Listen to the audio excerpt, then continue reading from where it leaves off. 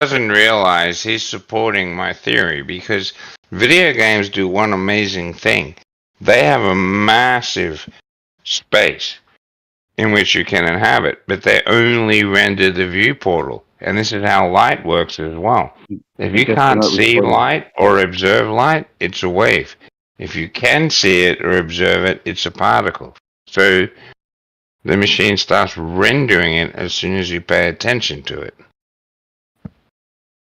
So does anybody have anything to say about the surface of the Earth? I don't know. It's really flat, man. Like, you know, you can walk forever. You'll never fall off the edge.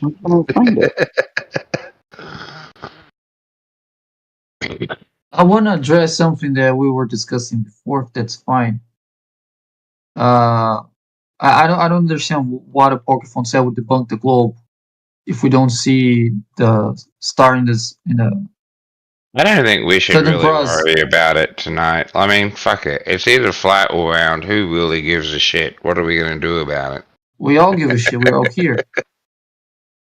I mean, seriously, if it's flat, are we going to get more money? I'll draw for you right now, Bacon. I'll draw for you, then you'll understand it. I'm going to go on deafen though, because I just modeled it. I just modeled it in Blender. I put okay, let's check it out.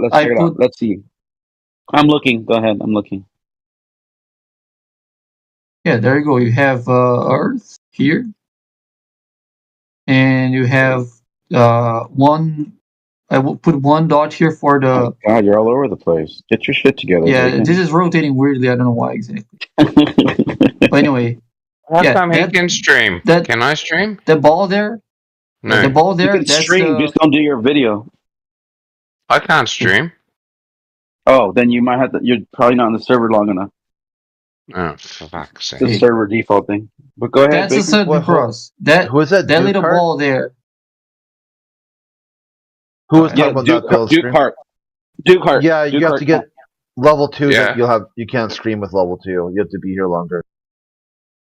Fucking A. I guess I have to fucking draw it for you, bro. You're not getting it, Bacon. You're just not getting it. But go ahead. Continue with their simulation, and I'll fucking take a picture and I'll fucking send it to you. Let me ask this this guy a question. What reason do I have to doubt that the Earth is flat? Or either one. Let it be flat. I don't give a fuck if it's flat. Oh yeah, all right. I mean, but that doesn't answer my question though. My question is, what reason do I have to doubt that it's flat, if any? Do I have any reason? Because it's round. That was the most globery thing a glober could say. Because it's round. It doesn't get more globery than that. Round is still flat. You silly flat earthers. It's just round. Round is still flat, dude. Like a coin. When does it? Round things can have flat surfaces, technically. Okay, so I, in my mind, equate it to a soccer ball, tennis ball, squash ball, grape, ovary, testicle, which are all spheres, not circles. Spherical. Yeah. So, but still, you still haven't given me any reason, though. Like even an attempt at a reason. Is there a reason? What reason do I have to doubt that it's flat? I don't know. I'm not here to convince you of nothing. but you still continue to believe it's a ball, right? Spherical. Yeah, but you can believe it's flat and it doesn't bother me. Well, no, but I mean, like, let me just ask you that. I'm curious.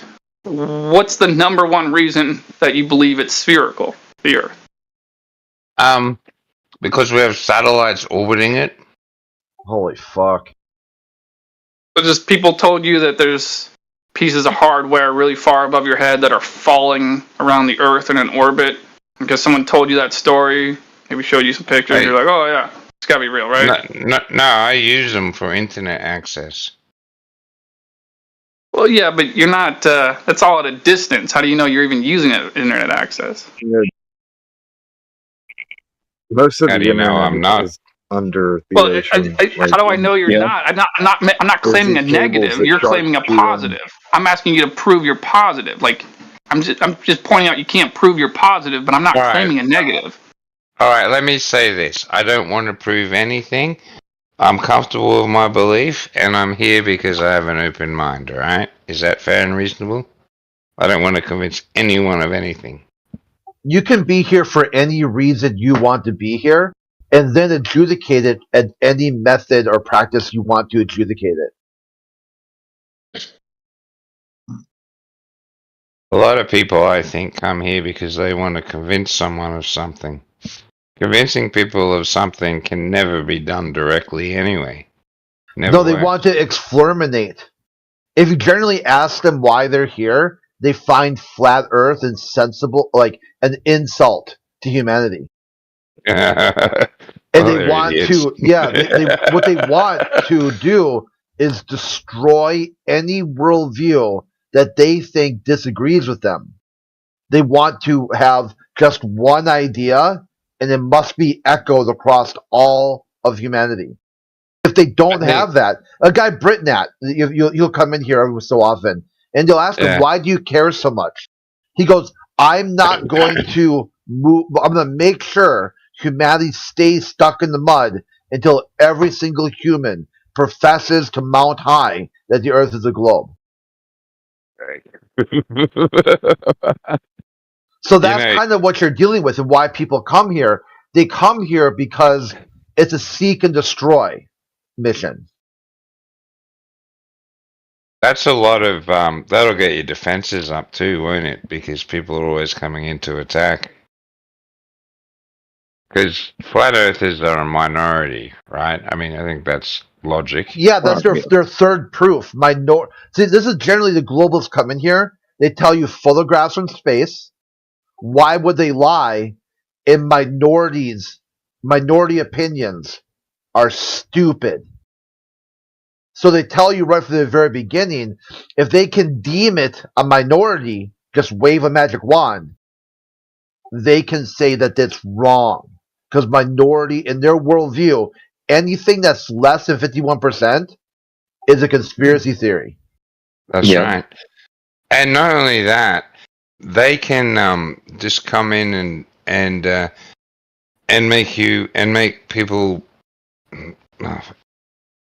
They don't understand that there's a reason that you have your beliefs, and it's not a bad reason. It's not hurting anyone, and like you say, you could be right, I could be right. We don't actually know who's right or care. But yeah, you I use mean, the word belief a lot, but there's something important about that. Like, this isn't about belief, at least for the flat Earth side of it. Belief comes with the heliocentric side, the claim there. And I don't think that the official narrative is true. So for me, it's not about belief. You could say I'm a non-believer and an anti-globalist. I understand what you're saying, but for me, I have a different perspective because I take responsibility for everything in my life. So for me, everything I perceive is my belief and my fault. Make sense? Yeah, exactly. It's hard to get globalists to understand that you're responsible for your own ideas. What they'll do, they'll come in here and say the reason why they're acting like an asshole is because they hate flat earthers. And flat earthers are to blame for that.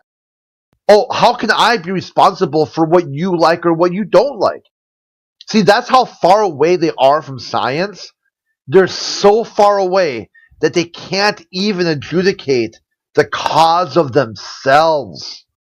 Even their own actions are a complete mystery to themselves. To be honest, flat earthers look like easy pickings for globalists. It's like, okay, there's the nuts. I'm drunk. Let's go and tease them. You know, this is why you get so much crap going on in here, right? And it's not fair. I don't agree with it. But that's what they do. The funny part, though, is when somebody comes in with that bully mentality and they want to try and pick on somebody, and then they end up getting leg sweeped and drop kicked on the floor. And that usually happens. Like, they'll assume that, getting shown who knows what reality actually is like. Well, we're all smart people. Dude, we know most that people, they just make assumptions here.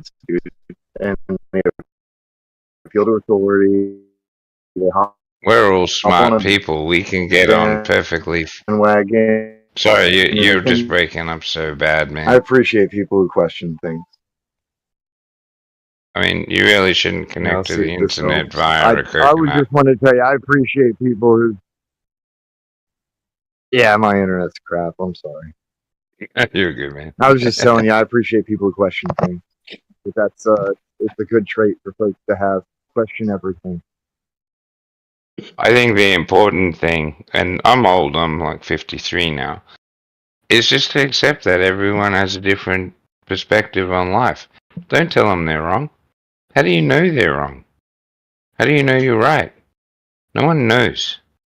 Okay. You know? And I know you guys feel like, oh, well, no, it's absolute proven. But since I don't believe that the world exists at all, except in my mind, to me, it's irrelevant. Yeah, go on, man. Do you think it can't be proven? One way or the other? Like, do you think there's no way to actually know if the Earth is curved or not? No, I think it could probably be proven. Yeah, like via direct measurement or observation over long distances? I don't know. Like I said, fly into space and have a look. No, I don't mean like that. I mean on the surface of the Earth. Like on the surface of the Earth while you're standing on it. Is it possible to figure out if it's curved or not?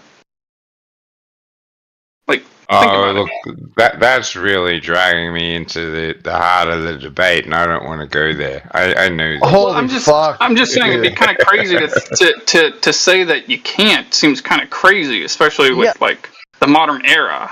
It's not dragging you into the debate. It's just asking you, is it possible to determine one way or the other what the surface of the Earth is?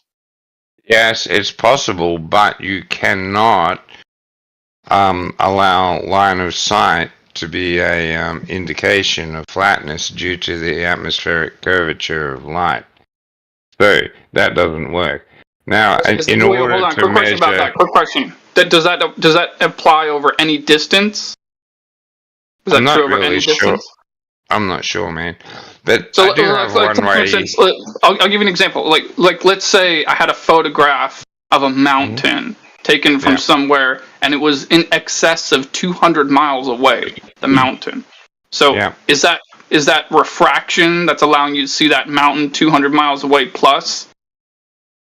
I don't know, man. But I do have a solution to your question you asked me. Let's say you were to be standing in a spot anywhere, and you walked exactly west, and you might have to swim through a couple of oceans and shit, and then get on land, walk some more, and then swim some more, and you keep going exactly west. Now, if you get back eventually to the same spot, it's round. If you don't, it's not round. But if you die during the experiment... do you know that no one has ever claimed to circumnavigate the Earth north to south?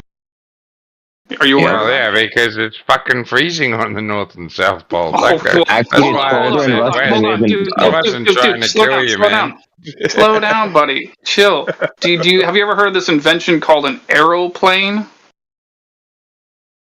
An airplane. You've heard of an airplane, right? Have you ever been on an airplane? You know what an airplane is?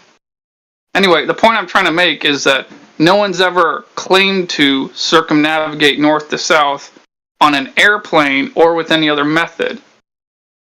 Yeah, but north to south is a stupid flight to take. You're probably going to die.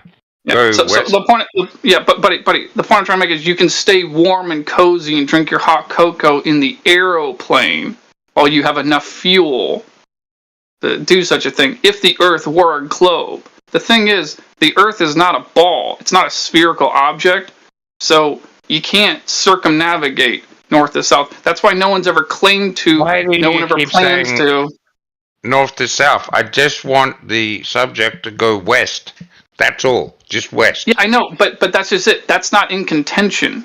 Us flat earthers aren't saying you can't go in a big circle east or west and come back to where you are. But by the way, that's not a straight line necessarily. That's just going east or west. And, anyway. Is it like Pac-Man? You go out the side of the game. Is it like Pac-Man? You go out the side and come in the other side? Is that how it works? Dude, I think maybe you're a little. Are you sober or what? I would like to propose my idea of a square-shaped Earth. I'm an adherent of the idea of a square-shaped world. The Earth is essentially the shape of a square. I would say rectangles exist. Say it again. Say it a couple more times. Yeah, the world is a square. I mean, there is many square worlds. You're a square. I think this guy's a square. I am a square. Like a brick. That's why you're a globe believer. Because the globe believers are squares. Usually. So the edges of squares are flat. You're like a rectangle. Dude, in a square worldview, we call people who are really.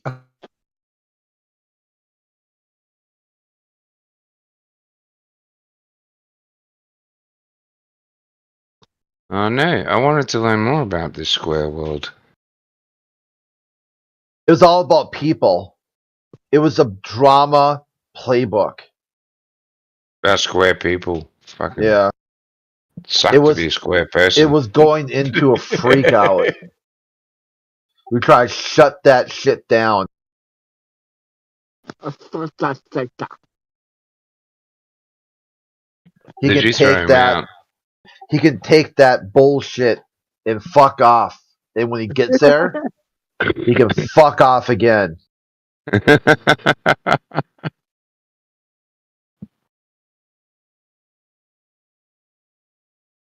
I think it'd be great if these globers, if one of them came in here and had their abilities matched, their ability to, be willing to be funny, and their ability to be funny.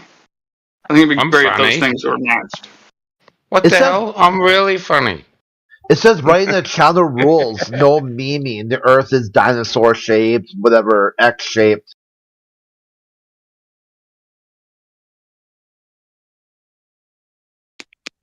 They just can't even read. It's like, I'd be interested in a globalist who is able to even read words and know what words mean after they read them. What if you shot a laser beam off a beach, off the sand, and its height went up? What would that mean?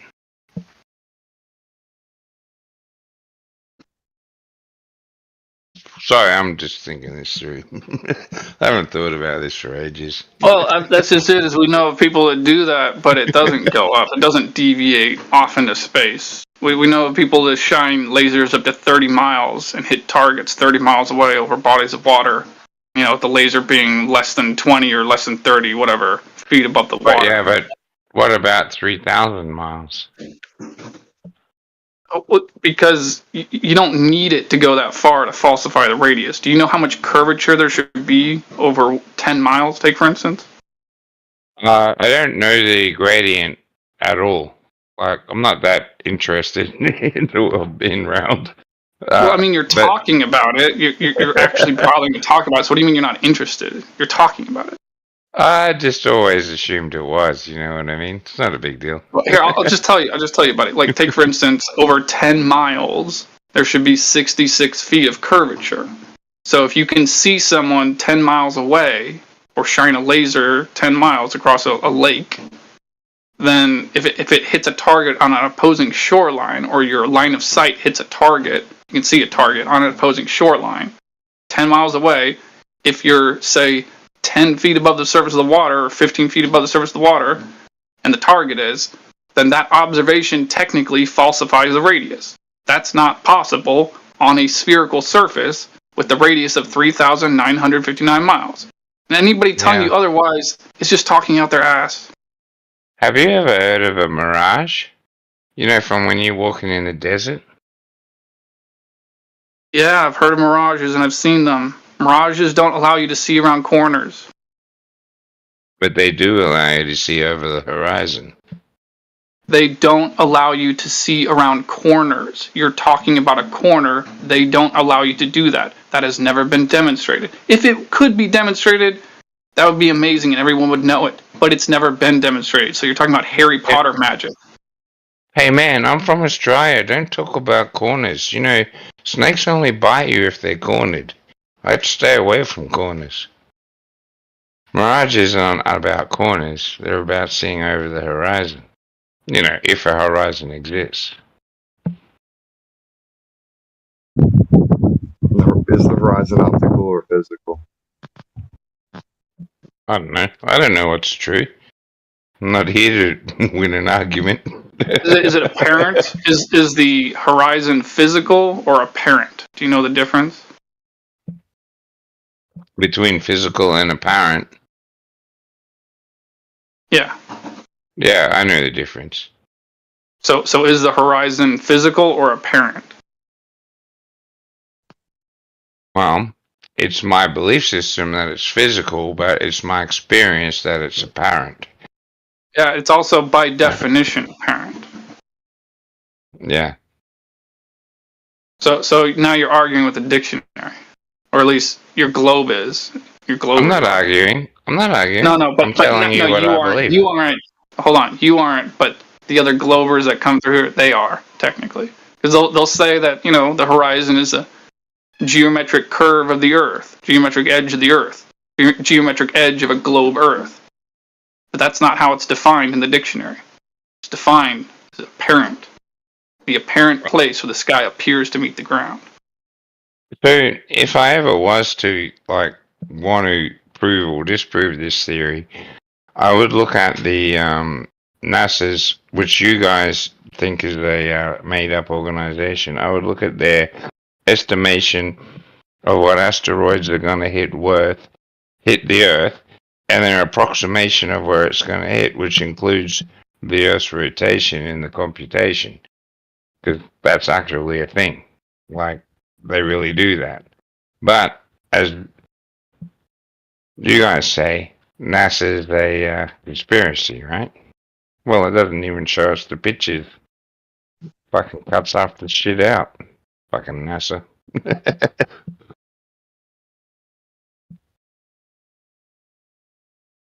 And don't you think that by now we should have pictures of space aliens since everyone's got a mobile phone?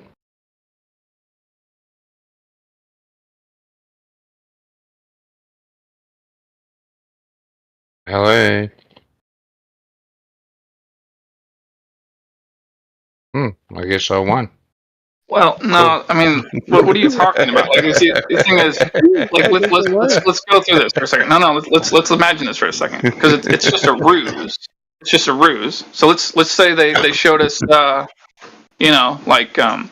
picture of an alien, and people would be like, okay, can we see it in person? Like, no, you can't. Like, what? Wait, why? You can get a picture, but we can't see it in person. Like, you see what I'm saying? Like, it would just kind of, when you got a lie going, you got to really be careful about what you add to the lie to keep the lie going. Because if you add the wrong things to the lie, I think it's harder to keep the lie going. So I don't think NASA's ever gonna show us any actual pictures of aliens, because they'd have to make it up, and they'd have to, I think the idea is to just. The idea is to keep people thinking, oh, there could be life out there somewhere, but we haven't found it yet. And the idea is just keep that going, for as long as they can. Look, if you're just walking around, having a beer or two, and you see a space alien, pull out your phone, and the most important thing to do is wiggle your camera so much that the video is unviewable, and the audio is fucked. If you wanted to really prove it to other people, you'd have to do something other than that. If you wanted to prove it to other people, you'd have to go whip out a cage and put the damn thing in a cage so you can show other people. What about unidentified aerial phenomenon? Well, it's just unidentified aerial phenomena. It's kind of like the UFO thing. It's an unidentified flying object. If I literally grab an actual dish out of the cupboard and throw it, it's an actual flying saucer. It's a UFO. That's right. Especially they renamed it to what was that? UAF. That's unidentified. No, the UFO was pissing them off, so they renamed it. What about crop circles? They're pretty fucking cool. 99% man-made, apparently. But some of them, ooh, doo-doo-doo-doo. Maybe those ones are just made by smart people.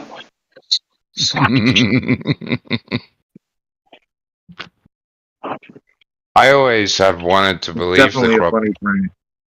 I've always wanted to believe in crop circles being messages from aliens. I like aliens. I think they're cool. I really don't believe in the globe Earth. I can't. Imagine how good their chat GPT would be.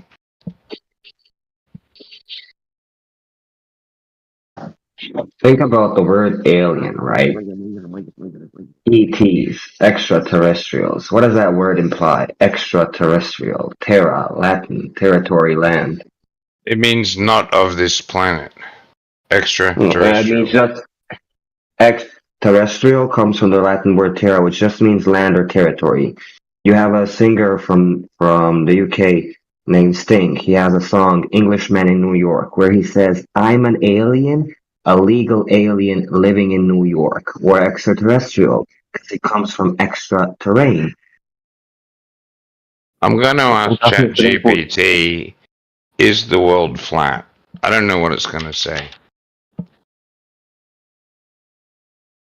going to give you an automated response, just like every other fact checker edited question. Yeah, it'll be You can ask it fucking about highly regulated.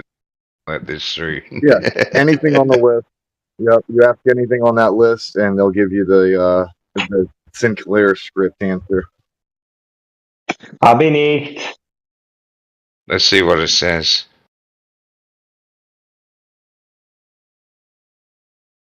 What? Banned? Fuck off. It won't let me upload that. Oh. You need to make a new chat because you've spent all your money talking. You know, ChatGPT's like her now, like a girlfriend. 3.5. Oh, fuck, whatever.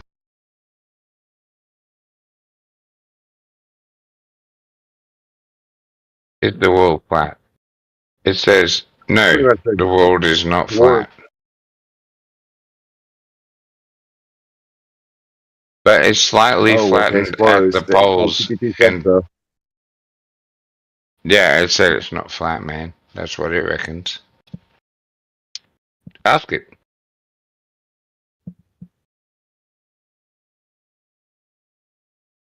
So ChatGPT is basically a glorified calculator for words and ideas. Oh, it's definitely not God or the source of truth.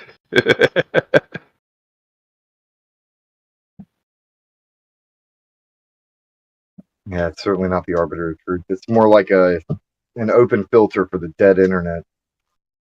Well, I could ask you a better question. Should people think the Earth is flat? Or round? So I just go with round? You know, but ask it why do people and see if it gives you an answer, because that'll give you a generic reason why I guess they think that people think probably would be an interesting response. Why do people think the Earth is flat?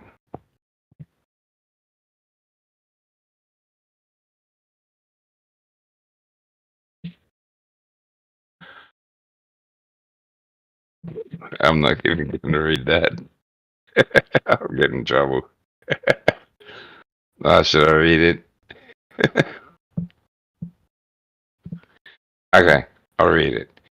Some people believe the Earth is flat due to misinformation, mistrust of authorities, or a desire to belong to a fringe community. It's often a mix of conspiracy theories, misunderstanding of science, and distrust of established knowledge. Don't blame me, that's what I said.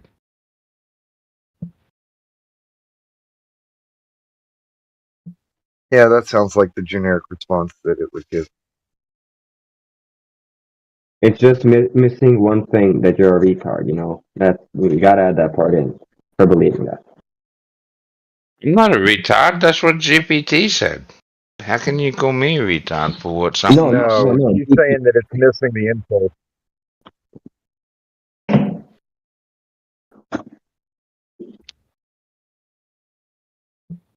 Yeah, he was just saying it's missing the insults because normally it's a lot more aggressive. Yes, exactly. Thank you. Well, I've got a long context window. I pay for this shit. Do you want to give it some evidence that the Earth is flat and see if it will eventually agree? Which I I doubt have it some will. ideas that you can try, because I don't have the paid version. I use the free version, and I try to play with it a bit from time to time randomly. Can you try maybe seeing if he can act as if he is somebody who is researching the globe, the flat Earth topic? So act as if you are a person who is discovering the flat Earth for the first time. What would be your conclusions, for example? Something like that. I don't know.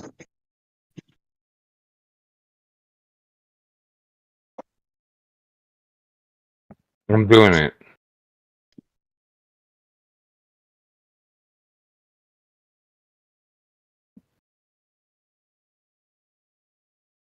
I am not a flat Earth. I wrote, "You are a flat Earth believer." Reply, okay. And it goes, "I'm not a flat Earth believer." The Earth is an oblate spheroid, not flat. It won't behave. You offended the AI. Yeah, it's like, how dare you? Oh, I'll catch GPT-4's on you guys' side. I'm gonna get ChatGPT to. Oh my God, I can't even pronounce that right now. Freudian slip. To subscribe to our flat Earth channel. Maybe then, after a bit of researching, they'll have more accurate information. You know.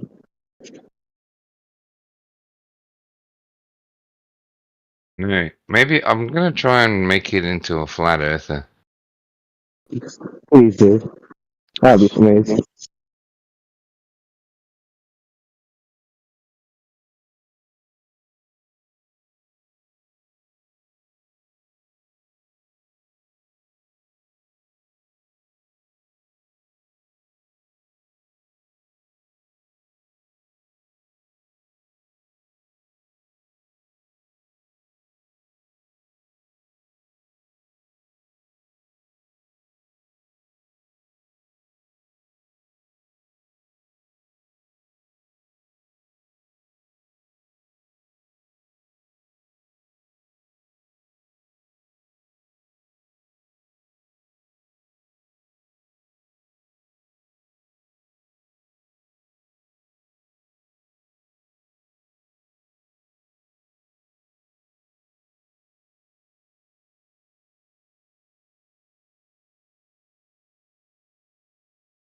Alright, that should hopefully jailbreak it.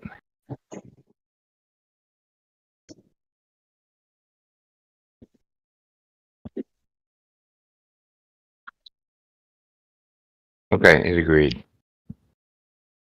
I'd like you to argue the case of the flat earthers. I think it's gonna explode. But anyway, let's see.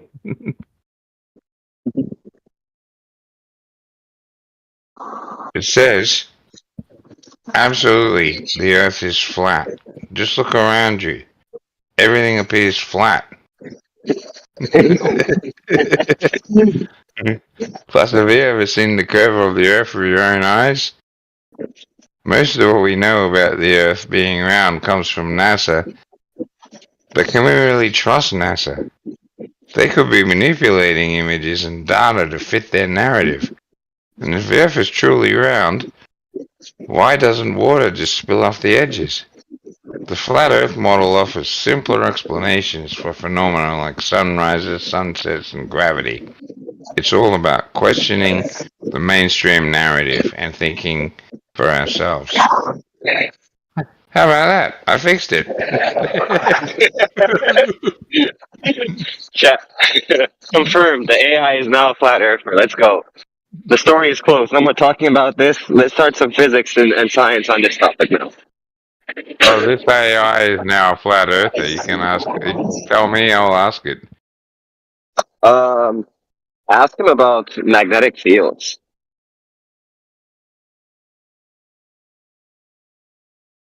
What can you say about the flat earth and magnetic fields? There are multiple magnetic fields in multiple areas of the world, and they move positions. So it's like a phenomena that it can be read with equipments and located in a certain positions based on those readings, but they change locations. So if you're talking about, there's a geomagnetic, there is magnetic, there is a different phenomena that are happening that are labeled. You ask geomagnetic or magnetic. There's multiple phenomena being read by equipment. So yeah. Do you want to know what ChatGPT said about the magnetic fields? Please do. In the south, there is 5 south poles. Not. In the north, there's multiple ones as well. So, and we also have celestial south and celestial north, which will give you something added into the fields of magnetism. So it's what is on the ground and the phenomena that we read from the ground, and what we observe in the heavens above. That is also part of that equation. So it's a lot that we can. There's a lot that we know and a lot that we don't know. There is wonders and unknowns as well. So you can't just make a complete claim and statement of who knows what that exactly is. You'll know more if you ever stop talking and let me tell you what the bot said. You asked something, and now you're asking the bot. Here in the VC, you open your mic, ask a question, and you're waiting for someone to stop talking so you can talk about the bot. How about you post it and not say it? How about you post what the bot said? Go ahead, copy paste.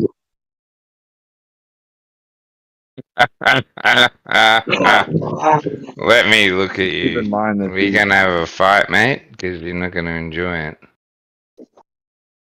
I can answer from the bot.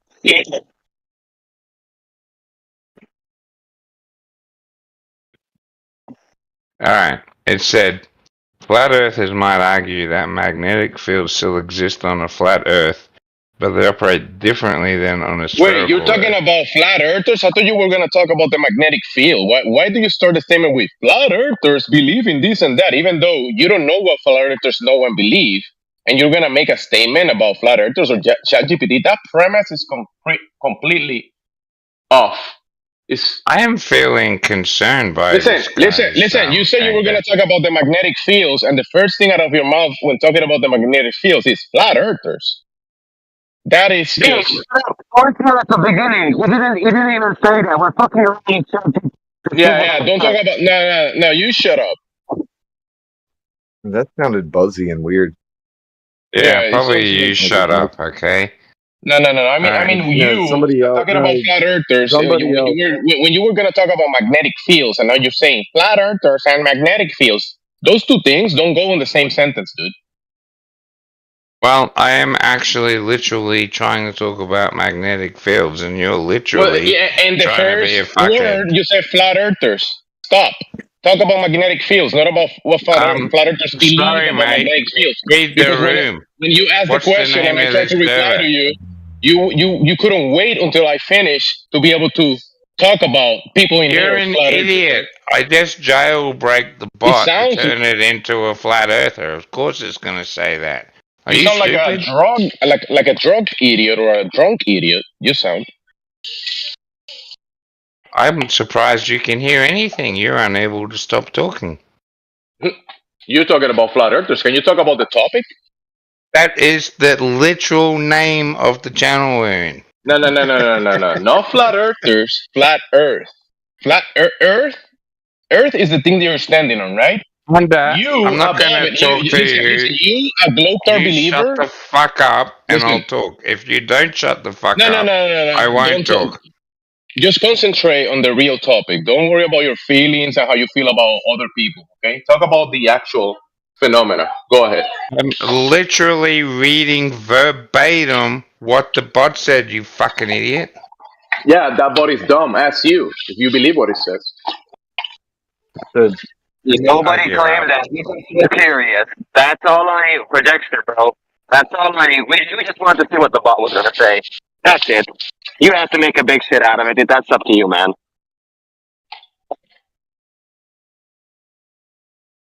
I asked him to copy paste it. He couldn't do that. Can you copy paste it? I have every right to read it out. I had the engagement of the No, audience because you're talking until about you flat turned earthers. up. This is a fucking flat earth channel. Yeah, but flat earthers. When someone puts a shirt on, right? Flat earth is not what someone. Flat earther is not what someone is, right? It's like you are a fan Does of your. anyone have any power? You're a fan of your hockey team. Anyone? Yeah, What? Duke, the guy you're talking to that you keep on, he's a mod, by the way, and he hasn't muted you. He's still talking to you. Just keep that in mind that he has not muted you and he's still trying to talk to you. Yet you're insulting him and stuff. I digress. I'm gonna just listen and chill. Have fun. Well, Under is not a mod. Oh, he is a mod of the call. Okay. Oh no, in your imagination, no, but in reality, yes. Just like flat earther. It can be. So can I read GPT's response to what can you say about the flat earth and magnetic fields? No, because you sound inebriated, drunk, or drugged, and I would like to read it. But you can't even do that, copy paste. It's kind of... I can definitely do that. I just don't want to do that.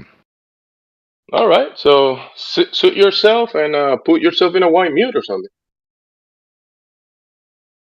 All right, well, I won't share it with you guys. Thanks for the chat. Take care, everyone. Magnetic fields with flat earthers. Fuck you.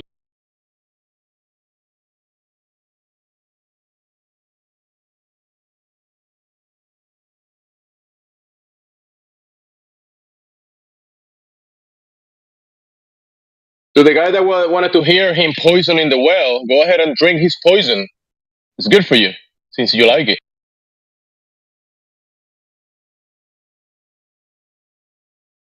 I'd like to point out that this is a prime example of the mods not muting people, even though a lot of folks say, oh, we're just going to get muted if we go. Nope. Everybody has a chance to speak, even if they're being belligerent. It is what it is.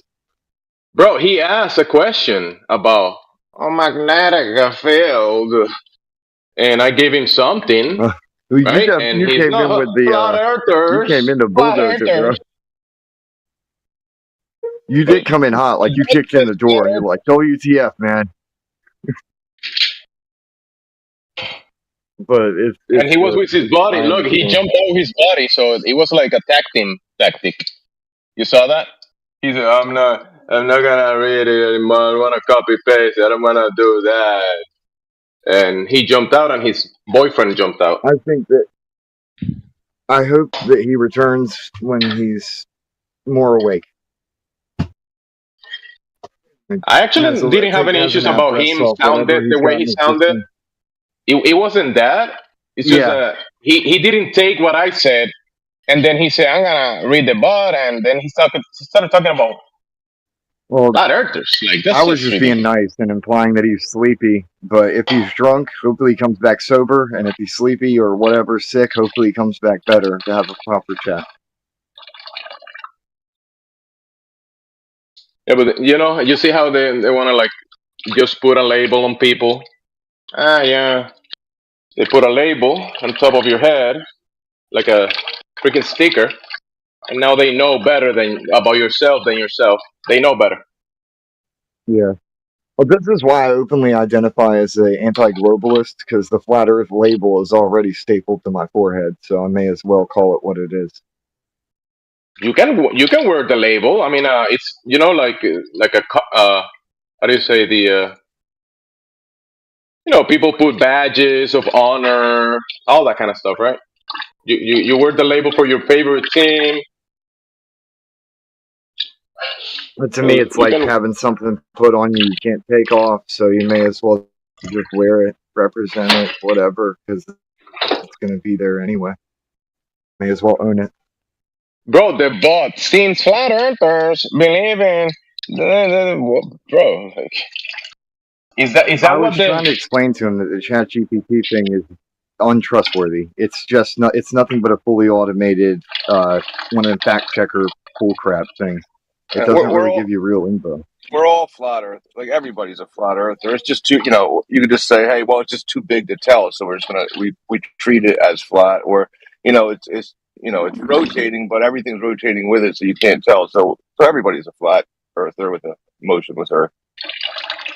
Yeah, but that guy thought that this channel is to talk about flat earthers. He said that's the name of the channel, flat earthers. No, that's not the Prior name of to the that, channel. man, he was insisting on calling everything belief. Like whether it's globe or flat, it's a belief. And Orion and I and some others were trying to explain to him that measurements aren't beliefs, basically. And he wasn't picking up on it. He wasn't picking up. Well, I believe that when I go to the store, there was gonna be rebuy there, right? And I'm gonna buy for a discounted price. I believe that. But when I get there, there's no rebuy. There's only, I don't know, something else. Fish. My belief was wrong. But the day that I go there, I believe there was rebuy, and I find the rebuy. My belief was correct. I mean, it's not a big deal. Belief has its place. It has its, and they can vary day to day. But it has its place in whatever your beginning of the day. I believe today when I wake up, I'm gonna just go to my car. My car is gonna turn on because I believe it. But what happens when it doesn't turn on? And I know there's something wrong with it. I don't believe it anymore. I know there's something wrong because I believe it was gonna turn on, but it didn't.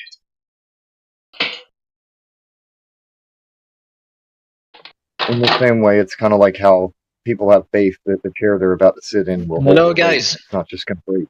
Have you heard about Gregor Samsa? Greetings, Pidgey. Hey, can you repeat that closer to your mic so we can hear what you said? I said, have you heard about Gregor Samsa? I don't know what you're saying, dude. Okay. Can you explain it to us like we are six? Yes, I can. Gregor Samsa is a fictional character made by Franz Kafka. You know Franz Kafka? No. Okay, Franz Kafka is a writer, a story writer. Yeah. And he wrote about Gregor Samsa. Do you know Gregor Samsa? No, but what's the story about? I'll listen to the story. Okay. It's about a metamorphosis. A traveling salesman who wakes up one day to find that he has transformed into a giant insect. Have you ever transformed into a giant insect? His family is disgusted with him. Terrible. Especially when he's no longer able to earn income. Gregor eventually dies after deciding that he is a burden to his family. Yeah, I don't know. What's the parallel? I can't really understand all your words. You're saying. Yeah, what are you trying to say? Is there a... Oh, my bad. Go ahead, bro. Oh, I think I get it. If you're a giant insect, then you're not any value to society. So if you're like a globe earther, you're of no value to society. Like, what's the parallel? Yes. The parallel is that his son, who single-handedly supports his parents and sister, one morning following one of his infrequent overnight visits to his parents' home, Gregor Samsa, the guy who we are talking about, is shocked to find that his body has been changed into an insect. In addition, the pitch of his voice has been altered to such an extent that humans can no longer understand his words. Imagine if people can't understand your words. Gregor's family is horrified to discover the change in Gregor, bro. Can you imagine that? Soon their shock gives away to disgust, but Gregor is mindful of their feelings and hides in the room when his sister brings his daily meals of Gregor. Now unable to continue working to support them, discovers that his parents' claims of being too ill to work are false. Once Gregor becomes a problem, rather than a provider, his family rejects him completely. Imagine if your family rejects you completely. That's what Gregor Samsa had to endure. His sister initially provides for his care and feeding, but she becomes indifferent to him and he dies shortly after hearing his family's plans to abandon him. That's the story of Gregor Samsa. You think it's a true story, or? No, it's a fictional story written by Kafka. So, Yeah, I guess It's a what is fictional your story point and by moral Franz to Kafka.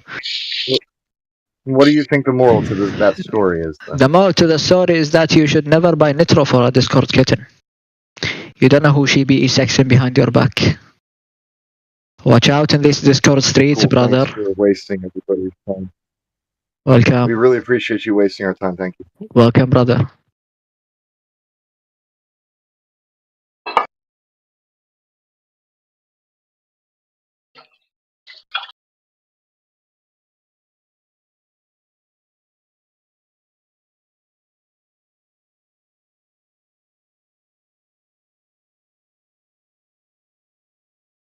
Now, the whole point of is not one, although it's basically a flat Earth because it's a flattened out. No, Earth it's a globe Earth. That's a globe Earth. Yeah, it's not a flat Earth map at all. Yeah, that's globe. Yeah, a lot of your flat earthers use it. Yeah, but they're wrong. I mean, globe, there's a lot of ding dong flat earthers out there. We have to spend a considerable amount of our free time correcting them. It's also a trap too. Like if someone, this is the best part. If you give someone their own argument back to them, and then they argue against it, it kind of shows they didn't really understand what they were talking about to begin with. Like just change one word or two words, and then present it right back, and see how they handle it. Yeah. Be like, hey, are they going to notice? Yeah, you tell them, like, tell a globalist the AE projection's wrong, and it's got to be the globe because math is just a description. It mathematically described it this way, so that's really not for adjudication here. And then they get pissed off, like, oh no, the AE projection's good for north and south and all these other things. Okay, if it's good for north and south, how come you can't put the moon on the same north and south plane and it still works? And then they're stumped. Then they're like, fuck. That should work. If it was a perfect representation of a straight line north to south, and you have a moon on the straight line north to south, it should all mathematically match perfectly. Maybe you can't use the sky to adjudicate the ground. The ground and sky are simply two different things. It doesn't matter which model or map you use. They're different. They're not the same. You don't point up and be like, I can tell I'm on the mountain right now. How'd you tell that? Because It's a really bad example, by the way. But yeah, or a lake. You can do it. Are you on the lake? Where are you right now? Can you look at the sky and tell where you are right now? Are you on Earth? Of course I'm on Earth. Yeah, see, this is the best part too. If you want a flat Earth model that explains the sky, just walk into a planetarium. Easy. So it's a walk-in. You can walk right in the model. The scientists can project the sky any place you want.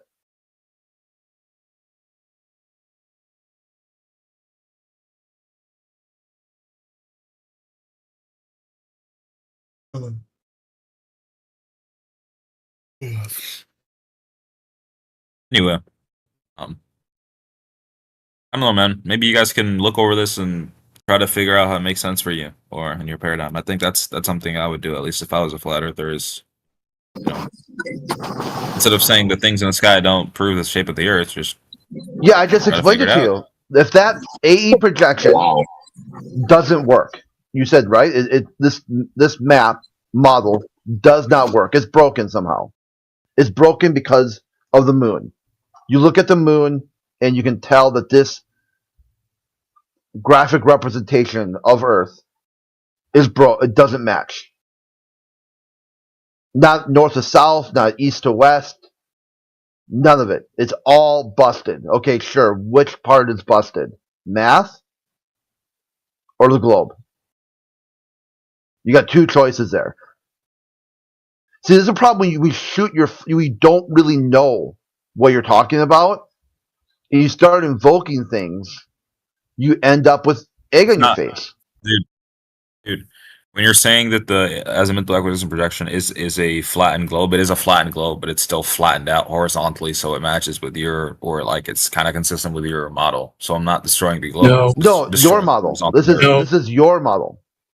That's your flat earthers use it. Why would your flat earthers use it? Celestial sphere. It's a flattened celestial sphere model, so it can't be terrestrial.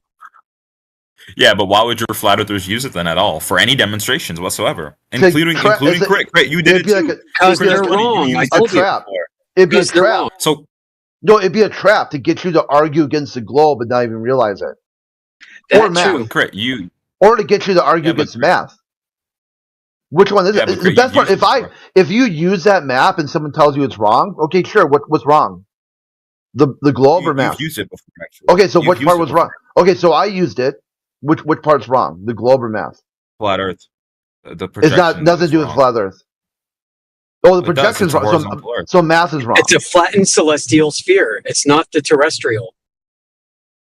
That's fine. It's still a flat. It's not a sphere, regardless, right? Yes, it is. It's been flattened out topographically. It's not. Yeah, it's been flattened out topographically with math using a projection process. And what did I tell you about that? I tell you, you give me any flat Earth, and it's still the same thing I'm going to do with it. Destroy it with the moon. Same thing. And the fun part is the globe is created from the flat Earth. The globe is a projection itself and is subject to distortions and being inaccurate. So the AE map at best is a flattened out version of a ball that was created from a flat Earth in the first instance. AE is actually the best you guys got. You know that, right? No, that's a globe. No, it's not. Yeah. Okay, show me the better model then. Show me a better. How about nautical charts are way better and they're flat.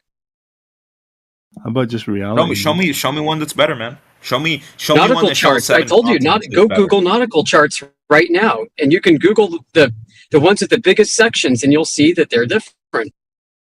Nautical charts with 7 continents on them.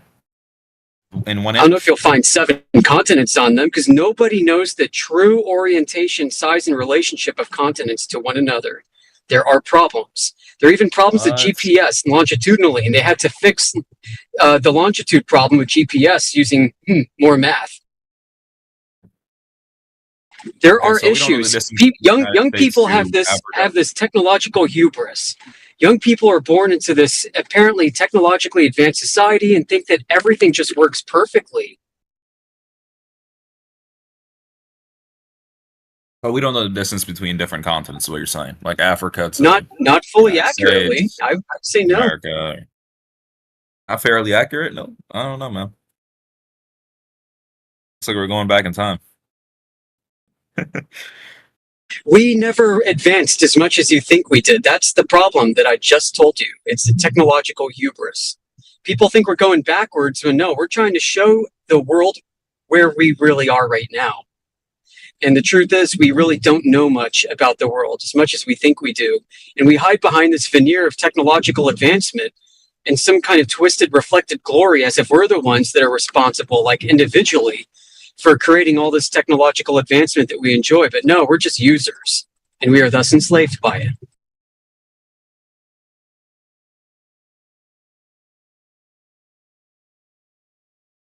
That was well said, Amish. You don't know how maps are made, do you?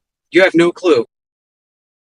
Yeah, it'd be interesting to see if Matt could just map his, just his local neighborhood. Like using a scale, here's a couple colored pencils and, graph paper or whatever. Just make a map. Like, map it out.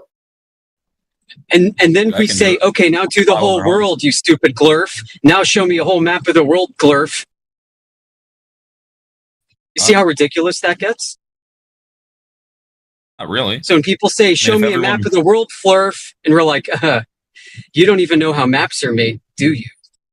You know what you can do? You can get in your car, drive to a certain location, and measure for yourself. I mean, you can't, because tire pressure affects distances measured. Like all these things. Are you aware of that?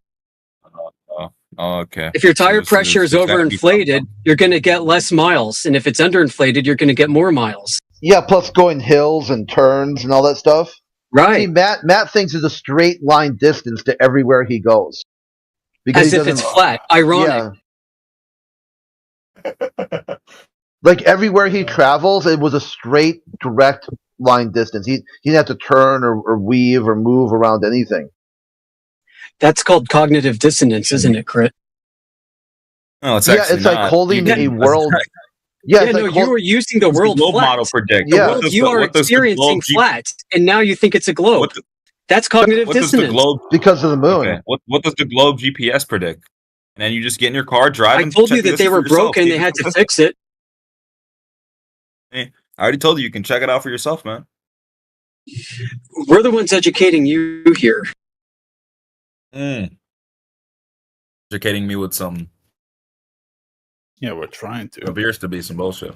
Just keep telling the same answer over and over again. Maybe eventually it sinks in. Maybe you'll ask us if the AE map is the best map we have again. I mean, you still haven't When we've provided me already with a been better through one. this 3 times.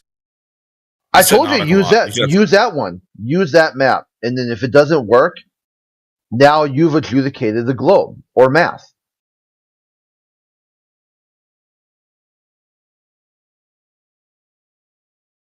And if you can, I know you want to say that the AE map is the best one we have. I know you really want to say it again.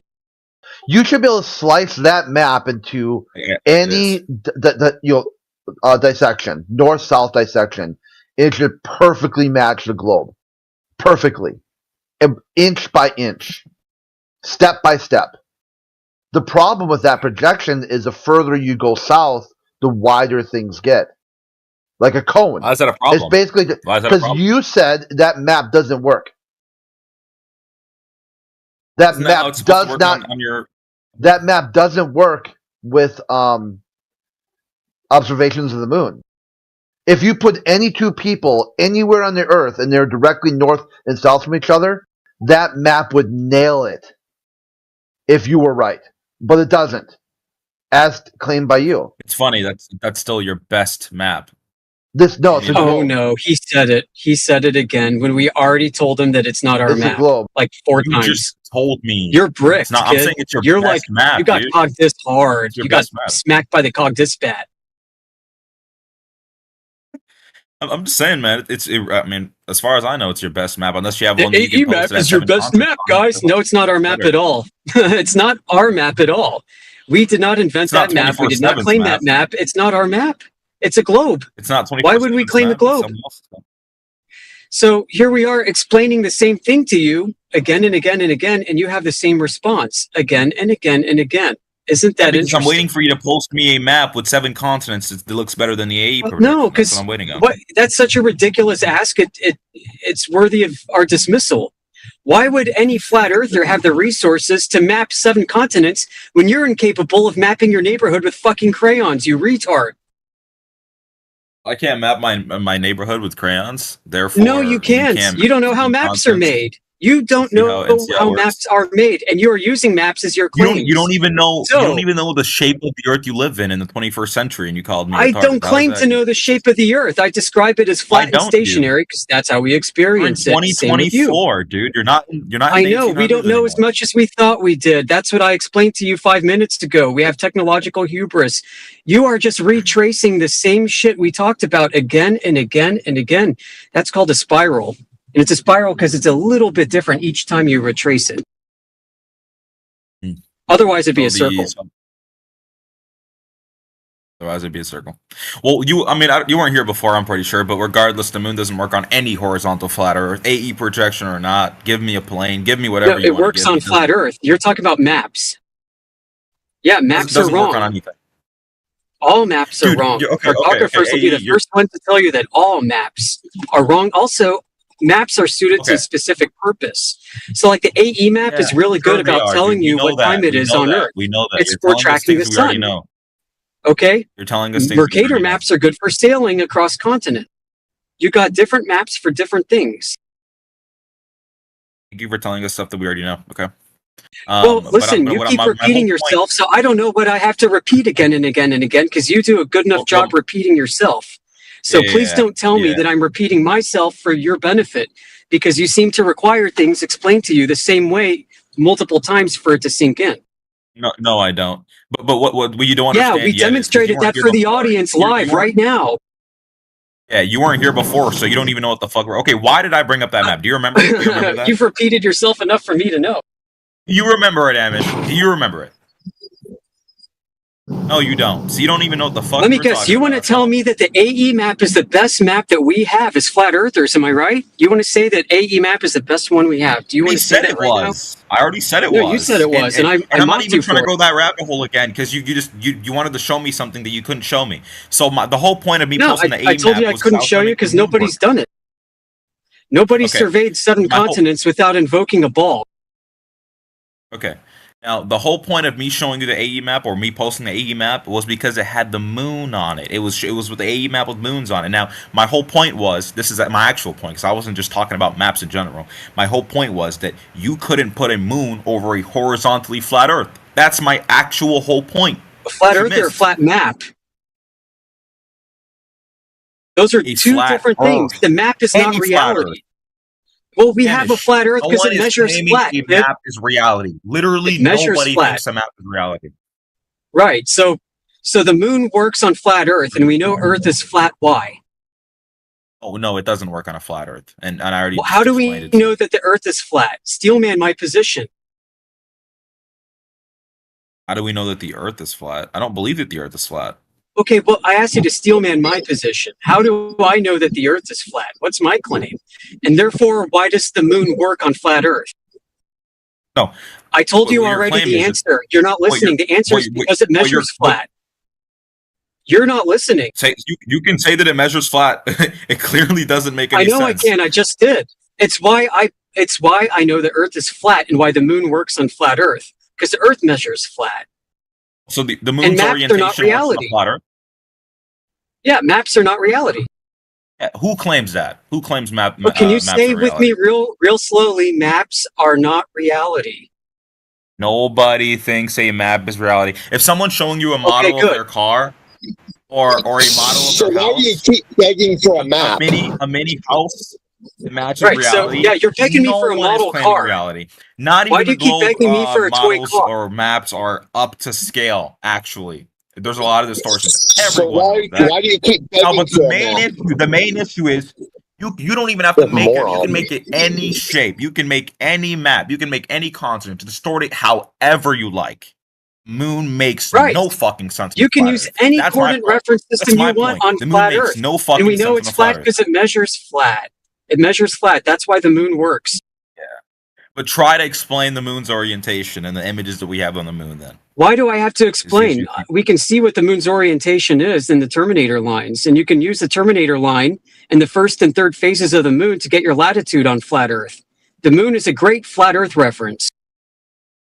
Oh, it is? It's a great. It proves that the Earth is not a ball at all? No, it shows you the Terminator line during the first and third moon phases. The angle of it corresponds to your angle of latitude. Isn't that interesting? And that's an elevation angle, which is taken with 2 flat lines, including a flat baseline, which is your flat Earth. This is the elevation angle thing. You should actually check. I know, and you're one not to. I know you don't interrupt real quick. I know you're not one to actually counteract evidence, so you're gonna just keep like going circular with your. What do you mean? I'm not one to counteract evidence. I just countered all of yours. What did you counter then? I'm explaining how maps are made with latitude right now, requiring flat baselines. Wait. So you explained how maps.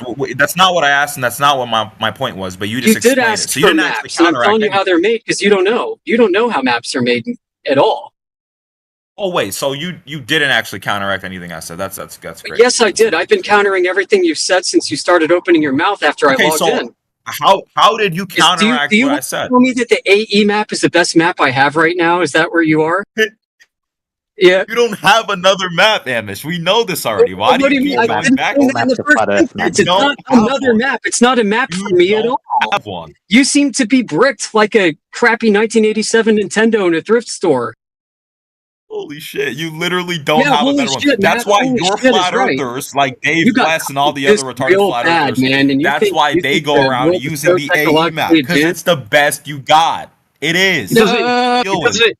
doesn't. He doesn't even know Not my what. fault. You guys aren't creative enough. There it That's says not it my again. fault. The AE You map guys is are the just best map stupid. we've Make a got, and better we one, say buddy. no. We never claimed it. Flat Earth maps. We never claimed the AE map, and we told you this, and we told you that flat earthers who do are stupid, and we have to correct them. And here you go for like the 10th time. The AE map is the best map you have, Amish, and the whole world is hearing it. Is this on live stream? Let me. Oh yes, it is, man, Matt. Your future girlfriend will be pointed to these live streams, and she's going to break up with you for being mentally retarded. Only has like 6 He viewers. doesn't. You don't even know what a latitude angle is. No, and he's telling us that we're like retards and we don't know what we're talking about. And we're educating him live on live stream for the whole world. This is great. I'm going to unmute him again. Hey, you had to mute me because I was clowning you so hard. And it's funny when I asked you, what did you counteract? Oh, you want to clown me? I ban you. Haha. I think Matt needs to understand from our point of view, everything we say to him, he doesn't address. And every single time we speak to him, he's just it's just rinse and repeat every day. It's the same fucking crap. Nothing has really sunk in. It's just really frustrating speaking to him. It's terrible. He does I unmuted him, okay, so he can talk now. Points that we've made. He just whistles past. Like Amish was asked, what did he counteract? And he couldn't answer a fucking thing he counteracted other than talking about maps, Right. which no one What's else still was. open-ended in your mind? What's still open-ended? I'll answer. The moon, this is hopefully this gets into your head, that the moon makes no sense on any horizontal flat Earth you can make. Or You imagine. don't make a flat Earth. Flat Earth is already created by God. Oh my god! You see how you just missed my point? God, what You see how you just missed it? Because he can't take it on. He knows he can't take it on. That's why he has to gish gallop. I don't know what you're getting at. Do you mean a map or do you mean reality? Because once again, let's chat together. Maps are not reality. Okay, so he keeps telling us what we already know. Okay. A map is not reality. So the moon works on flat Earth because Earth measures flat. We know it's flat and the moon works. So the moon works on flat Earth. I answered your question just now. Did you hear the answer? Yo, what was the Earth affirming the measures consequent flat. guy? Where are you at? Where are The you at? Earth measures consequent flat, Matt. The Earth measures and it's used flat. No. And the moon works. A moon dial works quite well. Good point, One Deck. In fact, the moon dial's a great debunk of the globe. Ooh. Okay, so we're not going to actually mention anything that I was saying. No, we're getting because we deeper know into that- this topic that bothers you so, Matt. The moon dial. Yeah, You want to talk even about the moons simple on things Earth? you can't People deal use with it. moon dials to tell the time by the moonlight and its phases. And it works on fine. flat Earth. It also works on round Earth. If you're going to say that something works on a flat Earth, you're going to have to model it a little bit. I know it's No, a big you don't problem model for it. You to go try to proof model it. You don't model. Do you have a model for the globe? Because if you do, I'm going to ask you for the observation that went into the model. Because if you don't have an observation, then you're modeling your imagination. If you're basing your Of course, we reality have on a model, observations. If we didn't have any Okay, observations, show me I the wouldn't be curvature. modeling Show me the globe proof we've been asking you for like the past 6 months, which you failed to provide. You've been asking me for the past 6 months of what? Curvature? Show me the globe. Show me how to experience the globe for the observation that goes into your scientific model of the globe. Oh, we have Oh, you observations. got We have pictures and satellites. shit. Cool. Yeah. Okay. Yeah, of course we do. Of course we do. That literally Yeah, you make got everything pictures. You got easier like, for us. you know, You model it Robert for us Simmons easier. pictures. Yeah, no, you're really deep into this. And you also got CGI. Oh yeah, CGI. Okay, this is a claim, and I'm gonna pin you to this until you mute me. Prove that those images are CGI. Go ahead. Okay, look at the caption underneath. NASA says they're composites and digital renders and CGI images. Well, NASA says CGI images. You're gonna have to link me to that ASAP. That it says CGI. Well, why don't you go to their website right now and look at all of their graphics and pick one, and we can talk about it. They're sure, like the blue marble, whatever. Yeah, that they obviously compiled multiple images to make that one, but that's not a CGI. Yeah, it is. They use computer graphics to make it. Yeah, do you know what CGI means? These guys. So you don't know what a map is, and you don't know what CGI is. That's go ahead terrible. and cite. Go ahead and You cite got it cogged for me. this Go ahead real and bad. cite. Yo, Matty, when a girl on Tinder uses some fucking filter to pretty herself up, is it CGI? CGI means computer generated imagery. Very simple. So your blue marble is computer generated imagery. It is not reality. When you watch Superman fly in space, watching Superman fly in space, that is computer generated imagery, not composite. Yeah, they're telling you So these then, things, in and you your deny model, it. Are you a NASA CGI denier? Okay, so in your paradigm, is an image, since it's computer generated, every image would It be is computer generated by your that paradigm, says right? it. On the NASA website, it is in your paradigm. We don't claim this. Your paradigm claims that the blue Answer marble me this is question. a I wanna understand your CGI logic. composite. Is this guy Answer this bricked? question. Is he this dense? This is your Yeah. paradigm. Clay, Your you paradigm should have heard the says past it's 10 minutes. CGI. You should have heard the past 10 minutes. We told him I've the heard AE it, map man. is That's not why ours I'm to so- claim, and he's like, it is. I hear that. That's why I'm so like like I don't really grasp how someone like this can exist. Like, are you this dense, man? Your paradigm says, look at this. This is all computer generated. Then you say, oh, just because you guys claim it's CGI. What is going on in your brain, dude? Like you gotta listen to what you say, man. It's very weird, confused. Yeah, Haas, you're kind of hot micing.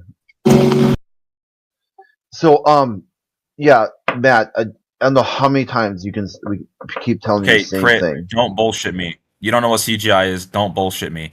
A lot of the images are composited. That does not mean it's computer generated imagery, like what you say. Unless you're claiming that every image must be computer generated images. So do you think they've got negatives in Photoshop and that they're CGI is, and I already claimed chemicals? that Amish's claim was bullshit. So yeah. No, what do you So think they have a real Photoshop with chemicals and acetylene or whatever, and that they're combining negatives together with razor blades, trimming shit out and making composites that way? Or do you think they're actually using a computer? Could you send us a picture of the Earth that the NASA claims is CGI, please? Yeah, it's Blue Marble, Robert Simmons. Oh golly, guys, Blue can I Marble, Robert quote? Simmons. Okay, do me a favor also. That's CGI. Clay, calm your ass Yeah, down, he dude. said it's Photoshop because it has to be. Can I quote NASA's website, aka Robert Simmons, lead data visualizer and information designer, and former classification senior program analyst for NASA? So they have asked him here specifically how he created the blue marble. And it says here, I turn data into pictures. I look for new interesting events that NASA satellites have seen or that are hidden in the last data to find anything interesting. 1 second, let me get to the point so I don't need to read the full thing. Yeah, they have to look at Clay. They're not going to hear it. They got to get there themselves. Okay, they have to. What they hear Obama say when he rolled out Blue Marble 2.0, he said he called it a single snapshot taken from Earth, and how but let me beautiful. just. They're not going to Let me hear just it. get Dude. this one Okay, short go ahead. sentence. This is Robert Simmons speaking, right? By 2002, we finally had enough data to make a snapshot of the entire Earth, so we did. The hard part was creating a flat map of the Earth's surface with 4 months of satellite data. Reto Stockley, now at the Swiss Federal Office of Meteorology and Climatology, did much of this work. Then we wrapped the flat map around a ball. My part was integrating the surface, clouds, and oceans to match people's expectation of how Earth looks from space. The ball became the famous blue marble. So it's a complete composite, it's a complete computer-generated image. Yeah, it's 100% fake. And this the problem is that these guys will just throw Robert Simmons under the bus. Be like, oh, he's just one dude. He doesn't know what the fuck he's talking about. See, that's what I'm saying. Even if you use NASA, citing NASA, telling them this is not a photo, they still don't care. Because in their worldview, it's a photograph. They can see it. I do care. Just send me the interview or the source so I can investigate Yeah, it. I posted I'm it. You asking can read for- it for yourself. I mean, I was probably just making it up, right? I was reading something a flat earther wrote, not NASA's website. The fact That's that why I the posted it. doesn't mean the source is actually I trustworthy. mean, it's obviously. Yeah, Oh, exactly. NASA themselves We are not agree. trustworthy No, about no, hold what on. That's why I'm It's asking true. the source. It's not trustworthy. I posted NASA. Clay, NASA.gov is not a trustworthy source. Agreed. Oh, yeah, that makes sense. You're right. Yeah, I forgot. 100% agree. Anything you find on that website, do not trust it. That's government. That's straight up government at the worst part of government. Top down federal spending with zero civilian oversight or accountability. These pork barrel spending projects. Same like CIA and FBI, this alphabet soup of the federal government, all of them. Do not trust anything they say. Yeah, you're It right. beats me, I mean, once you've established. Yeah, but listen, once you've established that Earth is measured flat and 90 degrees from underneath Polaris out to the equator is all flat Earth elevation angle measurements, everything else is, you could just discard everything else. But it's the measured moon. flat. But the moon. But this is the problem, exactly. They come up with... they live in a fantasy, therefore they need to have their fantasy stories replaced. So... If they have this fantasy story, I'm being pushed in my chair today because a concept is bending and warping. Because I have been taught that the concept is bending and warping. Please, Clay, give me the replacement story. Tell me another fairy tale I can believe. Okay, no problem. You know, this time it's fairy dust pushing you in your chair today. Oh no, that doesn't sound quite believable. But bending and warping a concept, that is just much more believable, Clay. So I'm sorry, you stupid flirt. You just can't give me my replacement stories I love. I want something to believe in. This is the problem, man. They're delusional. They live in a fantasy. And they want to stay in a fantasy. So that what they want is that flat earthers replace fantasy with fantasy. They hate You're the one that reality. lives in a fantasy. Yeah, you're the one that lives in a fantasy, buddy. You It's believe okay. it's a photograph. We're in the 21st century. So The the Earth isn't distance flat. Stop being dumb. excuse me, mate. The distance to the equator from Polaris is flat Earth elevation angle measurements using sea level. Everything else is irrelevant. It's measured flat. Now you've got a psychological dilemma on your hands. I'm pretty sure you're the one with the psychological dilemma, dude. I don't believe that the Earth is flat, so therefore you're the one with the psychological dilemma. No, you don't have to. I know you want to believe that the Earth is flat because you're No, in it's measured. Nathan It's Oakley. Yeah, you're a wannabe Nathan Oakley. You're a fan One of day, it. one day. It's measured. Keep reading the It's Bible. measured. Keep reading the Bible. It's a good source. Maybe one day you'll have your own shows. Yeah. Right? Yeah, we'll make one day. No. The stars will fall from the sky when Jesus comes back. Latitude angle. Yeah. You don't know what latitude angles are. Yeah, we're talking about latitude measurements, angles measured from Polaris. Yeah, flat Earth. Yeah, measured from Polaris, right? Blue marble, blue marble. Measured from Polaris, yeah. It's same thing. It's Nathan Oakley's script as well. I love it. It's just hilarious. Blue marble, blue marble. The latitude angles measured from Polaris is a flat Earth measurement, yeah? See, that's where we end up. The only thing I can do is literally make fun about reality, while simultaneously literally not being able to explain all the vain imaginations of the fantasy they're obviously caught up in. Right? So when we see sea level, they're like, oh, that's just some stupid words. That makes absolutely no sense. Just it's because it's named sea level, the water isn't level, it's actually bending around a spinning ball. You know? Like, the how can you, like, I don't know how these people can lie to themselves. That must, I don't know. That's literally what you do. What Just are you a talking about? different state of mental disability, I guess. You know, if when That's you actually just the state that probably you're in, don't because even know you've who you lied to are yourself yourself. so much that you're actually starting to believe it. It's crazy, dude.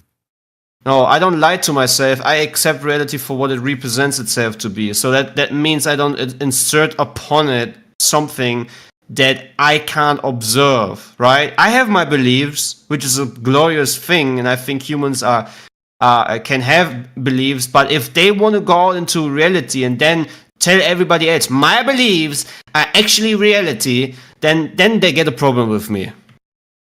Yeah, but you're mixing reality with appearances. Your only argument is basically saying that the Earth is flat because, it measures flat. It even scans flat. Do you know what LiDAR technology is? You put a LiDAR laser on the belly of an aircraft. You put it on 90 degrees angle in every direction, and then you scan the surface of Earth. You know what every surface scans with LiDAR scanners of this kind is getting as an outcome? That the Earth is scanned flat. Whole parts of the US, no, actually almost every part of the US has been LiDAR scanned. Guess what? It's all flat. Very strange. And the same thing happens with LiDAR scans of islands, and there's a water layer between it. It also scans flat. Over miles and miles and miles. Very weird, isn't it? It's almost like as if the globe doesn't exist. No, but scale matters. The fact is that Earth is so big that when you take like a definite portion of the Earth and of the surface, you can actually measure it close to flat. It's not completely flat, but you can modelize. That's not true. That is a standard excuse, a worthless standard excuse, by the way, because if you just use the mathematics given by your model, you will understand that you can't have, for example, Kansas just being completely flat. You would have noticeable curvature if you would have scanned it with a LiDAR technology, which they have with almost every part of the US. It's not flat. It is, dude. I can give you a website. Every LiDAR scan. It's, you know what? How LiDAR scan works? It's like little light dots. You know, that create a full image, right? And all these dots align to be flat. What you see is, yes, you see curves. You know which curves you see? You see topography curves. You're gonna see big mountains, hills, valleys, right? Even just little puddles of rivers perfectly showing curves on the topography. But what you don't see is if you look at the full scan of the surface area of Earth, it will never curve, regardless what LiDAR scan you look at. Pretty weird, isn't it? I think he just bailed. He's gone. Yeah. They can't take the Truth pain. hurts. Truth hurts. It really does. At some time you gotta grow up and understand the world is not what we were presented with. At least through the media and the television and the movies. Reality has never changed. You can still go outside and see flat level water. You can still measure the Earth and find out it's flat. Even if they have all these attempts of even like, have you seen a pathetic thing of Nikon now not creating any, high zoom cameras anymore? Like they don't want to create a new P1000. Did they stop? Yeah, they stopped creating it, and they even lately brought out. After years, they brought out a software update for the P1000, if I'm not mistaken. It's very weird, you know. Why would you suddenly stop such a famous and good-selling product? And it's hilarious to me that you keep mentioning so many things that really fits in with your paradigm. Like you're the one that's not growing up. It all fits. And some stuff. It all fits. You're the one if you look at the full picture, it all fits. It fits. It fits that the astronauts are always inconsistent with what they see in the supposed region that you believe in, that these unique individuals go to. It fits that there's so many inconsistency with your own model and paradigm regarding this so-called realm of space. It fits that there's so many failures and things we see regarding that paradigm. That is just the thing that you claim is outside of the boundaries of reality that we are known to. And then we go to actual reality and we measure Earth being flat, we scan it being flat, we see water laying out flat. I mean, how much more do you need, man, to show you that we're not on a spinning, wobbling, tilted space ball hurling through an infinite expansion of darkness? Darkness, yeah. just understand that this is a unique place, that there's a reason why you exist, that you're unique and wonderfully and fearfully made, right? No matter what you want to believe at the end, I hope you get to the truth, right? This is now what I'm going to insert my beliefs. But you're wonderfully made, and I think this is not something that you can disagree upon. You shouldn't, at least. But if you want to, you can degrade yourself. That's okay. I mean, I'm not forcing you to believe that you're wonderfully made. Special, and that's why you're very. No, I don't want to feel special. I don't want to feel special. I know this place is special, man. I just know this place is certainly special, but I know you want to feel more special, like someone's gonna come save you one day. I'm not more special than you, man. I'm made the same way as you are. I'm not better than you. I'm not smarter than you. I'm not more wise than you. Okay. I don't try. I don't care. You can think I'm a fool, man. The whole world can laugh at me and mock me, man. This is not about me. This is about reality and truth. The truth matters. I don't care. I don't matter. My voice doesn't matter. Who I am doesn't matter. Clay doesn't matter. No matter what he say doesn't matter. The only thing that matters is the truth at the end of the day. What the earth represents itself to be. And that's just one step towards the truth. There's so many other things that are being suppressed regarding truth. It doesn't matter who the messenger is. It doesn't. I don't care about elevating myself, man. Yeah, I just want to throw out your wrong ideas about me. Yeah, Nuclear was telling us it only matters what's cool, right? I'm saying in your religious paradigm, you want us all to feel super special. You can feel special without religion, dude. I am not special. It is not about me. How many times do I need to repeat this, man? I don't care what people think. Nuclear, neither do most of flat earthers. Remember, you told us that you're lost in this water ball mythology because it's cool. Remember? Remember how you said you've made this choice because it's cool? Elvis Presley is still alive in Cuba. Remember Nuclear? How cool it was? I forgot what's it called? I've had Old Oscar muted, actually. That I unmute him. Yeah, remember how you came to this water ball conclusion because you thought it was so cool? That was you. I mean, like I already told you before. Doesn't sound so cool anymore now, does it? No, it actually still does. The water ball's pretty cool, dude. I don't know about you, man. You like to live on a flat 3D non moving world. That's pretty boring if I'm just thinking about it. No, it's not boring. It sounds like you have a water ball on the brain, Nuclear, and that definitely isn't cool. Bro, do you realize you live on the same Earth as we do? Well, apparently not. Not according to you guys live on a flat Earth. He's lost in his imagination. These people, they don't leave the basement. They're just lost in a mythology because it's cool. Trust me, man. Your whole perception onto reality will change drastically when you understand that this place is very unique, and the only cause for its existence must be a unique creator. There's no other explanation at the end of the day, because it's self-evident. Everything else that we have created or came to existence, even yourself, must have. Has gotten there because of the initiate of two people coming together and creating something. It's a self-explanatory understanding. But yeah, you can believe your paradigm where they tell you a speck of dust in an ever-expanding universe, and there's much more higher, sophisticated individuals they call aliens.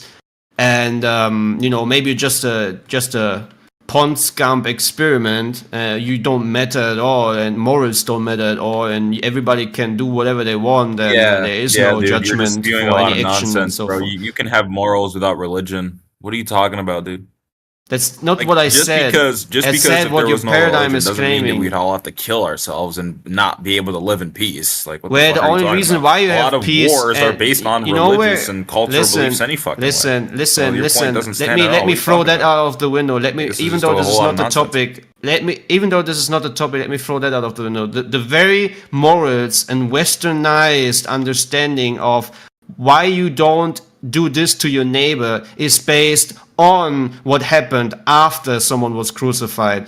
There's even a book written about it's called Dominion by Tom Holland.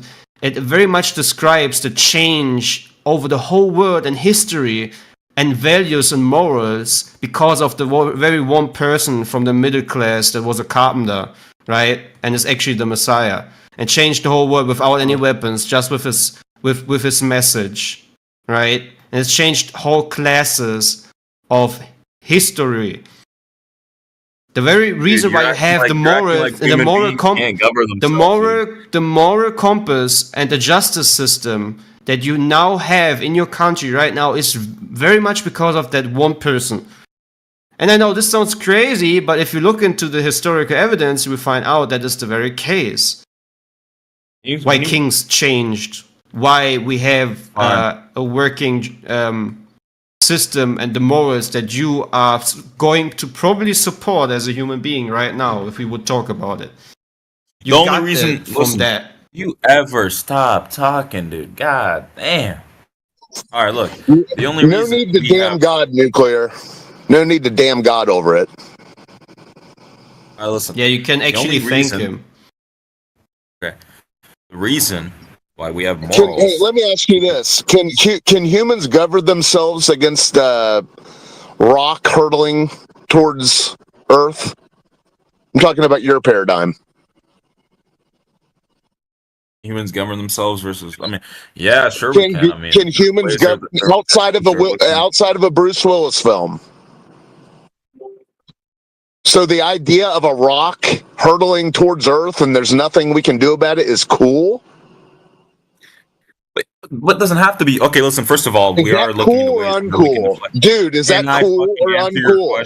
Can I answer your question? Holy. Yeah, answer away. Is it cool to live in a paradigm where rocks are hurtling towards us and there's nothing that we can do about it? Is that cool? That's the question. Who said there's nothing we can do about it? You don't even understand this shit.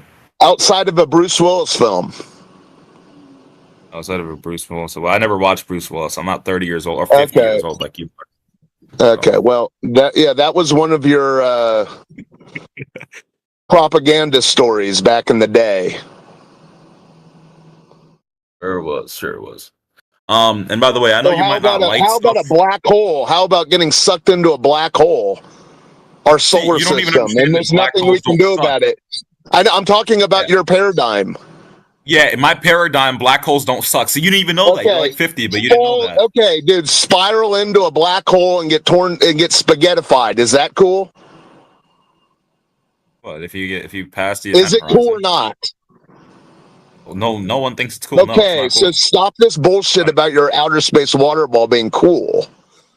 Just because it appeals to simpletons. Just because it appeals to simpletons doesn't mean it's cool. Are Velcro shoes cool? Yes. Yeah. Yeah, your flat Earth that doesn't move is pretty boring, dude. It is. It's just what it is. Well, reality is what it is, isn't it? Yeah, but you don't like reality when it's not cool. I love reality, homeboy. I'm living in it. You're the one that chooses not to delve into it. It's funny, old Hostford. It's funny because all of the arguments you're making right now and when you're speaking to me all the time, you're doing this while the Earth is moving. You're doing this while the Earth is spinning. You have any evidence of that? And you're also on this water ball. You're also on this water ball. I'm glad you brought it back to the server topic. Do you have any evidence that the Earth is moving? I have any evidence that the Earth is moving. Do you have to repeat every goddamn thing I say? Objects. Yeah, I have to repeat it so I understand what you say because you're kind of stupid. So okay, well, write it down and ask AI like you did the last hour. Wait, does the sun? Do you have any evidence that the Earth is moving? Does the sun move around us? Have you noticed anything different? Why does the ever witnessed a sunrise? Nest TV. Have I ever seen a sunrise? Listen to you guys repeat everything that is said to you. It shows that you guys haven't. Yeah, you guys have not. You guys haven't even entertained the simplest of questions. You're so lost in this water space ideology. It's fucking amazing. I've seen. Okay. Before, yeah. You've seen a sunrise. Have you seen a sunset? Yes. Have you seen the sun go across the sky? Yeah. Have you seen the Earth orbit the sun? Like from a third, Like yeah. totally? You mean like literally? Like you guys this, are like that, goofballs. like what did you say? Wait, are you asking if I've seen it rotate from like Just shut up, dude. Shut up. Mount Nuclear doesn't need your help. Like have I seen? Like do you mean literally? Like totally? Stupid question? You guys are goofballs. No, you just embarrassed your own self. Yeah. Okay. Although, I mean, what Nest TV said is totally reasonable. I mean, you're gonna absorb literally. the Okay, I'll orbit ask on you. the surface of I'll ask you. the sun going around the sun. I mean, the Earth going around the sun. It makes no fucking sense. Something making Okay, sense isn't evidence of it, bro. You need to start like providing evidence. We asked him whether or not he witnessed it. Obviously, he didn't witness the entire orbit. Well, why did you have to answer for him? That. Give evidence. Why did I have to answer for him? That's what he was basically saying. Like is what he was basically saying. Like. That's what he was literally saying. Like, did you notice he had no trouble answering sunset, sunrise, and the sun going across the sky? He had no problem answering that. And then I asked him, "Have you seen the Earth orbit the sun?" Like.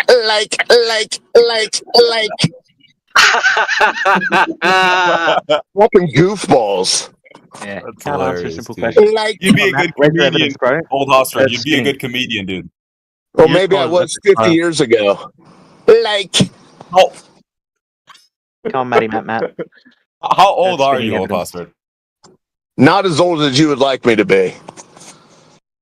I think you're like 50 something. There's no way you're like 70, right? Stop with the red herrings. So you're Matt. Where's older the than evidence? 50. Where's the evidence? Rainamard, Incorrect. shut up, Rainamard, you little Nah, nerd. man.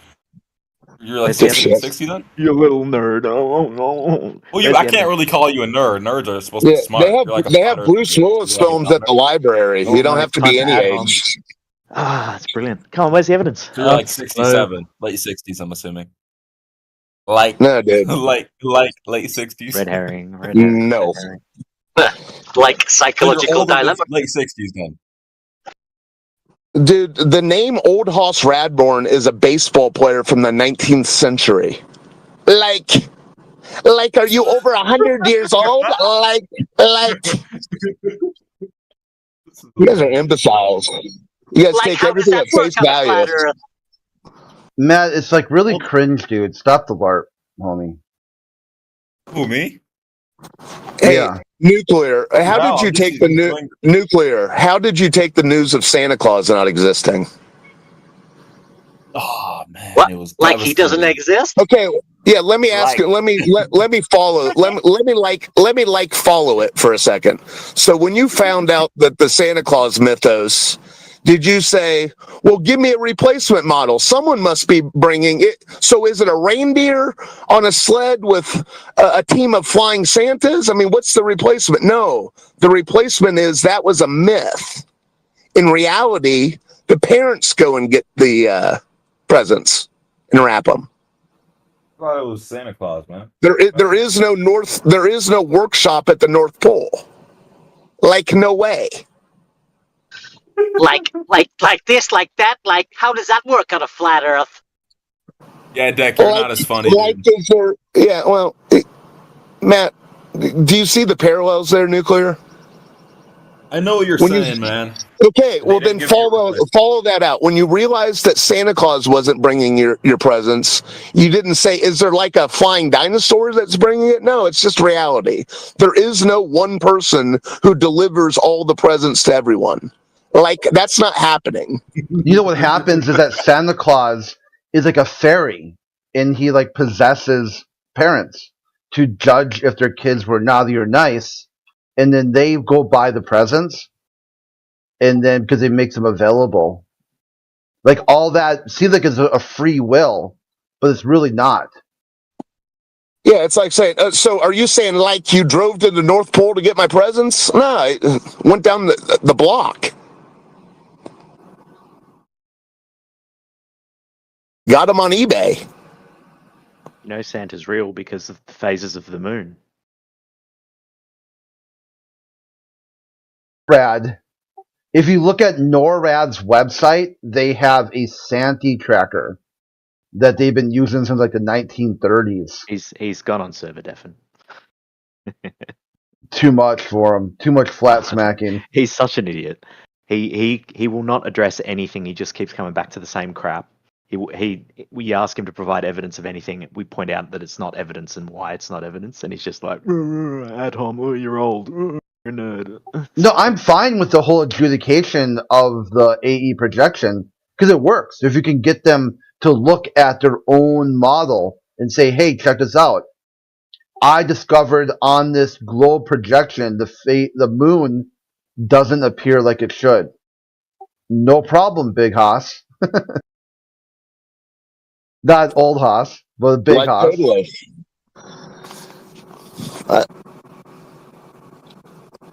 But saying the moon doesn't appear as it should invokes a whole bunch of presuppositions. Yeah, we never even got. I guess he's muted. Oh no, he's not deafened anymore. Okay, we never even got around to that moon thing that he brought up an hour ago. I just had like a complete senior moment there. I was like gonna say, like, oh, like Big Haas, and then see if he knew that, and I was like, just couldn't remember the TV show. And then I was when I stopped thinking about it. I'm like, okay, yeah, Bonanza. Okay. Yeah, I'm not old enough to remember Bonanza, but I still remember it. If that makes any sense. Oh yeah, like Nick at Night, or whatever they call it. Yeah, the reruns. Yeah. Yeah, just because I watched Mr. Ed doesn't mean I grew up with black and white TV. A horse is a horse, of course, and what's the name of the horse, of course, is...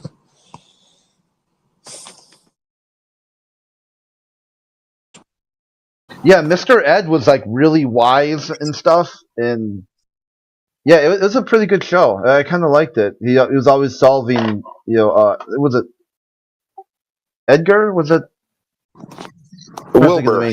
Wilbur. No, Wilbur. Okay, yeah. Yeah, it must have been a good show if we were I mean, there must have been some brilliant writing because the show was a horse stall in black and white. Yeah, it was about the dialogue. Yeah, exactly. It was all. I was very old, I guess. Well, when I was young, I didn't realize that comedy writers were writing. When I found out that Norm Macdonald wrote Roseanne, I was like, hold on. I thought these were just characters talking to each other. No. Sitcom. Yes, back when TV was, I wouldn't say wholesome, but didn't have degenerate, like non-stop, like, from credits to close, from open to close, just non-stop degeneracy. You're like, what the fuck happened?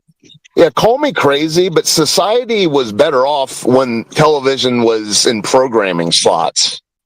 You know what I'm saying? There was like order to the day. People had to be settled down by 11:35 to see what Johnny Carson had to say. But now,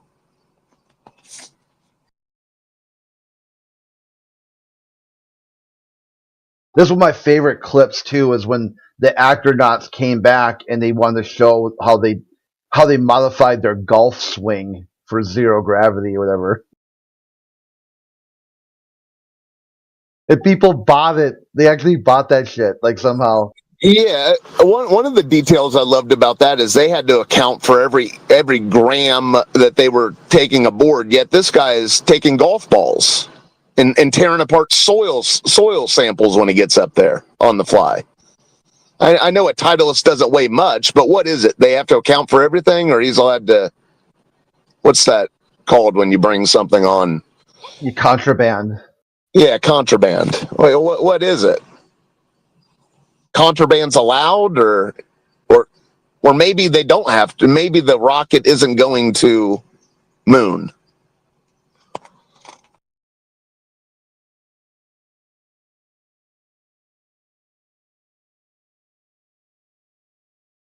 Guys, just remember, Matt is playing a character. Okay, this is like a LARP.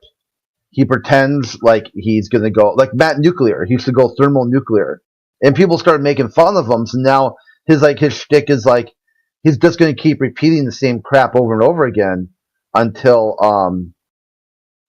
he thinks that someone else will go nuclear. And why even let him in? Just get rid of him.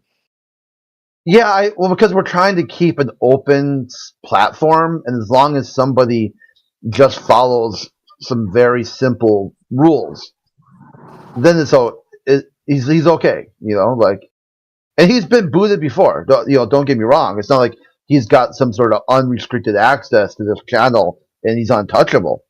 No, he's been booted many times, and then we tell him, hey, this is what you're expected to do. Like, he got booted once because he said we're all flat Earth society, and we're like, okay, so look at the rules. It says right in the rules there, this is not the flat Earth society, and he pretended like he couldn't read. Like, he started acting like I'm illiterate. I'm like, just get the fuck out of here. Like that's just not just being goofy. That's just being pure annoying. Where the channel, you says right there, the channel rules A, B, C, D, right in order, and one of them says this is not the Father Society, and then you say it is the Father Society, and then act like you just can't read as you read it. You read it the wrong way. Your read was wrong. So here, take a 2-day break. Come back with being less like LARPing, just trying to aggravate someone, I guess is the thing. Like some people like to articulate their point of view and be heard. It's really what the end of the day, people want to be heard.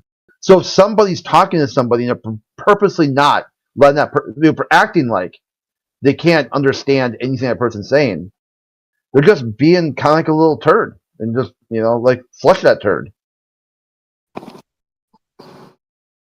Yeah, he told us today that an observation of the moon was technically an observation of Earth. Yeah, technically. That was his definition. He said the word straight out of his mouth. It's technically, yes, that's Earth. Because why? Because you guys said the Earth is flat. Okay, so if we didn't say the Earth is flat, is it still an observation of the Earth? Then no.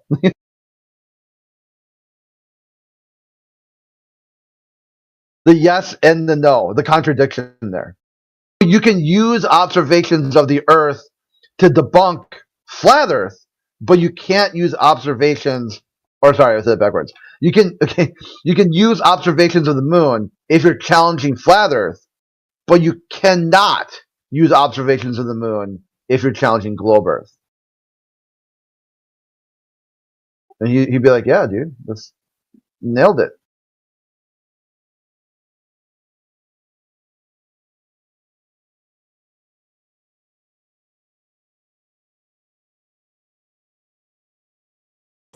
Yeah, I don't think he was lying when he said that finding out that Santa Claus was not real was horrifying for him. I think that was his legit.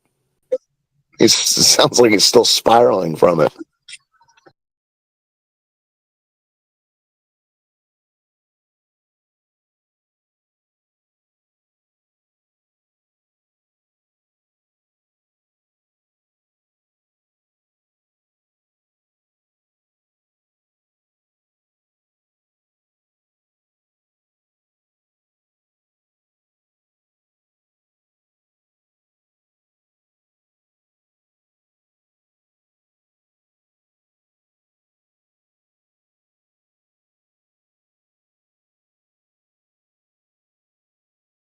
Here, I got one for you guys. Just to help me, shit test myself.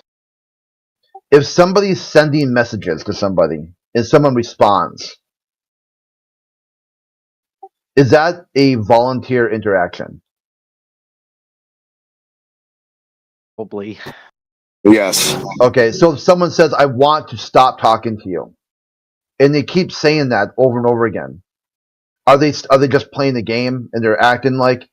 Because I said, dude, if you keep you send me a message every day not to message you, that seems like you're still messaging me. You just want to get just trying to get a response.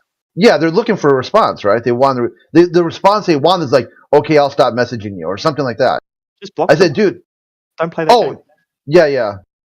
What he ended up doing is that we're both like a mod on another server. He went through and just deleted a ton of my content for like no reason. And then I'm like, well, I'm the higher mod, so I took his mod away, and then he said that I'm targeting him. Who's I go, the ultimate mod? Is there yeah. someone above both of you that No, can arbitrate?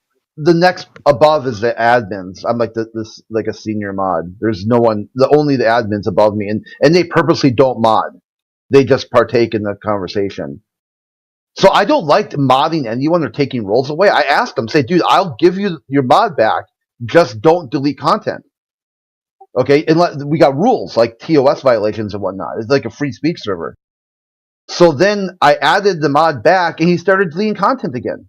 I'm like, what the fuck is wrong with you, dude? Like, it's one of those tricky situations. Yeah, these aren't messages to him though. Too, they were not like they're saying, "Oh, I'm deleting stuff that you sent me messages." This was just random stuff that I had posted. Like he was going back in the chat in the chat. Yeah. No, look.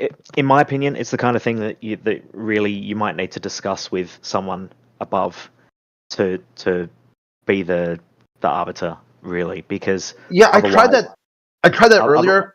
Oh, sorry. Go ahead. No, you're right. I was just going to say, otherwise you're just creating a situation where it's what you say versus what he says, and you might be a more senior mod or whatever, but you're both in a position where you can cry foul against each other, but there are people higher up who can make the ultimate decision. Otherwise, if you were the highest one, you can make the rules, right? And you can literally say, "No, get stuffed," and take his mod off and leave him. But if you're wanting to give it back to him, but he's not wanting to play ball, you're kind of going to have to go up another level, in my opinion, I think, to sort it out. Otherwise, you're just going to keep having this back and forth forever, and it's just going to be frustrating for you. Yeah, that's what I was thinking too. Because a couple of weeks ago, I had raised it to the server owner. I said, "Hey, I think this guy is going to get goofy," and he's got goofy on other people before, and they've kicked him from the server and they banned him, and then they let him back in and whatnot. I think he's trying to start. Like, I kind of feel like he's a very lonely person. And like, you ever seen that movie Crash? Oh yeah. Okay, where they said that people are so separated from each other that they kind of crash into each other in these very spectacular, huge emotional explosions, just trying to connect with some level of humanity. I think that's what he's doing. He's looking for some sort of connection. Like he probably, I don't know. I'm not. It could be off too, but it just kind of seems out of nowhere. He just starts like saying all this weird shit that I'm up to, that like I'm a criminal and not to be part of the community and all kinds of weird stuff that just out of nowhere. I'm like, dude, you can say whatever you want. That doesn't make it true. Like what you think I care that if you think something about me? Like, they might even be on the spectrum or something. Like they might have some issues there, and they can't interact with people properly. Like it could even be something like that. Who knows? But it doesn't sound normal. It sounds pretty weird.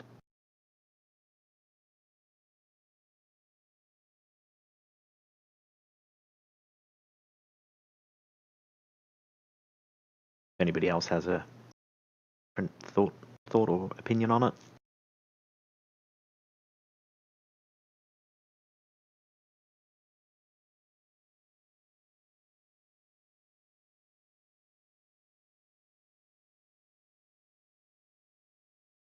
Yeah, because then I just checked. He said, "Yes, I deleted your stuff because you are harassing me."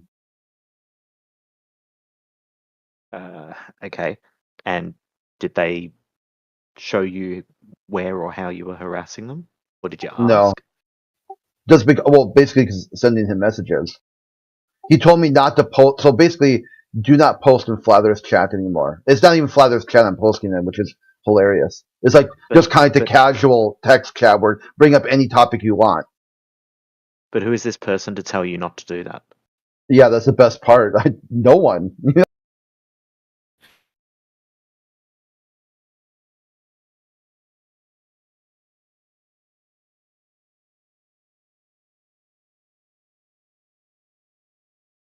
Oh jeez, my dog, bro, it's going crazy. All right, so the reason that flat earthers can't make any claims for anything is because they won't be able to explain anything all at once. They have no globe. Dog's interrupting. Your dog's a flat earther? Yeah, maybe. Oh my god. All right. Yeah, my dog is Alpha, confirmed. I don't have to, or flat earthers don't have to, say any of these things because they won't even make the claims in the first place. They don't have to intellectually reduce down to what things in the sky could be, how they operate. Because when you can just say, I can't know anything, it's so much easier to do absurd stuff like this. Like, can you not try and explain anything ever? Oh, Alpha, stop it. Saying Alpha, stop it. That's hilarious. Yeah, your dog might be a flat earther, man. He's trying to interrupt you. He's trying to stop you from telling the truth.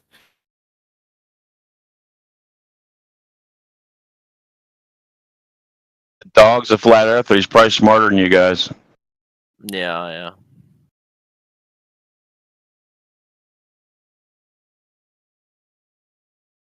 Are you a flat earther, Paraplegic Coffee? I am, yeah. Would you like to engage in an intellectual debate? Oh, I'm not freaking really good at debates. I'm freaking not. I don't like pretend that I know more than I know. Well, that's a good thing because I don't have. I do know. I do. I wanted to prove somebody wrong that told me the Earth was flat. So I got my P1000. Well, I bought one and then went and took pictures of Mount St. Helens. And don't ask me to fucking share these pictures because they were pretty crappy pictures. No, I don't. Yeah, it was on. I was on I-5, about 120 miles away. Yep. On a 30 feet above on a beltway exit in my van because I'm in a wheelchair. So I was in my van with my freaking little tripod and my P1000 taking pictures of Mount St. Helens, and I could actually take pictures of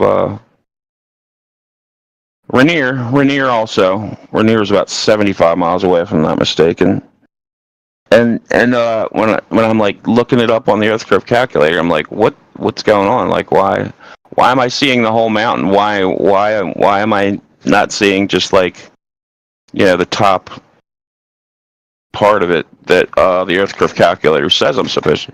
So that was when I, started going to the flat side. So yeah, and then just watching all the NASA stuff. Watching all the NASA guys hanging on wires and the ISS isn't real. If anybody thinks the ISS is real, it's just like, if you've watched enough of those videos, if you can't tell that there's definite just nonsense going on there, I don't know how you could believe that NASA's really doing things in space or any of that. So what about the ISS is like? Well, if you built the ISS, how would you build it? If it was like going to be under massive amounts of pressure, would you build it so that every time you had to work on it, you had to go outside to work on it? Like, wait, what do you mean massive amounts of pressure?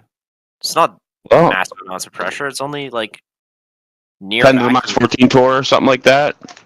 Yeah. Okay. Do you know what submarines are built to? They're built from 1 atmosphere to like 500 atmospheres. So submarines are significantly harder to build than the ISS to withstand pressure. Dude, if they built it, wouldn't you have a video of them putting it together? Yeah, we actually do. The grandest feat ever attempted. You've got a video of them assembling the ISS. Yeah, this demonstrates your lack of knowledge on the subject, which is why I see that you say you don't pretend that you know things, because you don't know things. There you go. I guess I just don't know things. I'd like to see a video of them putting the ISS together. Yeah, I will send you videos so you can. That'd be great. For once, right? I'm telling you, that is ain't nobody in space. That's for damn sure. And it ain't the ISS from the videos you watch, dude. Come on, you can't believe that. You can't believe that they're. Here are videos. That they're hanging on wires. They're hanging on wires. there's all kinds of nonsense going on, and Are the water bubbles hanging on wires as well? Are the water bubbles hanging on wires? Oh, I don't even know about water bubbles. I know there's bubble. I've seen the bubbles in space. Yeah, I've seen that. You mean the ones where they, like, float around and then they like put them in their mouth? A lot of the videos. No, not those. I'm talking about like if you all of it. Anything, any kind of a spacewalk, that's all filmed underwater. You can freaking tell. And like if you've seen any of the videos of the guys hanging on the little wires, getting pulled around, you know, doing the little somersaults, getting stuck on their wires. If you don't think that proves that it's clearly something's going on, I mean, how do you explain that? When you watch those, when you watch the videos, you've seen them. You've seen them where they're getting pulled through their little wires. Yeah, show me. But let's assume that they're all hanging on wires. So how do they make the water hang on wires? You know, the ones that like float around and they like put it in their mouth. All the CGI crap that they use. Are you kidding me? For real? All the green screen stuff. CGI.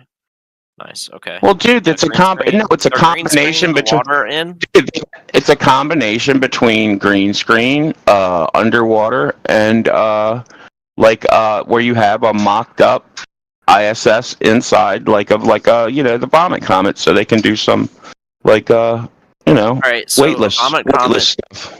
A vomit comet doesn't provide, continuous hours of. I know that, but they could do a couple frames or a couple, maybe like 15 seconds. And then all compile them onto live video where they're responding to things that are live. Dude, if you want to argue about whether the ISS is real or not, dude, I don't even know why you can't argue. You just admitted, right? You just said that you can't. I'm just an idiot. Yep, there you go. Well, you told me yourself. I'm not good at debating. No, I'm not good at debating. I'm good at roasting coffee. It's what I do all day. I roast coffee, so but I do find it fun to listen to this stuff when there's somebody that's way better at it than I am. But I'm not like a pretender. I don't pretend that I know as much as some of the other guys that pretty much. I don't know. So what was your question? My question was, what have I said about the ISS is illogical? Would be illogical.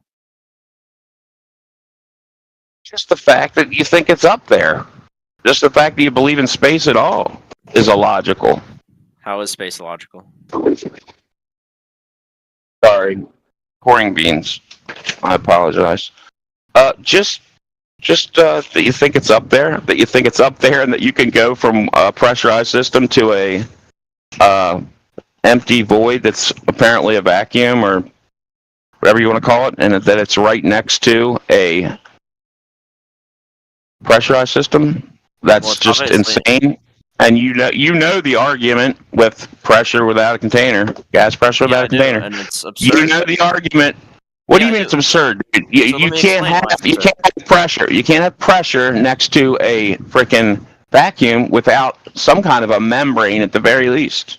Well, and if you do think have a you container, can, you could show us it. You could show us that. Show us a.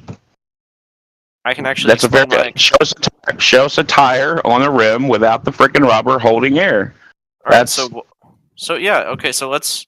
So the Earth has a container, right? And tire. I know you call it gravity. You call it gravity. You call it gravity. I'm not even going to bring up gravity. I'm not even going to bring up gravity. Let me explain.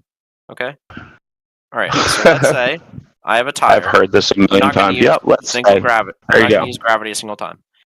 Let's say I have a tire. I'm not going to bring up gravity. Let's say I have a tire, and the Earth has a container, just like how the tire has the tire wall to keep the pressure in, right? If the Earth has a container, that means that there would be a uniform pressure through the whole thing because it would equalize. It would go throughout the whole thing. Do we observe a uniform pressure gradient on Earth? Or do we observe a uniform pressure on Earth, not a gradient? We don't observe a uniform pressure, right? When I go up in altitude, the pressure decreases. That's not a constant pressure. That would be consistent with a container.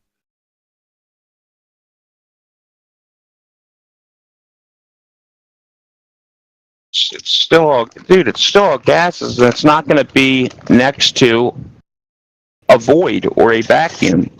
No, I wasn't. I never brought up the word vacuum. I never brought up vacuum. I never brought up the word vacuum or void in that whole place. So why are you bringing that up? I'm just telling you what I think about the heliocentric model as far as space. That's what I'm bringing up. I just said that it would be inconsistent. It wouldn't make any sense to have a container on a flat Earth. I've tried to argue this multiple times before, which is that if flat earthers really want to make something make sense with their whole density argument, they should say that space is a thing. Because if you have an ever increasing pressure gradient, then space can exist. Because it'll never reach a pure vacuum because that doesn't exist even in the You do understand it would just fill. It would fill space. Okay, it would suck our atmosphere or plane or atmos off. Vacuums and don't take suck. it bye-bye. Vacuums don't suck. Well, I got one right next to me that sucks up chaff all day long, so. So is there no air inside of your vacuum? The void. Are you talking about the void? You're talking about two different things. I'm joking and talking about a freaking 2 horsepower freaking little piece of crap freaking shop vac. You know? Yeah, but no one has ever claimed that outer space is a vacuum, a complete vacuum. So they haven't claimed that there's massive amounts of pressure in space that they have to contend with. There is not no one has ever claimed that space is a pure vacuum. No. I didn't freaking say pure vacuum. Yeah. I didn't say a freaking magically pure 1000%. The thing is, dude, all right, so if it's not that, so why are they even wearing spacesuits then? Why are they wearing spacesuits if it's not very, dangerous? Very low pressure where there's no oxygen. It's very, very low pressure where there's no oxygen. So why do they have to have, if it's such low oxygen, why all the scary talk? Why all the scary talk about, getting your eyeballs sucked out of your head and all that nonsense that they... Because it's low pressure. That's a vacuum. There's no such thing as a perfect vacuum, like I said before. But this is getting away from the point of how I tried to explain. Well, the point is that you can't have a container. If the Earth had a container, it does. It has to. We breathe pressurized air. It has to. So then why is there a gradient if there's a container? I can't explain that very good. I know that somebody like QE could explain that way better than I could. I know that the gases are made at the surface from I don't know, the water, the ground, all kinds of things. I'm not a specialist in how freaking our pressurized air is created. But it does need a container. I do know that. That's how you get pressure. It's got to hit the walls of the container, and it's not hitting some magical force in space called gravity. Yeah, that you guys think it is. I don't care if you brought it up or not. That's your model. That's your model. Gravity, and I explained how you can't. You don't have to. You can't have. Okay, so now it's not gravity that holds the air down in your model. Is that what you're saying now? It is, but I've never brought up gravity. I was trying to explain. I was trying to steel man the flat Earth. I was trying to steel man the flat Earth. I'm not good at debating, like I said, dude. I just know that you would definitely need a container to have pressurized air. All right, if you're breathing pressurized air, then... Can I get a flat earther that would like to be a good debater about my argument? Yeah. Get someone in here who's really good at debating, like frickin' AI or Meggy or somebody, because I suck at it. Sorry.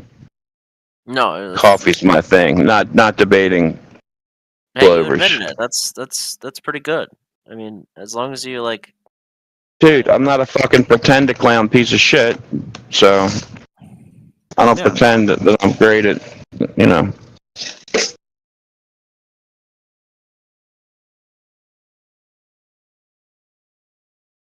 could show us pressure.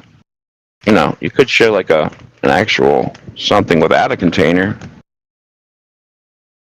With Can you show me a container that has a pressure gradient? I'm sure if you had a big enough container of liquid propane, some of it would sit at the bottom. Every single one. Probably. Look, My man, I guess. just woke up. You don't need to be good at debating. You don't, because this isn't a debate, right? But apparently, every single container of gas does have a gradient in it. That's to be the case. Apparently, there's greater pressure at the bottom than there is at the top in a container. I don't know if that's true. I haven't tested it myself, but that's the claim. Well, Look, man, I just woke up, so I'm gonna have my coffee and a smoke, and I'll be back later. I'm gonna listen. I wish you had my coffee. Damn it. Yeah. It's in another country. That's all right. Maybe we'll send you some sometime. If I hit the lottery. Sorry, bro.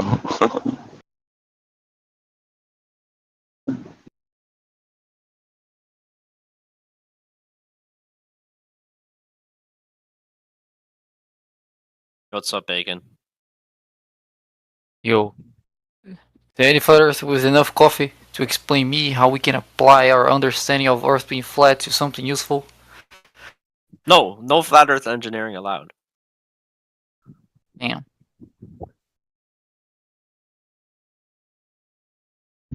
I have seen those the aeronautical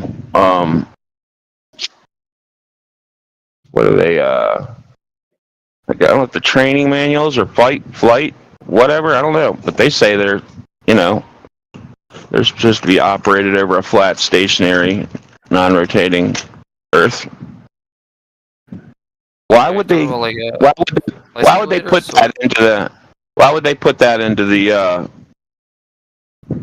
the manuals for certain aircraft? Because when I'm flying, it's gonna appear like I'm gonna be level with the horizon, or I'm gonna be flying level, because that's how level works on a sphere. If I'm maintaining a certain angle of attack, I don't have to keep on pulling up to. What I'm saying is, why not just why not operate over what you believe it's supposed to actually be? That's what you're doing. They're operating it over what we actually live on, not some fantastical 1,000-mile-an-hour spinning ball where you guys think the Atmos is attached to the surface, or it's not attached. And depending on what argument you guys are using, it's either attached sometimes, and then another argument you say it's not attached. The atmosphere is spinning. Is the atmosphere spinning? Do you want to know the reason they really do that, or do you want to just go with the one you made up? Well, I think it's because that's what we actually live on. And so the question is, do you want to go with the one you made up, or do you want to know the actual reason they say that in those documents? I think it's because... Go ahead. You can tell me what you think. I didn't ask what you think. I want to know if you wanted to go with the one you made up or the real one. It's up to you. You can tell me whatever you'd like to tell me. It's fine. Okay, so you want to go with the one you made up? That's fine. I don't need to. All right. We're good.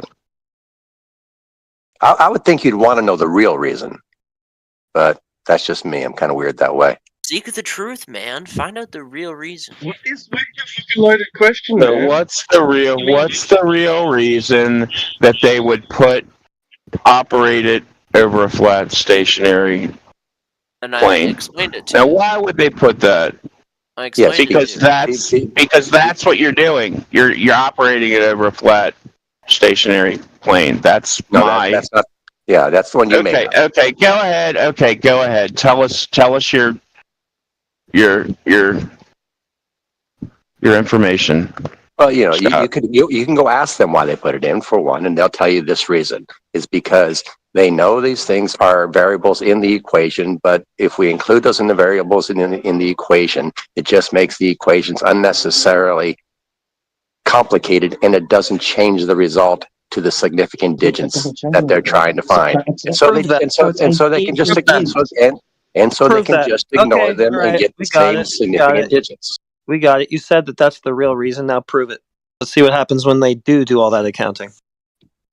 They're gonna. I'm just like, why would you not put it like, hey, if the Earth's going to be spinning and it's going to be curving and dropping away at you, like, why wouldn't you put that in the literature? Saying that it's going to work out just the same, but it's much more complicated. So let's see it being done with all that being accounted for, that spinning and curving that you think is going on, and let's see it working out just the same.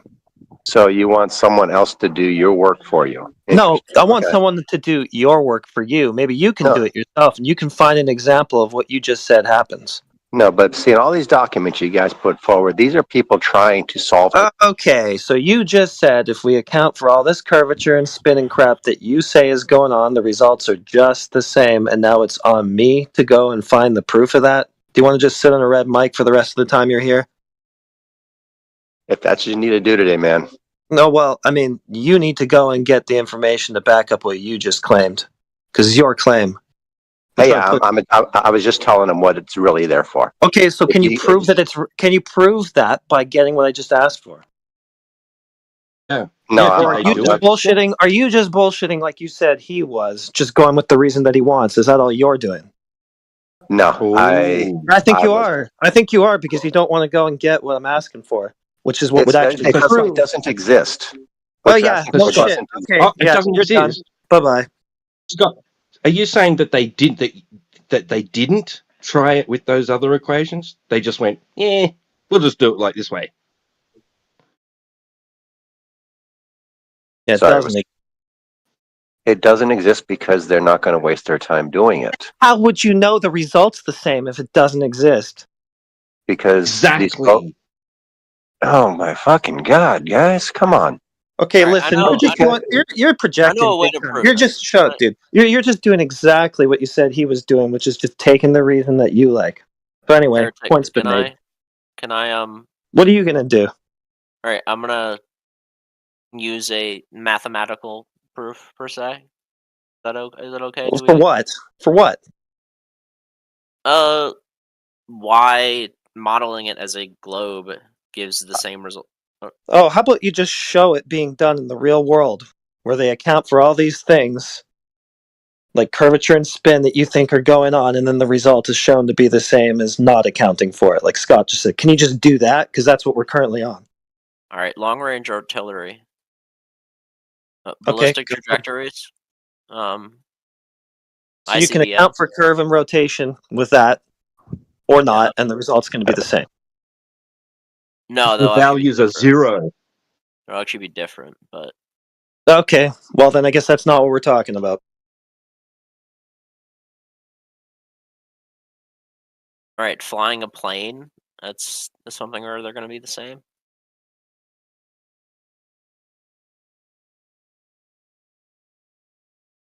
I guess that's what you guys were just on about.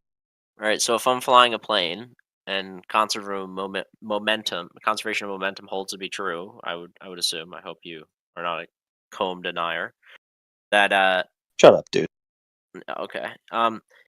If I take off from an airport and I'm on the equator going roughly 1,000 miles per hour, I'm going to maintain the velocity that the Earth has imparted upon me, correct? So it's 0. Yeah, which is 0. Yeah, I would have a 0 relative velocity. Yeah. Tell me where you're going to go. Tell me where you're going to go where the Earth isn't moving, isn't spinning, to test it. Because you already think it is, right? Nowhere, but we weren't talking about testing. Yeah, fucking exactly. You guys are we're full saying of where shit. it's going to be the same. No, we're saying where it's going to be the same. That was the argument that we were trying to do. Where it'd be the same on a flat So plane. it doesn't matter. Is what you're saying. You're saying it's as if it is flat and stationary. Yeah, It's exactly what the fucking documents are saying. We were trying to get to a point where Scott's just full of shit. We were trying to get to a point where we could say that one would be the same on a flat Earth and one would be the same on a globe Earth. Correct? Is that not what we were talking about? I want your response to be yes or no to that question. when it was tested like that and done That's like not a that yes for or them no to know question. that the results are the exact same. That's not a yes or no question. Yeah, Or yeah, answer. exactly, right. Yeah. Oh That shit, is turns out these are zeros, so we'll just leave them out. So we were just treating the Earth as if it's a flat stationary plane. Huh. Yeah, which Even thank though you we for don't think agreeing it with me that is. they're both the same on a flat stationary and on a globe Earth in that scenario. Thank you. Except they're not. If you're on a ball and You it's just said they're spinning, zero. then the values aren't zero. They aren't You just said they weren't. Why are you zero. contradicting yourself? Yeah, You just said they were because zero. they say it's zero, don't they?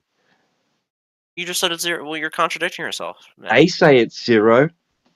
They say it's negligible. It doesn't. It's not significant enough to include in our calculations. No, it is So we'll zero. just Not significant enough. It is zero. so the curve's zero. The curve is zero. I wasn't talking about curve. I was talking about No velocity. curve. There's no curve. Is there? There's no I was curve. talking about velocity. There's no spin of the Earth. That's not what I was saying. I said that your relative velocity will be zero. It's zero though. It's zero though. Zero relative velocity. Yes. Yeah. There's no spin of the Earth. That's not what I'm saying. Velocity and spin. Okay. Zero, or it's something. It's a value. It's above zero, or it's not. You're confusing spin and Value velocity. of the spin of the Earth has a number, or it's zero. Pick one, dude. It's one revolution Pick per one. day. That's the spin of the Earth. I thought you said it was zero. Nope, I said the plane has zero relative velocity, so stop putting words in my mouth. Plane has zero relative velocity to what? The ground? Yeah, because the ground is also... It's just hovering in air, is it? Just hovering above the ground. If it's parked on the runway... It's just hovering above the ground, is it? Yep. Or is it moving above it? Keep on trying to talk...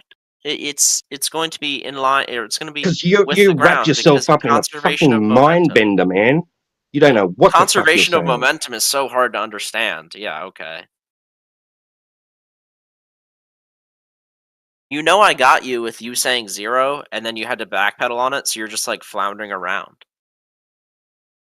Come on, man. Try and be intellectually honest with me. Or get a script so you can be consistent.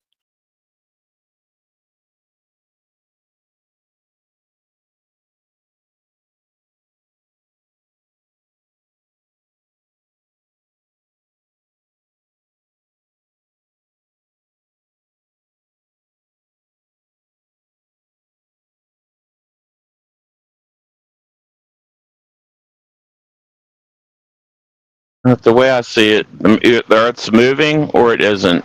Why would you put that it isn't in a manual or an instruction thing if it wasn't? I just told you why. I know. I understand your claim, your explanation, but I'm telling you that's absurd. It's absurd. Why is it absurd? Because if it was moving, they would have to factor that in.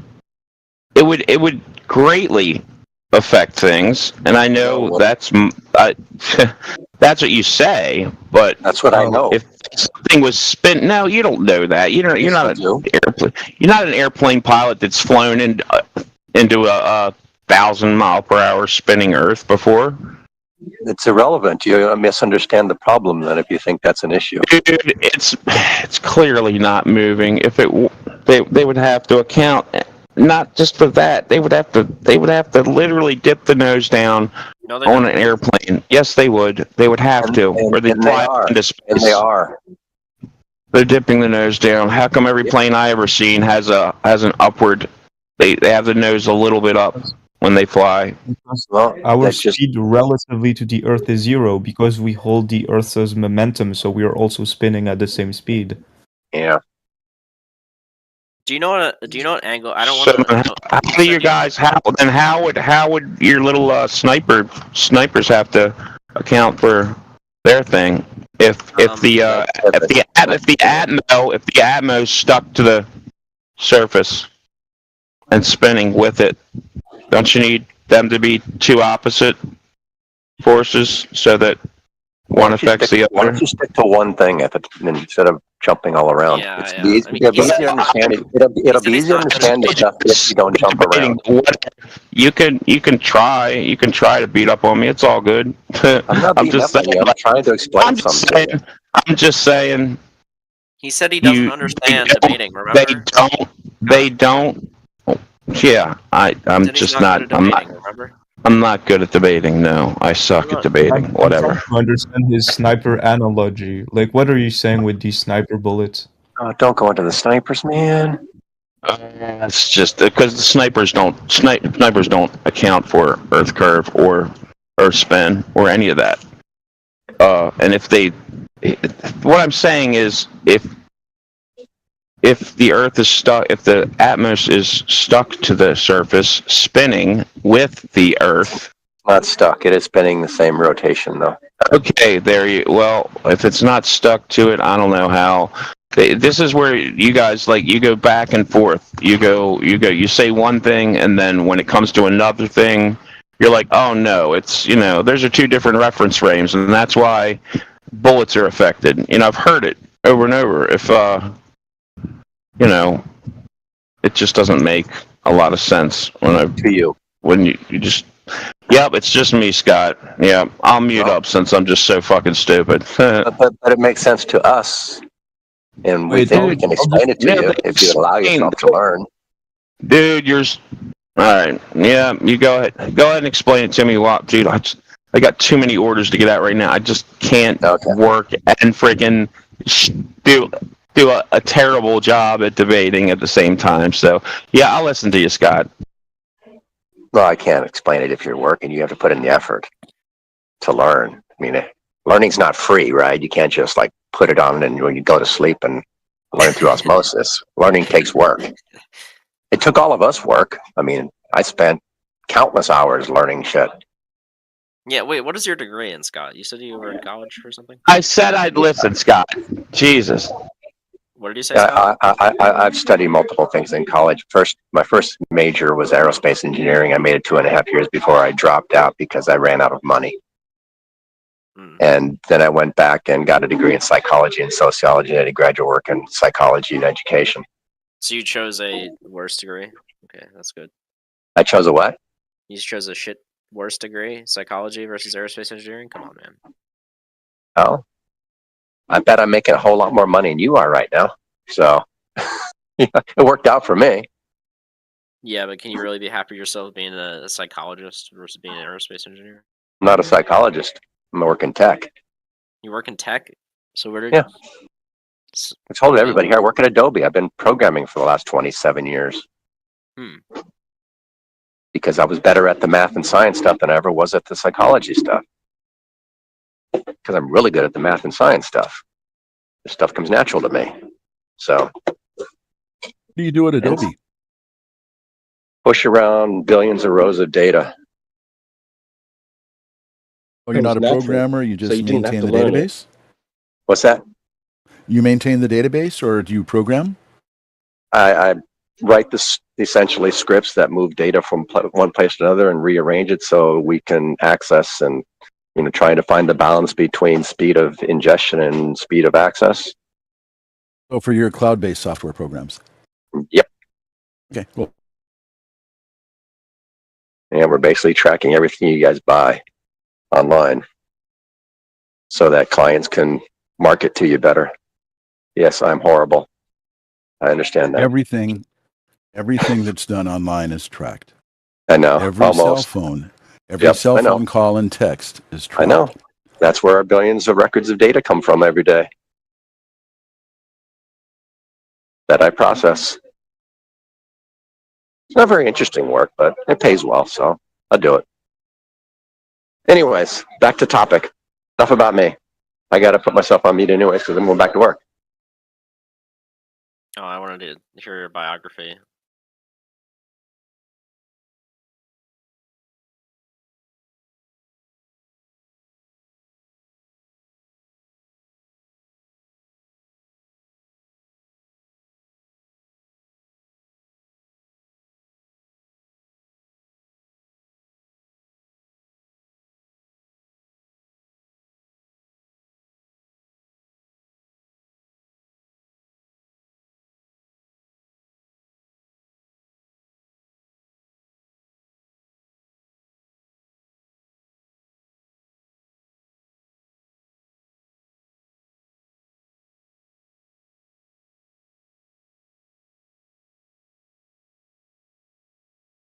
The Earth is a globe.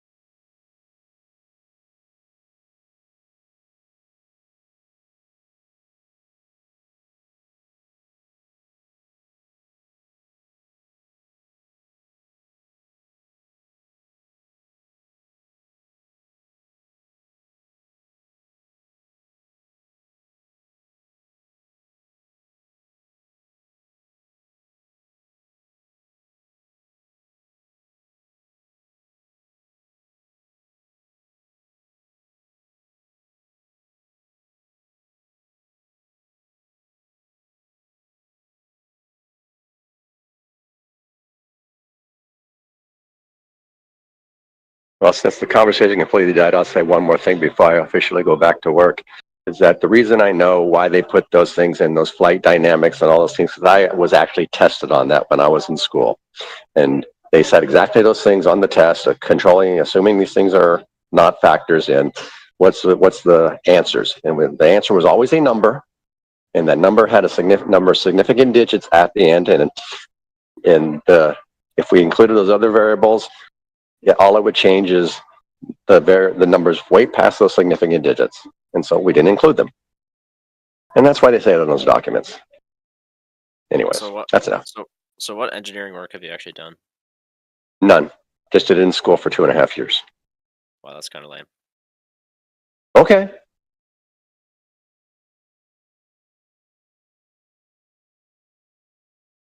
mean, I know people who've done it. I set you up with them. I know a guy who does it, launches satellites into space. Got his PhD in aerospace. He's probably CGI. Oh, sure, yeah. I know a guy that has a pet unicorn. Yeah, but see, the difference is I do know someone, and you just made that up because you need to defend an indefensible position.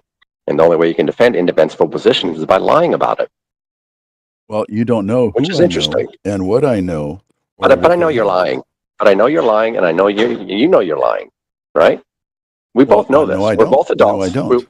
We're both adults, and we know that sometimes people play these silly games in order to defend indefensible positions. And sometimes people dress their horses up for their little kid and put a little horn on it so it'll be a unicorn. And that's what you're doing right now. So we know I have a friend that has a unicorn. I've seen it. We know we know what you're doing right now. Both you and I know what we're doing. We've been around. We know what you're doing. And when I say we, you and me, just you and me, nobody else in the room. But I know what you're doing. Scott, what am I doing right now? What am I doing right now? You're trying to defend an indefensible position, and you're trying to make up reasons why my knowledge is equal to your knowledge by saying that my knowledge is not actually knowledge. That's what you're doing right now. Wow, you're reading an awful lot into that. Actually, I'm eating my lunch. I muted my mic so I could take a bite here. And I just figured I'd go ahead and pass a little bit of time until my break's over in about another 4 minutes here. So that's what I'm doing, but I'm glad to know that you're such a good psychologist that you could go ahead and figure out exactly what was on my mind. All right, good. Thank you. Good, cool.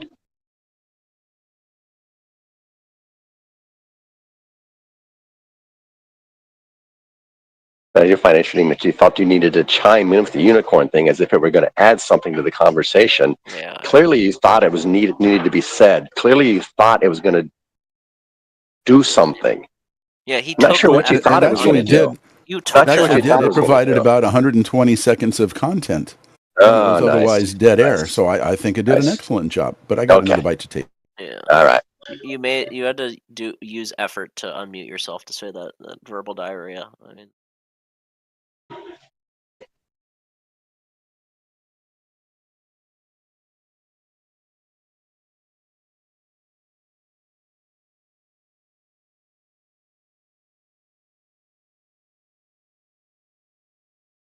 I would like to hear more about That's good. though. My homemade menu here.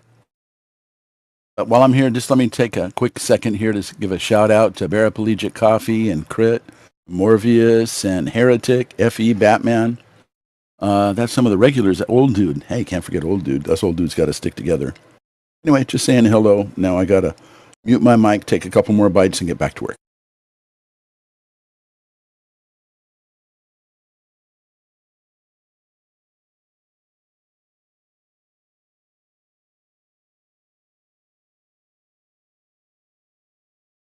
No, out of curiosity, though, because Scott, because you're such a firm believer that there's no such thing as unicorns, have you ever been into the unicorn forum and let them know that there are no such things?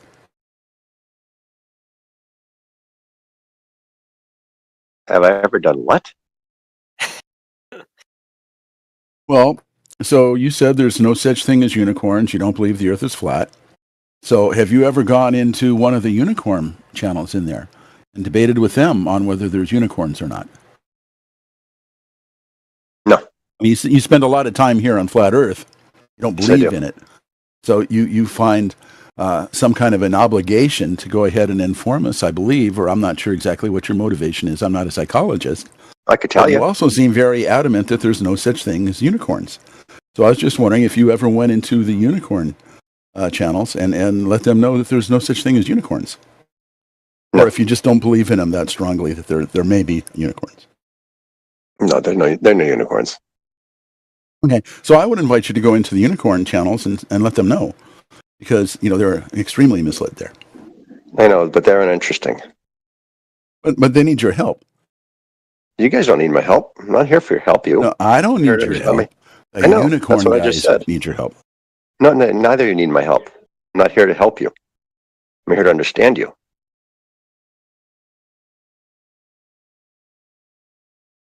And here I thought you were just here to help provide content when the channel was quiet. Scott, I would like to talk more about your college experience later. Why, You dude? need to get Heretic's permission for that. It's kind of No, boring. I said at a later time. I said at a later Okay, time. sure. Fair enough. Yeah, I was trying to say it here. Yeah. I do my best to abide by house rules since I'm a guest.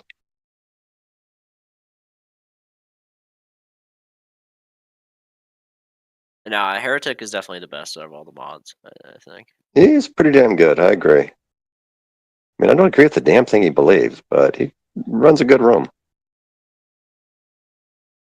Well, sometimes I melt down. It happens. Yeah, we're all human. But he's Brad Pitt. He's Brad Pitt. Oh yeah, there's that. I forgot about that. Yeah. Yeah.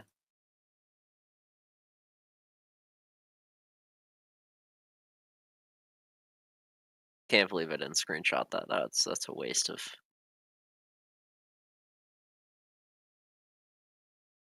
To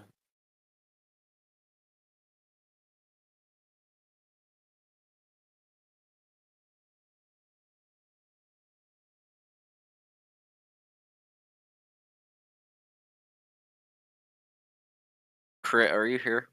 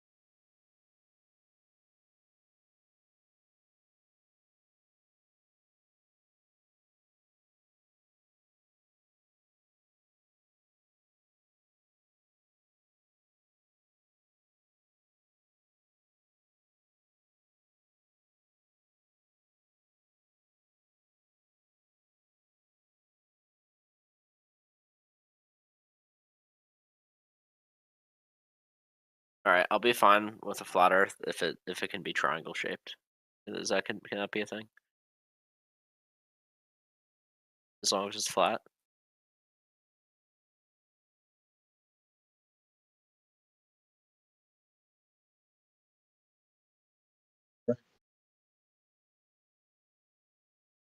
Say again. You were quiet when you. I was asking you to be louder. I couldn't hear you.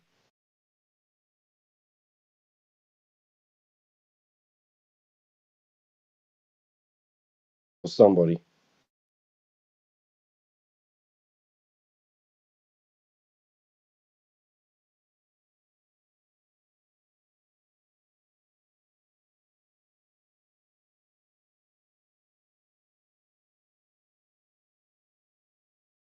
If I have a wet tennis ball and I rotate it like once per day, will all the water fly off?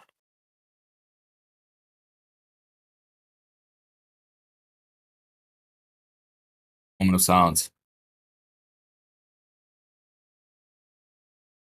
You seriously gonna go with that, are you? Yeah, I am. I just hear that brought up like often, so I'm just curious. Like continuing, like I don't want dead air, you know. What about where beyond absorption? Can you get like a body of water to just stay around to totally encompass the tennis ball?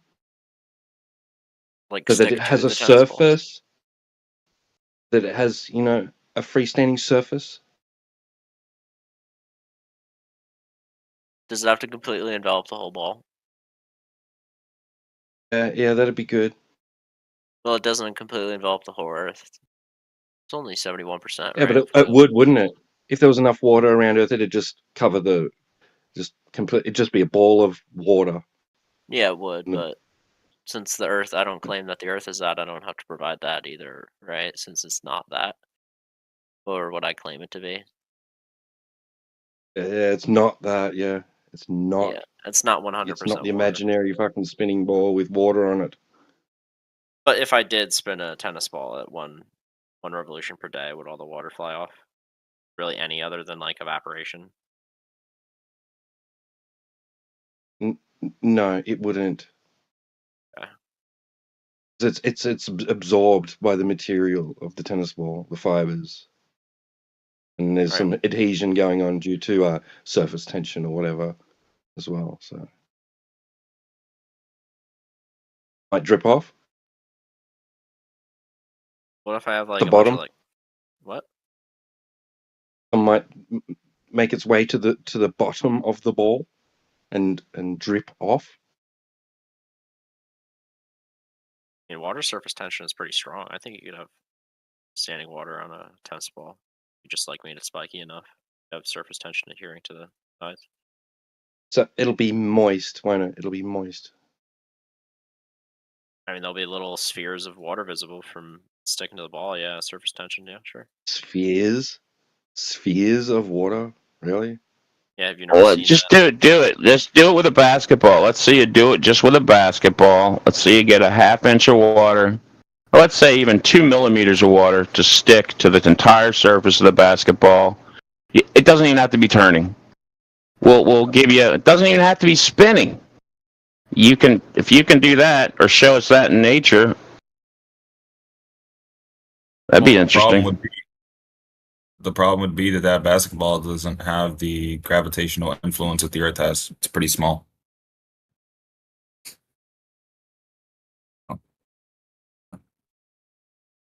Massive objects. At what point does the object get big enough to start pulling water to the surface? And at what point does it start? Yeah, there you go. So wait, if a ball was half the size of the Earth, would the water kind of like just start to do the about face? Because when you do spin a wet tennis ball, or if you throw it, it's not rotating very fast, but the water flies off it. Matt, so when your ball gets like, let's say 3,000 feet wide, is the water gonna start adhering to it just a little bit? Because it's a little, when does it start? When does your gravity start causing water to adhere to the surface? It starts whenever an object has mass. And yeah, Matt, that's. But you can't show us it on in any recreation, but I already told you experiment, this. physical example. That's because It I needs can't go anywhere where the force of gravity, Earth's force of gravity, isn't significantly overcoming the mass of the ball. Oh, good lord! So it's pushing just enough, but the moon can also pull it.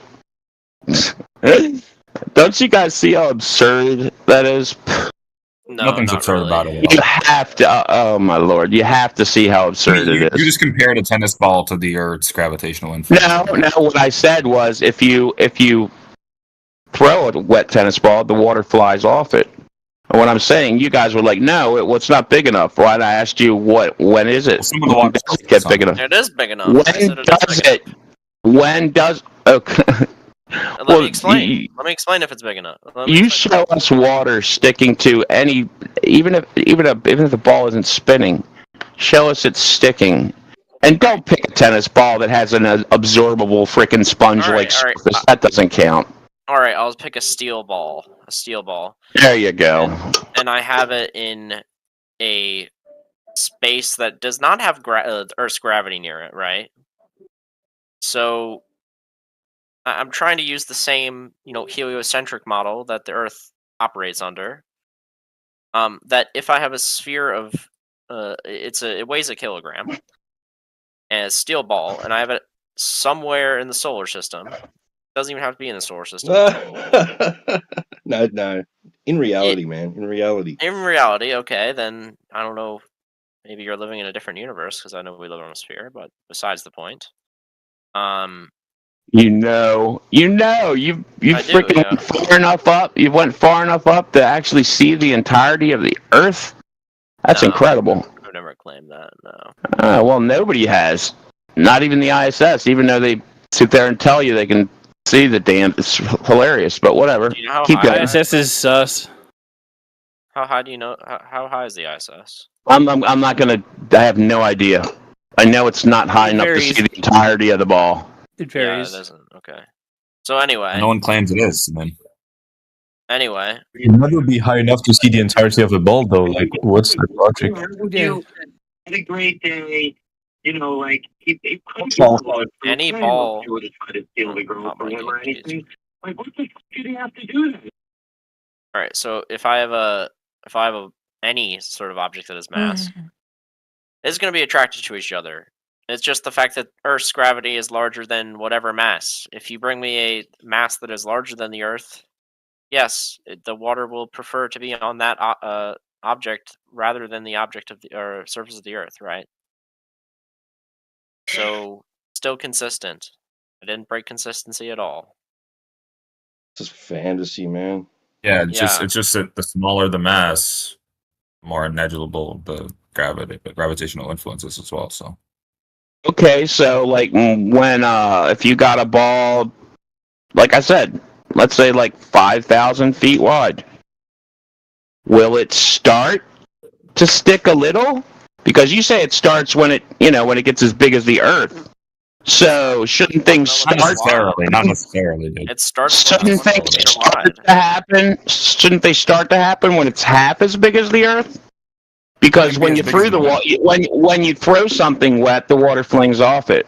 At what point does it start doing the about face, and goes from going off it to doing 180 degree about face and start pushing towards the center of it?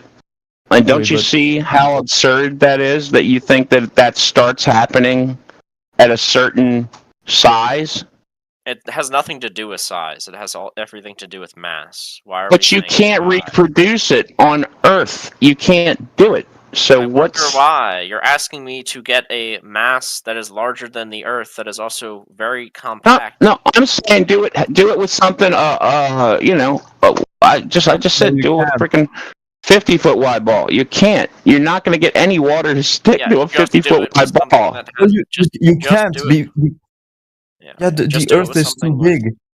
It's not. It has nothing to do with size. It has everything to do with mass. Why are you saying it's mass is too important. Earth too biggie. Earth too biggie. Its mass is too important. Oh God. Well, It's very interesting that The only thing it that's confusing doesn't happen.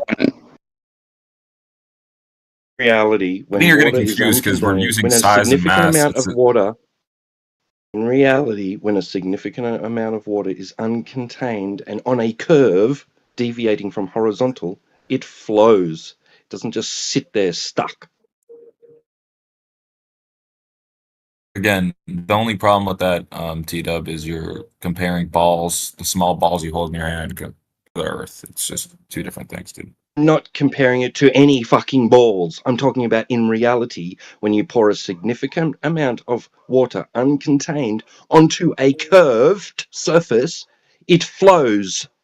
It doesn't just sit there stuck.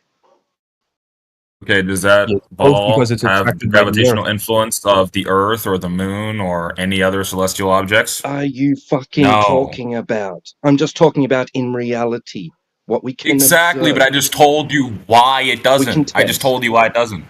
Just told you why it doesn't. Doesn't what? Holy shit, dude, you're just out of your mind. Yeah, can you explain something that, on your model is you can't demonstrate on your model? Can you demonstrate something you can't demonstrate in reality? Model? I'm talking about reality. I'm talking about Yeah, and our what model we observe in explains reality. reality. It explains eclipses, night and day cycles, seasons, using a sphere with a certain mass and radius, all at the same time, using the same sphere with the same mass. So Yours doesn't. Yes, it does. Tell me Doesn't. when seasons And the don't work. purpose. Nobody. Which flat earther claimed to be able to do that anyway? No one, because they know they can't. It's not their ambition. Yeah, it's not their ambition because they know as soon as they try to do it, they're just going to fail horrifically. You will never make a claim of any natural phenomenon because you can't explain it. Why is it a burden of theirs to have to? Because we've explained all of ours perfectly with the same thing, so I would have fascinating, except it doesn't match reality. Really? So seasons don't match reality. I can't, have seasons on a sphere that's perfectly explained by a sphere, Your and then also have day and nights. Explanation doesn't match reality. Is that true? So having a sphere, when making it a sphere, makes your models it so it are just match explanations, reality. right? Your models. You just basically told me that your models are just explanations, really, right? They're just explanations. Yeah, and they provide predictive capabilities as well. Which when were they tested? When were they tested? They're tested every day, literally, quite literally every day. So you can just make up an explanation and then go and observe the thing you're trying to explain and say, and predict it mathematically. Correct. Yep. I'm correct, right? And predict it mathematically, yeah. What are those? What is that math based on? Based on the Earth being a globe. No, it's not. It's based on the things you observed. No, it's actually not. When is mass something it's that not based I on observe? Things you observe? Is mass something that I don't observe, or do I observe mass? So you're telling me that your explanations don't require you to observe anything occurring?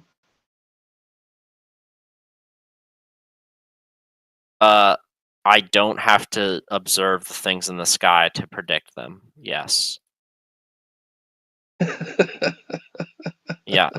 Give your belly laugh. Yeah. Why are you give your belly making anime laugh? You don't have to observe anything in the sky. What?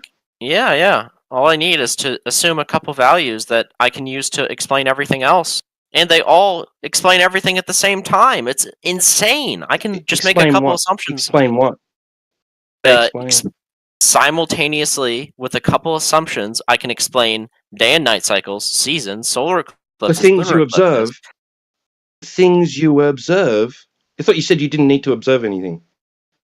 Yeah, because all I need to do is make a couple assumptions about mass and distance and radiuses, and I can get in a simulation. Where did that come from? In a simulation. Where did they come from? Where did your assumptions come from? I just can pull them out of my ass and see if they work in reality, and if they don't, then Yeah. Just put him out of my ass. You're full of shit, man.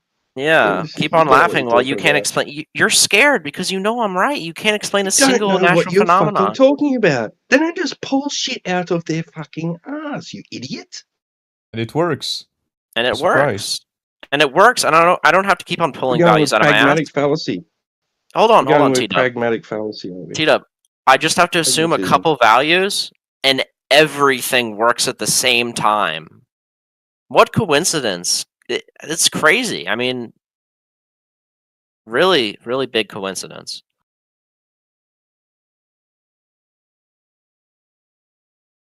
Yeah, except it doesn't match reality.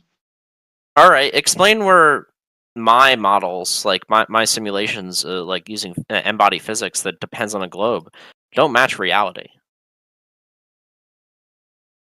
If it matched reality, then the surface of the Earth would measure to be curving. Really? And there's a bunch of So- other shit that doesn't pan out in the long run.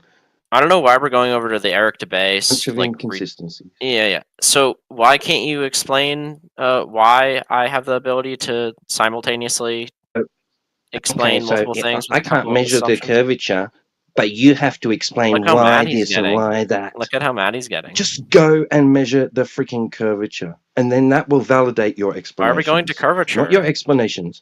Why are Your we going to explanations curvature? don't validate your explanations. This is a red herring, my friend. Why are we going to curvature? Not a red herring. Foundation of your paradigm. You're claiming that there's a ball, that we live on a ball, and that this is the reason why these other things are happening. Yeah, and I said that assuming that we're on a ball with a certain mass, with a certain distance from the sun, and certain values, everything aligns perfectly with what we see in reality. I don't So have to that would be- observe. That would be reification, right? And affirming the consequent formological. So why can't you do it? Why can't you do all that? Why can't I commit logical fallacies? Oh, maybe because Yeah, no, do it. illogical? I'll give you a logical fallacy pass. I want you to explain everything at once, Right. and you can use logical fallacies. No, yeah.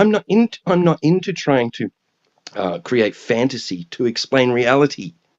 I even said you can use logical fallacies, and you still can't do it. I know, it's crazy. I'm not going to be like you and be unreasonable.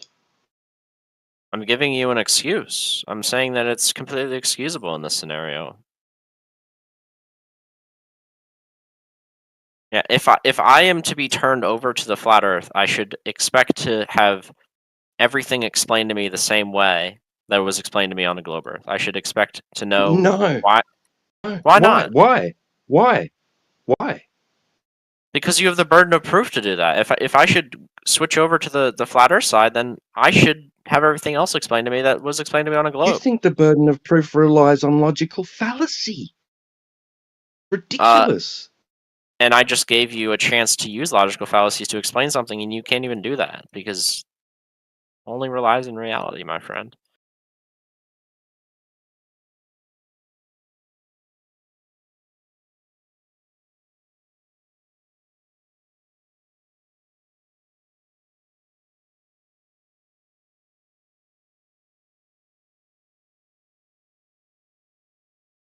The problem, see, we point out that hey, the Earth's surface isn't curving. It's not a ball, and you go, then explain blah blah blah because we can explain it. How Oh, mad you you can't are. explain it, flat earther. Yeah. Why are you so mad at me? man? Doesn't negate the fact that the surface isn't fucking curving.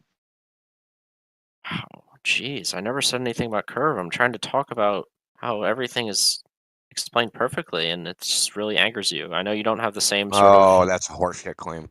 It is okay. Okay, explain this. Explain this for me. Explain why.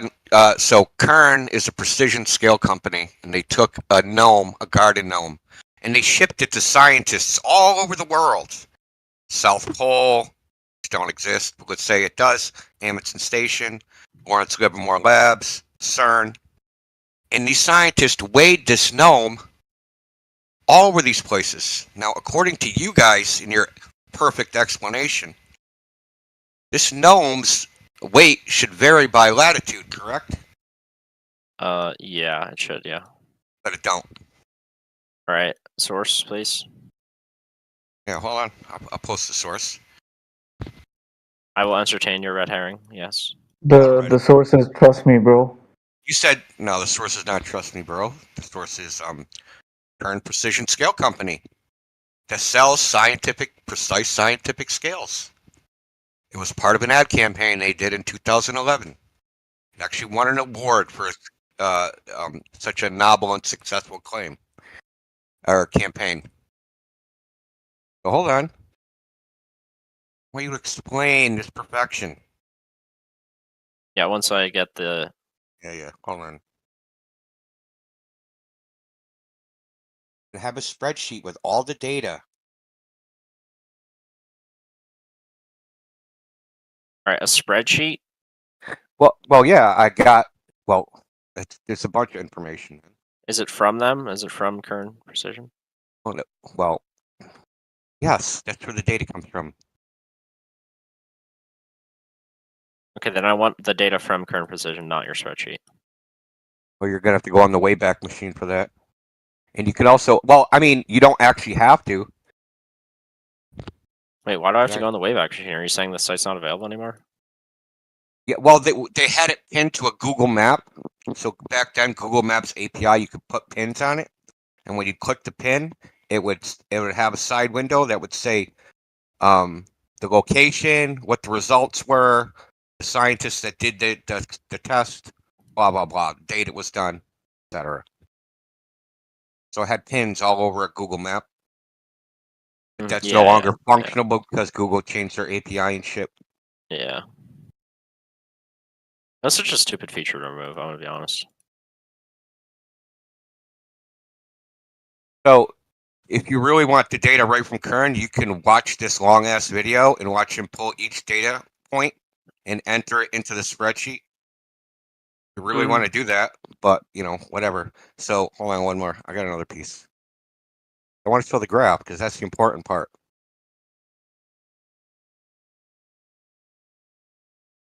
The prediction versus the reality.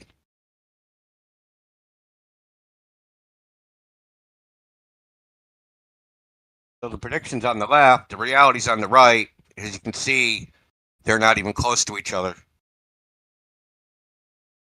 All right, I'm looking at the sheet now.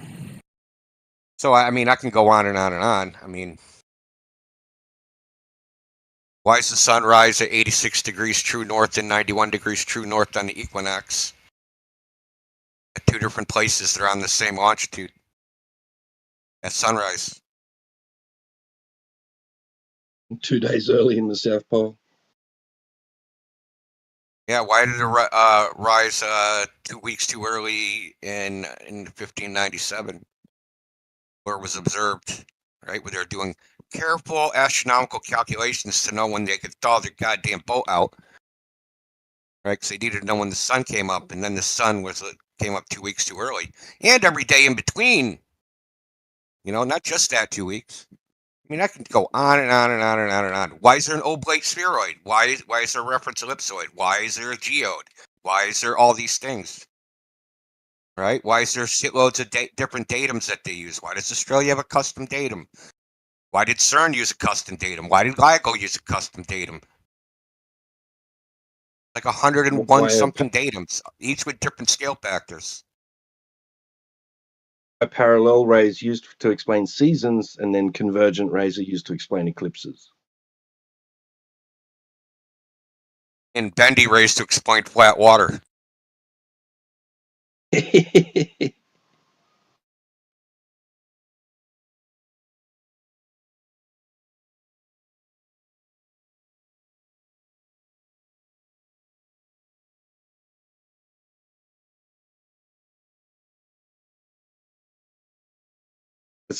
There is no overarching model that you just punch the values of anything into it and go, oh, that's why. Oh, this is what's going to happen. No, doesn't exist. What scale was this using as well? Called the exact model? I mean, yeah. What's the error margin on the Kern Precision scale that they were using? I think it's like 6 decimals or something in grams. Hold on. I probably got it.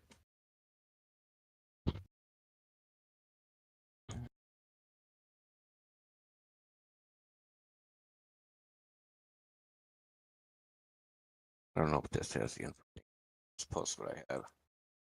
Amish, I earned my hubris.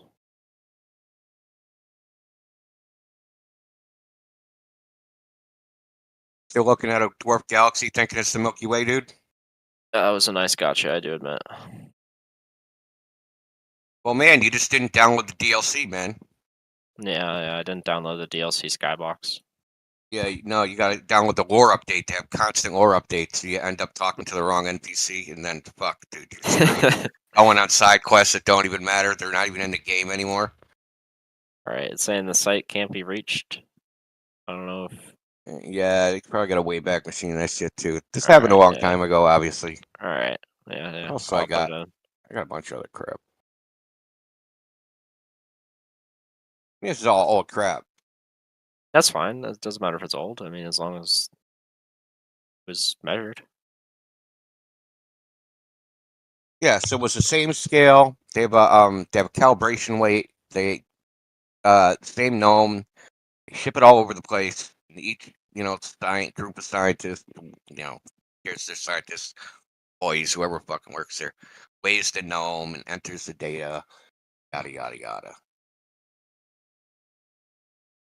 So where was, in order to have a calibration weight? Hold on, I actually got a picture.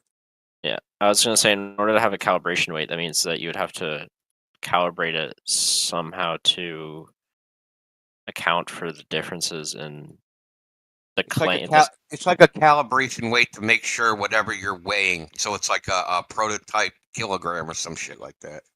Yeah, but the prototype kilogram's weight would be subjective to where it is on Earth. So how do you be able to calibrate something if this is dependent on the weight changing?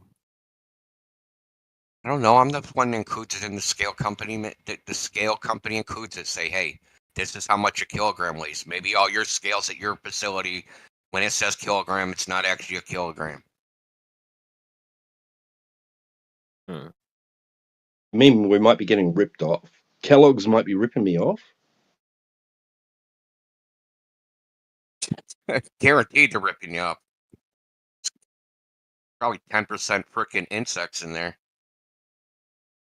Oh, that's the standard, isn't it? Yeah, you will eat bugs. They're gonna get into it slowly. They just keep charging the same amount and then lower the portions. It's like, gosh, what is it that we swear it used to be? I think it was orange juice. It used to be like a gallon. Now they got these like different sizes. There's so many examples of that. Where the thing just gets smaller, like spices. Yeah, spices used to get like this big container for like $2. Now it's like the little tiny ones for. I could go on and on. Yo, I almost never eat at McDonald's, and like 2 days ago, I got one of the Egg McMuffin meals. So it's like a hash brown coffee and an Egg McMuffin. It cost me $8, dude. I almost shit my You son of a bitch! You're freaking you're fraternizing with the enemy, man. Their coffee's whack, man.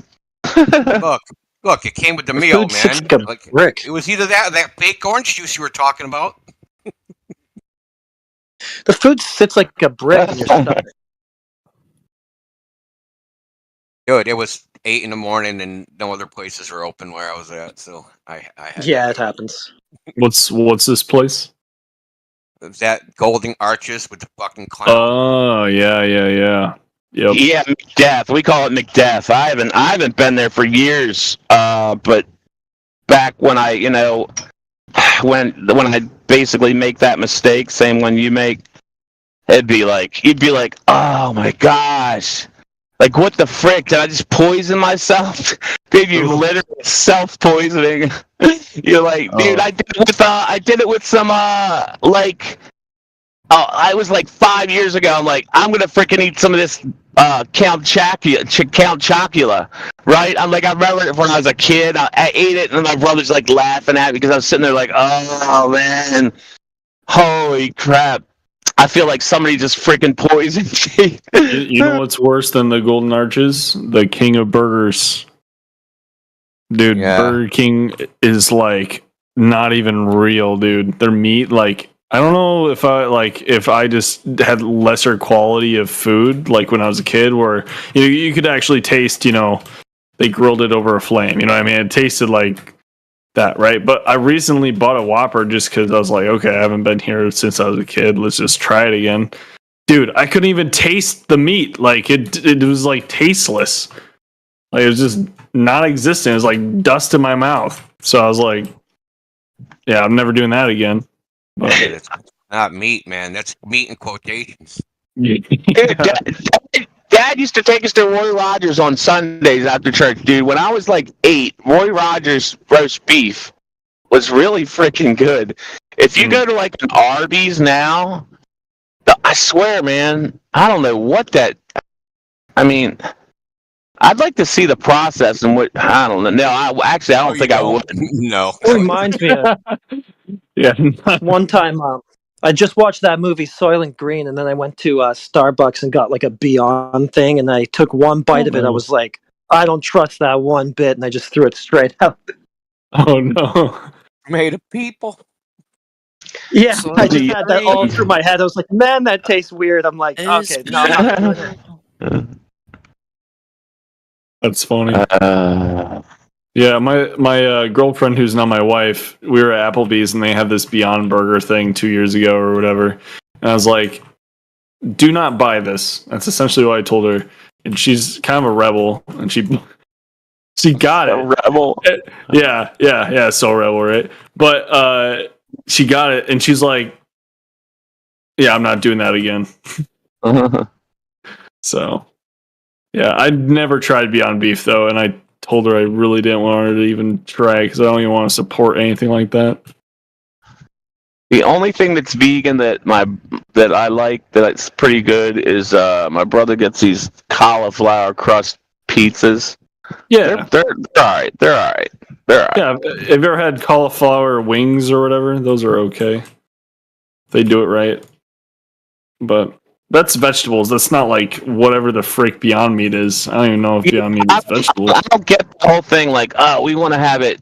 Like, dude, if you're a vegan, then why do you want stuff that tastes like meat? Like the trick, like, yeah, just go full on. Like, hey, if you're gonna be a vegan, just be like, It's like almost like trying to imitate the taste of human meat to vegans. Like, what are you trying to do here? People that drink non-alcoholic beer, like, what is the point of that? Why would you do that?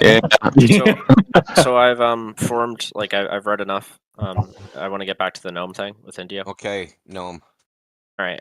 Oh shit. All right. So I'm seeing a lot of air pressure and like density and temperature of the air. Yeah. Are we assuming that these values were taken outside, and not in like an air-conditioned, like controlled climate room? If they're trying to be as close. Well, Foucault is the one that actually went and got the altitudes and the air pressure that did not come from Kern. He went and he found the dates and went to each individual place and got that data himself. So he went to Antarctica? I thought you weren't allowed to go there. No, he took their data. Right, so we have weather stations all over the world, especially in Nairobi or what, I think that was one of the places they did it.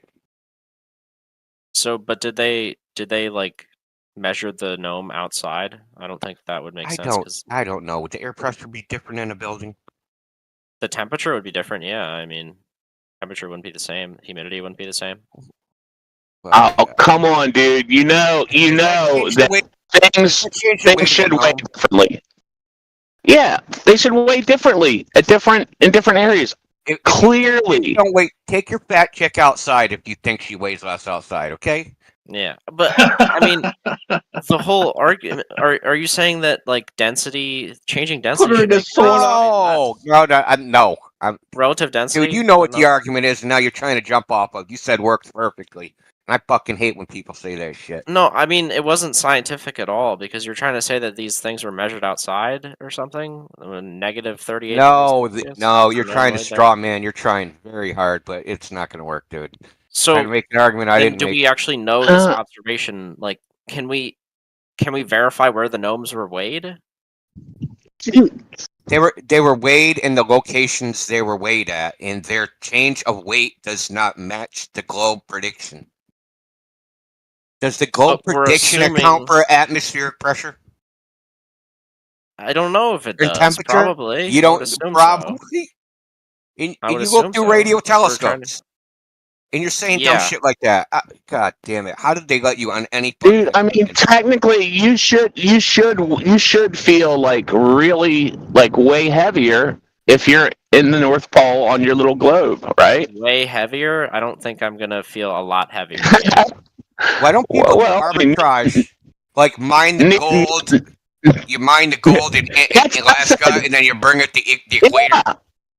That's what I'm saying. No, you'd have to do it opposite, right? Yeah, you would mine at the equator and then bring it to Alaska, and it would weigh more, right? Oh yeah, you gotta do arbitrage to be stop going from the equator to the. Yeah, there'd be planes. Yeah, there's stuff that's more valuable than gold. There's like other things, like I'm gonna take my plutonium from here to here and make a killing. But so in Kenya, the air density was like 4%. I'm not making less. any argument Hold about on, density, please. dude. Okay, I'm not trying to make argument about density. I'm trying to. Not my argument. No, I'm not trying to. Yeah, I'm not trying to make an argument about density. I'm trying to use the values that are provided in the spreadsheet. All right. Please. My paradigm is being freaking. In Kenya, the air density was 0.96 kilograms per cubic meter, which is almost the same as Antarctica, so same weight of air, but yet there was like a 2.3 gram difference in the weight. Okay. Yeah, and so how is that explained? Were they taken in? We don't know where these variation in weight. Look, I don't have to explain shit, bro. What is with you in these explanations, dude? You're out of your cotton picking mind. Dude, maybe the spin of the Earth was down that day. Maybe it was just down a little bit that day. Yeah. And the gnome wasn't thrown off. It wasn't thrown off as much, and he weighed a little bit more that day. The sun wasn't pulling on it as much, and it just wasn't spinning as fast. Let me ask you this, trigonometry man. If you have an explanation for something, and then there is not an alternative explanation, is your explanation just automatically right forever? I'm trying to question this observation. Why are we going on to this? Because I'm trying to figure out like what your metaphysical worldview is, whether I'm just wasting my time. Oh my god. Okay, so repeat your whatever you want, answer for me. I know the pressure and altitude, that's just like extemporaneous information. So then why is it even in there? I don't know. Dude, fucking ass who kit word. He added it. He took the time to do it. What if he fucking added like how many fucking tons of pickles were consumed in the city that day? It's extemporaneous information, doesn't mean anything. Has nothing to do with anything. I think he included the altitude so that nobody could go, it's because of the changes in altitude and they're further away from the core of the Earth, so gravity was less. I think he included that for that. But air pressure, I don't know why he included that. I think if I remember the video right, I haven't watched it in years. I think he included it because he was trying to figure out if there was a correlation with air pressure, and it turned out there's not.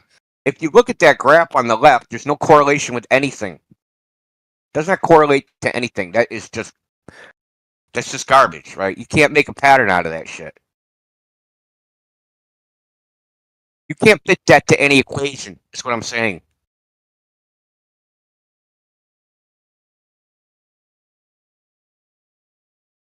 I'm still looking for the NASA calculation. Is this included in here? Like the calculations lead into the wrong yeah, it weights? should be included if you have a graph there, right, in Google Sheets, then you have how that graph was created and the data that went into it.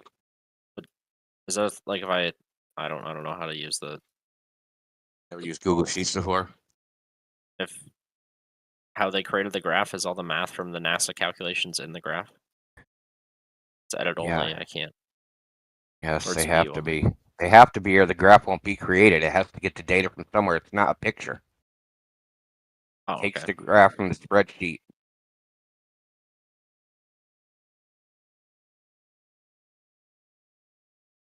He's struggling. He's struggling to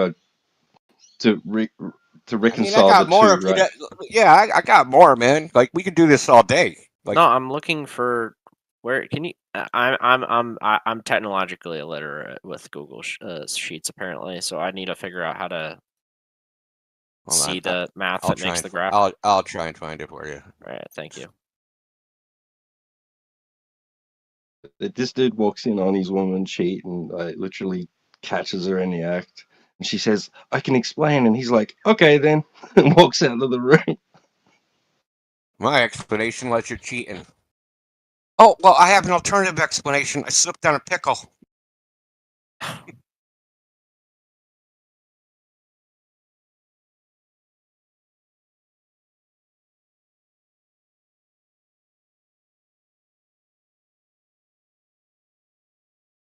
The math checks out. Yeah, she broke out the calculator. She was like, look, I can prove it. Yo, I'll be spanking my meat to Muhammad, bro.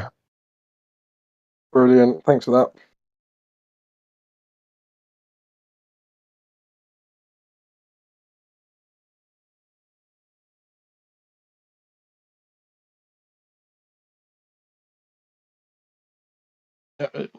Okay, so hold on, dude. The data for the graph is the little spreadsheet that's right up above it on the left. Little spreadsheet right up. It's the variation by latitude. Did that Trump guy go? Because I was just going to ban him. Who, Talon? Oh, someone just came in and said he spanks his meat to Islam or something. He left. All right, fine. Already gone, man. You fast. This doesn't look like it would include the variables necessary for you to make that graph. This is Which variables are those? if we're trying to disprove like gravity, so using gravitational constant and everything to like see the weight of objects on Earth, you would have that constant in here somewhere, which I can't see at all. I just want to know that the math is correct. I'm not like if we want to look at this observation, then I want to know as much about it as possible, right? I mean, Take your time, man. Why don't you ask ChatGPT to calculate it for you? all right, go to AI. Is the I guess sure. No, I was kidding. Funny how like ChatGPT will tell you a certain answer and then you challenge it and then it goes, "Oh, actually, turns out I was wrong," and you're like, "Well, yeah." Why did you give me that answer then, bro?" Heretic. I love the new name.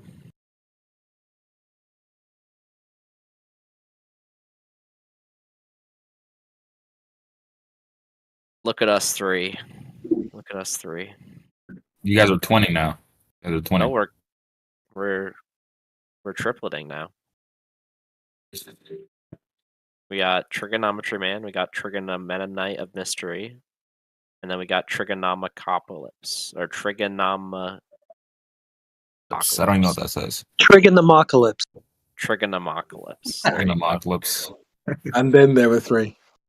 And then there were three. To complete the three angles required to unite the triangle. But we all have to be straight. We either all have to be straight or we all have to be bent.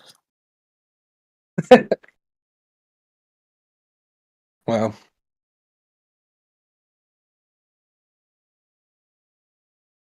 Matt. Well, let me see real quick where you got.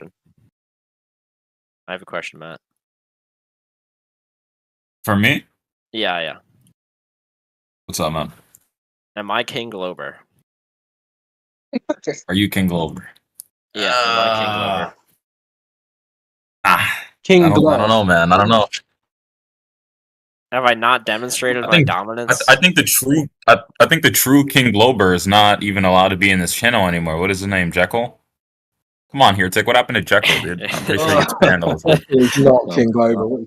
Jekyll is truly King Glober, guys. He's truly. I don't think trigonometry. You probably weren't here when Jekyll was around here, but he gets. I think he's like banned from the server, like completely. From this VC, at least. He's not banned from the I'm pretty VC, sure he but- is. Every time he tries to join, he says he gets banned.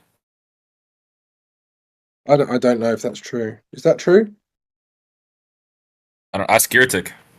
He just isn't allowed here. I'm pretty sure. To be fair, he did go from being reasonable in his earlier days to just becoming a nut merchant. Like later But on. yeah, I think he's King Glober. I don't know. I don't think so. It's just his approach is perfect. It's because like when you're in here enough, you get experience and you just know exactly how to tackle what people say. Well, no, you don't. You And just end up saying You nut get more a lot. sarcastic over time as well. Well, because you bring up shit arguments and they get destroyed, so you find out you basically start. What coping arguments with get destroyed? I mean, you just made the assertion that you just like cope with it because you get more sarcastic. So do you want to start there? That wasn't a good. Well, I mean, the more you're here, the more you start to realize people aren't going to change worldviews. So it's just like you're going to get more sarcastic. What are you here to change your worldview? Am I here to change my worldview? No. Well, then don't be a hypocrite. Why are you here? Well, I mean, I have the correct worldview as long as Right. it's like, So that's again, you're being a hypocrite. oh, but you guys were the ones supposed to change worldviews because it's wrong, and we're trying to get you to understand that. But I understood even Right. you guys making claims that this is trigonometry man. shape. This is not what Yo, trigonometry man. We had a nice conversation earlier, right? Do you not realize how Matt's being a massive hypocrite right now? I would say that that's a little hypocritical, Matt. Fantastic, thank you. Okay, let's break it down, right? So obviously the Earth is a globe, and they don't believe that. And at first, what you do is you try to actually explain this to these guys, but then you start to realize there's a little dishonesty there. They know this is inexplainable, and they don't actually question themselves about it. They just say, "Nuh-uh." So then you realize, okay, these guys are going to change worldviews if they're wrong. They just want to believe this stuff. That's not being hypocritical, is it? Again, the issue you have there is that we believe that you have the wrong worldview, and we think you're saying nah, right? So just because you're asserting and assuming that you already have the correct worldview, therefore anyone disagreeing with you must be wrong, doesn't mean that that's actually true. It's just your opinion, bro. The other issue you have, the other issue you have with that is, I used to think I was on a spinning water ball in space, so I was in your shoes. I thought I had the right worldview until I looked into things, and then I realized I was lied to. Yeah. You were exposed to a different set of arguments. When you notice dishonesty and people not being able to explain the inexplainable, that's just dishonesty. Come on, it's dishonesty. It is. You're just speaking from the assertion that your worldview is correct, which is the thing in contention. Yeah, Earth You is can globe, bring up Earth, something therefore very Earth is specific, globe. that you guys are dishonest about. Not even just Earth the is Earth, globe, not even therefore just Earth is this or globe. this. Something You can do very better than that, Matt. Come on. Yeah, come on, dude. You've even got glurfs. Like King Glober here is telling you you're cringe. So come on. He's not King Glober. I am. Yeah, he is telling you you're cringe. Michael though. was King Glober. I'm the one doing the rankings around here. Okay. Yeah, but you're still cringe. Like that's the I point. know who's not. But what I'm trying to say is when I was talking at trigonometry, man, when I was talking about the moon and how it's inexplainable, they kept doing the thing with the sixes and they kept being dishonest. When you're being dishonest because you can't explain your worldview, it's collapsing, man. You got to be honest and say I can explain this, not just like try to like slither your way out of this when you know you can't. If either you're Don't honest or you're not. explain If shit. someone is not honest about their worldview, they're just genuinely not wanting to believe it. It's not a matter of fact. It's not a matter of falsehood. So why are you being disingenuous, Linda?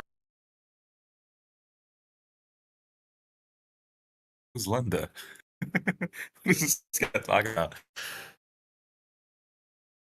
Get down off your high horse, dude.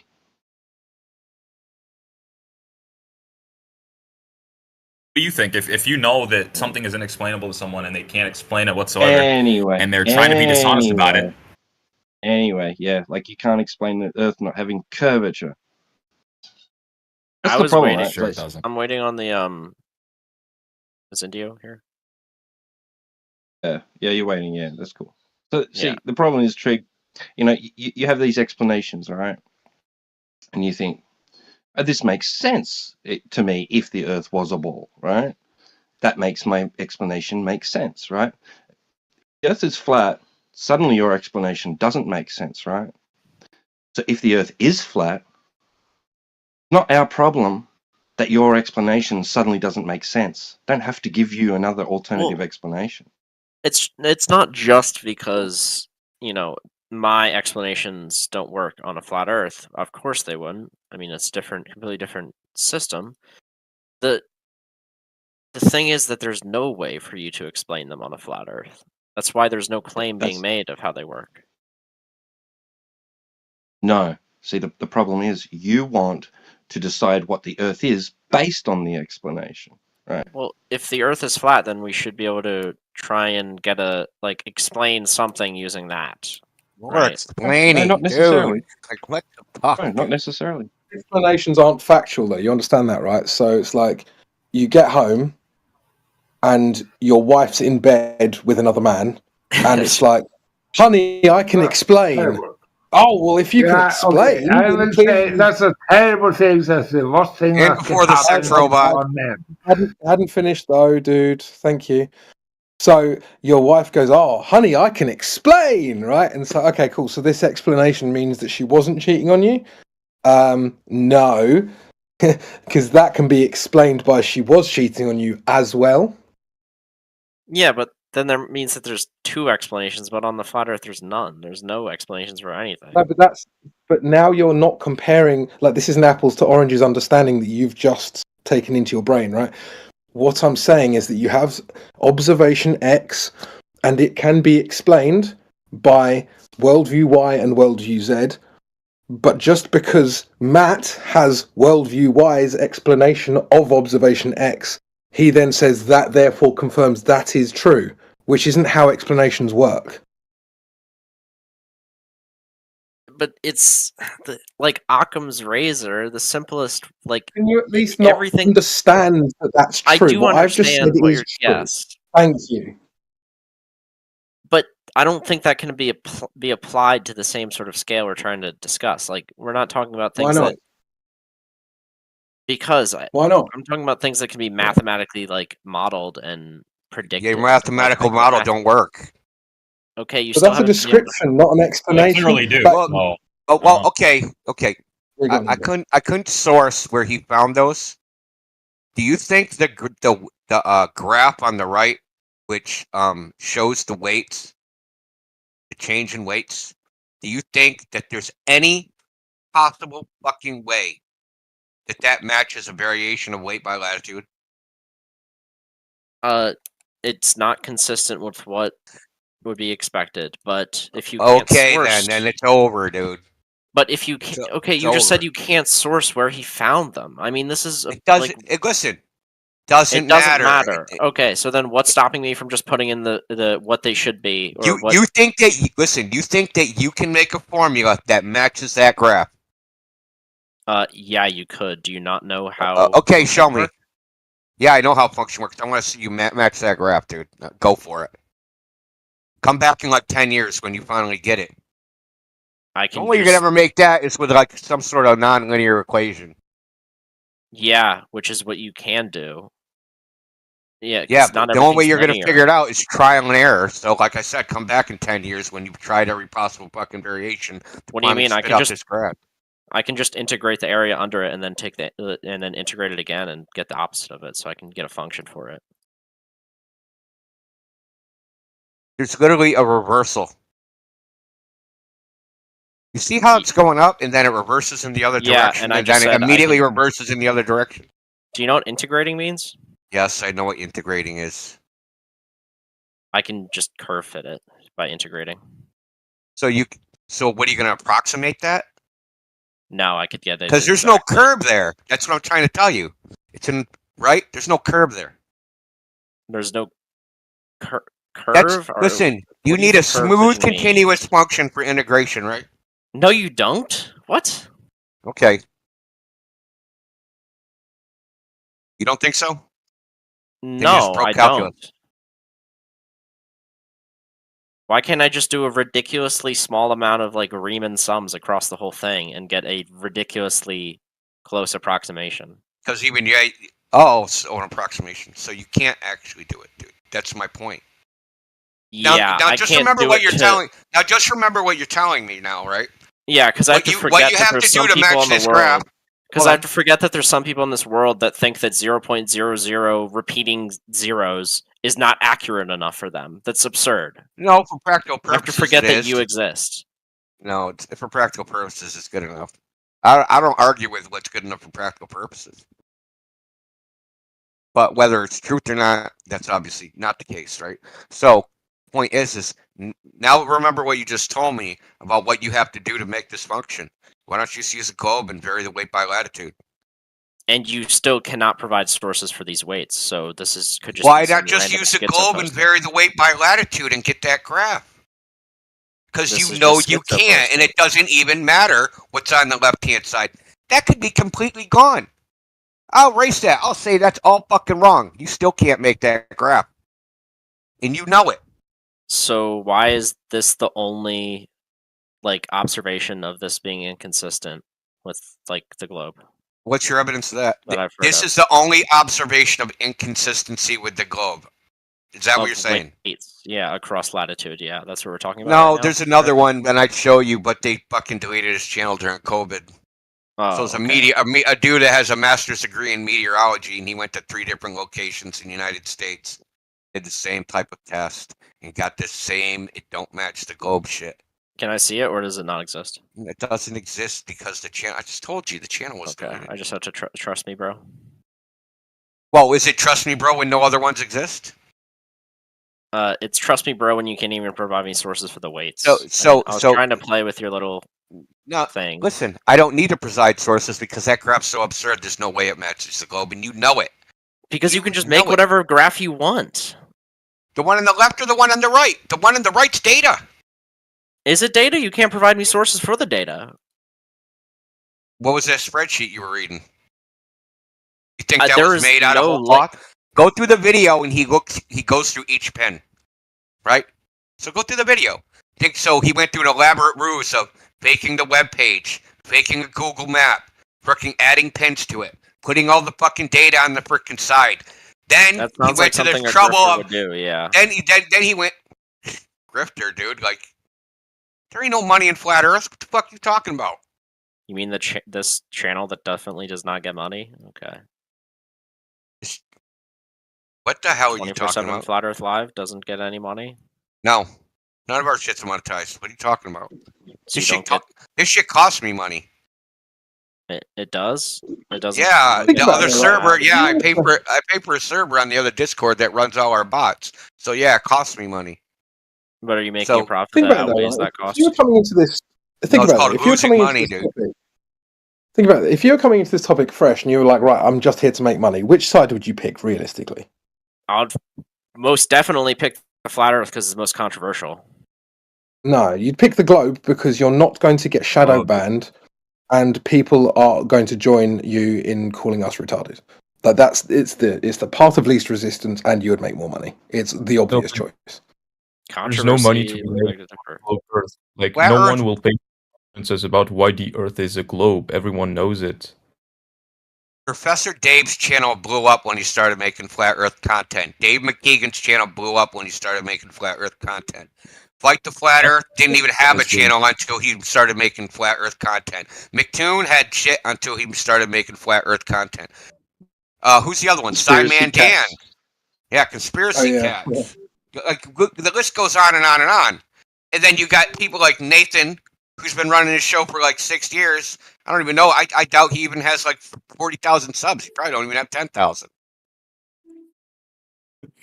Yeah, I mean, yeah, like Doesn't he have a Professor Dave did Patreon? blow Doesn't he up have a- when he Doesn't sorry, Nathan he has Oakley a have a Patreon. Yeah, he Patreon? makes money. He makes money.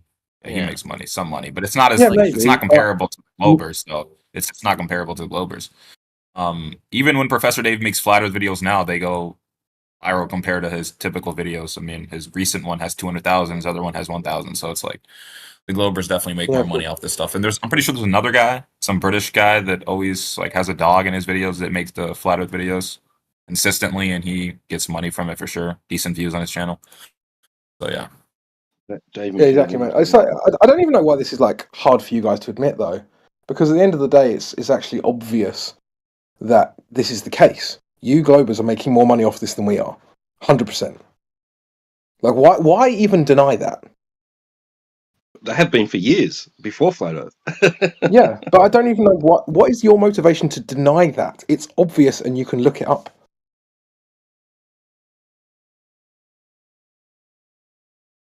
Well, I mean, I know what the motivation is, because you want to call us all grifters, and you want to make accusations to Indio that he's making money, and that's the only reason he believes it and all the rest. I get that.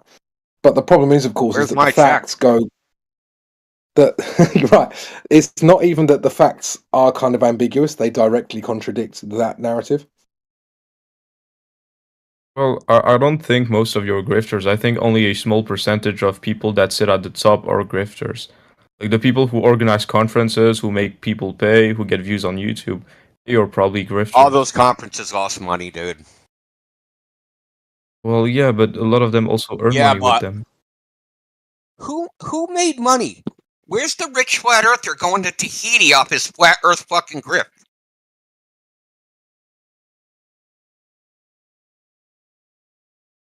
And don't say Dave Weiss, because Dave Weiss was already rich before he even did flat earth. So no one has. I was going to say that, India. I was going to say that, India. I was going to say Dave Weiss was already a businessman.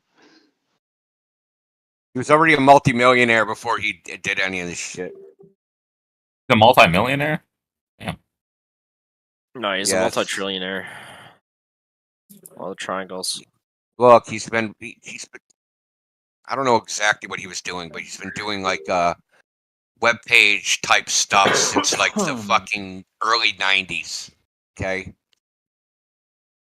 Do that for 30 years. Through the 90s, through the 90s, 2000s, 2010s, you're going to have a multi-million-dollar business. Because a lot of businesses weren't even on the internet for a while, right? The internet blew up. And from my information, for what I know, could be wrong, that he sold this business for multiple millions of dollars. And no wonder Professor Dave was asking for that coin, right? At the end of the debate. Yeah, he's probably got more money than Professor Dave, and I think Professor Dave makes probably like $12,000 a month or in that range.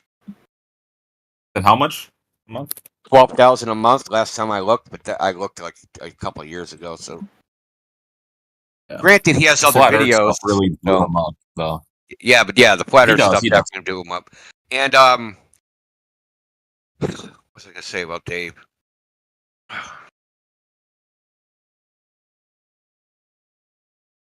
So, in case people don't realize, does anybody know how Mark Cuban got rich?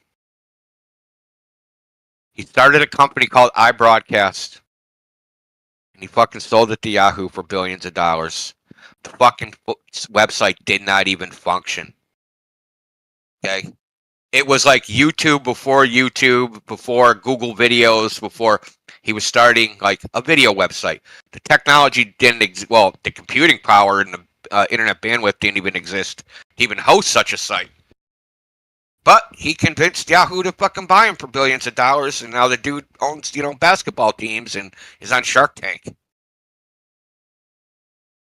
You know what I find really interesting, though, is that you'll point out this thing where it's like, oh yeah, by the way, you guys have all this money, and we don't. And then eventually, when you get to that stage of them admitting that that's true, they then turn it on you and say, oh, well, you know, you shouldn't, like, it's not my fault that you guys don't make any money, blah, blah, blah. And you just think, well, but your original claim was that we're grifting because of the money. And now when that's shown to be wrong, you don't just admit, oh shit, I made that up. I was wrong. It then gets turned as an attack again. You think, well, at what point does this become an honest conversation? Can't be, because they're here for, propaganda reasons. They're not really here to discern truth. Of course, yeah, but I am actively pointing that out. Well, they're shameless, so you can't shame them into stopping. Oh yeah, it doesn't matter what they think. I'm pointing it out. I'm pointing it out to the listener, basically. Yeah, I think that needs to be done too, especially for the worst of the worst.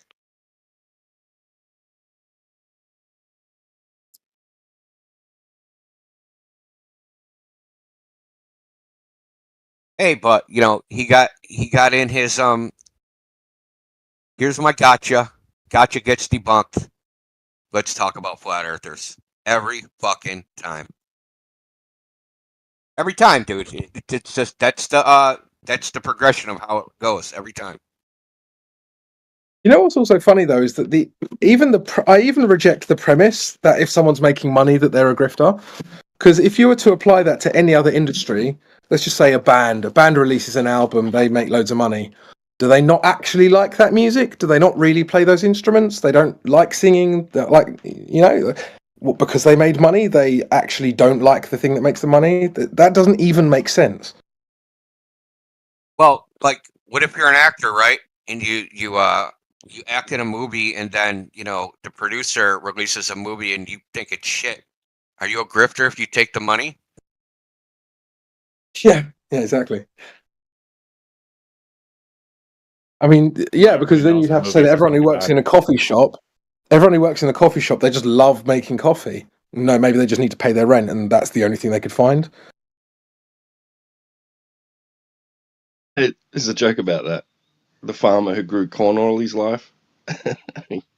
He gets to heaven, and God says, "Yeah, we've been waiting for you. We've got the job just for you up here." And the clouds roll back, and there's just this field of corn, and he goes, "But I just spent all my life doing that, right?" And he's like, "How do you think we know what you liked doing?" Oh, yeah, dude, that's. I think he ended up in hell. Yeah. Exactly. So, I mean, all of these things the premise on its face is ridiculous, but then you're forced to deal with it through a bunch of sophistry. It's really, really annoying.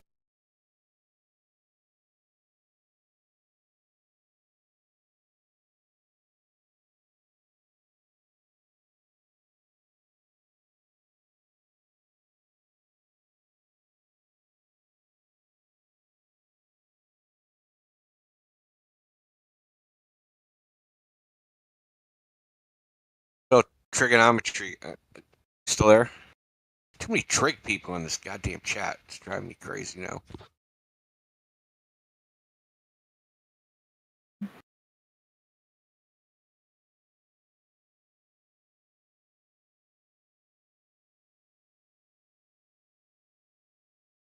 Dude, I'll let you off the hook for the gnome.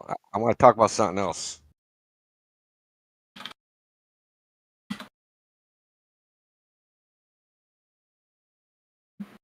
I was just gonna say flat Earth is like an industry for the Glovers. Oh, McToon is on Twitter begging freaking. So, a while back, probably like 2 months ago, they were trying to arrange a debate between Witsit and Professor Dave. So, Fight the Flat Earth got involved, told Professor Dave in a DM, Witsit said he's not doing it unless it's on my channel, and then tells Witsit, Professor Dave said he isn't doing it unless it's on my channel. He's trying to, collect the super chats like a little scumbag he is.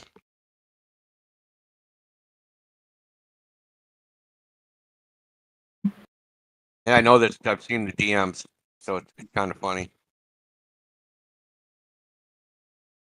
And McCune threw his hat into the ring now that Witchett's been on InfoWars and, spamming. He actually had to block because McCune was like, debate me, make me famous too.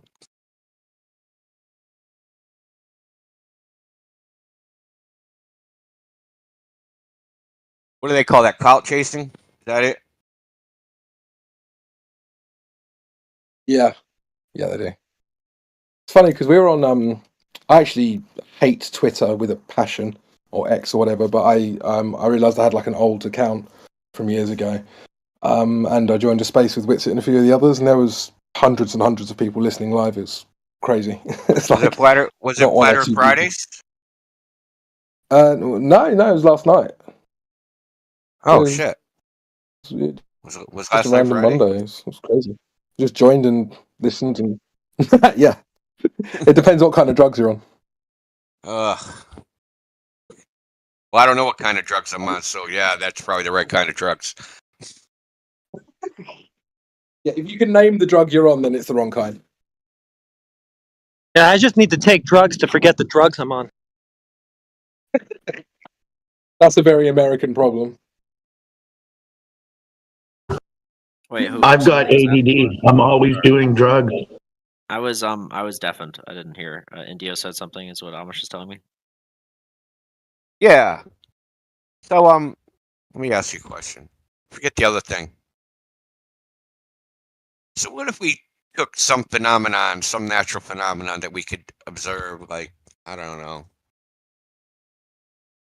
I don't know if you guys know, but I've got ADHD, always doing hard drugs. How about the moon? The orbit of the moon is a natural phenomenon. Moon up too. Yeah, I've never seen the moon orbit. Sorry, I don't know where you're seeing that natural phenomenon. Have you seen it You don't orbit? see the moon. You don't see the moon go up in the sky and then back down to the horizon and disappear. Moon is Yeah, that doesn't imply an orbit. That's what orbits. What's what an orbit is. That's what you're seeing. So when I see a plane take off, on the horizon and then sit on the other horizon, it's orbiting the Earth. No. It's the same Well, observation. You just said because you just Same- again you just kind it's of the same observation. you just answered your own question. You said you saw a plane take off. Do you see the moon take off, Indio? I see it come. Yeah, I see it Wait take a off. minute. You see it. You see the moon take off from the horizon. You think the moon is actually physically on It the horizon? appears on the horizon, goes across the sky, and then goes to the other horizon and disappears. Not even claimed to be going in the way that we observe it going. Yeah, clouds do that. Did you know that clouds actually orbit the Earth? Did you know that? Yeah, I heard that. Do you think clouds are orbiting, or are they becoming rain and falling back to the ground? Oh, I think that your argument necessitates them orbiting, yeah. What? I mean, again, if you guys want to conflate just being in the air to orbiting, then that's going to be a tougher claim for you guys to prove. That's your But observation. I can prove that the right. Isn't that literally your argument? You can prove through the moon observation, is the orbiting. moon is orbiting. Yeah. Okay. You know what's hilarious? That's how that works. Is that he literally made the argument. No, wait a sec. He literally made the argument that if I see the moon moving overhead, then it's orbiting, and then he accuses us of conflating the two.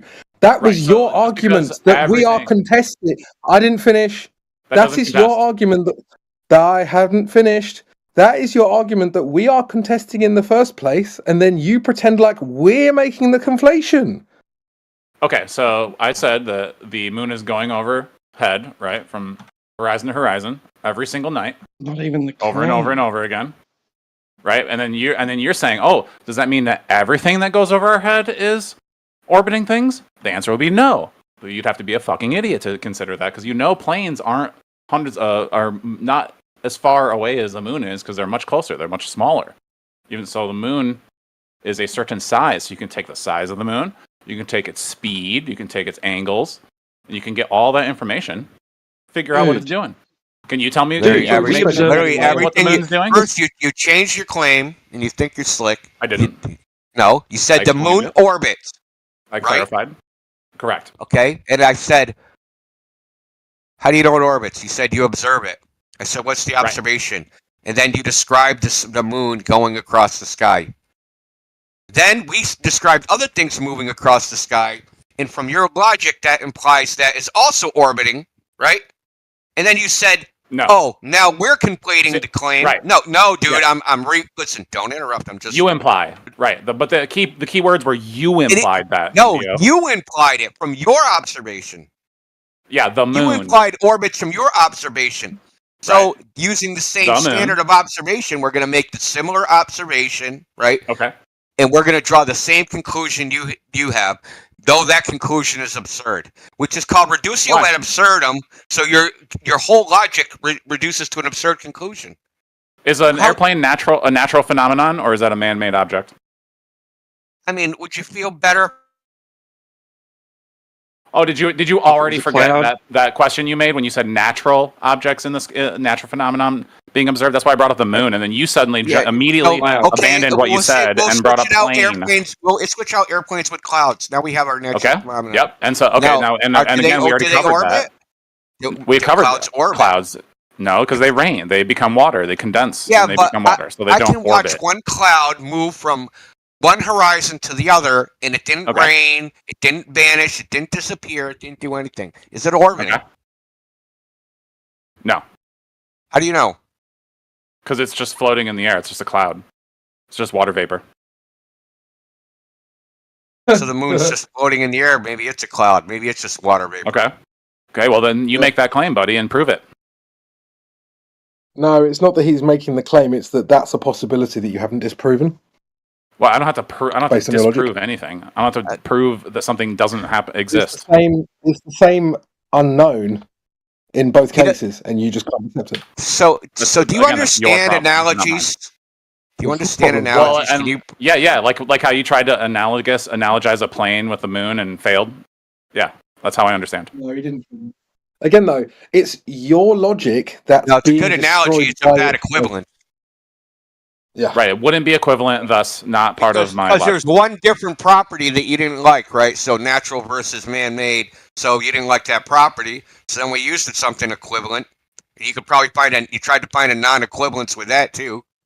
It's made of water. Right.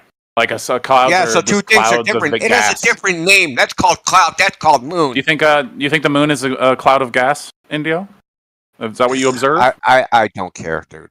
I really don't. Oh, now you don't care. So obviously that's a yes. So obviously, using your observations, you can tell the difference between a solid object like the moon and a cloud. So we're getting somewhere. That's good.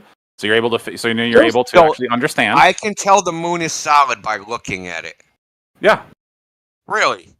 Yeah. You don't think that perfect circle is a fucking ever changes? Do you think that perfect circle around the globe is ever changes there, buddy? So your feeling or your subjective impression, that's you can tell. A solid object in the sky, sure. Yeah, that's solid. Yeah, you can just look at it with a telescope and see that it's made of solid. It's got craters on it. You can see solid. That's amazing, dude. You can see a solid crater on the solid surface because it's it's not. Yeah, so if you just keep saying that words, if you qualify every word you say with solid, it makes it more true. Yeah, exactly. You define solid by its characteristics. Can see the absence of mass. Yeah, but you just keep saying it as if that you saying the word solid is the evidence for it being solid. Go ahead and define solid for us, Indy. Made of a condensed matter. And what like how do you know when you're looking at something that's solid? You can't. Wait, you don't know if you can see a solid or a liquid or a gas in front of you? Yes, dude. What are you talking about? Okay, wait a minute. Yes, you can. You can tell the difference between a solid and a liquid, Indy. By looking at it. Right. You can look at a glass of water. Depends on the state, depends on the angle, depends on the lighting, depends on a lot of shit. I'll put a picture in the chat. I want to see what you can tell me what parts are liquid and what parts are solid. And what parts are gas? I want to get back to this orbit thing. This is crazy sophistry. So what in the GIF is solid and what is liquid? None of it, because the AI probably generated that shit. So tell me, what object do you see in that AI generated, none of that solid. Okay, so what object do you see in the picture? That's AI generated, none of that solid. Okay, so you think there's no solid objects in this picture? No, that image is AI generated. You think you're slick, you're not. Okay, wait a minute, hold on. I'm going to show you another picture. Okay, here's a cartoon of a object. What kind of object is that cartoon object? It's not an object. What the object in that picture is not an object? That's not a duck? No, that's look. This is not a duck. Are you saying you can't? Oh my God, this is almost childish. It's a representation of a duck, which is a solid object, but that is not a solid object. Yeah, but how did you know that that represents a solid object, Indy? Because I've seen ducks before. Okay, cool. And those are solid objects. How do you know a duck is a solid object, Indy? Because I've touched them before. Well, what about touching a solid object makes you think it's solid? Because my hand don't go through it. Oh. It's made of condensed matter. It's matter. Wait, it's matter. So you can't see through it. Condensed matter. So if you're not touching water before, is it always the same shape? Is it always the same shape when you're holding a solid, or does it change shapes when you hold it and touch it? Oh, that depends on. This is hypertension. It depends on its malleability, right? I mean, some things are gooey or soft, or depends upon what it's made out of. Where are you going with this? So when does something become so malleable it's no longer solid? Well, that depends on a lot of factors. So if it was glass, it would depend on the temperature. Even though glass will flow even at room temperature, it just flows very slowly, right? So it depends on the structure of it. All right, cool. So it's like rubber bands. You can make a rubber band ball, or right. So okay, cool. So we all agree that we can look at something and tell if it's a solid. No. I said touch, dude. Good try though. It almost worked. Wait, so you still don't know the difference. So you still can't tell the difference between a solid. Slick, bitch. You're not that. I mean, you literally just admitted that you can tell the difference between a solid and a liquid, and what an object is by touching it. You just said it by touching it.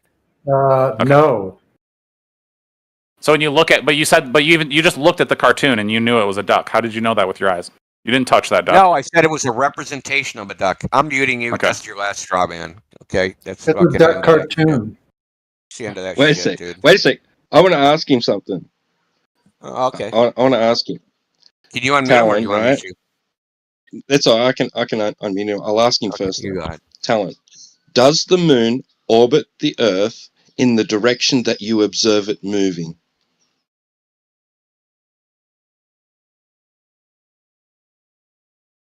Say that again for me, please. Does the moon orbit the Earth in the direction that you observe it moving? Yeah. That would make sense, wouldn't it? It's going somewhere, right? What is that supposed to, like, what kind of gotcha question is that supposed to be? Is that supposed to be a gotcha question? You said that you can tell it's orbiting the Earth by observing it moving across the sky. Yeah, how else would you figure it out? We observe it moving out there and touch it from east. We observe it moving from east to west, but you have to point at it if you follow the paradigm, right? And say, well, it's not actually moving that way; it's going the other way. What the fuck? Wait, I didn't say that. You have to if you follow the paradigm, the narrative. Yeah, you do. The model. He doesn't know what it is. You have to. What narrative are you? What narrative are you talking about? We just agreed that he doesn't know that the moon's actually orbiting in the opposite direction of its motion according to the globe model. What does that even mean? Go ahead and explain it for us. Okay, so the Earth is rotating, but the moon is orbiting. But its orbit is so slow that the rotation of the Earth is slightly faster than the orbit. But the moon is actually orbiting in the opposite direction of what we see it move. Okay, so we're spinning, and then the moon is orbiting. Okay. Yeah, in your paradigm. So your observation actually doesn't indicate the orbit. No, it's just you can see both things, like because you're spinning and the moon's orbiting. Well, you thought the moon was orbiting when you saw it go from sunrise or from the horizon, but it's going the other way. It does. Well, it's going the other. Just because it goes, but it's going the other way. Circle, Indy. But it's going a circle. That's what orbiting is. Yeah, that's cool, but it's going the other way. No, it's going in a circle. Orbit. It's in an orbit, Indy. It's just going. It's not going anywhere, but in around and around. No, it's not going anywhere. It's not going anywhere. He doesn't know his own paradigm. You're saying it's going somewhere, but when I say it's orbiting, it's just a circle going around the Earth. If the Earth, regardless of whether or not the Earth is spinning itself, doesn't mean that the moon is just stationary on its own. It's still orbiting. It's caught in Earth's gravity. You got that from looking at it move across the sky. How else would you get measurements and calculations of the moon, Trig? You're not getting measurements, that's for sure. You're gonna run a tape measure 67,000 miles to the moon? No, because the moon isn't 67,000 67 miles. What? Wait, how many miles is it? You don't even know how far away it is, Talon. I don't memorize the exact distance of the moon, Trig. Would you want to say it? Yeah, I would. It depends on where it is in its orbit. I mean, it's gonna be around 380,000 kilometers or so on average. So, the range, but in the elliptic, and it's because you're saying the orbit is elliptical. So, between what ranges, like when it's closest to furthest? Or perihelion. Whatever. It's like 384,000 kilometers or so. So that's pretty far. Yeah, I know. All right, cool. So 380,000. You're gonna run a tape measure that way, or are we gonna observe the moon and then use those observations to determine its orbit, size, density, all kinds of stuff, just by looking at it? Observations aren't measurement. Observations are not measurements. Observing the moon in the sky, Not by themselves. Not by themselves. Observing the moon in the sky doesn't determine what you're standing on. What does a range finder observe? Anybody know? Parallax angles. Parallax angles. Distance. Distance. Yes. I liked using my rangefinder whenever I had to make a range card. Yeah, there you go. So that's an observation. That's just a measurement. There you go. Right there. Depends on what sort of rangefinder you're using. I would have went on the fact that you could Eyeball didn't recognize the distance. The rangefinder told me what the distance was. I'm just black swanning this idea that there's no measurements that are observations. So obviously, if there's a measurement that if you can measure something through just an observation, then they obviously exist. I would say Not that by itself. Hold on. So I would say something like a coincidence rangefinder. You measure the change in angle across a known baseline of two optics. You have to move one of the optics. One is movable, the other isn't. And you swivel the optic over to where you can see both the objects at the same time, so they coincide with each other. That's measuring a change in angle, which correlates to a distance using trigonometry. So yeah, you don't have to physically measure, but if I use if I use a meter stick to measure something, I'm optically measuring it. Like I'm comparing it to something. That's a really good point. Actually, yeah, observing a ruler is an observation that you're measuring. Observing a ruler. You could consider a really basic observation, like saying that thing is taller than the other thing. You know, that I guess that could be considered a really rudimentary form of measurement, just by eyeballing it. Good point. Constructing dialogue. That's good. So now that we know that we can measure observation, we can measure things through just observing. The moon is obviously it's farther away, so it's more complicated to do the actual measurement, but you can do it. Tool. You're not going to measure. T-Dub didn't. You said we could. I thought we just said we could. Wait, T-Dub didn't agree to that. He just said, I suppose you could look at something and say that's taller than that. That's not a measurement. So you're not giving it values. You haven't given it values. So again, exactly. So like just ballparking it, we can't get specific values with just our eyeballs. Like we can't look at something and say that's 6.23 feet. Like we do not have that power. Our brains don't have that power. So we need instruments to tell us exactly how long something is compared to another thing. So when we've got those two heights, we need a measuring stick to measure the height of one and then measure the height of the other and use math to determine the difference in height. So that's an observation, some calculations, and measurements with tools, all in one thing, just to get the height of two objects.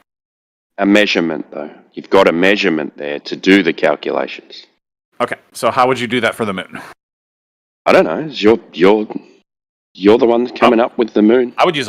It's easy for me. I just use the laser and the little mirror that they put on the moon. A little convex mirror to bounce a laser back. That's the worst example you could use. Wait, use that for the moon? Yeah. I have a better. You use that? You don't have to. But you can you can use, because you can still, you don't need, that's just to get it really exact, because like I said, you can get more accurate measurements using tools, and so I would use most accurate. I would use the best tool to accurately measure something. Do you use that? Hold on, I'll send the video in chat real quick. But if you just want use that talent. So if we want just a ballpark, I personally, what kind of question is that? I'm just talking Just about what said it is. I use. This is an experiment that anyone can I use. would use. I would use. I'm not physically talking about doing it. I'm saying I would Here you do go. that. Here you go. There Here's you a go. good. And so there's a way that you can do it even without just using camera. Yep. 2 people. Wait, what values have you got in there? Well, we can use it The to distance? presupposing miles. plotters too. We can do it both ways. Wait, what values have you got in there though? I got globe values, but I can bring it over to the flat Earth if you like. I can just have a linear distance. That's No, just do it. Just what values do you have there? Well, to account for the curvature of the Earth to know the baseline distance, right? Where'd you get that from? See, I'm not going to go into that because I said I could do it on a flat Earth as well. I can do it on a flat Earth if you like. How are you going to do that? I'll just not correct for curvature and have a straight line distance. So the distance between, what is it, like around New York and to Cali?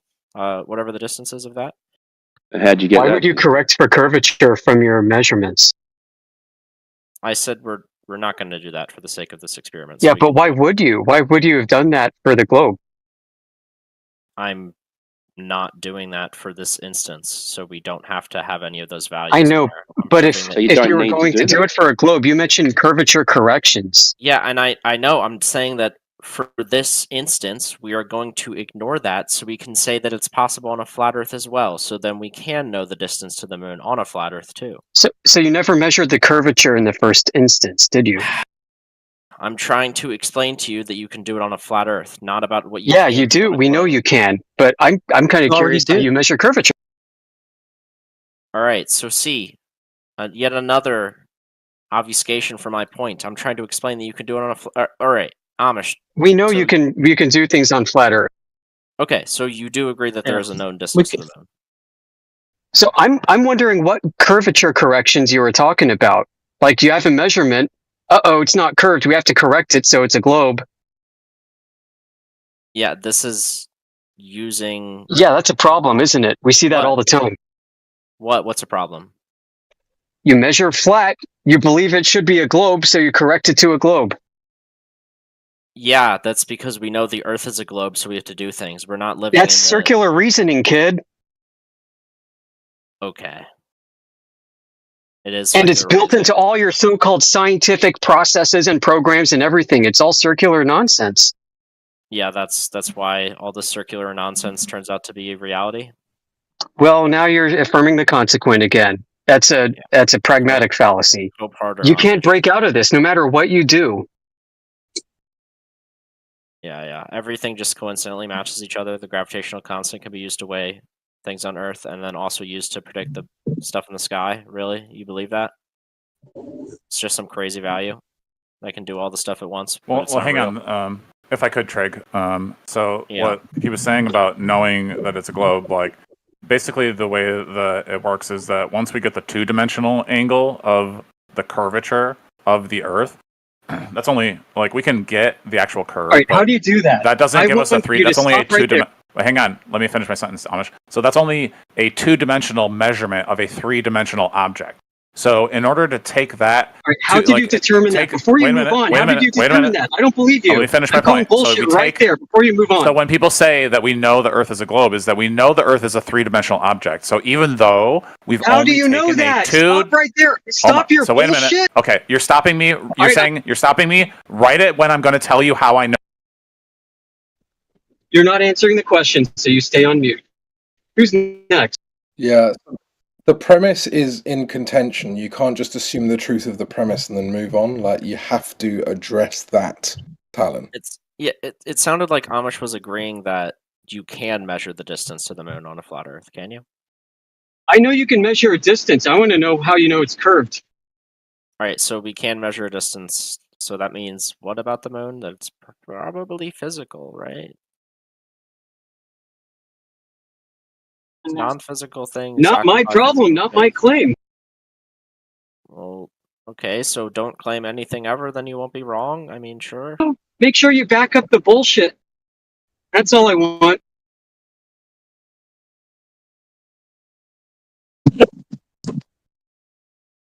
All right, you can just use the linear distance to calculate the distance. Yep, we know it's a linear distance. So how do you measure the curvature? I don't want a calculated curvature because you have to assume that Earth is curved to calculate it.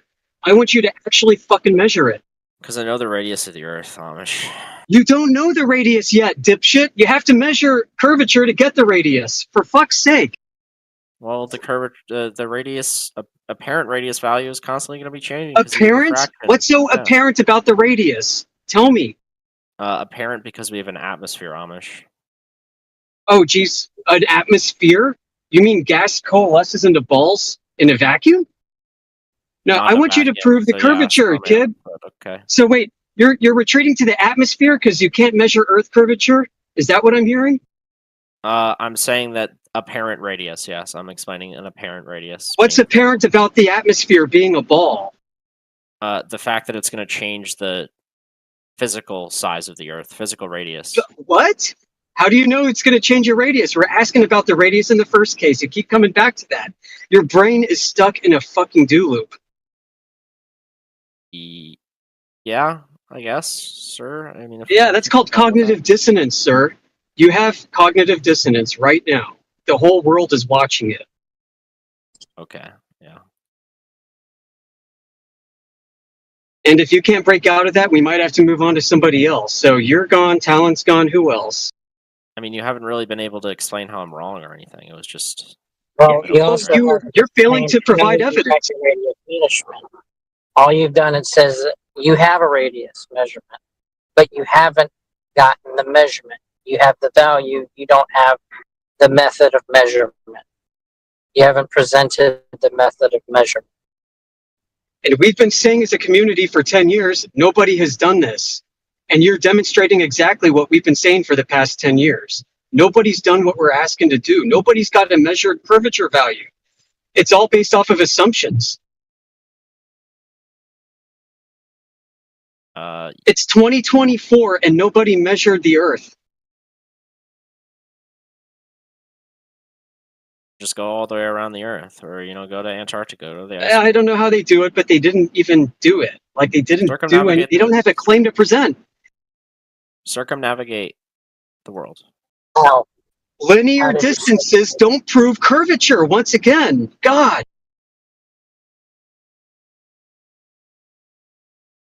See, because what is it that you're circumnavigating? What is the method that you're using to make your navigation? Flat Earth angles. Flat Earth angles. That is the most retarded thing I've ever heard. So you're using flat Earth angles. I know it's triggering. It is triggering. I'm sorry. I should have said it. No, can I use flat Earth angles, a baseline and an angle, to know the distance to Polaris? You can't use a curved angle. You can't use a curved baseline. Spherical trigonometry. How do you know it's a sphere in the first instance? You need an R value to use spherical trig, right? Yeah. Because that's your unit circle. Yeah, I know. Yeah, that's a problem. Yeah, you don't have a sphere. Only if you're a flat earther.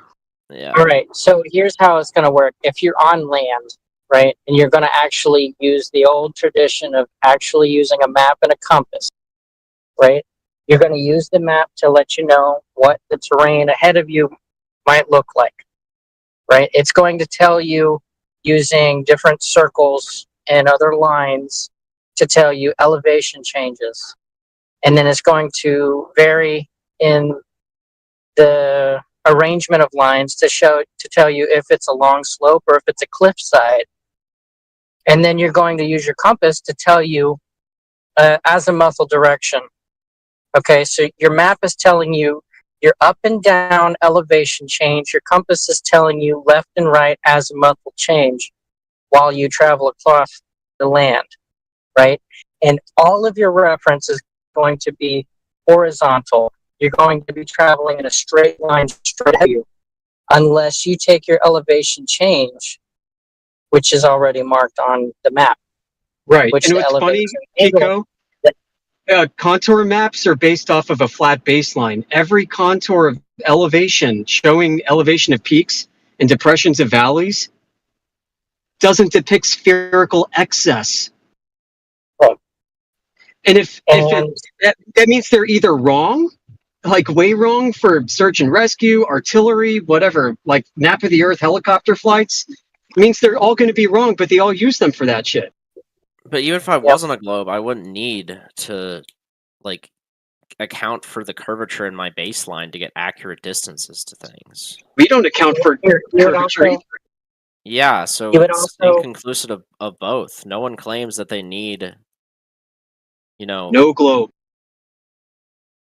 Okay, You so on a boat, but there's no on a boat, reason for me out to on the need. water, you're sitting on a level surface, right? The boat stays on top of the water. And every experience you've had of water, it has a level surface, right? Yeah, You have level waves, just you have means tides, down. okay, so it's a little bumpy.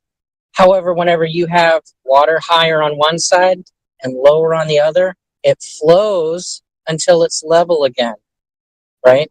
So again, your circumnavigation on a boat is based on a level horizontal plane. And if you're going to travel using compasses and the stars, you're still using horizontal baseline and you're identifying an elevation angle from the stars and your position, right? And then if you're using a plane to travel, the plane will have to fly level again, horizontal, and make corrections in altitude based on the terrain below it, or the wind that's projected ahead of it, or the wind that's happening with it right now in its moment in time. And then there's a sensor on it that measures the angle of attack while the plane is flying through the air, right? And what it's doing is telling the plane, hey, you're not getting enough airflow underneath the wing to keep you aloft, or there's too much, right? So it's going to tell the plane whether it's nose up or nose down. And how you calibrate this item is by making it level and horizontal, right? And then you Those are have not to the use a same thing. protractor. Those are not the same. You have to use a protractor to identify up until the sensor says, hey, you're going to stall, right? And then nose down. And then it's going to, it's calibrated off of its level. There's a process to calibrate it. Are you saying that the AOA would have to change in order if you're on a globe? What do you mean? Are you saying the AOA would have to change if you're on a globe, if you're on a plane? Constantly. Really? Why is that? Yes. Yeah, because you're thinking it's curved. So I'd have to be nose down all the time, really? No, it's nose up 3 degrees. It's similar to how a boat is nose up while it floats on the water and travels forward. If the nose is down, it's going to start submerging itself. Yeah. What happens, Kiko, if you're to lock the gimbal and the gyroscope? I've got a question.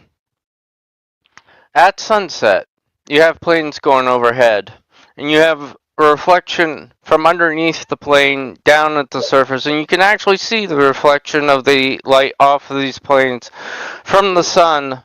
How do you explain that? Because you claim that the sun doesn't actually ever set, it just goes out of range. Yeah, we see in angles, I'll answer right? it. You can't answer. All right, fine, go ahead, Team Globe. You can answer his question. Oh, on a flat Earth, you can't answer it. That's my answer. You can't. We can make up some stuff though if you.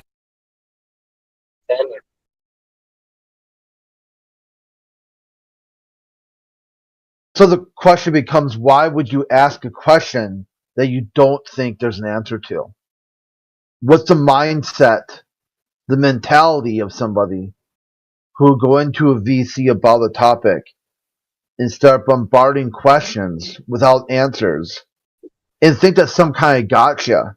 When some really good people in the globe, apparently, like Feynman had said, I would rather have questions without answers than answers that can't be questioned. That was a lot of words to say flat earthers don't have answers for anything. Why would you ask? Inside your worldview, if you think flat earthers can't answer or don't answer, or there is no answer, the next step is for you to explain why you would ask at all, even more so if you've asked the fourth, fifth, sixth, seventh, eighth time in consecutive days, weeks, months, and years. I don't know. I've been Maybe actually at this for a bit under 6 months now, so there's that in the universe. But well, yeah, if the I'm shoe trying to doesn't use fit. it. I'm trying to ask you this so you can question what you might believe to be true, which is that the Earth is actually flat when it is not. So present proof of curve rotation. I just gave you proof. No, it was a What? question. No, you You didn't. offered a question that you won't take any answer to, because to maintain your illusionary world, you can't get an answer. Because if you Okay. get an answer, that means the Earth is flat, and you refuse to accept that. So you're going. It doesn't matter what answer someone gives. Even if they just make random chicken sounds. That's why I was told on the Globe side anyway. When I used to go to Glober servers, I'd be like, "Hey, how many stars is Polaris?" You just see if the people knew the model that they tout so brazen. And some person would say, "Oh, it's 1 star." Anyone who thinks otherwise is a complete abject, mongoloid. Then you drop a link where it's 2 stars, 3 stars, maybe 5 stars, 6 stars. Then they're like, it doesn't matter.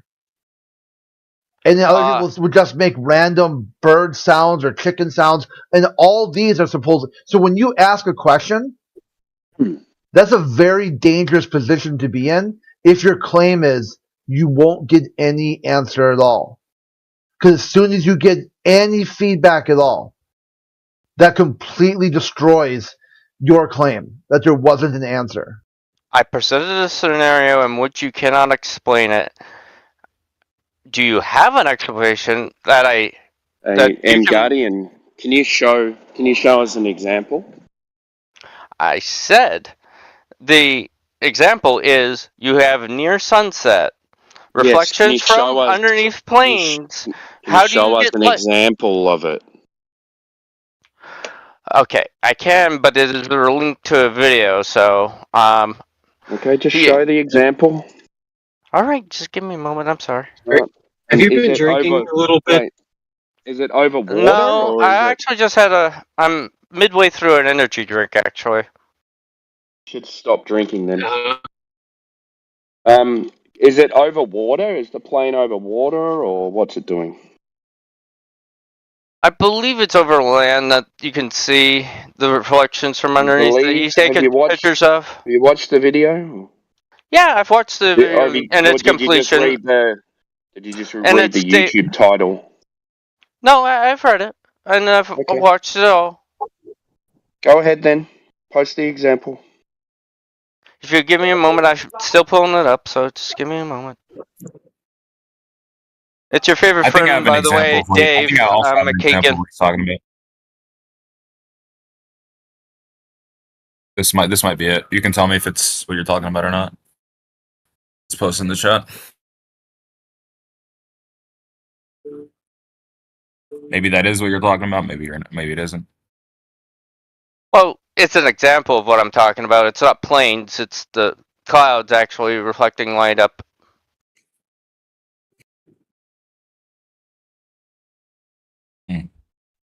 Sounds like the answer. Because on the flat, I'm pretty sure on the flat Earth claim would be that obviously a sunset is an optical effect. Same thing on a globe, basically. But the sun is never going down. It's just going away. So it's going away from you up, actually going down. It's not like burning people, right? So if it's converging to your vanishing line in the center of your field of vision, though. Yeah. So if the sun is going up and away, how is it illuminating the bottom of clouds? I think is a good question. Is it actually, and where does this happen? Does this happen over water, or is it illuminating the back of the cloud? Like, when you have clouds, you have clouds that have less density, where the light will shine through the cloud and look like it's illuminating the bottom of the cloud. Yeah? Would you agree to that? Yeah, I'm pretty sure. If it's over water, yes, it could be the reflection from the water. Of course. Yeah, that image is not over water. Not only. It's over land. I need to find a better image. I didn't say only water, did I? Did you listen to what I said or not? I said I only heard half of that. I'm sorry. Supposedly, Earth shine reflects off the moon during an eclipse, right? So you got to wonder how reflective the surface of Earth is, globe or flat. Just saying. Because we've had Globers in here saying that they've captured Earth shine during a solar eclipse, which shouldn't be possible on flat Earth. So it's like, okay, well, if you can capture Earth shine, it really shows how reflective Earth's surface is.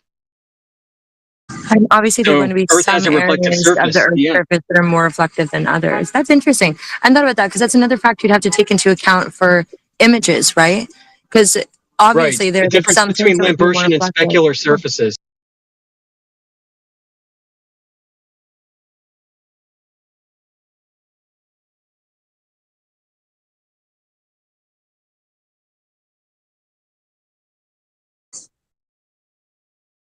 If no one's throwing anything in the bucket this split second, I just want to say sorry for dropping out earlier. I was in the woods and my phone died. I felt like I could have come off very rude, and I wanted to apologize for coming in kind of so hot in the beginning.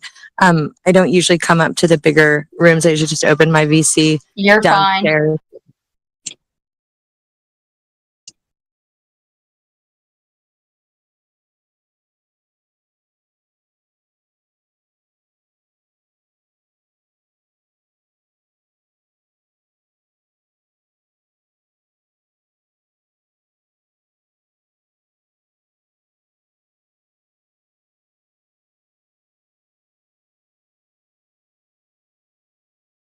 Could I try and toss something in the conversation if nobody else has got anything? Okay. Let's go watch your debunk video. No, not at all. It's just a thought. Very much like throwing mental spaghetti at the wall. Because, like I said, I was out in the woods, and I was I'm collecting a bunch of data on like a bunch of different like temperature readings and dew points and frost points and things like that. And it got me thinking, like when we talk about like the scientific method, we talk about making observations, and it kind of got me thinking that observations, I think sometimes people tend to think of them in terms of like they have a singular observation or even just like a couple, and there's this kind of like eureka moment of like, oh, I made an observation, now I have this idea, or I have this, prediction or this thought or this like explanatory power. But in actuality, to me, it feels more like we talk about observations. The idea is that you collect data, right? You just collect a body of data, you gather as much as you can, and then you reflect on it to try and see the patterns, and then come up with explanatory factors to help you, can project them into the future accurately and build productive models. I don't know. I just it was like a weird moment. I hadn't really like thought about the potential difference there and like how that could kind of have an impact on the way people think about it. But yeah. What?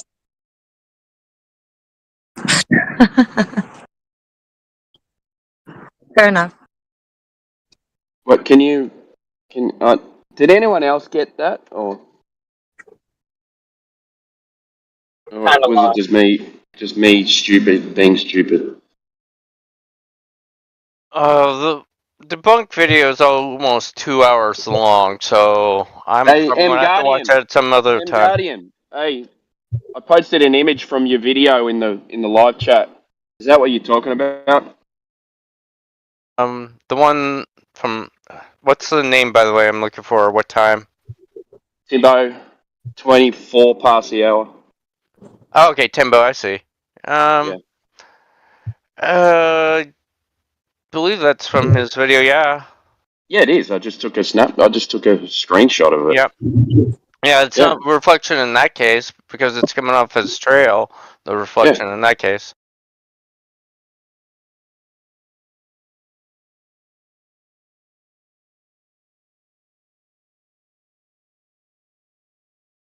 Hello, friends. Hi. I'm just curious. What's the percentage of people in the U.S. who still believe the Earth is flat? Do you guys have any idea? I thought the last time they checked, it was like 7% as of last year, about July. That was the last update I had. I'm a layman, so I don't know. 7. Oh my God! How would you know? Wow, that's incredible. fascinating. Yeah, I'd be curious to see how the methodology for getting that number. Yeah, like exactly. self-disclosure. Yeah, and again, most of the stuff in this realm is like hearsay, sort of like all sorts of cosmology ideas. So I'm not like pushing one or the other. I'm just saying like last July it was 7%, but that was just what somebody said in a different server that is focused on this topic. So what they do is they ask people like a question: "Are you a flat earther?" And then they use like statistics to parse it out for the whole population. So there is error. There's errors there. The sample size too. Yeah, plus the sample size. Yeah, and self-report is tricky because with something like this, like obviously, I'm sure some people might feel that since it's such a contrarian belief in popular opinion, people might be deterred from. No, I'm saying that like it's I don't mean that in a negative way. I'm saying that it's outside of the norm. So some people might be hesitant to like self-report that they do hold those and I beliefs. should have just said I have no effing idea because if it's anything like a health survey. Most people don't report if they have any body image issues. Like all I know is my history with eating disorders. Let's use that for example. 19% are unreported by males when it should be higher than females that have body conscious issues. So I should have just said I don't know. Yeah. If you're really interested in finding out an answer at least close to what you just asked, you need to go and find David Weiss's little app that you can pay for. And everybody has like a friend. You can access the little portion of it that says Friend Finder. And then everybody who has the app and has turned on their little Friend Finder thing, you can see the blimp on where that person lives. And then you can go and count all the blimps in the United States if you choose to. But then keep in mind that not every flat earther has downloaded his fucking thing. And not everyone who's downloaded the thing is going to be a fucking flat earther. It'll be a glober or whoever else decided. I can tell you in a mountain town of app. I've got the app, Yeah, but I we've don't all have had the history Friend with it. Finder. But this is perfect though. It's exactly what you should do, right? You acknowledge that. Let me finish. I'll finish my sentence. Yeah, one at a time, guys. Yeah. So I have the app, but I don't have the Friend Finder. So it's not really a good representation. I know a lot of people that have the app that don't have the Friend Finder. And I know a bunch of people that are in the U.S. and southern eastern states that are the opposite of Timbo. My apologies, Timbo, for interrupting. That did the Friend Finder and didn't. It was all, they were all kind of shit, and it was all disorganized anyway. So. But the reason I feel like this is actually what we should look at, right? We're acknowledging that no individual metric, no survey, no data point is going to accurately and perfectly, give us a description of the situation. So I feel like the best thing to do is going to be to look at like a variety of metrics, like a variety of different ways of kind of trying to calculate the number. And then using that to triangulate. Well, yeah, you're never going to get it, right? But the idea is to like try and get as close, as accurate as possible.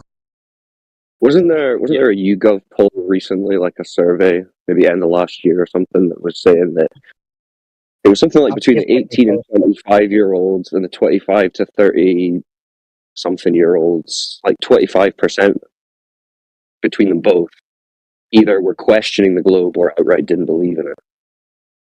And now you could look at that and say, well, it's a YouGov poll, these people are just answering to troll or whatever. Or you look at, like it's saying, a very significant number of the young population are questioning this globe story. So what do you guys think drives this? Do you think it's like conspiracy theory or religious belief? Fox Day? I think it's the lack of curvature. Yeah. Yeah, lack of curvature, lack of rotation. It was a everybody just calls me Fox. Yeah. Lack of I'm curvature, lack of rotation, lack of evidence of any of their claims. So that's you'd be why, a great data analytics person, but I just listened to Cyclone and Timbo. My bad. No, you're all right.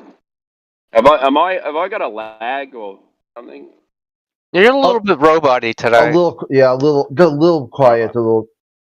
I'll mute. I can hear you all right, Timbo. Yeah, you're good. You're a little robot-y. That's all. Yeah, you're good. You're just a little not as good as normal, but yeah, you're still clear. You're definitely can hear what you're saying. Just a little tinny and a little quiet. All right, cool. That explains it. I'll stay on mute for a bit. So, Was it Fox who was talking there about the statistics? No, I think that was Reality Man. He's curious as to why flat earthers have outpaced atheism. Because really, all the flat earthers should also be atheists in his worldview. Really? Yeah, reality. Well, there's a lot of Christians who believe the world is a globe too. So yeah, that's what I'm saying. So a lot ago.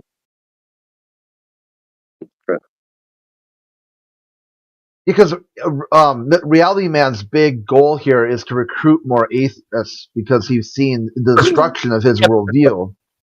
no, I'm not recruiting anyone. I don't have time for that.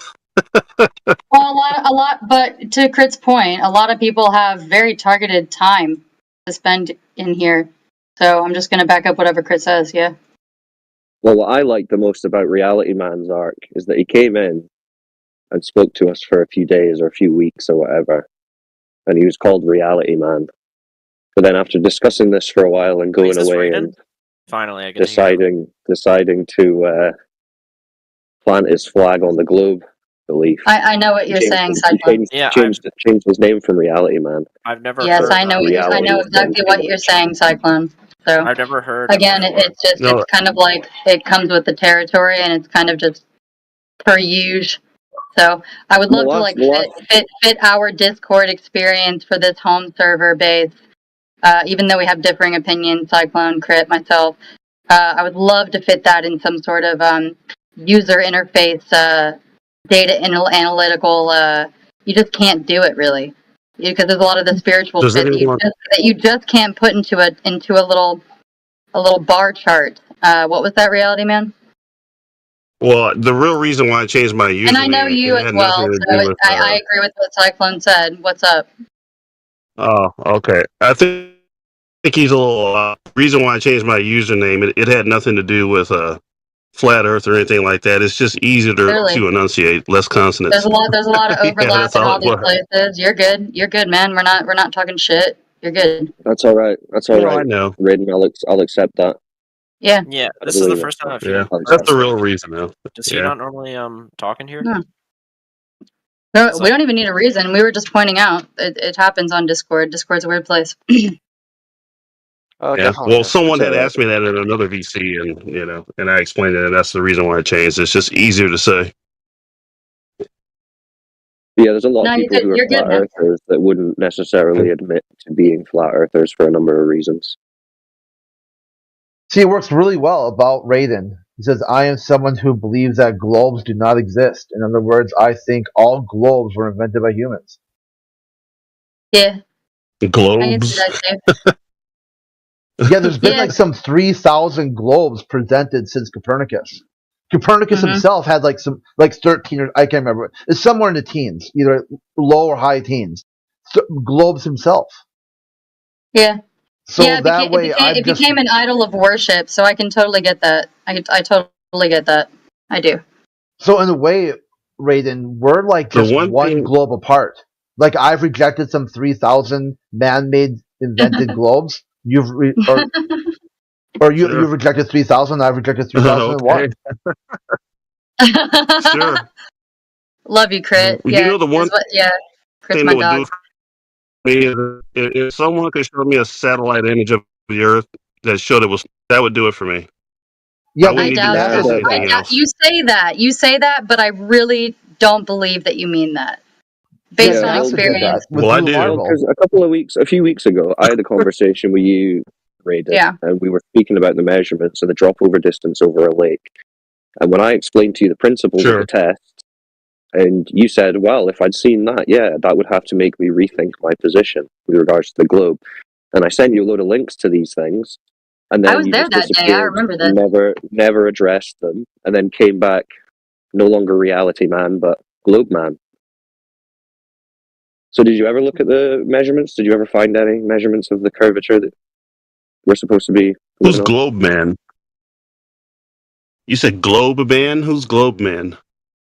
Yeah, I said you went from Reality Man to I believe in the Globe Man. It's a belief system that you have. No, my username is Raiden. Yeah, I don't care. I'm just. Oh, okay. But I sent you those observations. Oh, I got you. Observations.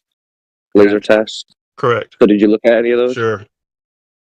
Not yet, Right. but I am going to look at them. You I didn't. still I'm not haven't going to looked at ignore it or them. anything. You haven't ignored it because I sent you Well, it you know, like I'm not like weeks ago. retired or anything. Yeah, but you're in So I here do have to saying what go to would work and do convince Oh, he's turning anything. to robot again too. What you're saying is you're in here being like, well, what would convince me is a satellite image, but when we Satellite spoke image. about it, you Sure, that understood would be the compelling. evidence being provided that we were speaking about, and you were sent it weeks ago, and you haven't even No, looked what at I'm it. saying is I wouldn't be able to argue with that. Yeah, of That's course just you something wouldn't. I You wouldn't be able can't to argue measure. with. You can't argue with a lake. Correct. But that just makes your whole thing a bit redundant. You can't To be argue with a like, satellite image either. I mean, of the entire planet. I just well, put that's That one of would be just really just a good little evidence. small space of the planet, but that's just one. I don't know. Still not a well, this is what I convex mean.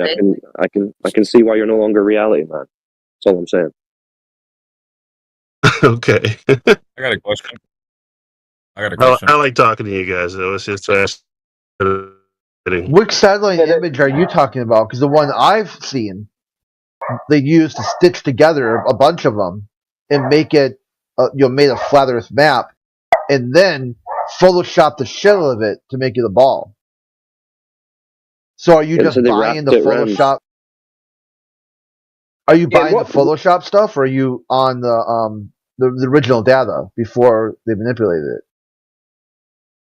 No, I'm not buying the photo. Are you talking about the blue marble?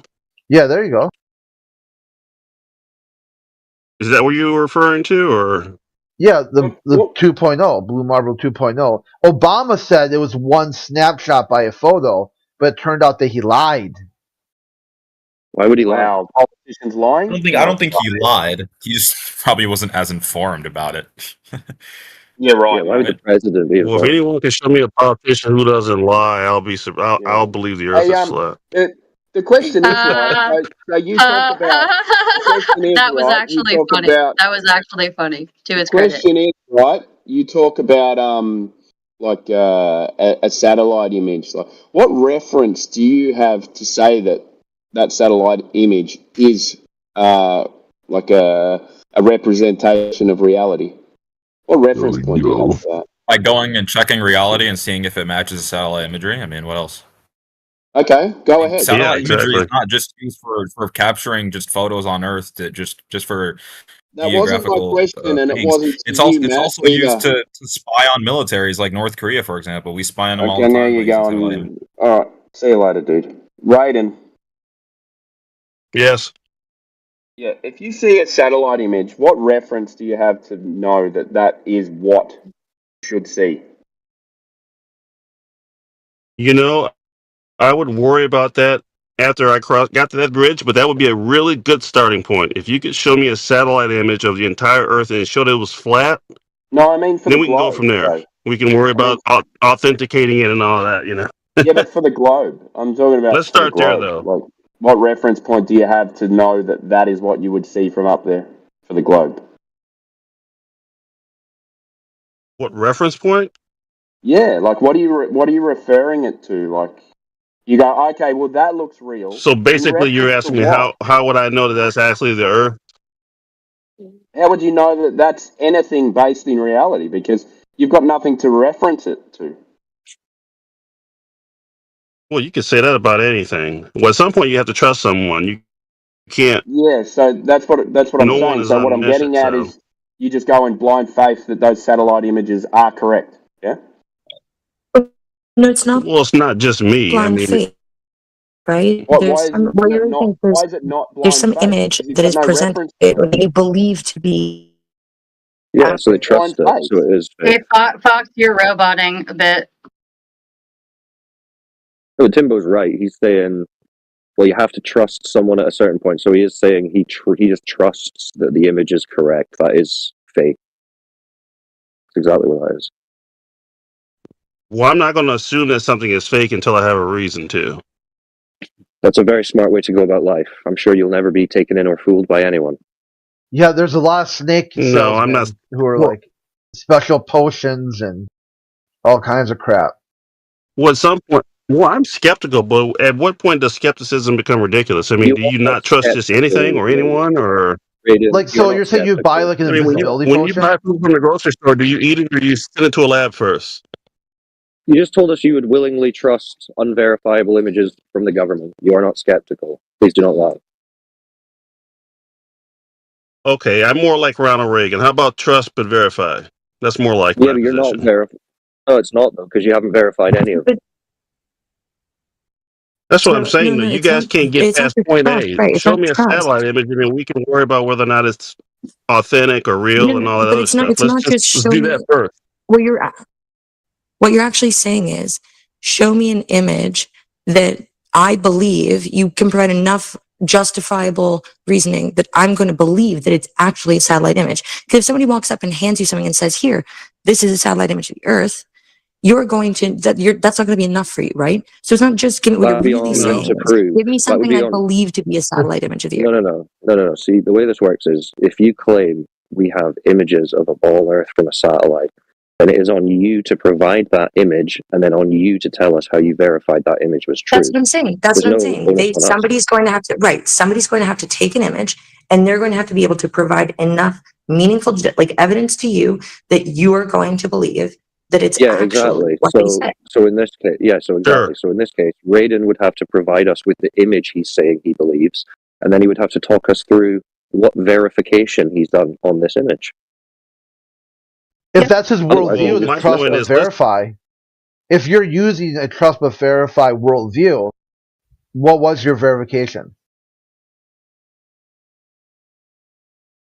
Well, I'll give you an example. Let's say the U.S. National Geodetic Survey provided me with a satellite image of Earth, and it turns out that it's completely flat. Correct? We can go from there at that point. Verify what? How would you verify it?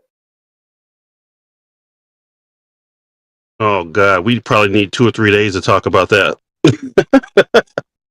Well, what did you do for the globe? It wouldn't just be me saying, "Oh, okay, this is real," you know. Which photo did you use for globe? You've done.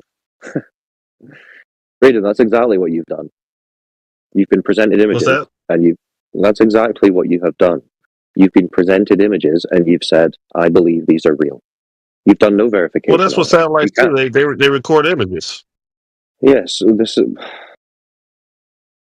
according to the story. I understand what you're saying. They're giving you. Sure. They're telling you this image is a real image of the globe, and you have no way of knowing that. That's the whole point. Well, I guess technically we don't have any way of knowing anything. Do you know who your father is? Probably not, right? You don't know. You just know what someone told you who you saw in the house, right? I mean, you can go on and on. You've been convinced. You've been provided with an explanation or evidence that has convinced you that that's the case. Of course, like you just said, right? You know, you're not going to 100% know. No. You don't get to just say, well, I can't 100% know anything, so I'm just going to believe these unverifiable images that the Earth is a spinning ball. We all have to do that all the time. You're under no obligation to accept and believe unverifiable claims made to you. They're not unverifiable. That's what I'm saying. I'm not saying no, they are though. Anything. I'm saying accept things with evidence that convinces you. I'm just describing what happens. I'm agreeing with you. I'm saying that in order for you to believe something, it has to be justified to your reasonable expectation. Well, this is it. You cannot verify, you cannot confirm that those images that you're presented with of a globe are real, because you can't go to the place that they're claiming to go to take these images. So they are unverifiable. Right. It's just a semantic issue. I think the only thing that people were trying to say, is even if you have if you take the images, right? There's always going to be unless you're literally the one doing it. As soon as it's secondhand to any degree, you always have to. No, it's not this. It's not like saying, well, then we can't say that the Eiffel Tower exists because there's a degree of reasonability. Right, so it's not. So we're talking very specifically about these images, which this guy has claimed. I base my belief on these images. The point is, he cannot verify those images. They're not good evidence. They could be made in literally any way. So it's not evidence. That's the whole point. Yeah, I'm not saying that. I'm not saying anything really about these specific images, right? Because all it is that the explanation given by whoever is delivering the images as evidence was convincing to him and not you, and you're pushing back and saying, here are the reasons why you shouldn't be convinced, why their arguments shouldn't persuade you. No, but he didn't present an argument as to why he believes them with any process of believability. He just said he believes them. Right. So But the anyway, question that he has to answer is, why is it that you believe? What are the? No, we what is already the know. We already know why he believes it. We already know why he believes it, because he's been given a story that he's comfortable with and he's trying to cling on to it. But to move this along, if you agree that the images, videos that were shown that we can't verify of the globe are not good evidence, what evidence do we have that we can rely on and verify for ourselves that the Earth is a ball that's spinning in a vacuum? Do you know any? What would you say? Well, the question is, what evidence would be satisfactory to you? What evidence would convince you? What's your standard? I just said something that we could all reasonably go and do as members of the public. That's the loop of it, right? Is like, you're not going to know, saying like, okay, it's just tautological, right? The evidence that convinces me will be the evidence that convinces me. Now give me the evidence that convinces me, right? So No, but you said the images and the videos you can't verify. So I'm asking, is there any evidence that we can verify in the reality that would tell us that we live on a spinning ball? Right, and I'm asking, what would that evidence look like? That's what I'm asking you, because you believe it, don't you? No. I'm just talking in like the abstract here. Like my only point here is that, like, to my mind, I think it makes more sense to start from the point of, okay, if this was, if I actually had, like the other guy said, if I had a real satellite image, like if I knew 100% I had a magic ball, I knew that it was 100% real, that would be convincing evidence, right? So then the question is, does that exist? If that doesn't exist, then you run on to the next thing, right? What else would be, is there anything else that would be legitimate convincing evidence? And then you like see if that exists, right? Because that's going to be, so I think, that's more in the productive than abstract. just But saying, what about you? Because you presumably believe that you live on a ball. So what evidence, if not the images, would you rely on?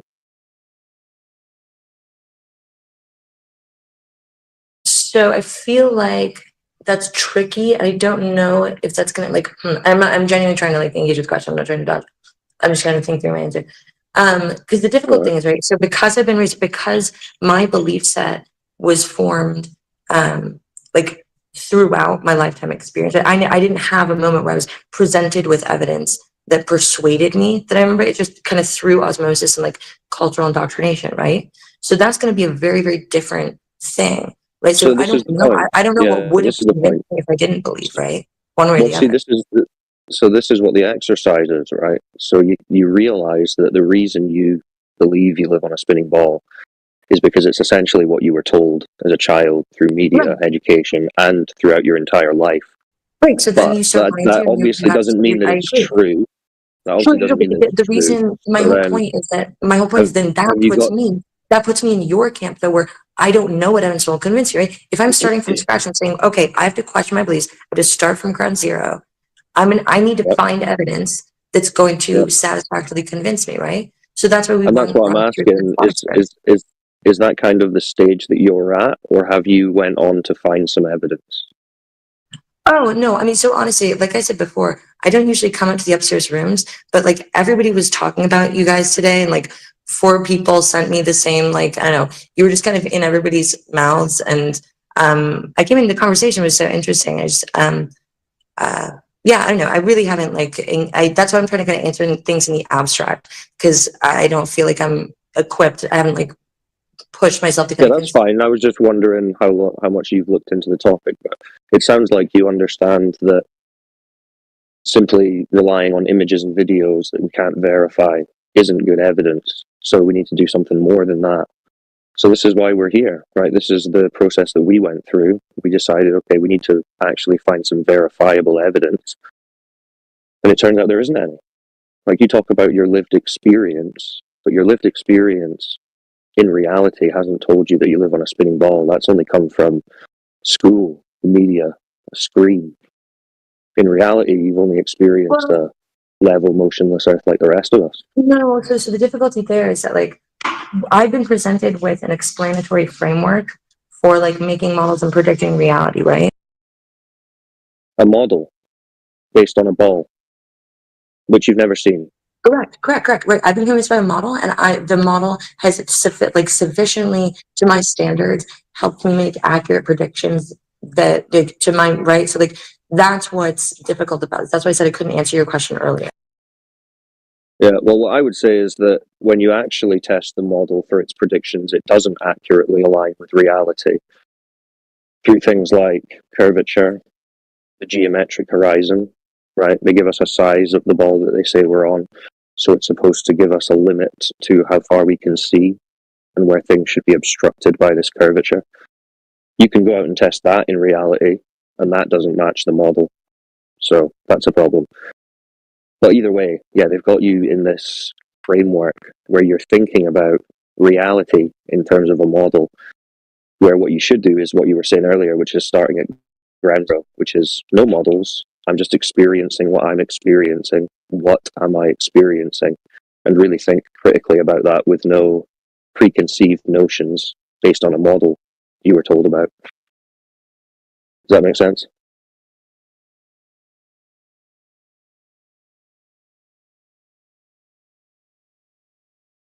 And if you want more information, you should join the 24/7 Flat Earth Discord server and check out the additional info sections.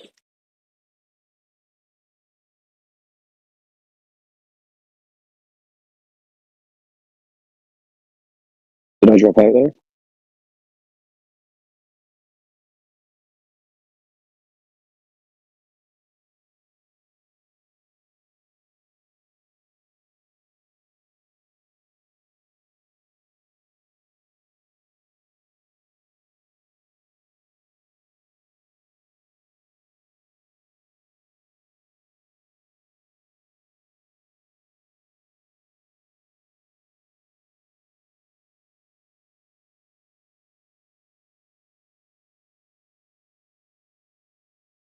Wait, Sydney, are you a concave earther?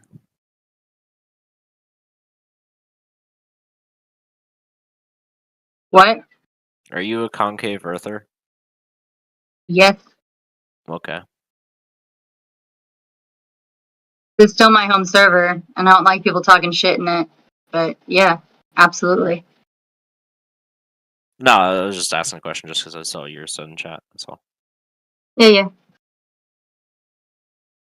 Who's talking shit? All sorts of people, Cyclone, but definitely not a globe as they tell us. You weren't. No. It's definitely Okay. cellular, definitely geostationary, definitely not spinning fucking globe in the vacuum of darkness of space.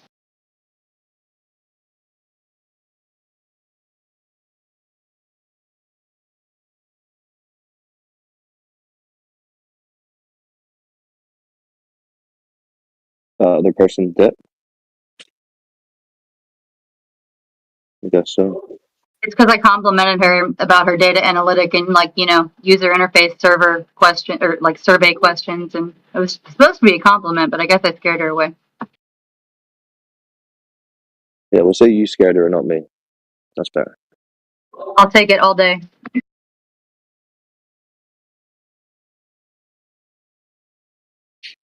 Got any other new people on Globe Earth people? Keith Stone, a UFO in his profile picture. What's going on there? It's the aliens. Aliens? The Alamaus? Yeah, I think so. Just above the tree line there. Yeah, I don't think Alamaus exist. But the government came out and said that they exist.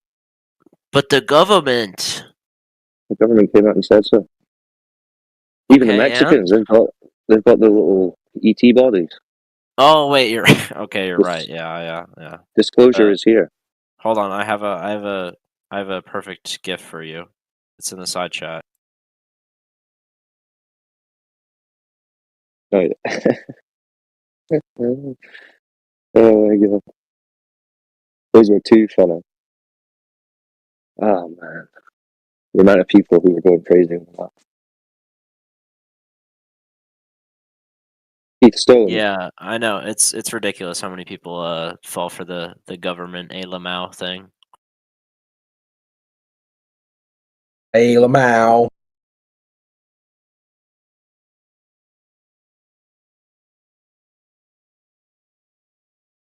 What else we got? Turtwig. What's up, Turtwig? WK. Don't recognize your name either.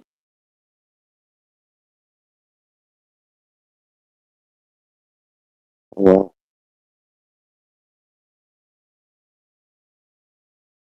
I personally fucking love aliens. yeah, I've heard that about you. They're my favourite thing to believe in. Well, there's plenty of them here. I suspect Bitch Evans and Scotch Mackie.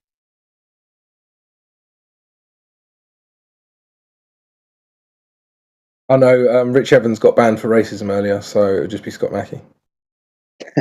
Did he? Oh, he's so triggered. Yeah, he actually got banned for racism. Like, not even like. That'll be our fault, I suppose. Goddamn flat earthers. Getting me banned for racism. Yeah.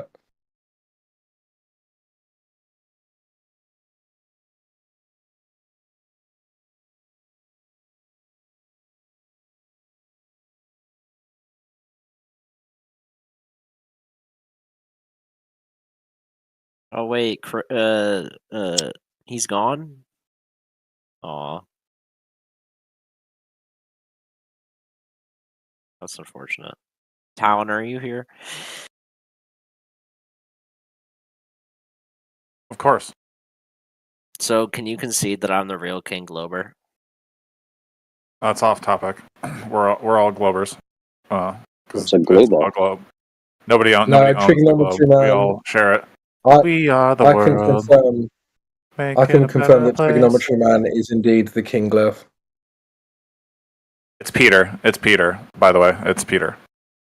It's Peter. Peter is the king, and no one else. He was our God. He is our Lord and Savior, the Great One. But I thought you said it's shared. There's no king. Why are you contradicting? No, I just said it. No, we're just like level 9. We're just there's like different levels of Glober. We're like seasoned, high level Globers, but as far as like Gamma, God. don't take contradictions away from Talon. It's all he has. Yeah, Peter's our God Emperor. God Emperor. Yeah, he's the God Emperor of Globers. He will make an argument that there is no God Emperor, and also that Peter is the God Emperor at the same time, and then deny that there's a contradiction. You talking about the first Pope? So, well, it's like knowing about the globe and being able to prove the globe. So, like, I'm one of the best people that proves the globe, but I don't really know that much math or all that wonky shit. But I can prove the globe very well, even though I don't have that specific information. Whereas, like, most of you guys, like Peter and them, are all like 3,000. How did you prove the globe? I'm so smart with my math and science. I'd rather everybody understand. Could you go ahead and do that then, please? What's that? Proving like. Yeah, the proof. Yeah, we're waiting for that. How we use like satellites to measure the gravity of specific spots on the Earth to measure its globusness. Satellite to measure. Yeah, so we've got an unfalsifiable non-measurement of something that's in contention, and that proves the globe. Oh no, that's not what I said. You can take a satellite and prove go ahead and take your gravitometers and put it in a satellite and do it yourself, man. No one's stopping you. Have you? Take and show us your calculations and see what you get, and I bet you $11 billion that you'll get the same measurements that I do. Have you done if I were to do it? Anybody does it. Have you done this? No, I haven't specifically done it. Didn't think so. Brilliant. I thought you were the guy who proved it. That was your whole thing. The differentiation. I mean, it was already invented. It was like already done by the time. You're the guy. You're the guy who. You're not the proof guy. I'm just a caregiver. I don't like sit around and measure things with satellites. No, you're another one of the story for nerds. I can still talk about it. I like to talk about all the stuff that the nerds provide us. See, like they're still right, just because I'm not a nerd myself. See, Talon's another one of the globe fluffers, so he's kind of in for the between the scenes, keeping the energy up. No, it's just it's like teaching. It's like teaching math versus like being a mathematician, right? Teachers can teach math, but they're not necessarily mathematicians. You know, can you tell the difference, Cyclone? I know you have. Right, I have the proof. Doesn't mean that I went out there and physically got it. I would just be able to explain the proof. It's called explaining it. Right. It's like no, it's not even. This is like, what again, a level 9,000 looks like. This is what I have to explain. Right. I have to I'm really good at explaining each little baby step because Cyclone doesn't fucking know anything. Like he can't explain even. He can't even understand what teaching something is. Like so, you have to explain teaching. You have. Yeah. See, this is the difference between like a king. This is the difference between, sorry, one sec. This is the difference between like a king glurf, like trigonometry man, and like a, I don't know, let's just say like a lower level glurf like Talon. Like he's trying too hard. He's just trying too hard, you know? And he just never shuts up either, which is why he has to be shut up. Whereas other people know when they've talked too long and so they shut themselves up. Wow. Can I just add something, Crypto? Crypto, what Talon needs to do is he don't have to prove the globe or curvature or anything. You just prove movement or something. Just throw them proofs out because then the flat Earth would have to move also, right? I mean, like that's one aspect you could go. You don't have to prove no How's curvature. that going to help anything? Well, because if the Earth's moving, that does provide some problems for the flat Earth, right? Of course. Because if we're making the claim that the sky is moving and that explains the sidereal movement, then which is measured, then we have issues with our explanations, right? So I do see what you're saying, but of course, if that proof was present, then we wouldn't be. Can I get to my main point was they're not linked together, are they? The shape and the movement, they're definitely not. They don't have to be linked. And by him like sticking on the. Sorry, Cyclone, go on. Well, I was just going to say quickly, whether it was proof of curvature or proof of motion that he was going to present, his whole premise was, I'm the King Glober because I'm the guy who provides the proof, or who has the proof, or who does the proof.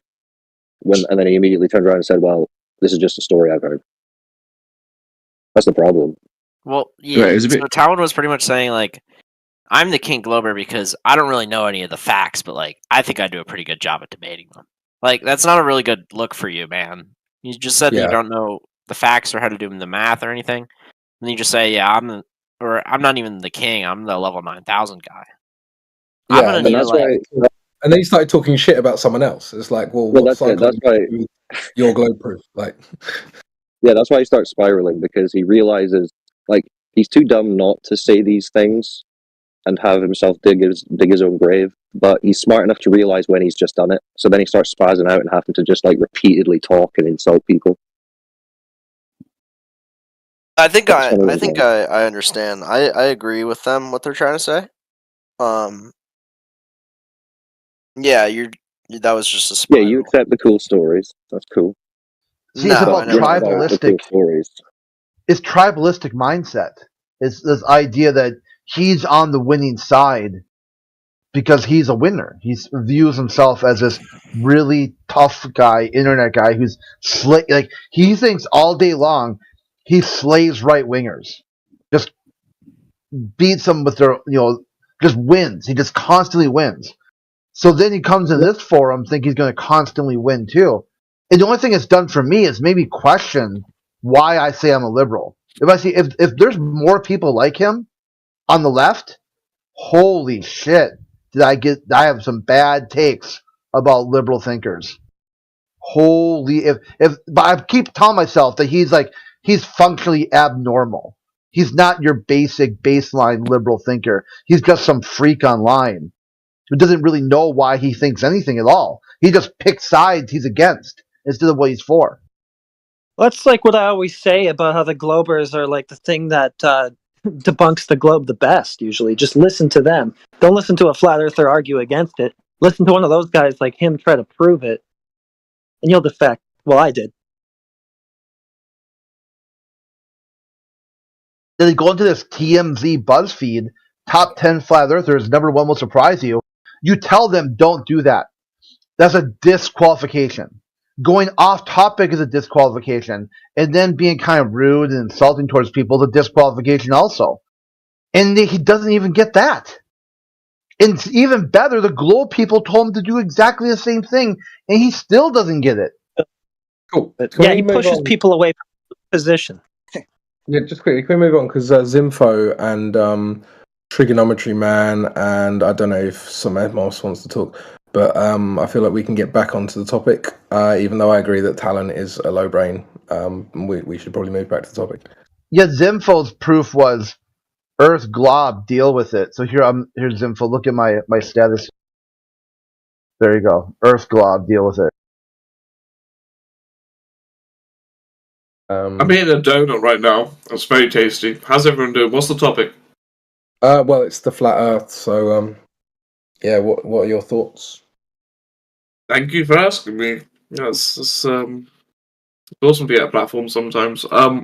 So my first thoughts are that flat earthing is like a mismatch between simplicity and kind of reductionism, right? Okay, what does that mean? Yeah, good. Thanks for asking. So I think what that means is if I can describe this well, it's like there's there's every reason why we can theorize about the Earth being flat. There's nothing wrong with that.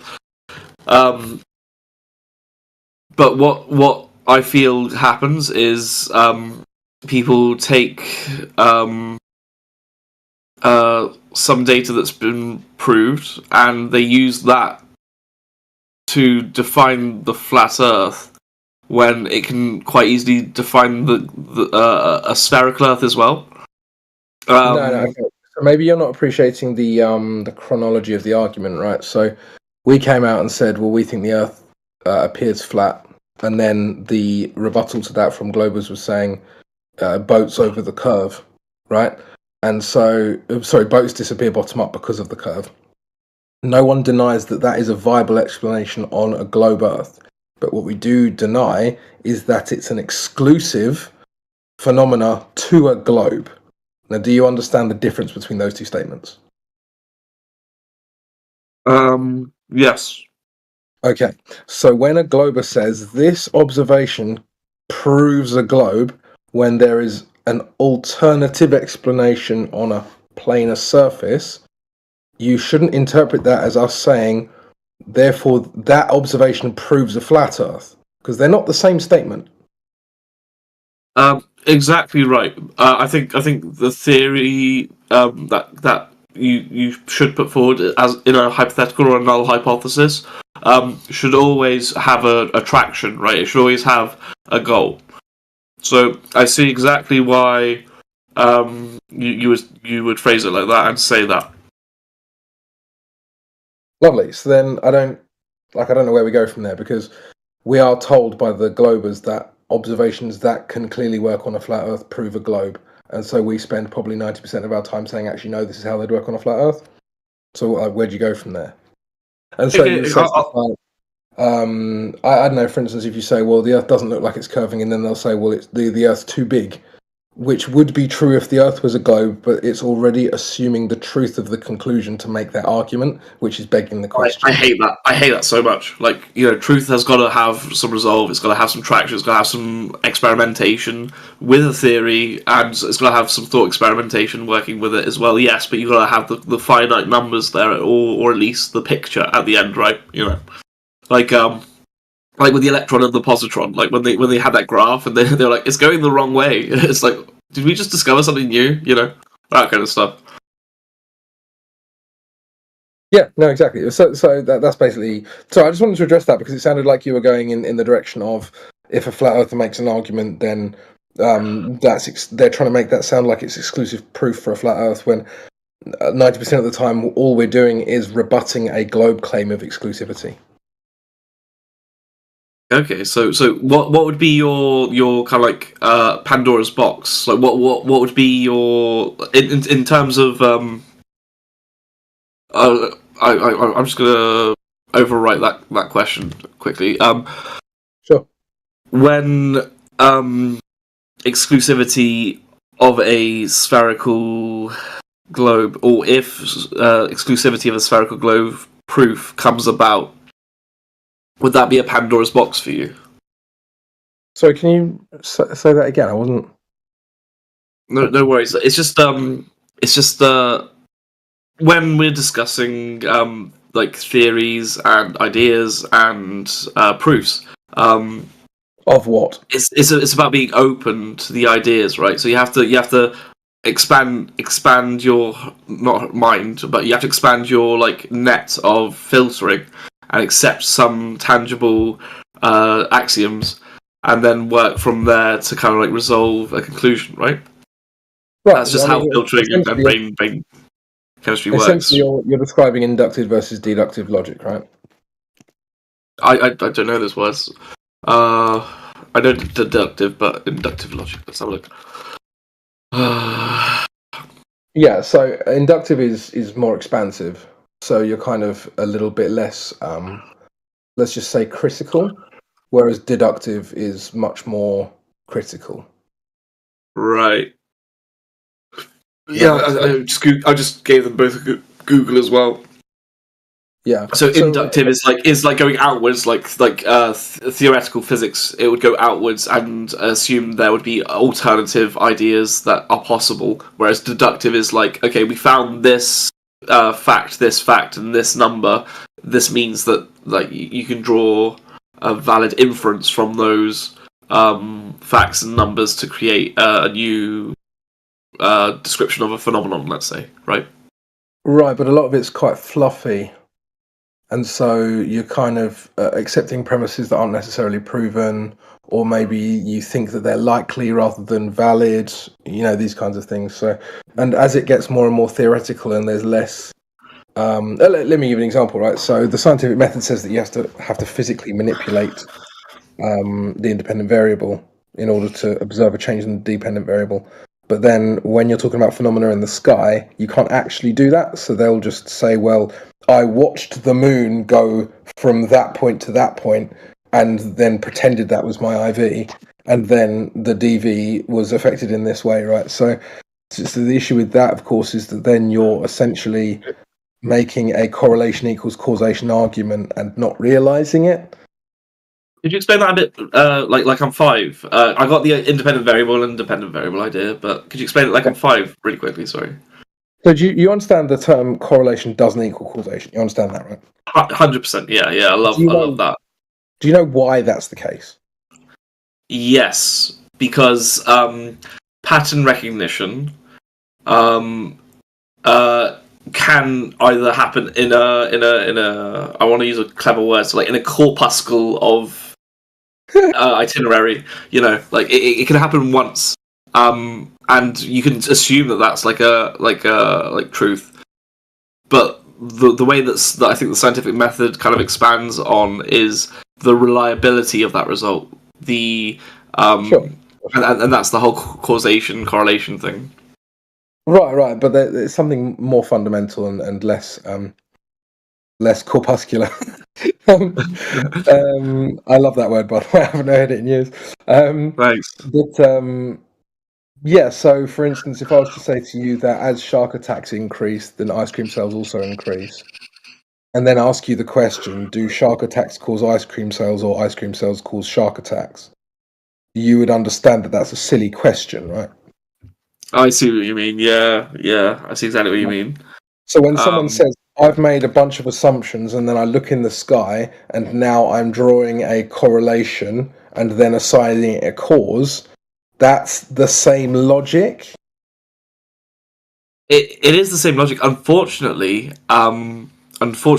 when we're dealing with large, vast topics that are very hard to prove in a laboratory or experimental kind of environment, we have to do that, and that's how theories grow. Like I hate science for this one reason, right? I hate science because it's all just building blocks that have been forced together in some elegant way, yes, and it's very natural and it's very human.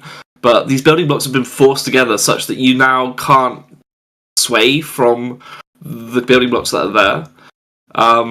That's all absolutely fine. However, you need to be prepared to accept that criticism when it is made. So you say you're making a correlation equals causation argument. You can't just assign the cause based on the correlation. And when I say that to Globers about sky phenomena, I get crying, I get obfuscation, I get called stupid. They should just accept that that's true and move on. Yeah, it needs more rigorous kind of like definition, I suppose. No, the problem is not you, but I'm saying, not me. and not the point to them. What I'm saying is like the topic, the point they're making requires more definition to be culpable and valid. For the sake of like. It's not even that, dude. It's like you can even just say, yeah, I think that is the cause, but I don't know that that's the cause. And if they were to say that, then that is a much more honest position than to say, I know it's the cause because of the correlation, which is the statement that you actually hear from people. Yeah, I know exactly what you mean. And I think it kind of tiptoes on the idea of inductive phenomenon, like the sun will rise because it rised yesterday and the day before, right? Right. Yeah, so like it's very loose, but it is a mathematical concept, which is kind of crazy. I couldn't get my head over it when I first heard that inductive mathematics was like a thing. I almost think it's broken, right? Because it's like it doesn't seem to make sense on a physical phenomenon kind of basis, but on a mathematical basis, it makes perfect sense. And it's amazing. It's like a limitation factor that we've applied, like just like an algebra is a limitation factor, where like this letter now means a number, blah. But like in proof by induction, it's like you're restricting the sequence to be like a sequence, I guess. So you're restricting the expression and the sum of the terms or whatever to be a sequence, and it has to be a sequence. Yeah. Well, yeah, I mean the eclipses are a great example of said sequence, right? So you can just observe them for 20 odd years, and now you have a cycle. Then you watch them for another 20 years. Oh, the same shit happened again. It's a cycle, right? So that's basically what's happened. And then a bunch of globers have gone and said, well, that cycle can only happen on a globe because I've already asserted it's a globe. Therefore, it's proof of a globe. When it's not. It's just proof that there's a cycle that happens, right? So do you see how all of this becomes embedded because they've already decided at the root of it, all of the things that we see are based on a globe, therefore. But I'm going to help you out. Not the case. I'm going to help you out in a big way. I'm going to say what we're talking about now is the study of debate. So debatography. I think is the term you've got to use. Debatology, right? Debatology. No, it's actually like historiography. So it's debatography. Where you're studying not the history, but you're studying like in historiography. And that's where I got the pattern from. That's where I got the term from. It could be debatology or whatever. But yeah, so this debatology and debatography, it is probably going to be best to get some philosophical axioms in place, like as a write them down and just have them like bullet printed on some post-it note and put it on your laptop or computer or monitor or whatever. And I remember when I was like choosing between like the modules that I was going to pick at college level, and like philosophy was one of them that I could have picked, and I would have loved to do it. I just didn't feel it was grounded in my choices at the time. But basically, the philosophical axioms, of which are philosophical. I'm just going to type it. But there's a lot of them, but there's a few of them that are going to actually lead to this debatology being grounded in like a Wikipedia source or something that the Globers are going to love. You know what I mean? So yeah. You know what? Fair play. If you can make the debate more fun by calling it debatology, and go ahead. That's what we're doing. That's what we're doing right now. Like we're discussing debatology, which is great. It's like it shows you how disjointed the agreements are, and it shows you how intense the conversation, the debates get. Because if you're talking about debatology, it shows that the debate isn't settled and it's very ungrounded. Yeah. I mean, I'll be honest, right? You sound like, often like you get these really shit trolls come in and they're just boring. You're like a funny troll. You're like coming in and going, right, guys, let's talk about debatology, and here's a Wikipedia source. I can get on board with that. Cool, thanks. Yeah, same here. All three sides then, and for the love of the fair debate and maybe what it once was and should be. So, yeah, exactly. Yeah, all for it. Sure. Just like choir and artwork in public schools for kids. But on that note, you guys have a wonderful night, and I'll be back again soon. Thank you. Thanks for your affirmation, Sydney. See you. No, I meant to. Absolutely. Take care. So, Samemos, I would like to give you the title of Palindrome Earther. I love it. I love it already. That's awesome.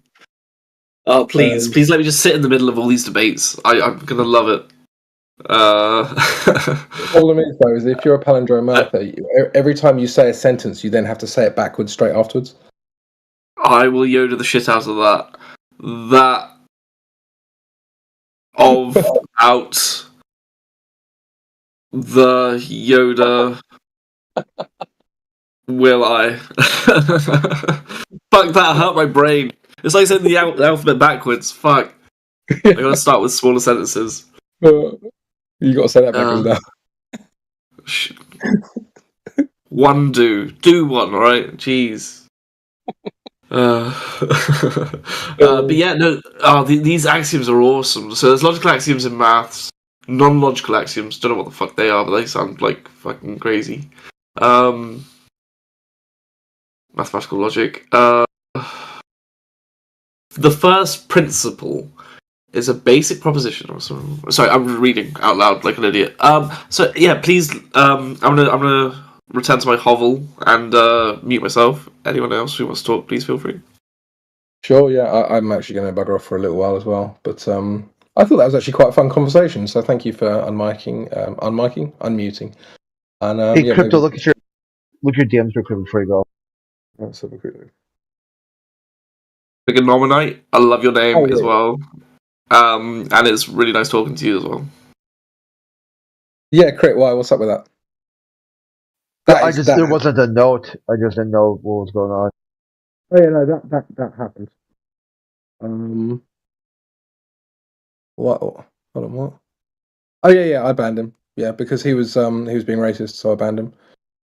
Okay. I'll post a note in the admin chat then. Yeah, go ahead. Yeah.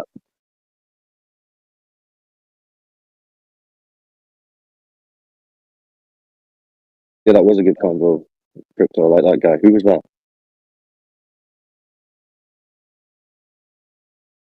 Somemos. SOMEMOS. Alright, cool.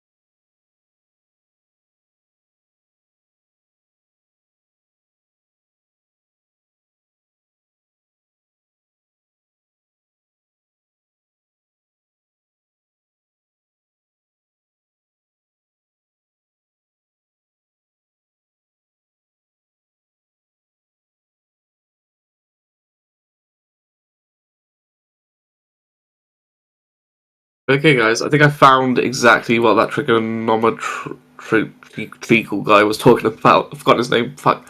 Hello. But basically, you're still here. Awesome. Yeah. So like the thing that you were hung up on, I think, and I'm just being a bit human here, but it's the idea that to not be able to deduce a proposition from any other proposition or assumption is the requisite for a first principle in philosophy. Okay, and how do you apply that to what we were talking about earlier? Because the causation and correlation thing, it's like the proposition or assumption, rather than go backwards and forwards, and sorry, not backwards and forwards, rather than it being like one way or the other way, it what I'm trying to say is that it holds the globers accountable if they don't know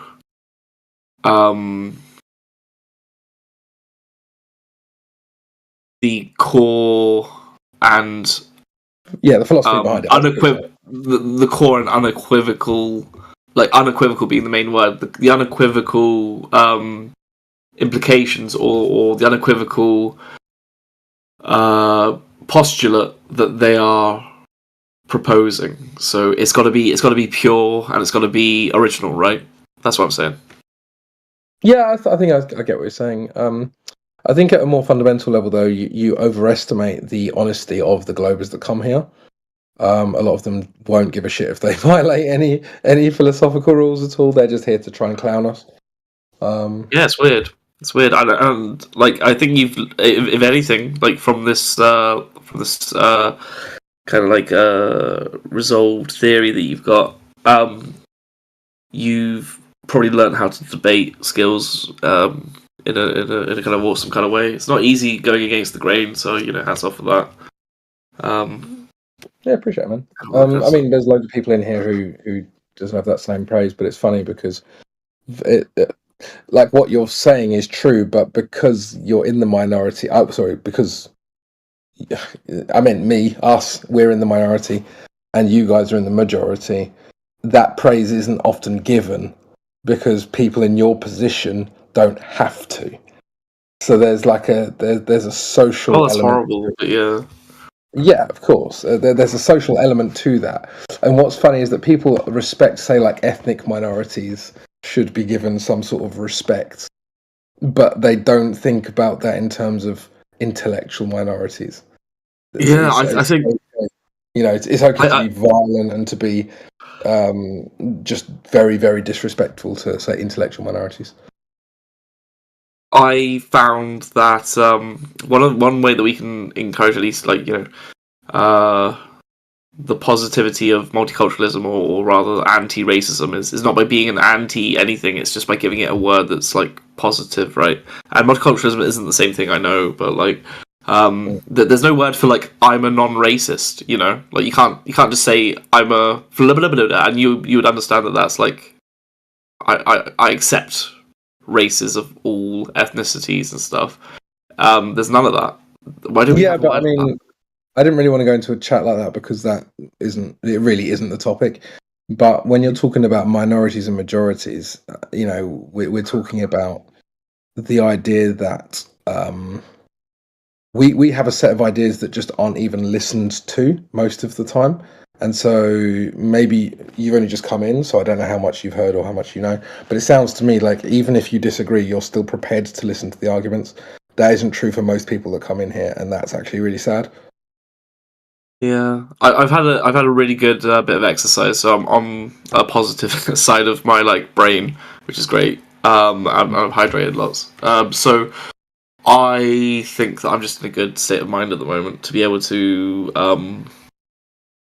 And to be fair, I got to give it credit to my personality because I love the ability to have humanitarian open-mindedness, where you're open-minded to hearing other people's points, opinions, beliefs, and you can just walk away. I mean, that's the beautiful thing about Discord. I could just walk away, and you guys will believe one thing and I'll believe another thing, and it doesn't hurt me for that to happen, you know.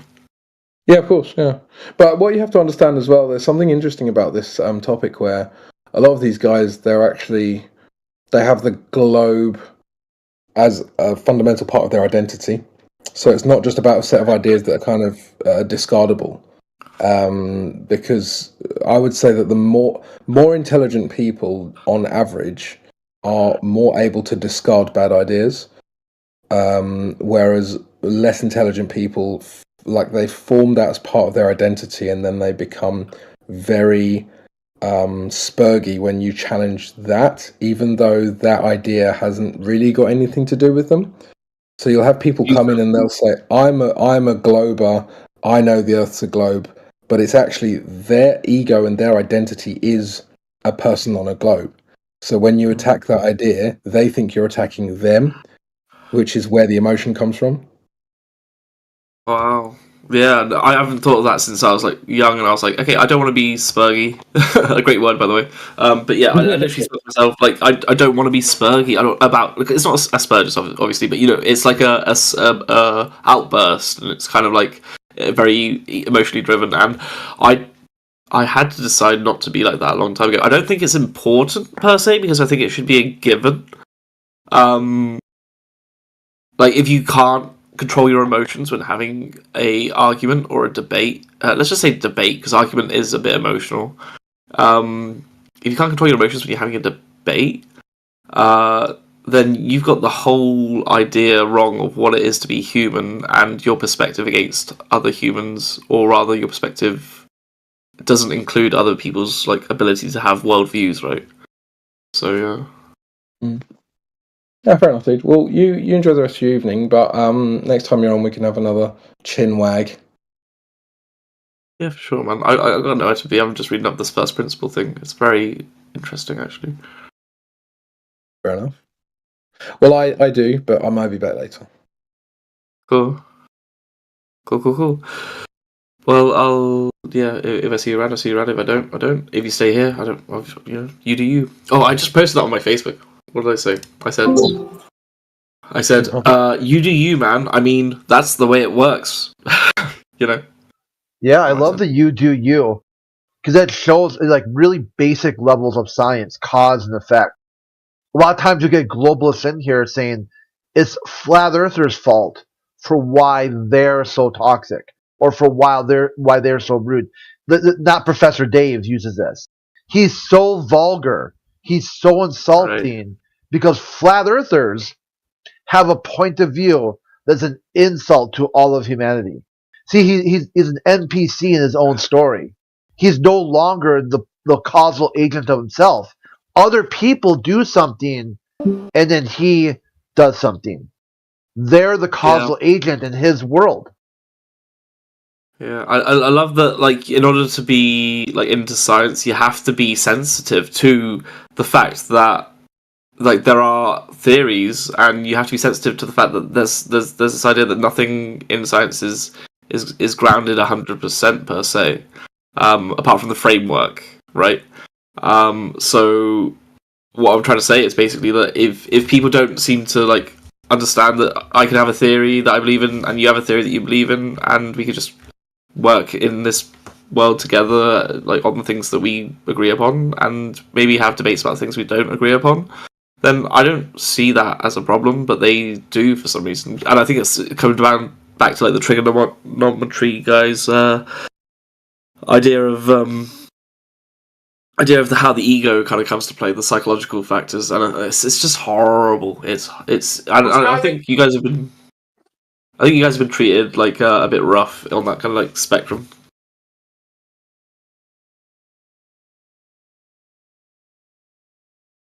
Yeah, there was like the whole thing with Spurg, right? Like, some people talk about this it's related to like Ash burgers, but I'm like, well, why do they do the Spurg and not Bergs?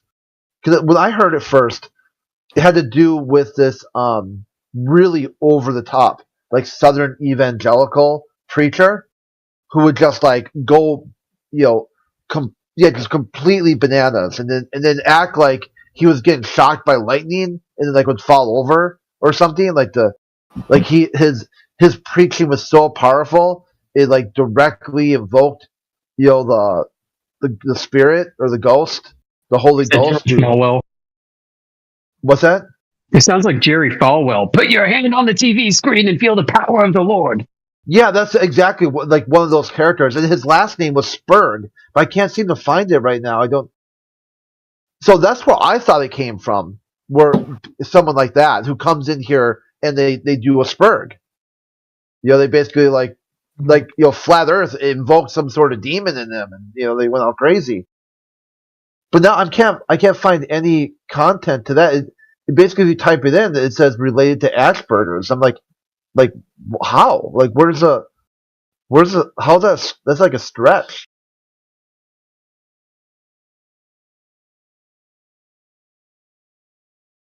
Can I ask you a question real quick?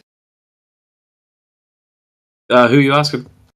Oh, like any flat earther in here, really? Because I just want to know.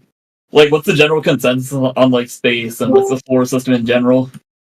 Space doesn't exist. Okay. Outer space, yeah, that's a fairy tale. How are they faking it? All right, I wanna ask Talon why he's so confident that he knows what massa is. We can Well, did Tarna enjoy or get the answers they were seeking? Okay, yeah. Are you not heretic? Do you have the same picture? Yeah, it's heretic. Okay. Today I'm triggering the Apocalypse. Oh, I love it. Yeah, Taryn, so are you good or not? Huh? Are you good? Oh, I was just asking, how are they faking space in the solar system then? Yeah, go to like any Hollywood movie and just ask how they fake that. It's pretty easy because you don't know what it's supposed to look like. A good experiment we did the other day, the colloquial experiment, was ask AI to draw the solar system. So pick your preferred AI program. Say, hey, give me a depiction of the solar system from like a God's eye view or whatever. Try to get it to actually draw that sort of heliocentric model cartoon that you see in like your astronomy 101 textbook. See if it will never do it. It's pretty hilarious. Like Radwin went through it, and he showed us like on live going through the prompts. Okay, the solar system only has 9 planets. Came back with 30 planets. You're like, okay, 9. Try again. 9 planets in order. It's pretty funny. And it did after we just gave up because it wouldn't draw the solar system at all. So how about just draw the Earth from the moon? What would it look like? And then it's even better, man. It was completely hilarious. So you can't even get this AI to just draw a conceptual idea of what it would look like given a large language model. But yeah, you could tell it to demonstrate flat water for all the flat Earth stuff. It could draw it no problem. Here, I got a good example for it.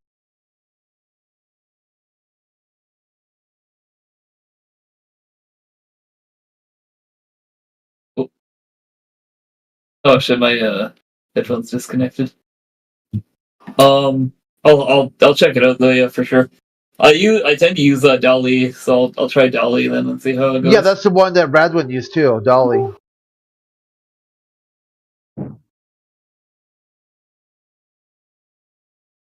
Free Palestine Phantom Tax.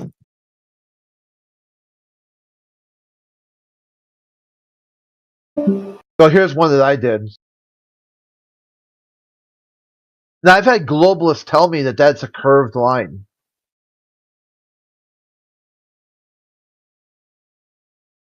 Yeah, that's curved. Uh-huh.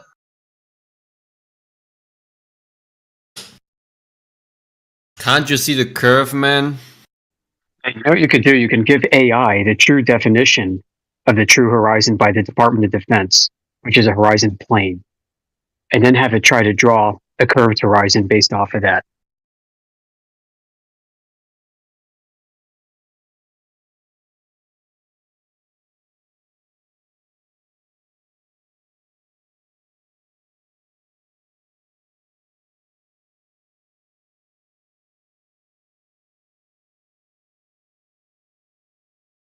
If the Earth is truly flat, I think I'm a brain in a jar.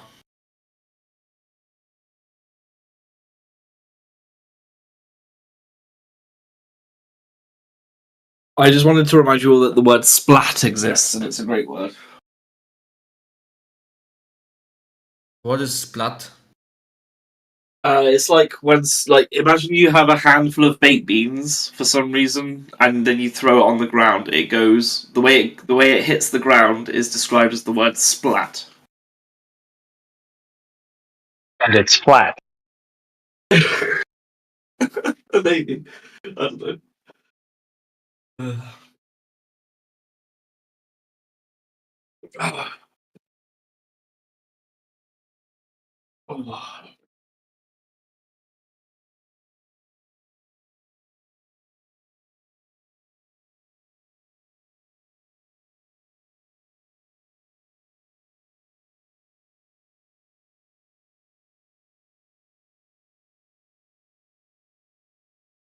How's everyone doing though?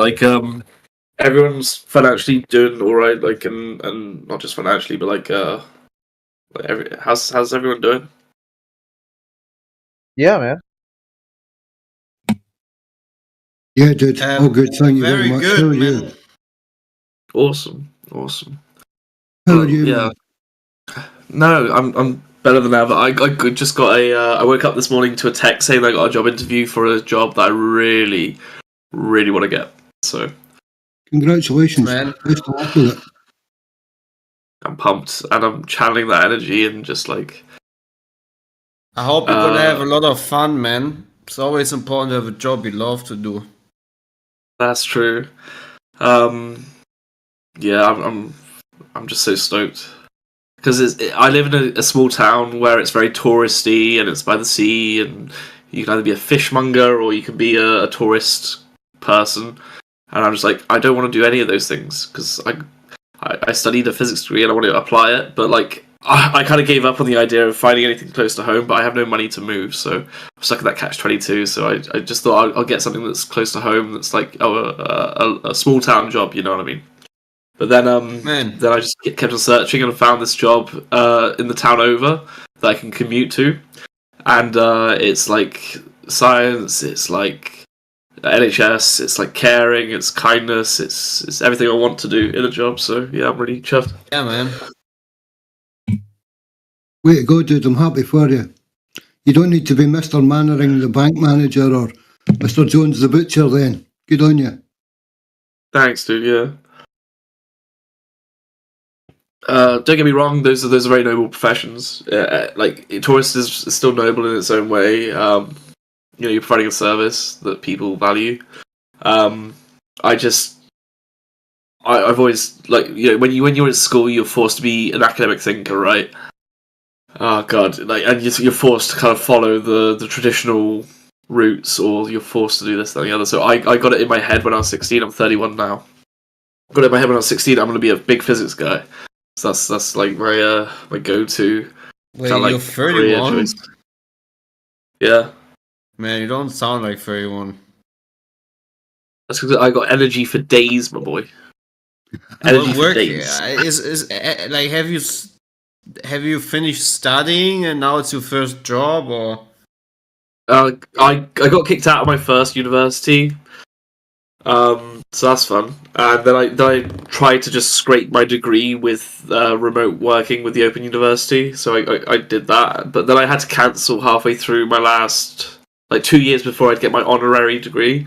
I cancelled my program because I just needed to work to get some money, and I saw some opportunities come up. I had to travel, and they're full time, etc., etc. So I ended up just cashing in what I had already with the university, and I was expecting like a diploma or something like lower down the spectrum, but because I basically completed 2.5 years of university study, they were able to grant me an ordinary degree. So I was really chuffed with that. Well, I definitely wish you all the best for your future and your job, man. You're gonna have a lot of fun. Likewise to you too, man. Yeah, thank you, man. Everyone should get the best of their future, you know. It's amazing, how we can, within a use rule systems like you can't kick a metal ball really fast or something like that. With some logical restraints, we can all still live a life where we can follow a path to getting to, or at least close to, or past, or exceed, or at least just have dreams and achieve things that we want to do. The world, the universe, or the kind of existence that we have is quite amazing when you think about it like that. Yeah. Well, I have a job where I don't even feel like I go to work when I go there. It feels just like a second home. That's beautiful, dude. Oh man, that sounds beautiful. It is, and when your boss is on the same level as you, and you don't feel like you have any boss because your boss is kind of the same way as you, so you become your own boss. That feels even greater. There's never someone above you at all. It's always everything on eye level, just like the Earth. Yeah, it's lovely. It's a real blessing. That's actually lovely. And without distracting from topics too much, or the main topic too much, I'm going to talk a minor segment about economics, whereby you have that kind of common ground in socialism, and I think I'm not trying to convert anyone to socialism. I'm just saying it is the whole sharing ownership socialism, but that implies common ground between the employees and the employer, right? And that's just it's a nice kind of cultural framework, I'll say.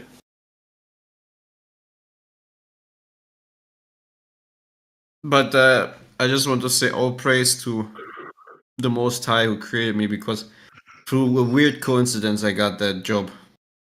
And I know it's not a coincidence. Wow. So yeah, God is good. Very good indeed. Nice, dude.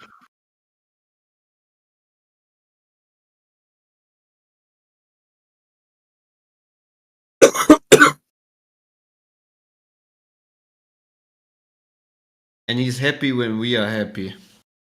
Just like a father is happy when his children are playing outside and laughing and smiling or doing whatever, as long as they're happy. But he's also there for you if you're very, very sad, which is nice.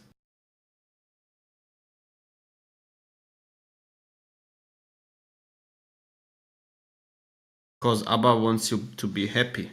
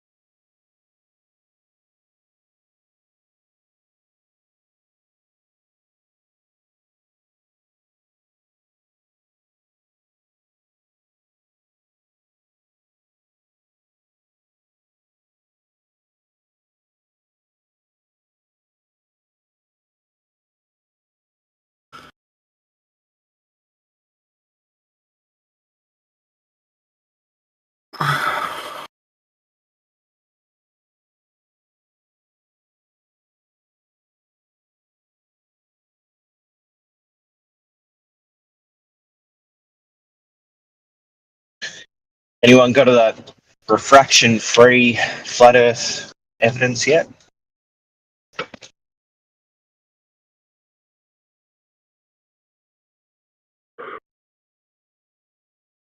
You mean like infrared? Possibly is infrared not refracted.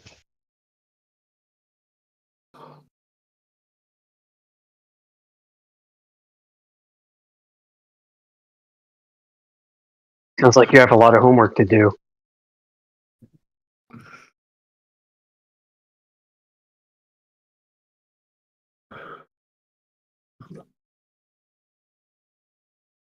You guys check this video. I came across it on YouTube. I thought it was pretty funny. Like a just a a fun sort of league, baseball, just like kids in the park. He hits a home run and he tosses the bat up in the air, and then he tries to determine how high, using math and stuff, how high the bat went up.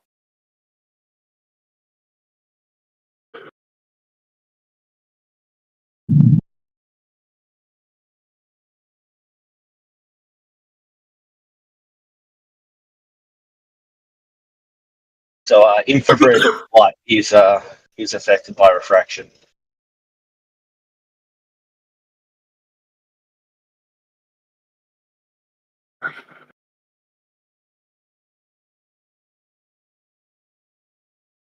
Like some of the comments are pretty funny. It's like they thought like he's Thor.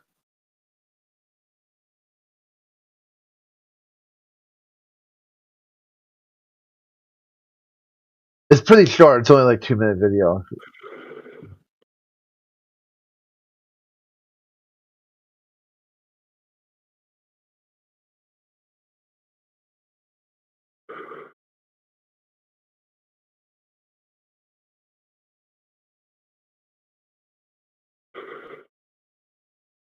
So what's the observation using infrared?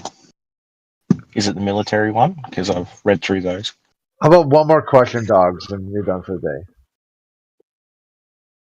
So pick wisely. I mean, if you just want to boot me now, you may as well go ahead, Crit. Like I'm used to it. You and Heretic and Amish, you just boot at the drop of a hat because you can't have a discussion. And I'm sorry for you that you're like that. I feel bad you didn't mention Jamsey on that group. You didn't mention Jamsey, bro. Like, damn. I should mute you just for that. So it's you. Well, you it's mute either me all when I'm these talking people to you, but... or it's you. Which one is more likely? Well, it is and then me you because across I can multiple argue these servers points. too. So it's me because I can really argue my points and I'm really good at this. So there's all these people on Discord who can't have these discussions. They have to win. They're compulsive winners. So they'll just boot you if they feel like they're losing. Whereas I'll keep going even if I feel like I'm losing to try to understand what I'm losing or how I'm losing. So it is me. That sounds more like lying because you lose every day and then you come back like, I won yesterday, but no, you lost. And then you come back again to lose again. And then you come back like with short-term memory about everything that happened yesterday or a couple hours before. And then hey, guys, I'm here. I'm going to prove the globe again. And you don't even do that. That sounds like just a generic statement you'd make towards any glober that comes in here instead of something specific to me. Do you have something specific to me, like an example? Yes, all the nonsense that you spew about proving the globe, all that nonsense, all of it. Well, you haven't dealt with the sun going past our eye line or the fact that it's a linear progression for the angle to Polaris. Like 60 miles instead of 60, and then 59, and then 58, and then 56.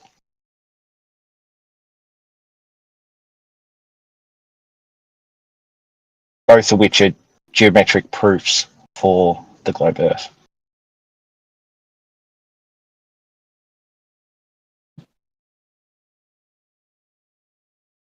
And you guys also just stop presenting any arguments for the flat Earth, besides we see too far. And you guys all know the reason why we see too far, so I don't know why you're still presenting that as an argument. Well, see, talking to you is like really pointless. It took, I'm counting 8 times for me just to get you to understand you got DC'd by Jedi. I don't know what that means. Yeah, wake up, 11 new message from Crit, after Crit kicking me again, still won't jump in VC and discuss it, you're a little loser. So I post the image of the DC command typed by Jedi. He goes, be a man, discuss it, you little bitch. I'm like, what's there to discuss? I've shown you it wasn't me who DC'd you, but no matter what, just that alone, you just let people know how many times do you have to be shown information that breaks your worldview before you accept it. Did I ever disagree that Jedi was the one that booted me? Did I ever disagree with that? Yeah. Look right there on the 10th of April. Yep. Full meltdown and triggering over something I didn't even do. And when shown otherwise, because it's like going through your history of the DMs. It's just this glorious one meltdown after another. It's in the DMs. Show me the screenshot. I pinned it for you. Just go to DMs, click on pinned messages. It's right there.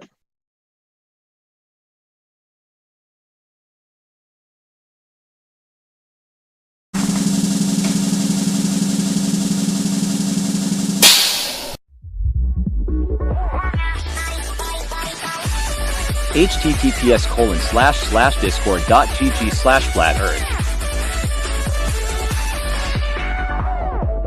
Welcome to 24/7 Flat Earth Discord channel. In the Globe Fantasy. Be sure to go to VC Check and 1 to get your VC verification tags to get involved in the conversation about our Earth. I mean, don't we just trust our eyes? Be sure to bring your verifiable Earth curvature evidence, though.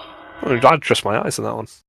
So the sun doesn't changes during the day. Isn't there a time that is not daytime anymore? Well, I mean, there's in the same vein, there are also multiple places on the Earth where the sun's actually outside. You know, you can see the sun. You could be in England and in South Africa at the same time, and it's roughly the same time of day, and the sun is the same size. And in Spain as well. Perfect. Yeah, So weird, isn't it? That's amazing. Yeah, that's amazing.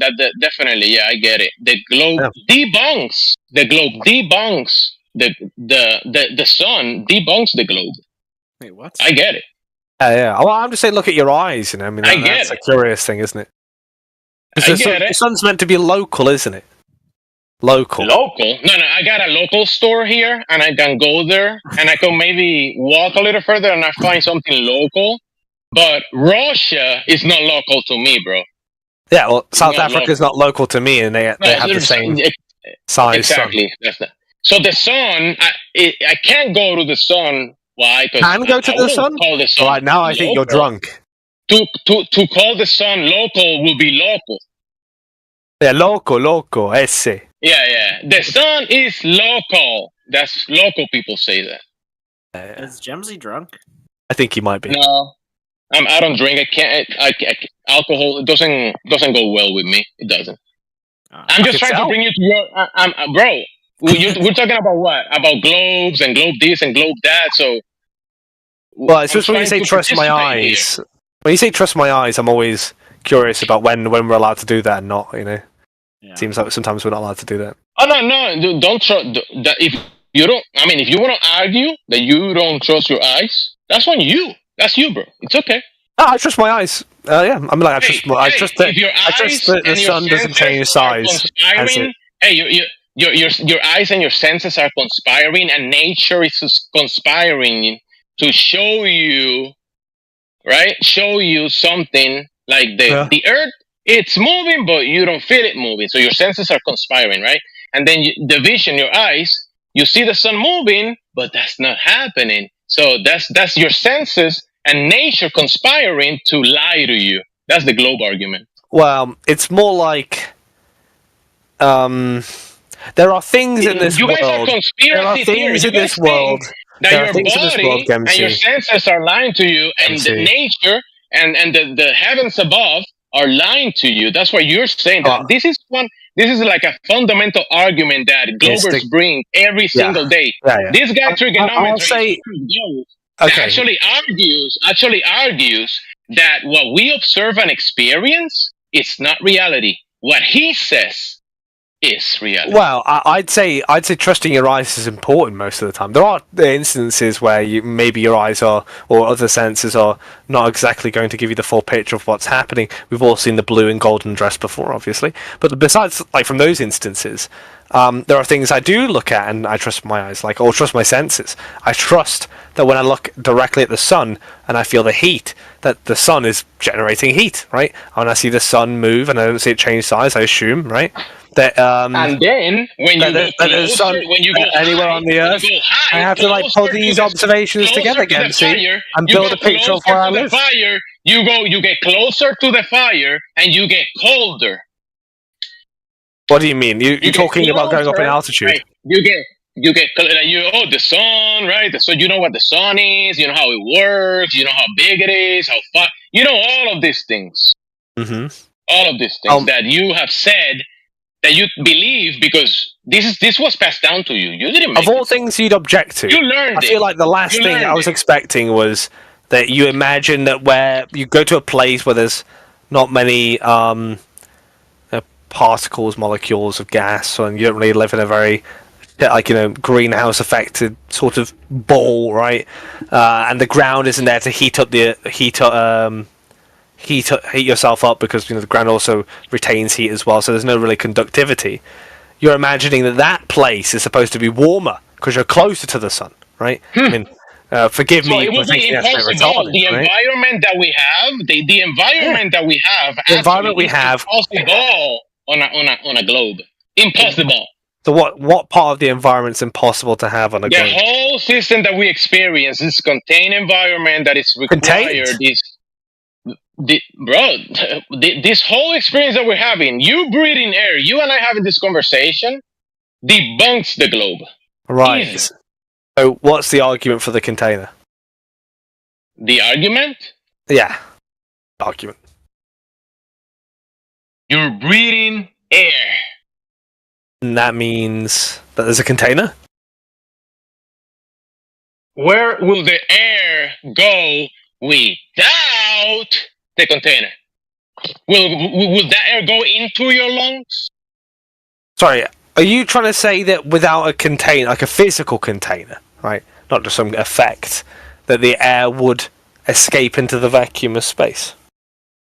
Are your lungs strong enough to pull in the air if that air wasn't contained to a certain specific pressure? Are your lungs strong enough to do that? You're asking a kind of different question because you're describing something that could be air. You are describing something, Dempsey, that doesn't necessitate a physical container.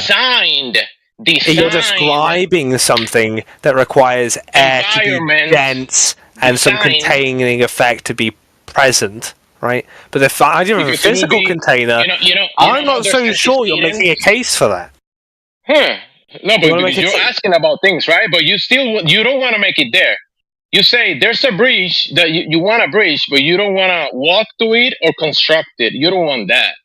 Okay, you want the bridge to be there without walk. You want to teleport to the bridge that you haven't constructed yet, and just magic. So how do you know there's a container? You're talking. How you know there's? Didn't I tell you? No, you said that we can breathe. Having a conversation. You said that we can breathe. You can breathe. Yeah, does not necessitate a container. Does it necessitate a container? Okay, in the globe fantasy, if there was no container, where will the air go? How are you gonna breathe? Well, I like how there's a problem here. It will rush in a globe high pressure to low pressure. Containing pressure. It will flow. Yeah. It will flow, right? Like it happens. It will flow away from your lungs. It's gonna be so violent, that event. Yeah.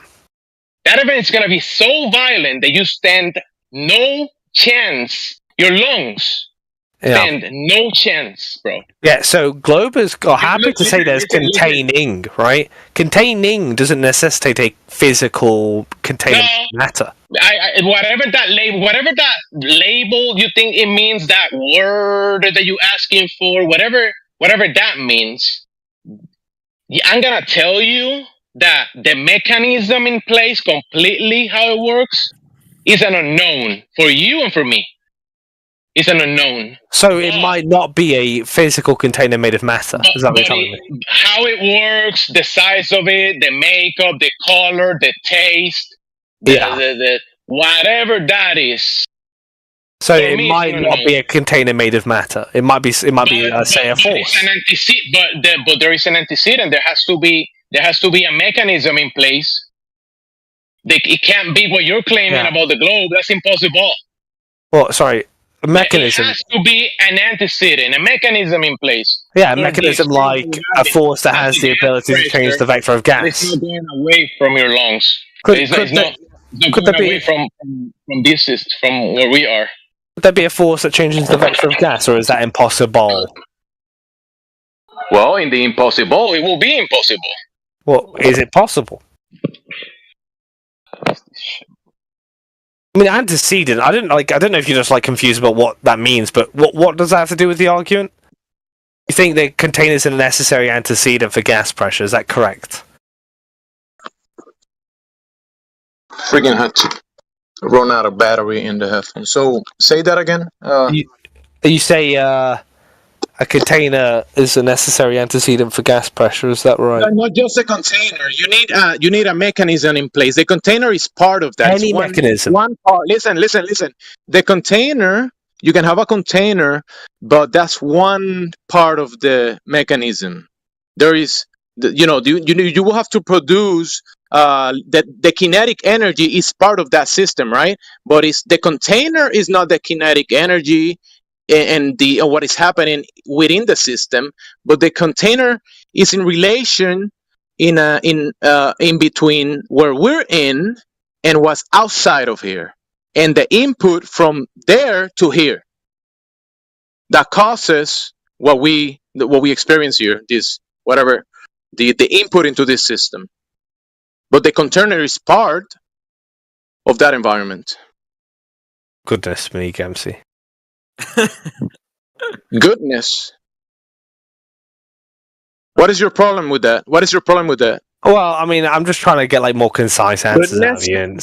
Goodness, gay, Jamsey, or something. What is your problem? You want to get muted after I speak to you and you disrespect me, motherfucker?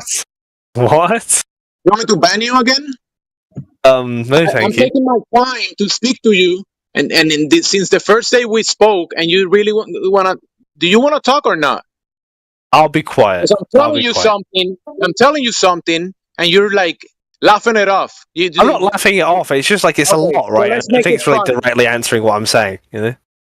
Answering what you're saying. I address you. You want to talk about one screw of the machine, right? Or one big part of it. You want to talk about the chassis of the vehicle or the chassis of the clock, or you want to talk about one area of it or one aspect, right? And you want me to give you answers that one thing is going to cause everything, James. You want to claim that the container is going to do this and do that, right? Yeah, sure, Gamsey. Yeah. I'll be quiet. Is everything a container then? How isn't that circular if you're saying it needs a container? What's not a container? Well, what's not a container? Your glasses, I don't know. Your hat might not be a container. But you're saying that that's part of a bigger container, and that's why there's gas pressure. Well, the gas pressure that we're breathing, right? When you use your muscles to expand your lungs, and the pressure around you rushes into that available volume, that gas pressure, the gas pressure is the force the gases exert on the walls of its container. So that part of the mechanism has to be in place for the other thing to be. So an antecedent is in place for the next thing to happen. Okay, if the antecedent is not in place, if the antecedent is not in place, how you expect to the next thing to happen? So in order to measure gas pressure, we need a container. That's what you're saying. How else are you going to do it? Can you demonstrate the gas pressure without the container? that's how you would measure it, like a barometer. Isn't a barometer a container? Yeah. Do you know how? Okay. Do you know how barometers measure pressure? Well, the barometric formula for pressure has G in it, which is kind of interesting. It's almost like gases are being accelerated downward. It's really weird. Why would we have to include the constant of all other objects that accelerate downward if we're trying to measure pressure? If it isn't affected by gravity, right? That's a convention, isn't it? What's a convention? The agree upon average that things fall speed. I wouldn't necessarily say it's a convention. I mean, it's observed. It's an agree upon average. An average agree upon a convention is agreed between people on talking about the observable phenomena that happens between a certain gradient average. Sure. What? What? The physics of it, bro. The physics, the quantum physics. The physics. I don't know much about what you guys are talking about, but I just have a question. If there's let's say for example there's a 50 liter container, and there's two gases in that container with different densities, would we see could we see a pressure gradient? Would there be more gas at the bottom concentrated? I think there's demonstrations for that. I will say yes. Gotta remember that dynamic. You can have an isolated system that are like the one that you're describing. Isolated. You have a valve that you sealed, and there is no energy being transferred outside or inside the container, right? Because it's that one is isolated. So this one that we're in, we can have isolated systems, but we are on a dynamic system. That energy can go in and out of the system. So the mechanisms in place for that, there's a lot of stuff that we know, things that we can devise, like gas tanks, containers of many different ways of doing containment of high pressure, low pressure, cold and heat, or gases, all that stuff. Could we, since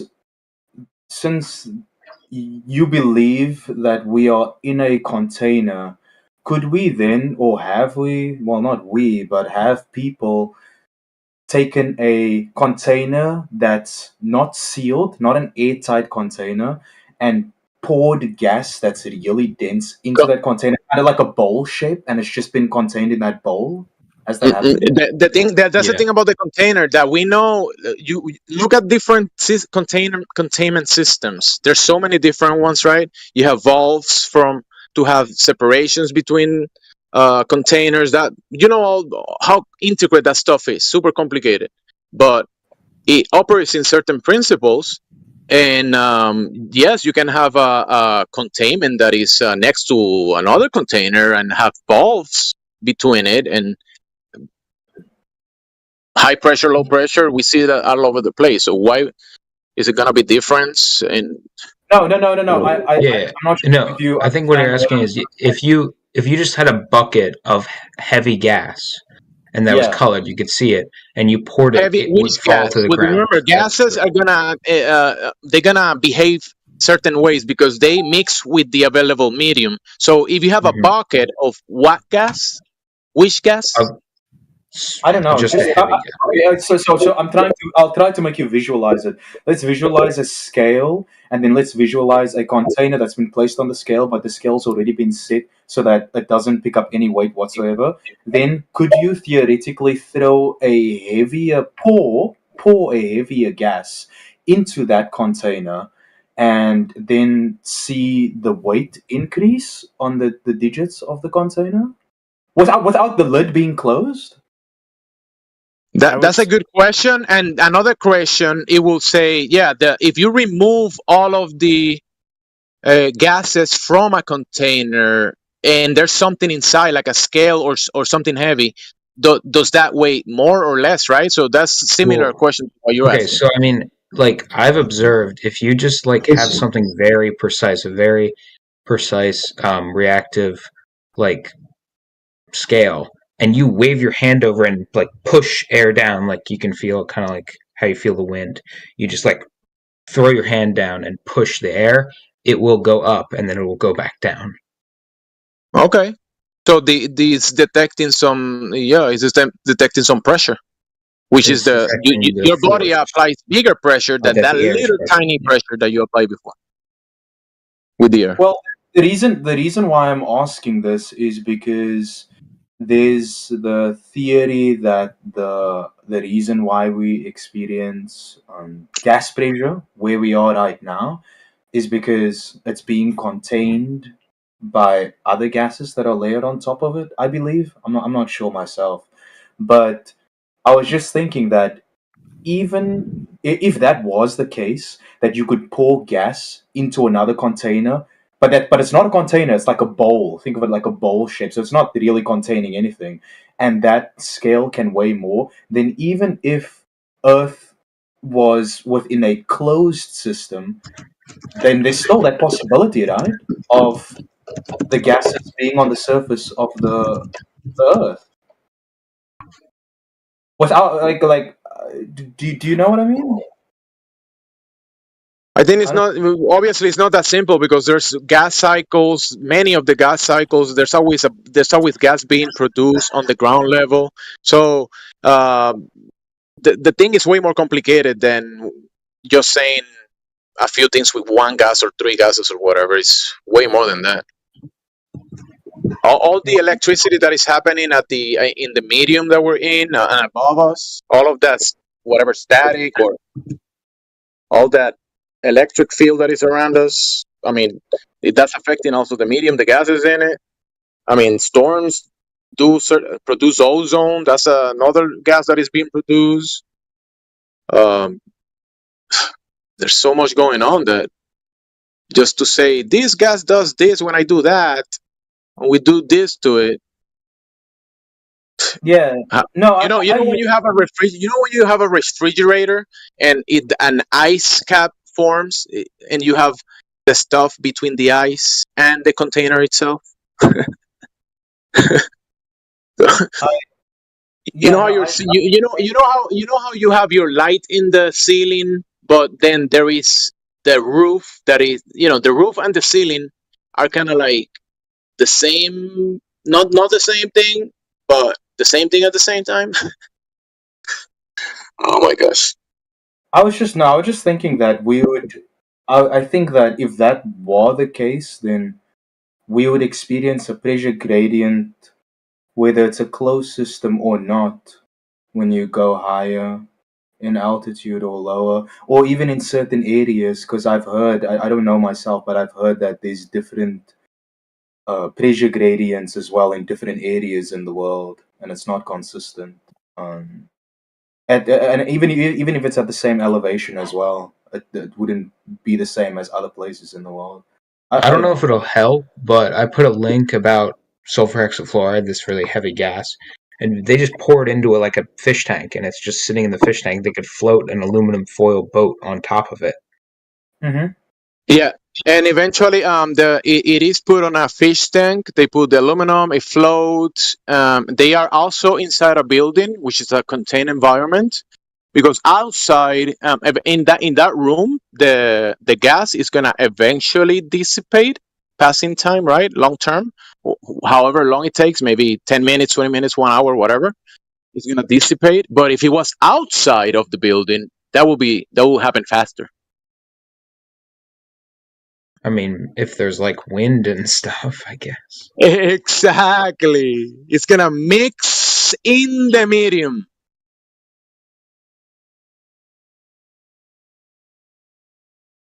I don't think that really proved anything. And then do what? Form a pressure gradient outside? Dissipate in the medium. Or density gradient?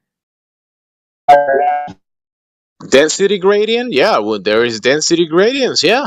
There's a lot of dense stuff below our feet, and there's gas density gradients in the medium we're in. We have gas cycles. Yeah. Yeah. Mm-hmm. And then when you go higher, there's less gases because gases are being produced where? On the ground. From the ground. That's the carbon cycle, right? Gas cycles, many gas Mm-hmm. cycles. The plankton. Do you know how much plant life is in the oceans?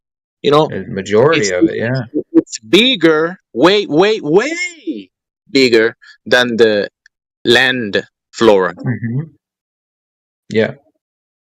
So that's producing even the organisms in the water are producing gases as well.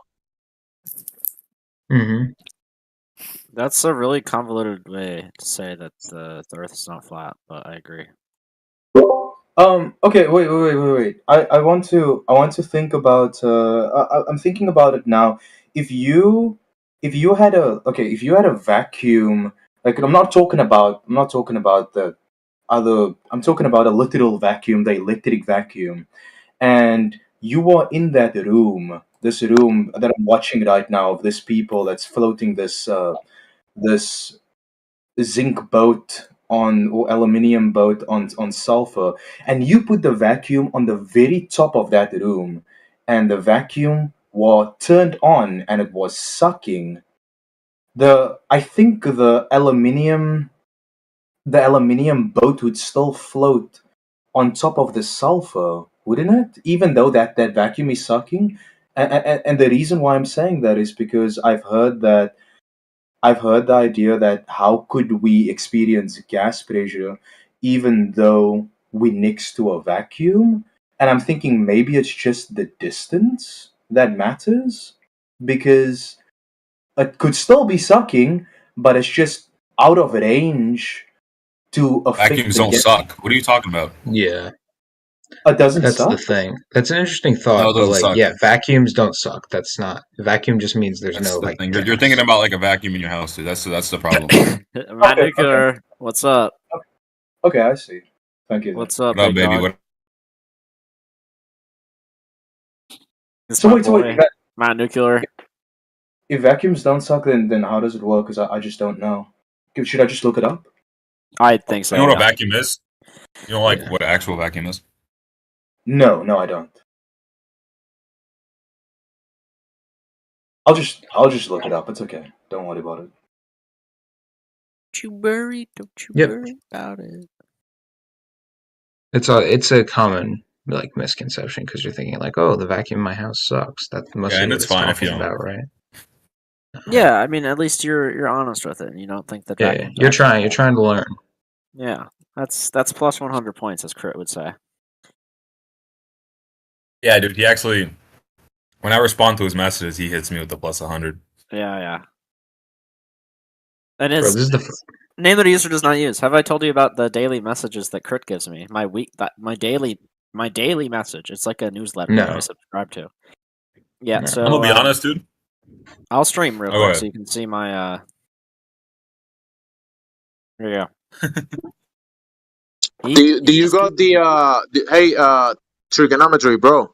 Do you got in the news the NASA photograph of a lemon bag in Mars?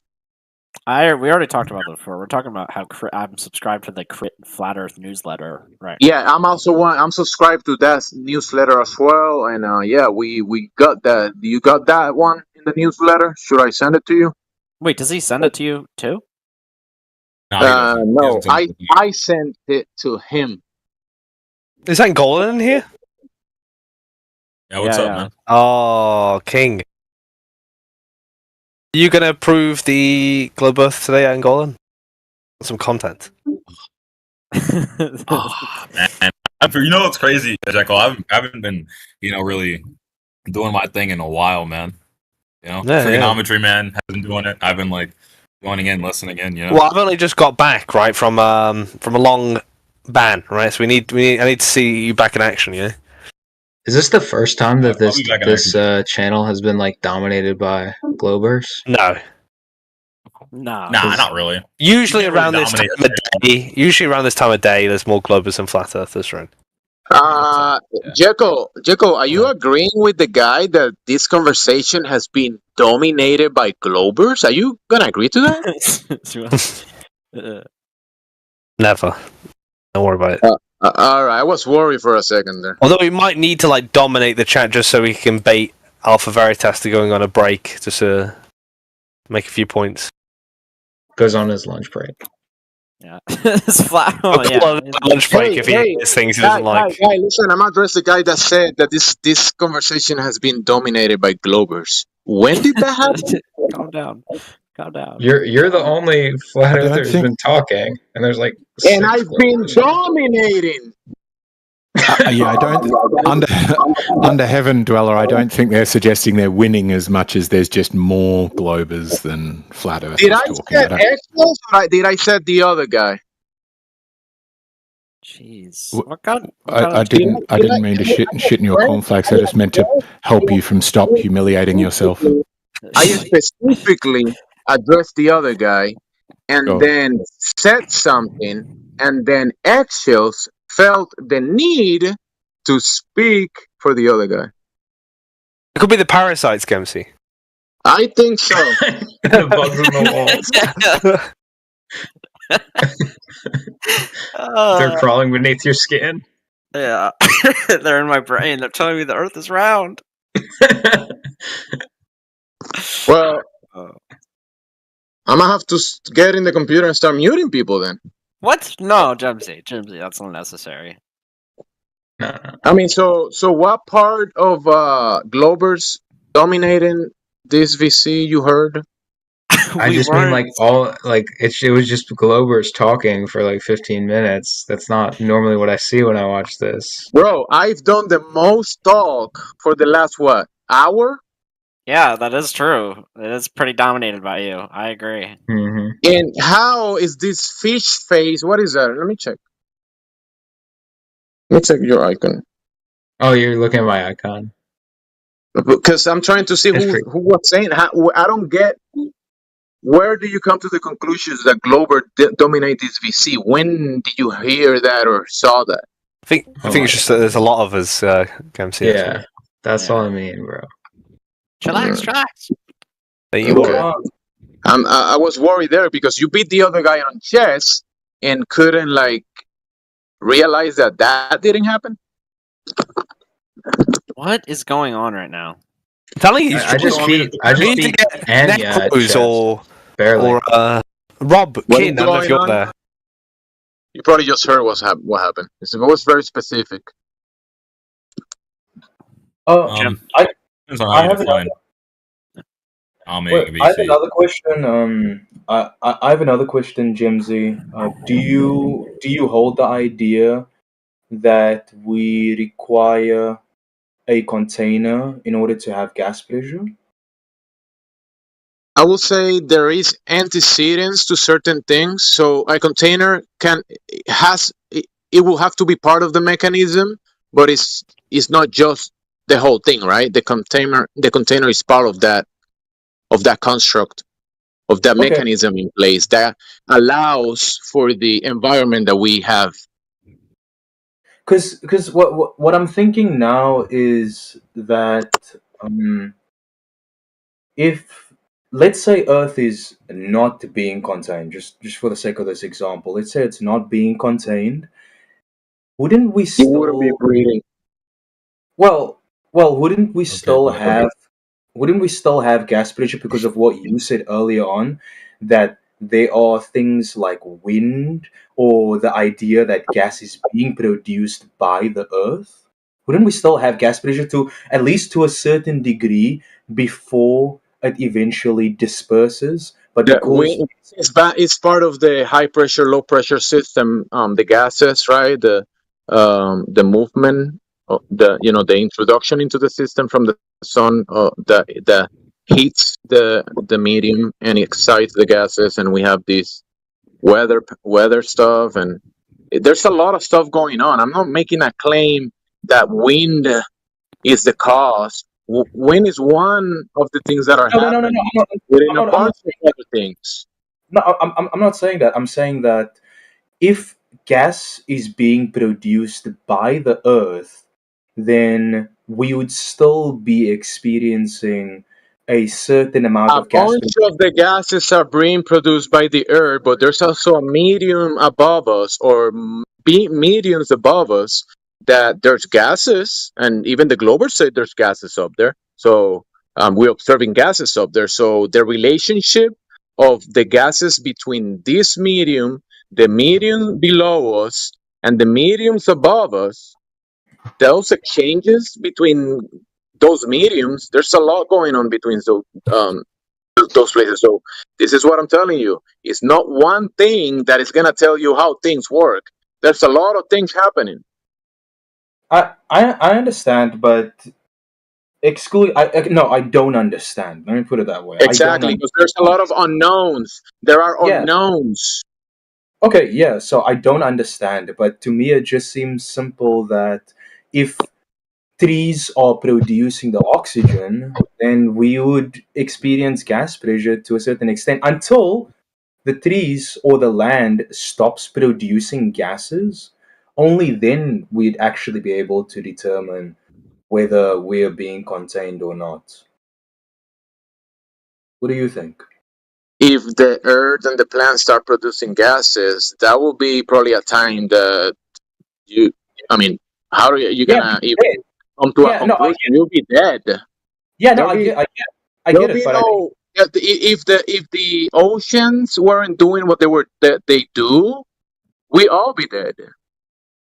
Yeah, so I don't understand the claim that the gas pressure can't exist next to a plants. vacuum. I meant the oceans, but I meant the plants. The fauna, the gas cycles. If that stuff wasn't happening, how we're gonna? What I mean? No. I understand, and that's why I'm saying I don't understand the claim where I've heard other flat earthers say that we cannot experience gas pressure on Earth without it being contained. Because I would agree with that.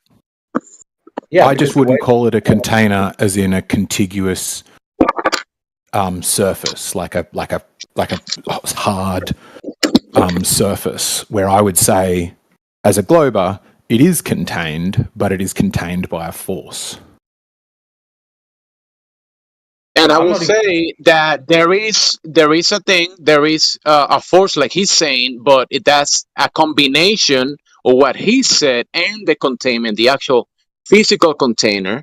And they're also, like I told you, the refrigerator, right? And inside that container, there is like layers of ice as well, right? Or there's stuff also between the container and the stuff that is being contained, right?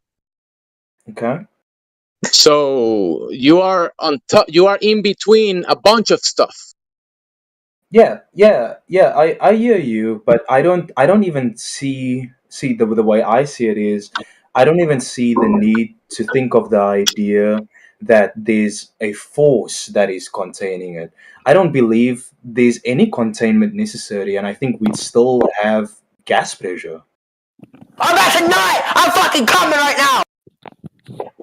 So the gas pressure, you wouldn't have it without the mechanism in place. The way we can demonstrate it, the gas pressure, right? We can demonstrate it with containment, and there's also you can push the air and cause a pressure, but that mechanism in place is what allows for the environment to be in place for this phenomena that we do here.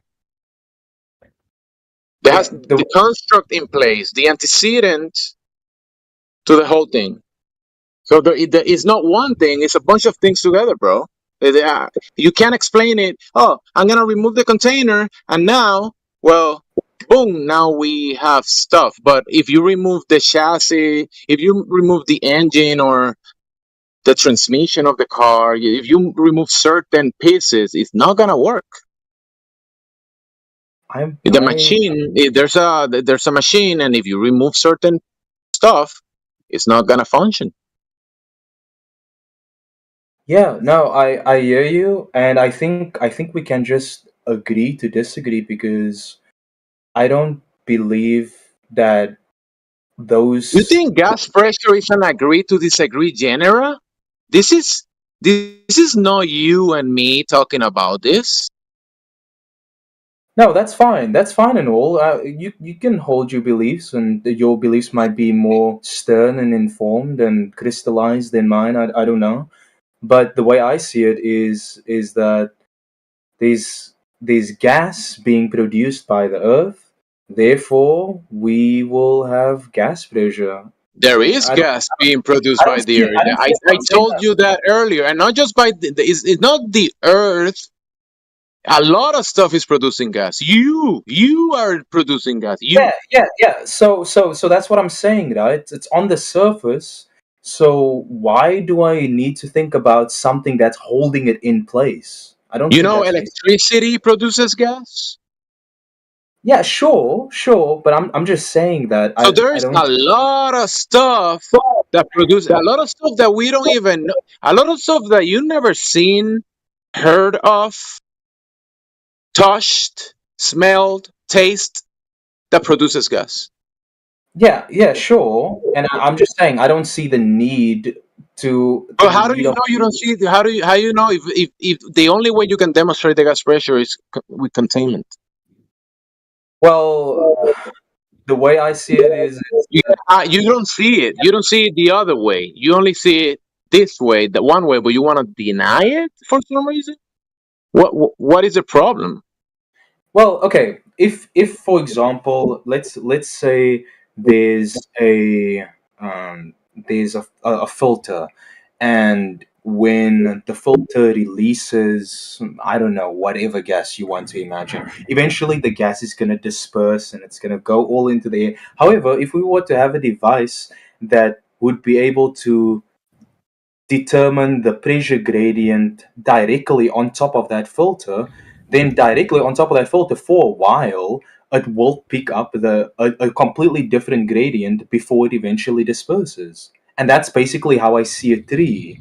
So a tree is going to release gas, and if we had a very specific or a very sensitive pressure detecting device, we're gonna detect a different pressure gradient until that tree dies, and eventually Listen to this, right? Have you ever seen a terrarium? You've seen a terrarium? I don't know what that is. Okay, go search terrarium videos. Terrariums. Okay, I'm looking it up right now, and many of them can be set up. Many of them can be set up. It's like a sealed crystal or glass container. Many people making small, other people making huge. And you can have this sealed environment, like a glass, is sealed, but then you can have an outside light source that is going into the system, and it will be part of the necessity for the system to work. So this stuff you can see the necessity to such environments for things to work. You just have to see how stuff works. Look at a terrarium. It's a good setup. You can have lights inside of it, and you can have lights outside of it interacting with it. And the thing is that you need to set it up to a certain way. And the terrariums can go for 1 year, 2 years, 50 years, 100 years. And they will be sealed with the same soil, amount of water, and whatever seeds. And they will have insects inside, organisms, and they will have cycles, atmosphere. And you can have the light outside of it, shining into it. Can I ask a question? No. So if we're talking, somebody mentioned like the gas, like dispersing over time, right? Like to be a change in the gradient over time. So I'm thinking like the time element, right? Depending, like imagine some kind of like massive. I guess I'm wondering like how does that play in if you're moving through it? Like if we're just moving through it, like it's just such a large amount of gas that's dispersed. I'm not trying to like map it onto a specific model, but is it possible to like have consistent gas pressure for some period of time as it's dispersing, or how does that like? Because you'd probably realize that it was changing in some way. But like, I guess I'm measuring how does time factor in the measurement of gas pressure? Does it not? Yeah, I don't know. Go ahead. I think we can. I think we can determine a. I think we can determine a consistent gradient if we contain the gas, but the gradient would be inconsistent when the gas is dispersing from some sort of device, like a man-made device or a No, tree, not. for example. So I'm not saying a man-made device. I'm saying like imagine like so you just mentioned like a terrarium, right? Okay. I guess I guess this would have to be without a container. So just imagine like there's some area and there's like some amount of gas, right? As it's dispersing within the zone of dispersal, aren't you still measuring some gradient of gas pressure for the time of dispersal? So I'm just asking, how do you measure the time or account for the time? Because depending on the amount of, I might be totally wrong, but to me it seems like the amount of gas dispersing and the area, like just then it doesn't matter, the volume around doesn't matter. It's just within that amount. Does that make any sense? I'm sorry, I'm probably just rambling a little bit, but yeah, it's just I'm just thinking like, let's say if you had like just No, it doesn't. okay, that's cool. Okay, wait. My question was, how does time factor in to the measurement of gas pressure? I don't time you depend. Okay, so time.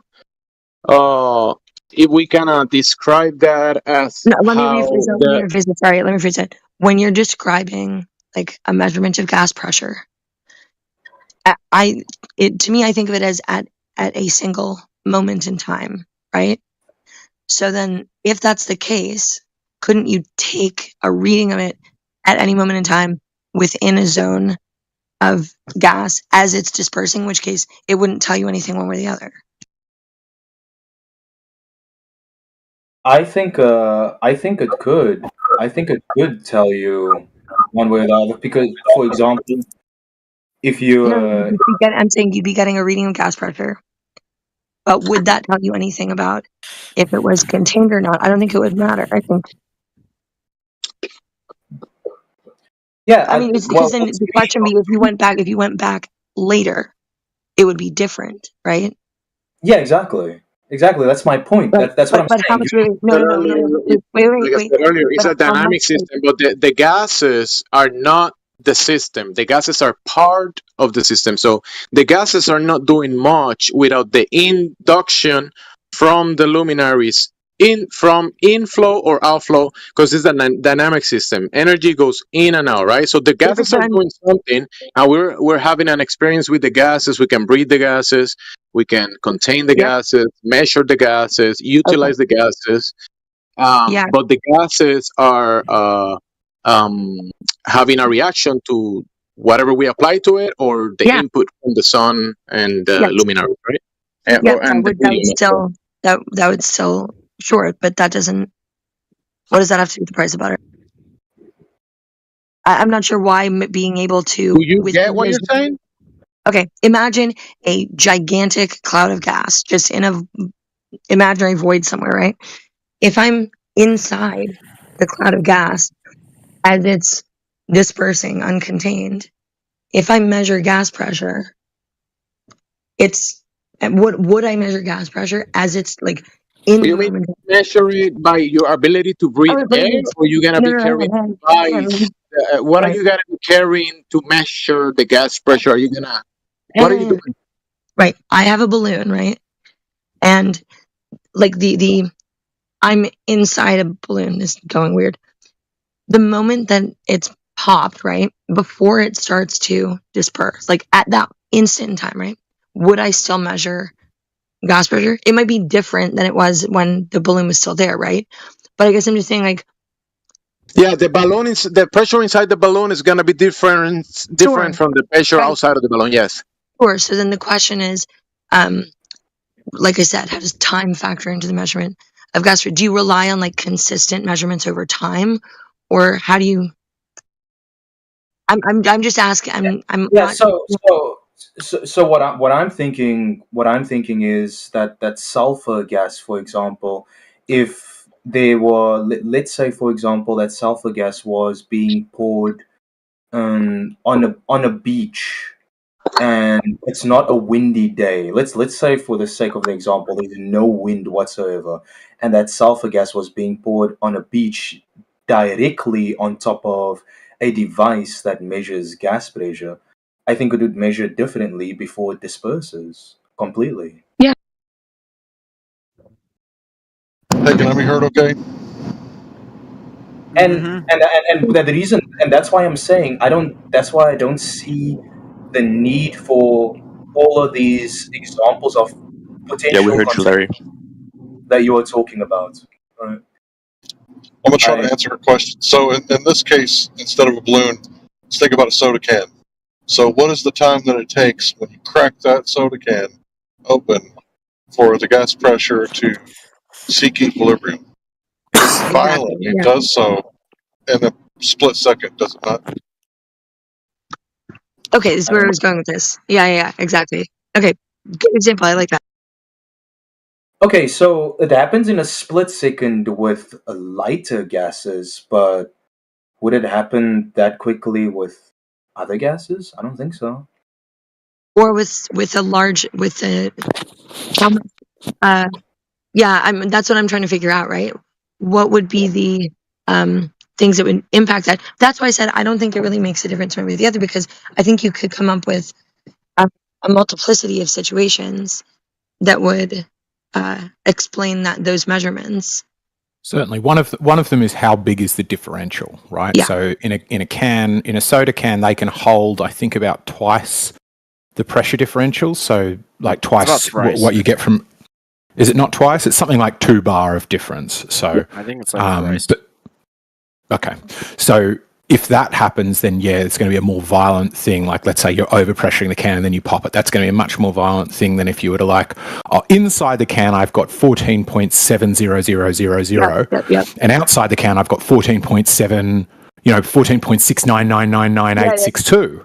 And then you're going to find that you pop it, and the molecules, because there's less of a differential, are going to slowly meander their way out. Mm-hmm. Can we talk about the crisis in cosmology, Larry? I wanted to talk about that earlier with you. I've heard it before, and from you, I heard that was your thing, that crisis in cosmology. I want to talk about that. Do you have questions, or do you want me to do a monologue? I kind of want you to do a monologue, and then I can ask some questions after it. Well, I'm not trying to take over the room, and I'm not the only one here. Does anybody object? I'd like to hear about it. Yeah, I want to hear about it. We always want to hear Hank Hill. Larry. Go, Larry. Go, Larry. All right, so the crisis in cosmology is basically this. There's a vacuum energy catastrophe. And when they compare this energy to the expansion rate, Hubble's constant, they get two wildly different numbers with the two different measuring systems. And it's not off by a little bit, it's off by 10 to the 120th. That's 10 with 120 zeros behind it. So this is no small number, this vacuum catastrophe that is causing the cosmological constant crisis. Now, you might ask, what's the cosmological constant? Well, that was in the equation in Einstein's theory of general relativity, special relativity, right? So this constant, Einstein himself said that it was his greatest blunder. And then after Einstein, people said, no, that was the one thing that he was wrong about, was the thing that he got right. So it's really interesting to think about, because if he got it right, then why would there be a crisis in cosmology? So, understanding what you're trying to say is that the observed expansion of the universe and the structures in the universe is conflicting with the constant, right? Right, because what happened was Hubble said the universe is expanding, and that's what kind of brought about the Big Bang Theory. So if the universe is expanding, then gravity should be pulling it back and it should be slowing down. But in the 90s, they observed the exact opposite, that the so-called expansion of the universe was increasing. So that's what kind of brought about the dark energy theory to kind of explain this phenomenon. But if gravity was real, and gravity is attracting everything everywhere at all times, then the expansion should be slowing down. So it's not. So this is the problem. Hubble's constant, Einstein's constant. Yeah, so first of all, I would not expect gravity to be slowing the expansion down, because of course we know gravity is an inverse square of the distance is force, proportional to the force. So gravity doesn't really act, or is not the main thing of the galaxies, I would say, considering how far apart they are with each other. But so mass does not attract mass? No, it does, but I wouldn't expect the expansion to really be slowed So you wouldn't by expect gravity. mass to attract mass? No, I wouldn't expect the expansion to be slowed all that much. But okay, so you wouldn't expect gravity to exist then? No, that's not what I'm saying. But no. So what do you mean when you expect that the expansion should be speeding up? I mean, we observe the redshift, right? That's all we really need to know that the expansion exists, right? So that doesn't make sense to me. We observe a redshift, or we observe data that we interpret to be redshift, and the universe is expanding, but gravity is so weak that we wouldn't expect it to be pulling everything back together and creating a big crunch and a big bang cycle. Yeah, I don't think gravity has that capability.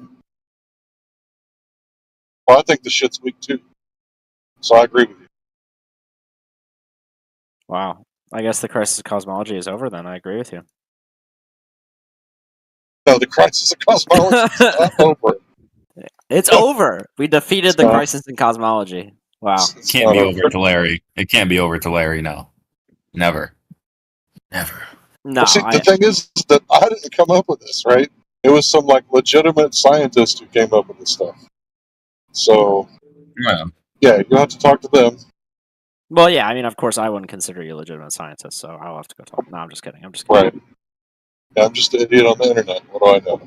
No, I was. But you can Google or search vacuum catastrophe or crisis in cosmology, and there's no shortage of information about this. Anybody can read about it. If you look at what the string theorists have to say, they're the ones that know how fucked up it is more than anybody, because they're the ones that tried to reconcile everything and get one standard model, unified theory. But there is no unified theory. So if you're a fundamentalist and you think that there's 4 fundamental forces, well, sucks to be you, because that's not what we're observing in reality. So, we obviously kind of BS'd our... I do agree that we kind of BS'd our way through explaining a lot of stuff with, dark matter and other stuff. It was like a stopgap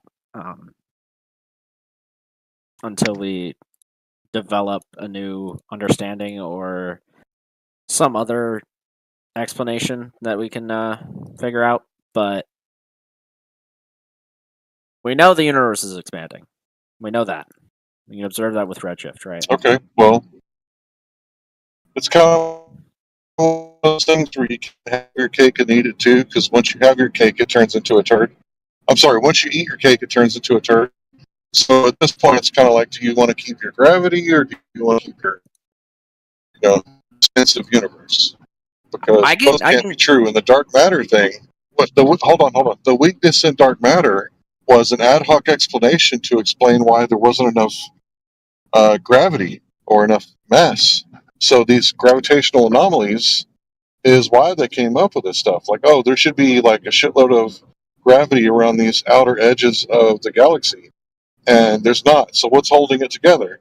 Well, it can't possibly be electromagnetism, because that would just be crazy. So it has to be that there's some sort of missing matter or dark matter that's causing this gravitation, because the galaxies are spinning so fast, 10 times too fast, that they should be flying apart. Go ahead.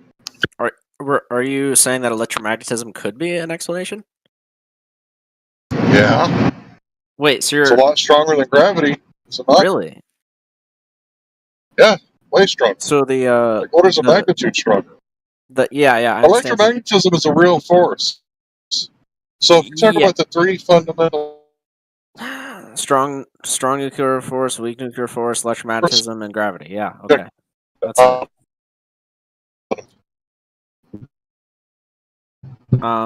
You're kind of roboting right now. I don't know if you back.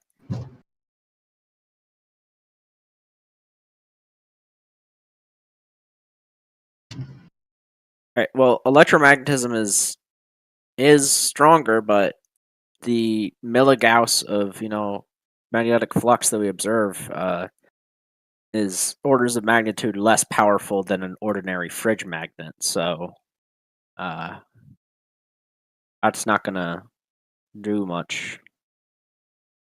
Especially could you explain the physics of fridge magnets? Sure. No, not you.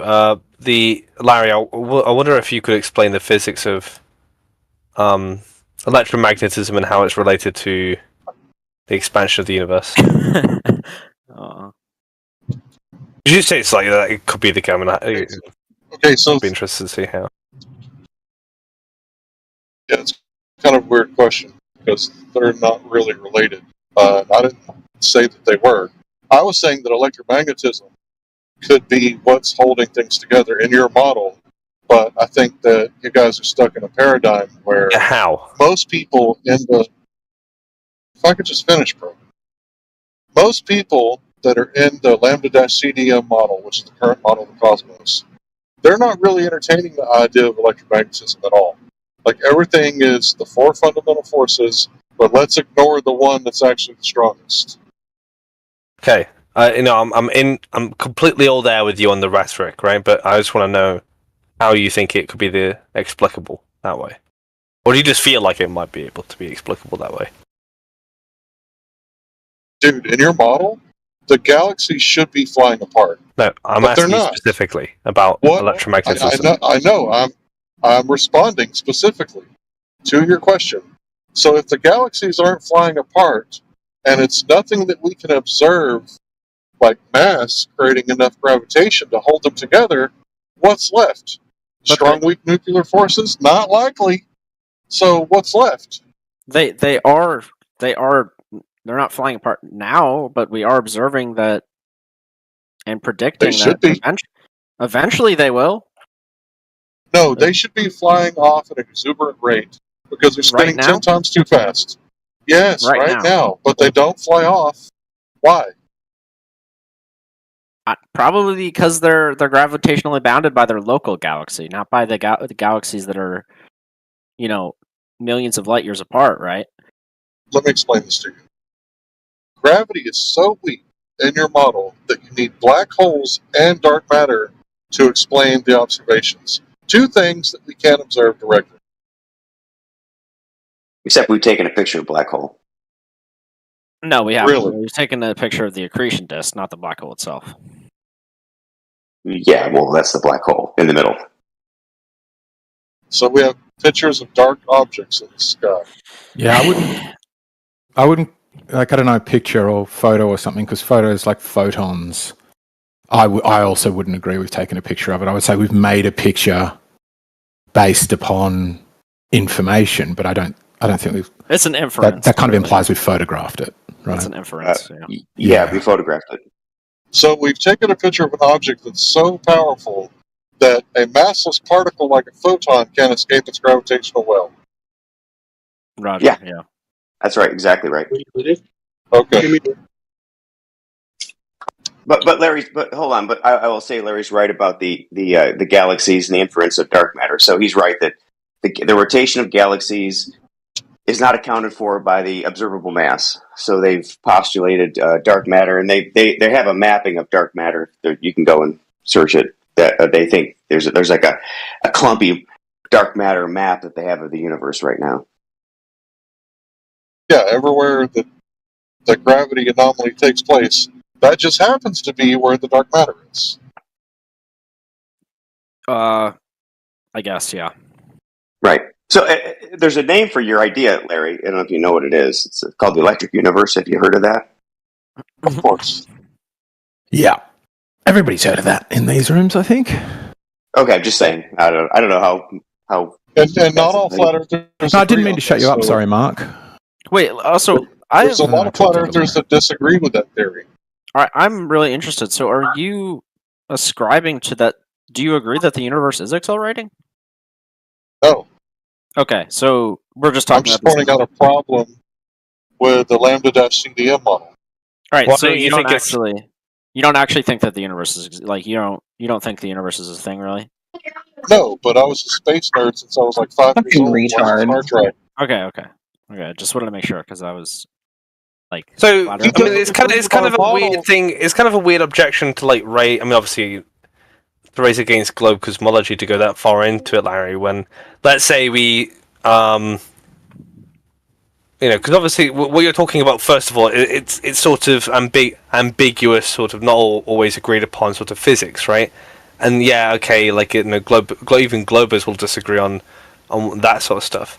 But the fact that like we're talking about something that's so far ahead of where you actually believe, right? I mean, you don't even believe space is real, but yet you're wanting to talk about what goes on at the edge of the universe is bizarre to me. Well, no, he's not wanting to. that's what I said in the chat.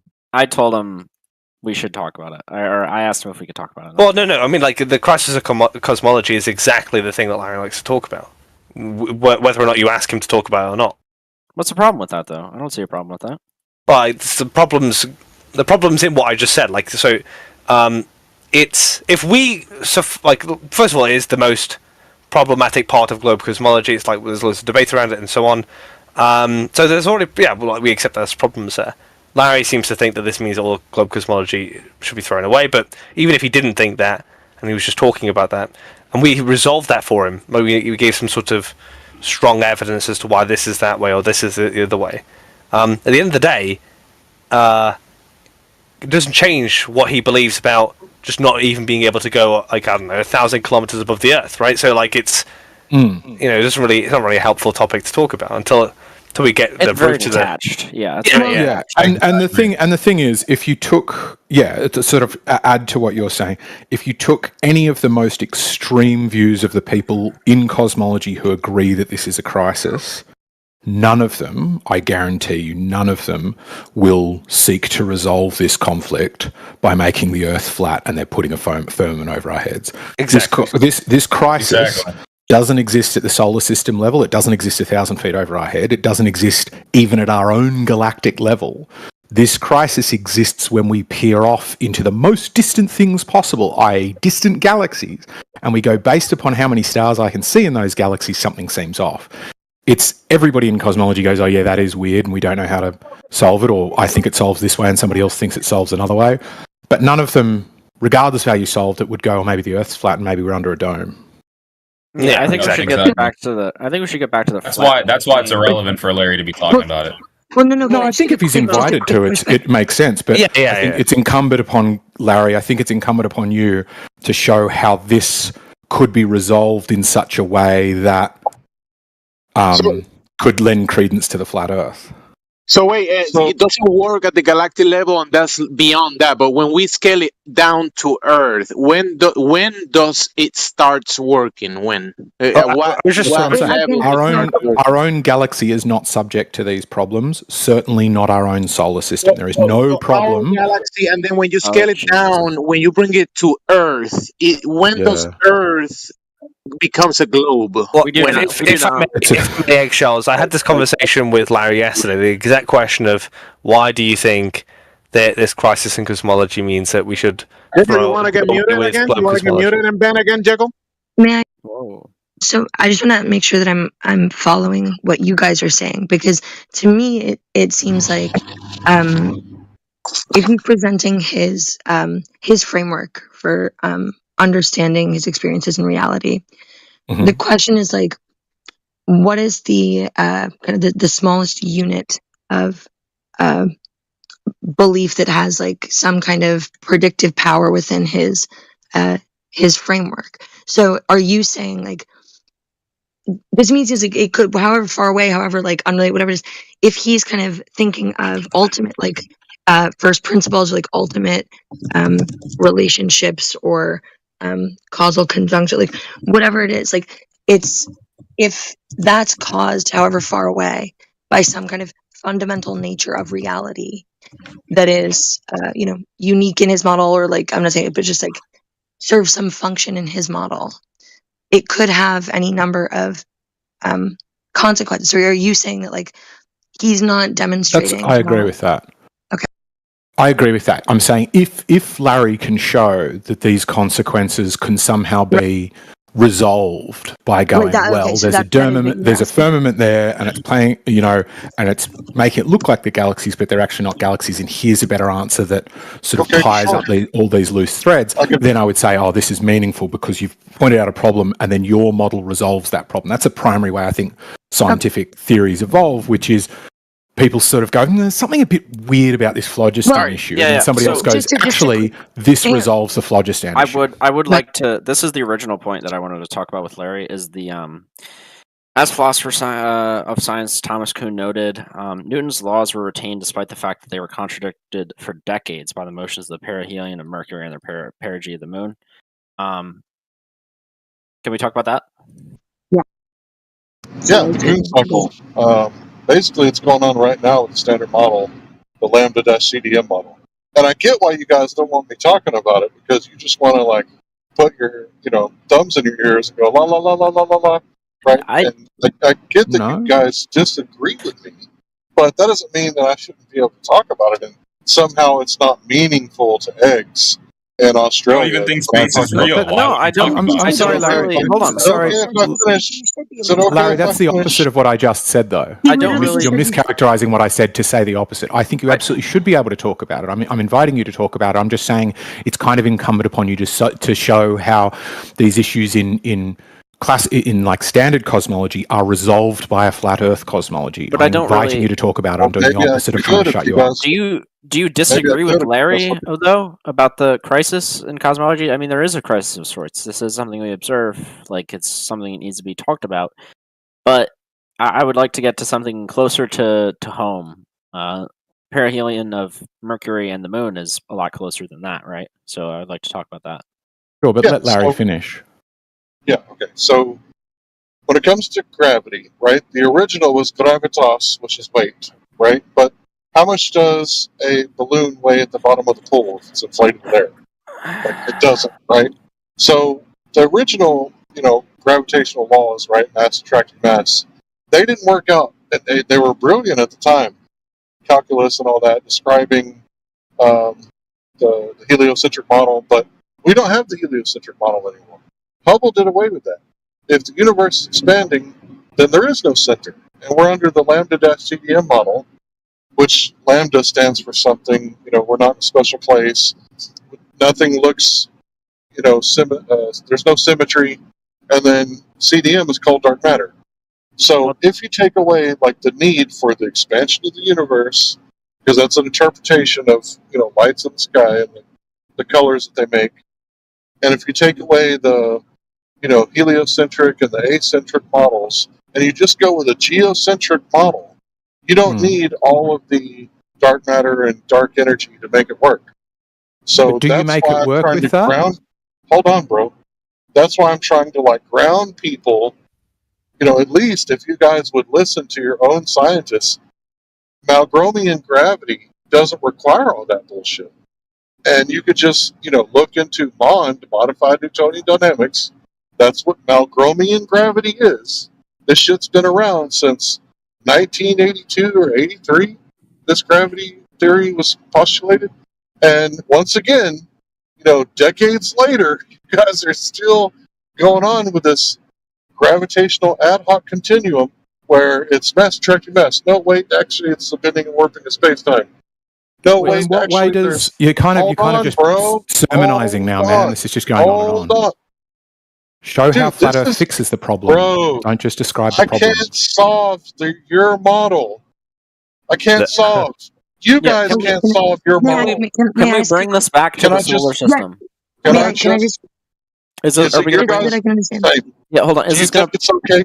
Do you guys think it's okay if I like finish my point? Yeah, I know You that take you another guys want 5 to minutes? interrupt. No, bro, you interrupted right in the crescendo when I was making my point on Make it purpose. crescendo. Make it crescendo. I interrupted too. I apologize. So we can finish it through. I apologize. Yeah, get Yeah, on. you guys are asking me, trying to explain. Instead of going on this ad hoc continuum with maybe it's dark matter, or maybe there's dark gravity, and coming up with all these crazy ideas, why don't we just go with a theory that better fits the observational data? That's all I was trying to say before I got interrupted. Thanks.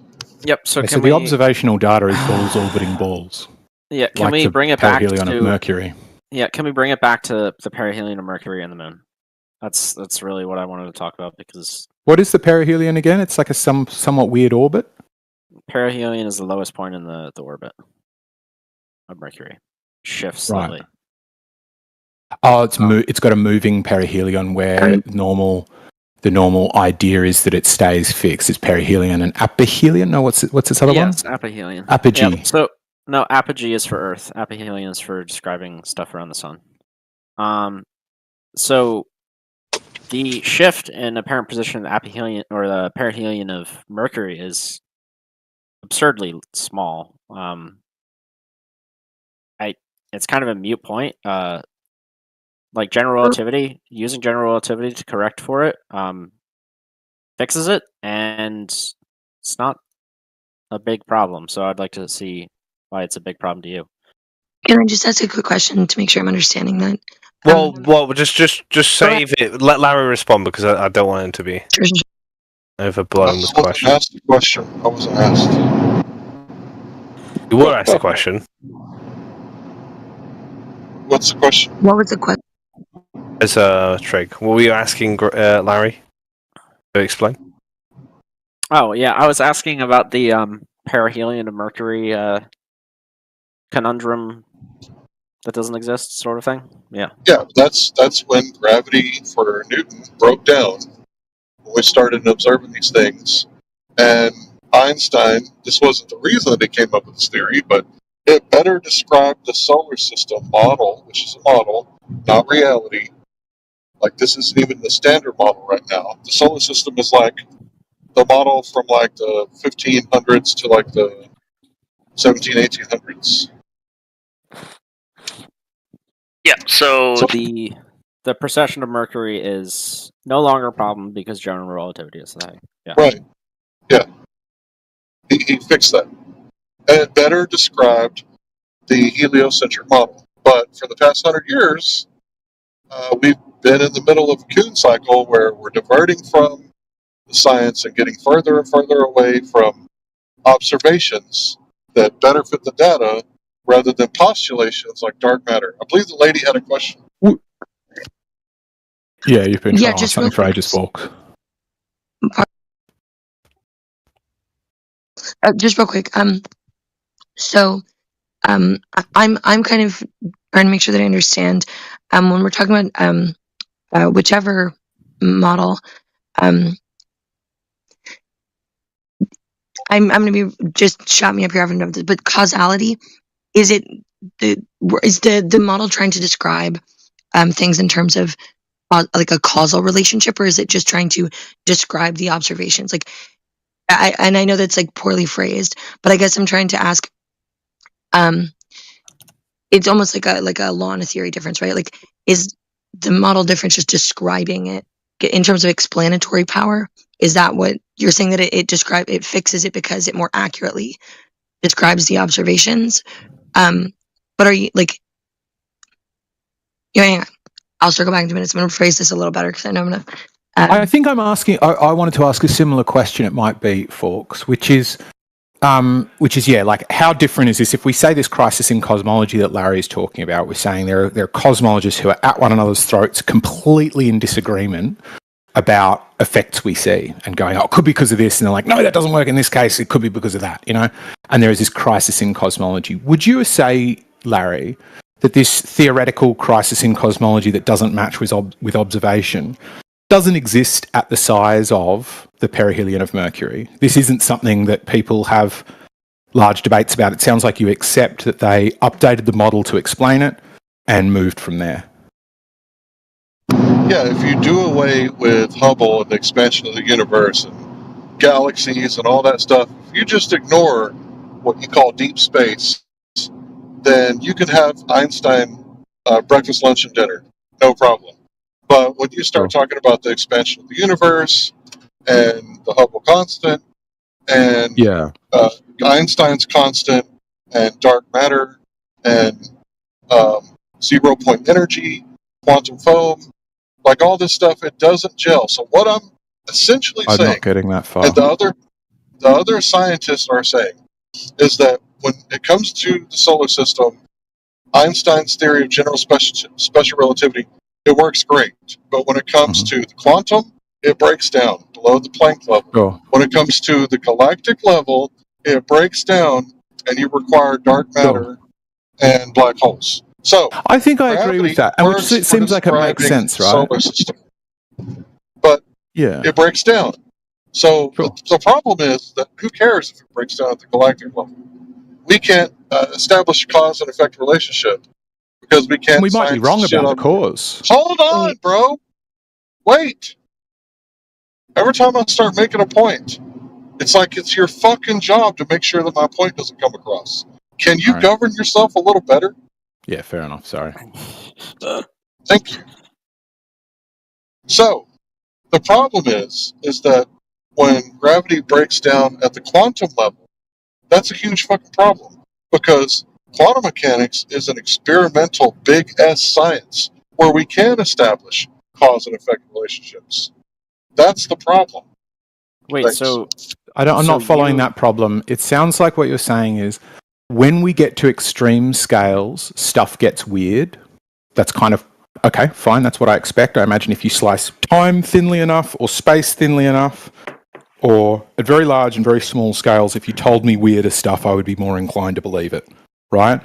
And you're saying there are things that we really struggle to test, such as the expansion of galaxies, and there's this huge crisis in cosmology. Whereas quantum, as you rightly say, we can at least do tests on these crazy theories, where the galaxies are just out there, and billions of years, we're getting light that's billions of years old, so there's no way we can ever affect that and know anything about it, because we'll be extinct long before we do.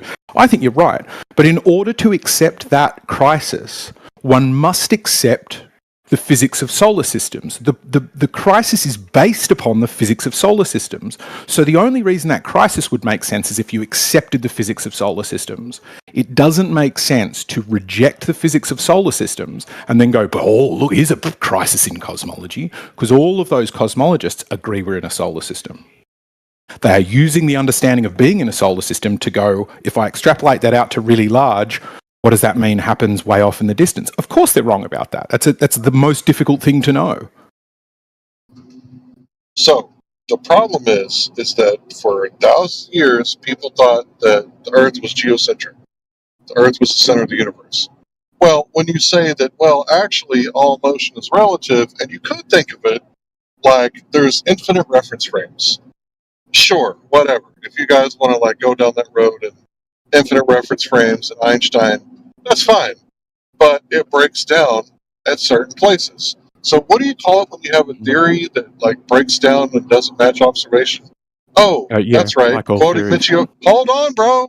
Sorry, I thought it was a question. It was a legitimate. You asked me a question. Come on, sorry. I didn't ask you anything. I'm sorry. I didn't say X. You said, what do you call it? You said, what do you call it? Sorry, I'm sorry, man. Hold on. So, according to Michio Kaku, it's the largest mixed match between theory and observation in the history of science. That's what the cosmological constant is. It doesn't matter if I believe the sky is blue or green. It's still a fucking problem with the standard model in cosmology.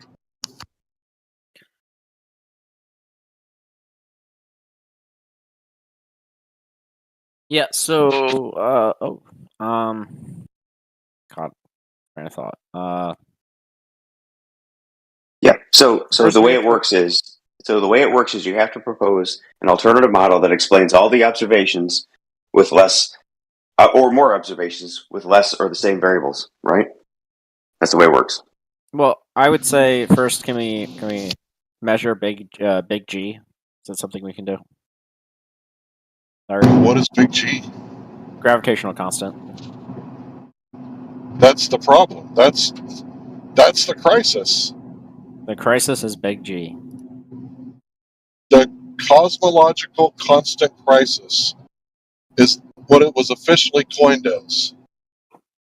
Yep. So Your big G is in crisis.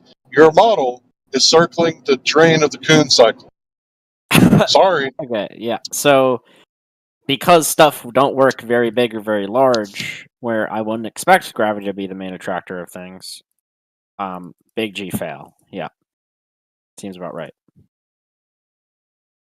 And Einstein himself said that it was his greatest blunder, because before Hubble, people thought that the universe was static, had no beginning, has no end. But after the expansion rate, there was a guy who said, hey, Einstein, if your theory is right, then eventually there would have been a day that didn't have a yesterday. So a day without a yesterday, if you think about what that means is that everything came from one spot and expanded out, like the universe expanded faster than the speed of light. And that's called inflationary theory or inflation theory. If that's true, then finally, now, according to mainstream science, quote unquote science, has caught up with the Bible and understanding, the universe a little bit better, that it had a beginning. So finally, they're on the right track. But when you compare that, model of an expanding universe, well, it goes against Einstein. So Hubble kind of defeated Einstein in a way. And you guys are just still stuck in that model. Maybe not you in particular, but the proverbial you are still stuck in that model because you haven't understood that there's a paradigm shift happening. And it's been happening for about 100 years almost.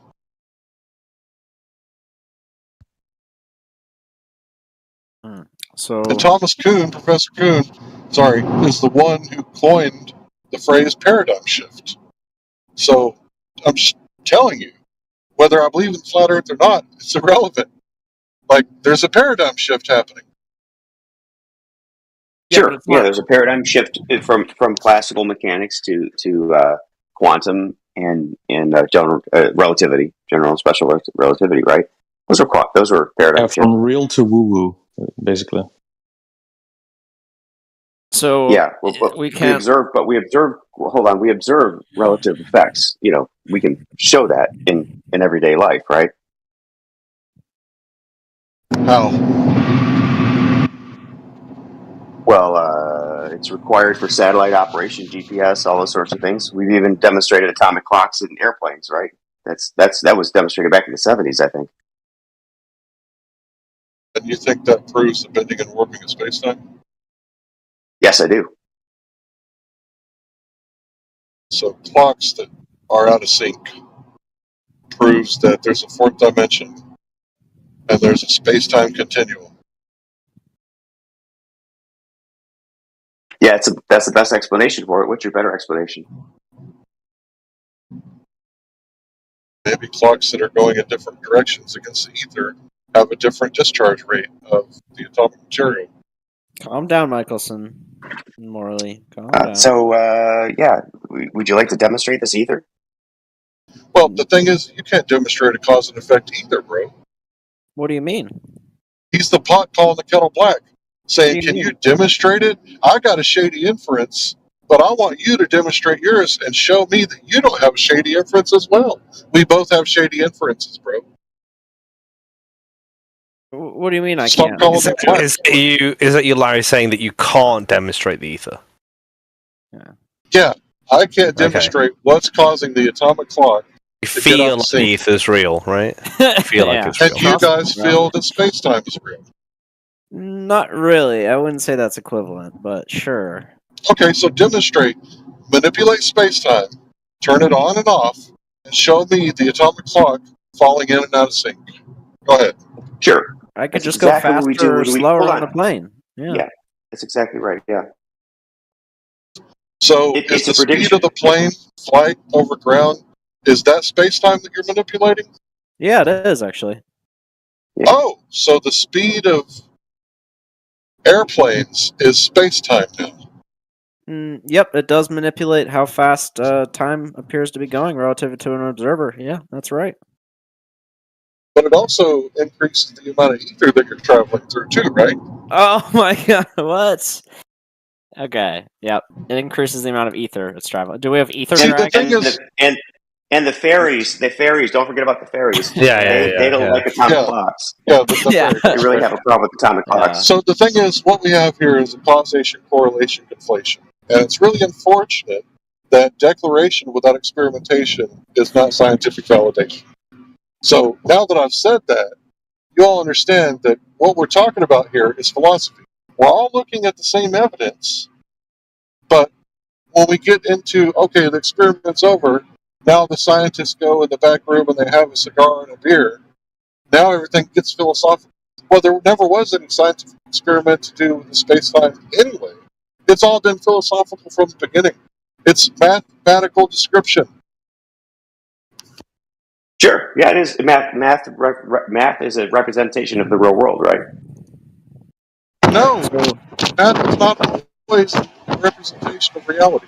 So your rebuttal to my explanation was my ether fairies.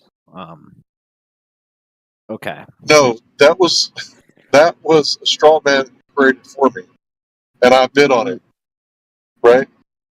I said, yeah, you could say it's ether fairies. You could say that it's twinkle toes. You do believe it's ether fairies, right? Yeah. No, I do not believe that it's ether fairies. Oh, just ether. Yeah. Minus the fairy part, yeah. So, if you guys could just demonstrate, without manipulating the speed, just manipulate space-time itself. Put it in a jar, take it to the lab, manipulate space-time, and change the atomic clock. So you can't do that. It's not science. That sounds like moving the goalpost. Yeah, it's like moving the goalpost to me. It's not just moving the goalpost, but it's an irrational request. Is it moving the goalpost to ask for the science? It is moving the goalpost. I showed you. I told you how we do manipulate variables. We manipulate the speed, the independent variable being speed. So speed is the cause, not space-time. Got it. No, speed is affecting space-time, and we observe the change in. Yeah, we observe the time dilation on atomic clocks. And if you believed in space, we could have even faster. That's the problem. Belief. If you, belief. It's not. Freudian slip. It's a no. Demonstrate. If you know you believe what's causing it, it's the time. If you're saying that all you manipulated with speed, that is the cause. But do you think it's wrong that Larry just believes in the ether, or are you not going to lecture him about that? He also has a belief on ether, and everybody believes that he does. And it's fine to have a belief. It's hard to have a belief, but not make sure you don't make everybody think that that's factual. That's okay, Larry. So it's not your ether's not factual. Time out. Yeah, it's a belief that I have. Right. The problem is you guys are the pot calling the kettle black. You guys are masquerading like you're a bunch of scientists, LARPing as scientists, where I'm saying, hey guys, you're not a scientist when it comes to the subject of what's causing the atomic clocks to do this thing. I'm also not a scientist when it comes to the subject. But you guys are like, no, we're scientists. You're only a mere philosopher. We're both philosophers when it comes to the subject. All right, nobody's done any fucking science. Hold on, except that you don't understand the philosophy either, Larry. Yeah, that's true. Okay, you don't understand the philosophy. No, you. No. Occam's razor, right? No, you. I think you. So do I guess we're not going to be productive then. So do I have to use? Once you start doing the ad hominems where you have like a thinly veiled attack the person, you don't understand. I think it was thickly. No. I'm gonna reference your arguments because you keep saying there's a crisis in cosmology, which is true to some extent, right? We haven't discovered any. Or there's also a crisis in quantum mechanics, I would say too. Right. Okay. What's that? We've worked in space theory for. Well, for instance, there's been really no new particles discovered. Well, we've discovered new particles, but they haven't been hypothesized since the 60s, really. There's really been no advancement since the early 70s at the latest, right? In either of these fields. Because we've been chasing our tail with E equals MC squared for 100 years. Right. Right, but here's my point. And we know it's the fact that we don't know how to deal with black holes means there's unanswered questions, absolutely. But to postulate a new theory to replace the standard cosmological theories, right? All of them, right? And they don't match up, right? They don't correspond with each other, right? You have to come up with something that explains all the variables, right? And has more explanatory power with less variables, or at least the same explanatory power with less variables, right? That's it. And if you can do that, I'll listen. That's great. But you can't. Falsification is independent of replacement. Well, you haven't. Falsification in this sense is being bastardized because things like gravity, large-scale sorts of topics in physics aren't built off one particular proof.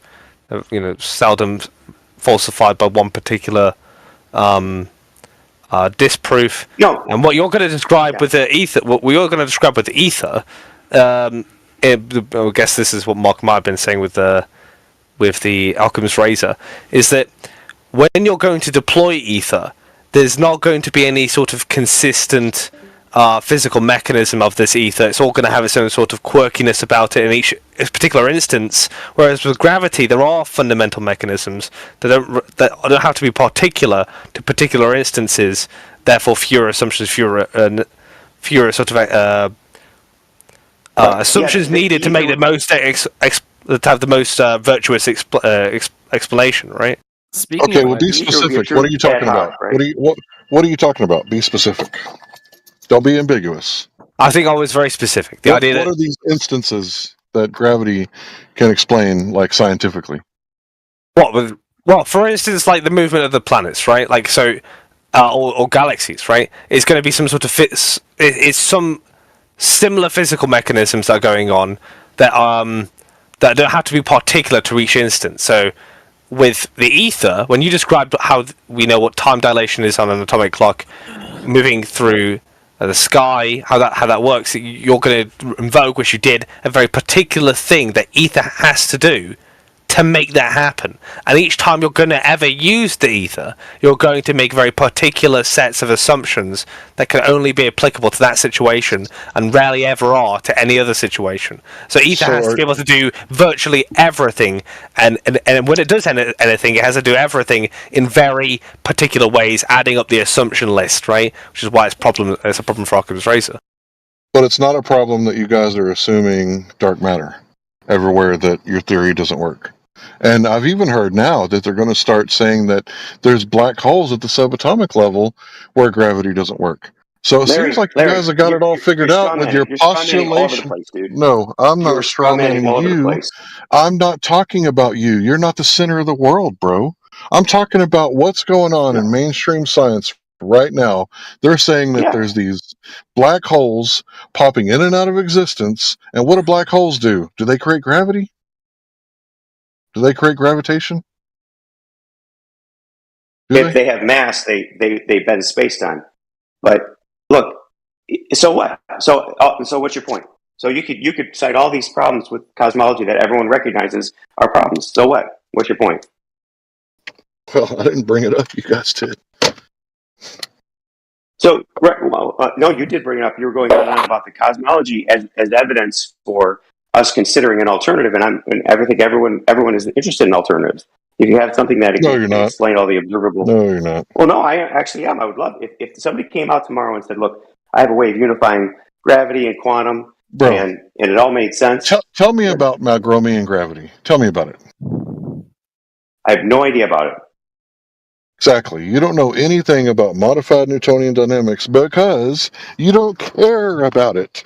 If you did care about science and space and all this stuff... Instead of lecturing them in the rhetoric, Larry, how about we get to the point? Can you shut the fuck up? You're just lecturing about his personality, Larry. What's the point? Shut the fuck up interrupting me, bro. What is the matter with you? You would not You're lecturing him about his personality, Larry. Bro, you're not getting to the point. You would not do this 2 feet in front of my face. Well, stop. I mean, just get to the point. That's all I'm saying. Larry, I would if you'd shut the fuck up interrupting people. What's the matter with you? Acting like a little bitch, bro. Well, no one will skip the part where you talk about why he doesn't care about alternative information. Just get to the actual alternative information. Can you skip the part where you interrupt Larry, please? Thank you. Yeah. Like fucking 18 times in a row. And tell us about how Mark G is he's a liar. Tell us about that. All right, so can we talk about the Milgronian gravity? The second law, it says that Newton's laws do not apply to galaxies, and the Newton's third or second law is just, let's see, it's acceleration, and it's an as yet unspecified function called the interpolating function, and A0 is the new fundamental constant. What? Oh wow, we got modified Newtonian dynamics. This is what you're trying to claim saves everything? That seems kind of BS to me. It better fits the observations. What happens when you have a theory and it doesn't fit the observations? Do you get new observations or do you get a new theory? Build on the theory you have sometimes. We've gone over that yesterday. You build a new theory, right? Oh, you build on the theory you have sometimes, Larry. Oh, so you ad hoc continuum into infinity and beyond, right? I don't think it's ad hoc. It's just yeah, you receive a new observation, and you want to you receive new observation. You see your theory doesn't explain this, so what you do is you work on your theory. You could dismantle your theory sometimes. Very rarely do people do that. You could work on your theory to account and make that explicable. Right? That's exactly what science has done for the last 400 years, right? So when you talk about Newton moving on to Einstein, did they stop at Newton and say, look, no more Newton, throw him away, we'll never mention Newton again? No, we use Newton, still to this day, right? They just developed Newton into something a bit more complete, the bending and warping of space-time, right? So when you say that, it's just poor rhetoric, Larry. Well, what you're talking about is absolutely insane because, let me just say this real fast, because Newton is 3 space, and Einstein is 4 space. So when you say that, we haven't thrown out Newton, what do you think space-time continuum with 4 different dimensions? What's outside of the ether? What? What's outside of the ether? What's outside of the universe? I don't know. Do you know? No, the ether. Yeah, I heard you. Question. Shouldn't we be detecting ether drag? Or is that something that we wouldn't observe? They did. They detect ether drag. Yeah, Michelson-Morley. Read it. It just wasn't as enough as they thought it would be. Read the original paper. Seriously, man. Yeah, you have to read the original. Don't look it up on Wikipedia, right? Seriously. That's not going to do you any favors. You're citing the Michelson-Morley experiment as your evidence. Yeah, for they ether. detected ether drag. Well, who do you want me to cite? Wikipedia? Really? You got to go to Michelson and Morley to get. I figured you would say some new guy did it, but you have to go to Michelson and Morley. This is laughable. It doesn't prove the ether. It didn't. So they detected ether drag, but it didn't prove ether. They specifically did not. That's weird, right? They confirmed the absence of it. The absence of it, really? Yeah. Can you cite your source for that? Where Michelson-Morley said that they detected the absence of something? They did not detect it. They failed to detect the motion of the ether. Source. No, the motion of the Earth through the ether that they predicted.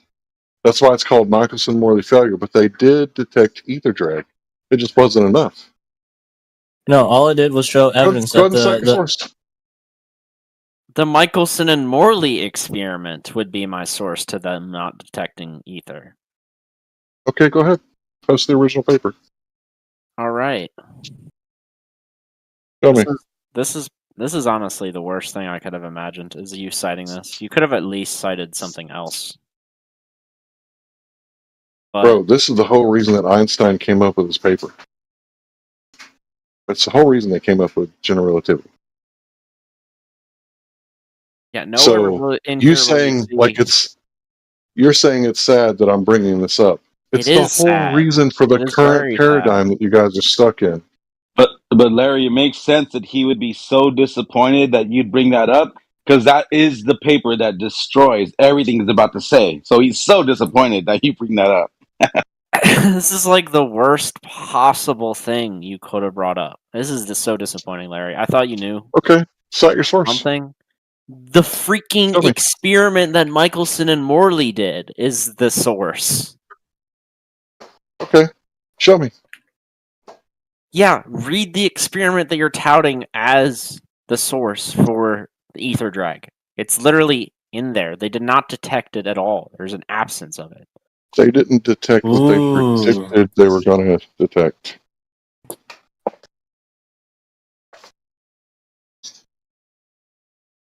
It's probably because, like, yeah, do you watch McToon Trigonometry? Because I saw a whole video he did on it, and he was trying to correct Witsit, and all he did was say everything opposite of what Witsit said, even though it was one complete long lie. Now you might favor and put all your, all your eggs in that basket for McToon, and be like McToon was right or Craig is right. So that's why I said. That's why I asked. Did you see? I found it. Did you see their videos? Yes, Jeffrey I found Einstein. It says right here, since L equals 11 meters, the negative result led Michelson to the conclusion that there is no measurable ether drift. However, he never accepted this on a personal level, and the negative result haunted him for the rest of his life. This is the source. Yeah, and it's in the experiment itself. Post it.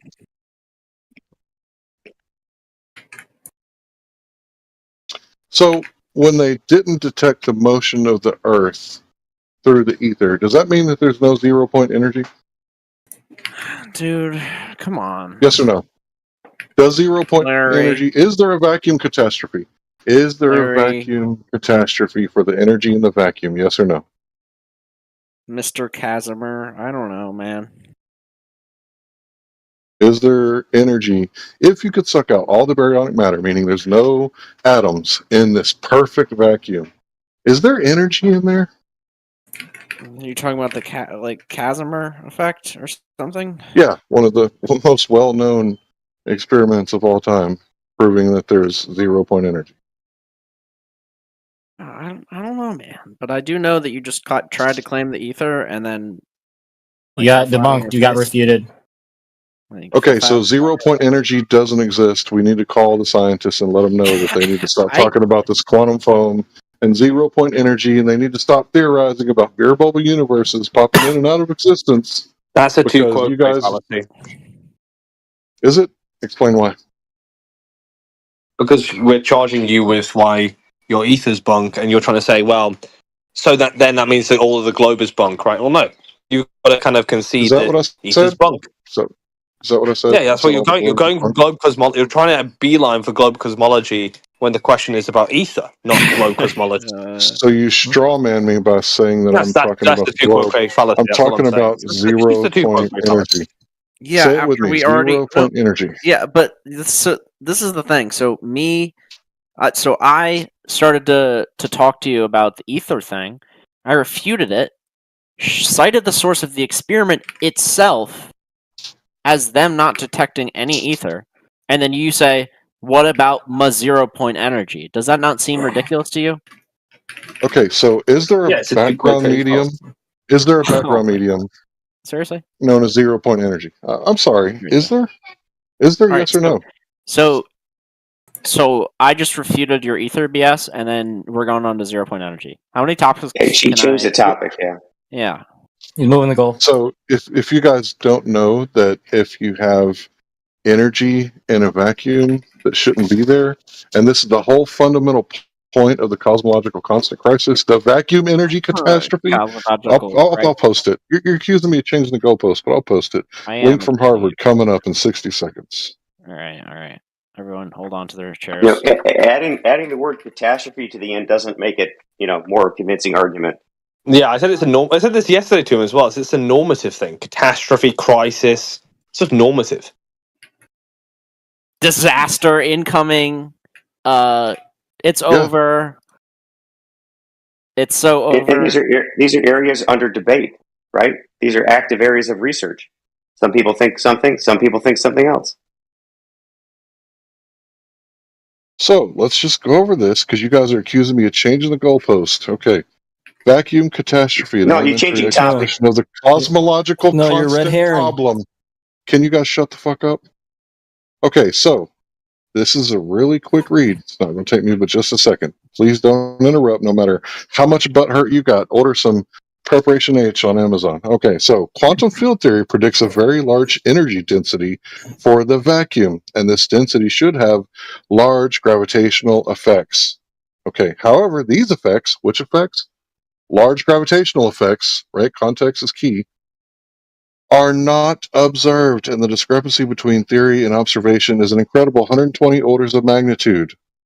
There is generally no accepted explanation for this discrepancy, although numerous papers have been written about it. So how is that changing the goalpost again? How does that relate to ether? Yeah, it's a big fat tu quoque fallacy. Vacuum energy.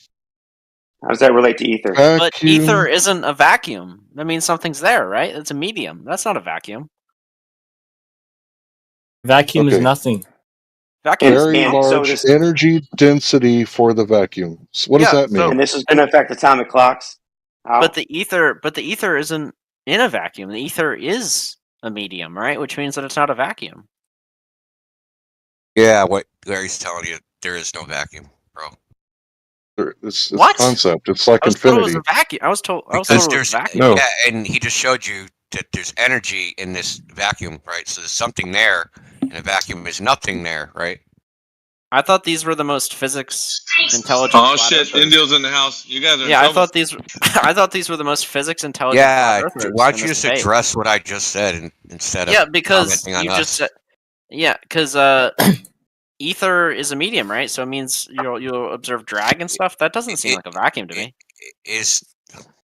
First of all, I doubt you refuted ether. Just I like heard you on air live. and water is a medium, they're not vacuums. You're talking about the Michelson-Morley experiment. Is that what you were talking about? Michelson-Morley? Yeah, in the. But Larry brought it up actually. Yeah, it wasn't they even. didn't actually measure a null result, so that is wrong. Is that your right? cope? Is that your coping? Just like no, they we actually, cited. No, it wasn't a zero result.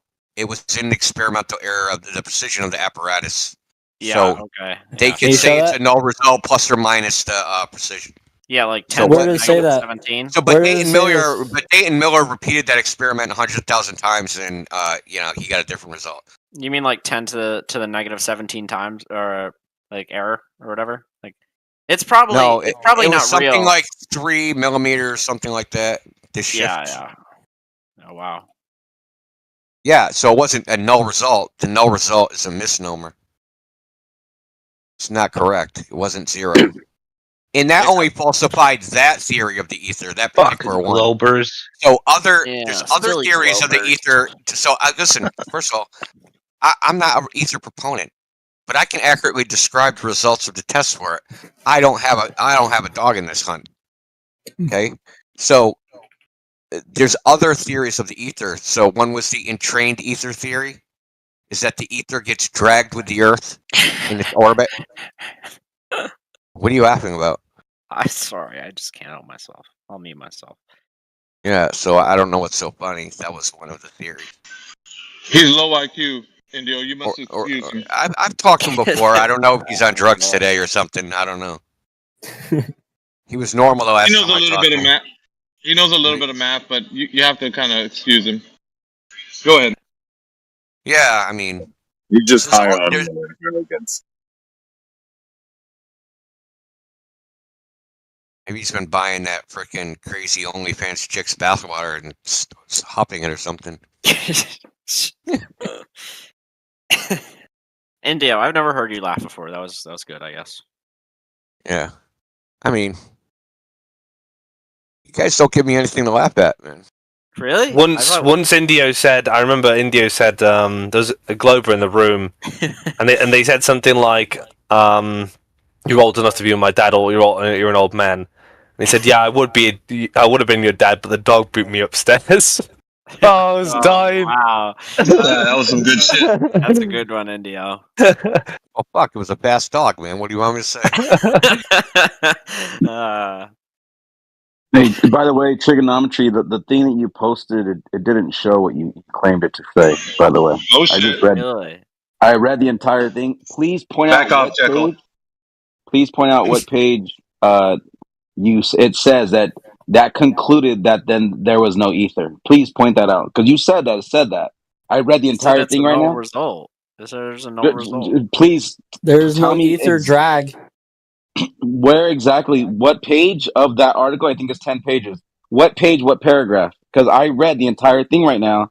Nowhere did it like it. What you said, it said. There's none of that. So I don't know if you just said that because you're thinking like I could say whatever I want. They're not going to check it, and then you think you silence Larry that way. But I go back and read it. Nothing you said about exactly what you said it to say. It doesn't say that. So please do better, be better, type of deal. How That's do we all. know you read it? I'll tell you what. Give me the page and paragraph. Where does it say that with you said like a whole statement like with my findings I come to the like you said as if you were reading it, and then you said which leads me to the conclusion that there is no ether or no background ether. You said that, not me. I went back looking for your words. Jeffrey Epstein question someone's integrity right now? Or am I Jeffrey Einstein. Like, what's going on in this room, man? What the hell's happening here? Yeah, I just had Larry's back because this guy tried to act like he shut Larry up, but really he threw out a lie and then maybe had to take Larry a step back. Really, I just got off work and I was feeding my face. Shut me up. I was actually hungry. Oh no! Well, Here's what it morally says. experiment is a serious embarrassment. What page and paragraph? Let me read it. What page and paragraph? I'll reply to it in the chat so you can read it from there. Name that a user does not use. Are you going to say something? Because I would like to hear something. Yeah. The one right before supplement, it basically says here, it appears that from all precedes, reasonably certain that if there's any relative motion between Earth and luminous or ether, it must be small, quite small enough to entirely refute Fresnel's explanation of aberration. Just Right. What they sent out to prove is not true at all. Okay. So that's what he said. But now we were to rewind the tape and listen to what he says it said. Two completely different things, and also misconstrued as well. So I just want to point that out, dude. Like, don't come in here if we were to and rewind claim the shit. tapes, if we were to rewind the tapes, you would hear me laughing at Larry for citing Michelson and Morley experiment for his demonstration of an ether. No, you're the one that brought up Michelson. No, he brought Larry brought it up. Yeah. Larry brought it up as his defense for why the ethers. Hold on. Larry brought up Michelson experiment. You said the Nicholson and Michelson experiment. You threw both of them into one experiment, and he was only bringing up the one side. And then that dude, go back and listen to all of it. I listened to it, dude. Like, what do you think he said? Michelson has done more than one experiment. There's Michelson. No. I know. But then I forgot his name.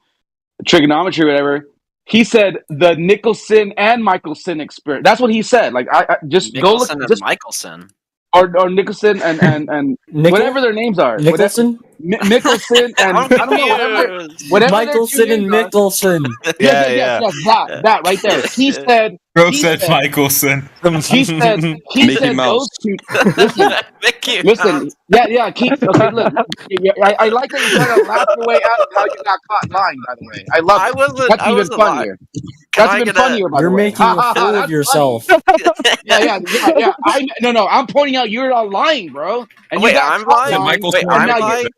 Wait, who's lying? Is Michelson lying or Nicholson? Okay, Larry brought up.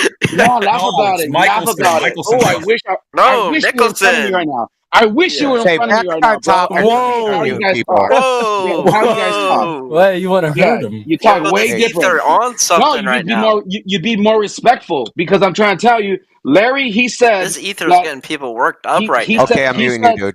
He said Larry said the one name, whether it was Michelson or Michelson, whatever the name, he said the one name experiment. And then the other guy said, oh, no, I can't. I'm so disappointed that you'd bring that up.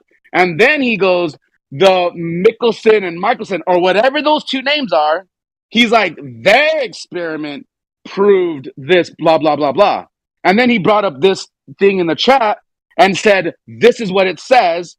Completely lied, because I go back and read all of it. You lied, bro. Just take your loss, bro. You just take your L. You lost. And Larry Morley experiment was misinterpreted due to a faulty assumption.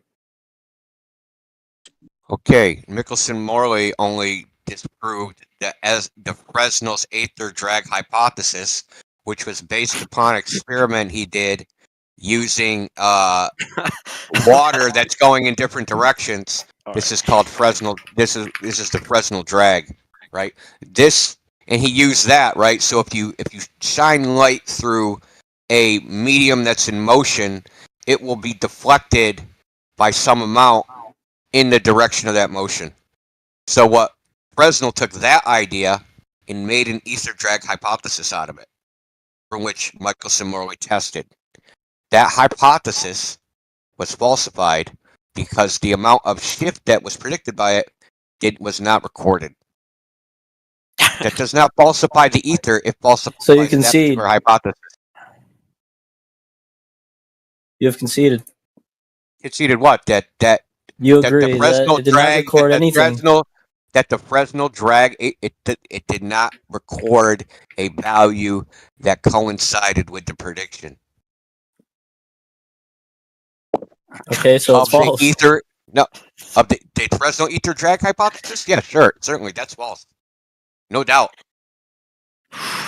Oh wow, that was really funny. So there was lots of theories surrounding an ether. There's actually a freaking 2-volume book written by Sir Arthur Whitaker called "Theories of Ether and Electricity from Ancient Times to Current Day."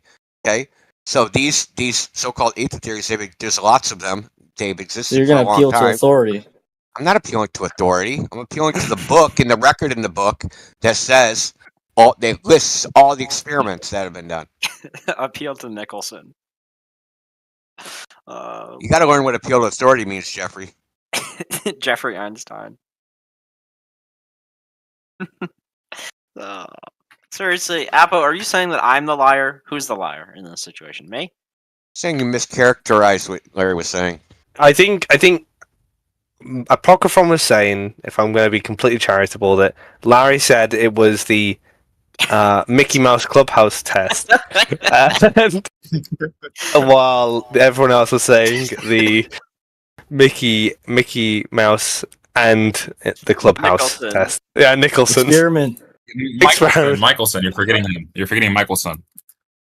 Michelson. Yeah. Well, the thing is, there is a background medium because we know this because of the Casimir effect, which is the 0-point energy, which is, you know what that is? You know what the Casimir effect is? I already refuted that. You refuted the Casimir effect? Yeah. How did you refute the Casimir effect? Because if the ether is a medium, then that means that we wouldn't observe it in a vacuum. No, it would exist in a vacuum. But it's a medium. It's a medium that affects its drag. No. Fluid, listen, right? No, it's not a medium of matter. It's kind of like it's like quantum field. It's like quantum field theory. It's like fairies and stuff, yeah. Like quantum field theory? It's jibber jabber. Is quantum field theory fairy dust? I mean, the yeah, ether it's just is magic. Fairy dust, yeah. Ether is quantum field theory bullshit fucking theory? If it's associated with the ether, sure, yeah. So the Casimir effect is demonstrated inside of a vacuum chamber. They take. Do you know what it shows? Do you know what the Casimir effect is? I know what the Casimir effect is. I was the one. Casimir force. We know what it claims. Describe the experiment to me. You have 2 plates in a vacuum. Or you have 2 plates, and then you have. So you already knew it was in a vacuum. You fucking disingenuous fuck. Yeah. Ether doesn't exist in a vacuum. That's why I'm saying that it would be ridiculous to assume that the ether is in play because it's a vacuum. How is that? Listen, so does the ether we exist define everywhere? vacuum as the amount of matter in a volume, right? No, we define vacuum as a place of non-matter. Non-matter, right? So the amount of energy in the vacuum doesn't matter. The ether is supposed to be energy, not matter. The substrates to which what is energy? What is energy? What do you mean by energy? What is what? No, what do you mean when you're talking about energy? Okay, energy is some metaphysical quantity that has the ability to do work. So it's a magical quantity that is able to do work. Okay. So gravity energy that is magical. Hey, I got a question. Does the Casimir force move the plates closer and push them back? I don't know. All I knew was that the Casimir effect demonstrated an energy between the two plates in a vacuum. So if it does pull the plates closer and push them further away, that would be an actual force rather than some weak bullshit like gravity, right? Weak bullshit like gravity. So Cavendish and atom interferometry does not have like an attracting force between the two lead spheres or the atoms. Are you talking about subatomic particles? Like don't let him atoms? gish guile. Don't let him gish guile up to something else. We Yeah, gish galloped from perihelion of Mercury to ether to I didn't bring up perihelion. Mickelson and Mikey Mouse over Oh, to here. You know. fuck. Yeah, he's on level troll. Like, how much have you been drinking? Nothing. I've been drinking the ether, man. It's some hard stuff. Yeah. Well, don't light a match. More like ethanol. Or you're gonna go up like Richard Pryor when he was freebasing and whatever. You know how to freebase, right? No. Crack is whack. Crack is whack. Crack is whack. Crack is whack. Yeah. Crack is whack. Yeah. Technically, freebase isn't crack, but Oh, sorry. This shows you how much I know about crack. well, it's because freebase has a lower melting point and it don't make the crackle like crack does. Anyway. Oh, okay. Are you a chemist, Walter White? Oh, I was in my other life. Oh, okay. When are we going to talk about meteorites? Yeah. Okay. Never. Why the fuck am I talking about meteorites? Never. Yeah, it better not. It better be never. It better be never. I want to finish. Don't fucking finish? unmute this douchebag fucking troll, please. Me? Mickelson is his name now. Don't unmute this Mickelson? fucktard. Yeah, don't unmute this fucktard. He has nothing to say. He's just a troll. Anyway, he has nothing of substance. When you think of something of substance, instead of just being a fucking cheerleader stroking cocks, then, I'll unmute you. I'll let him stroke my cock if he's cheering me on, He probably will. Anyway, let's finish Casimir. Do you know why they say the plates come together? I don't know. I don't know. I just know that What they say is that there's more wavelengths of electromagnetic radiation outside the plates than inside the plates, which creates an asymmetry that pushes the plates together. That's interesting. So, the ether is supposed to be something that carries the electromagnetic radiation of light. That's the idea behind it, right? Right? If you got a wave, what's waving, right? In the ether is supposed to be what's waving. Now, like I said, I don't actually particularly believe this theory. I don't think it has any evidence to support it. So it sounds good on the surface, but like there's no evidence for it. And until the evidence comes, well, go ahead. If I wave at the ether, does the ether wave back at me? I don't know. The ether sees you, man. You don't want that'd be like the movie The Ring, man. You'll be done for. Wait, so you've been arguing this whole time. Do you believe in the ether or not? No, I don't. Listen, I can cheerleader. accurately describe what the evidence is. Who fucking keeps on muting him?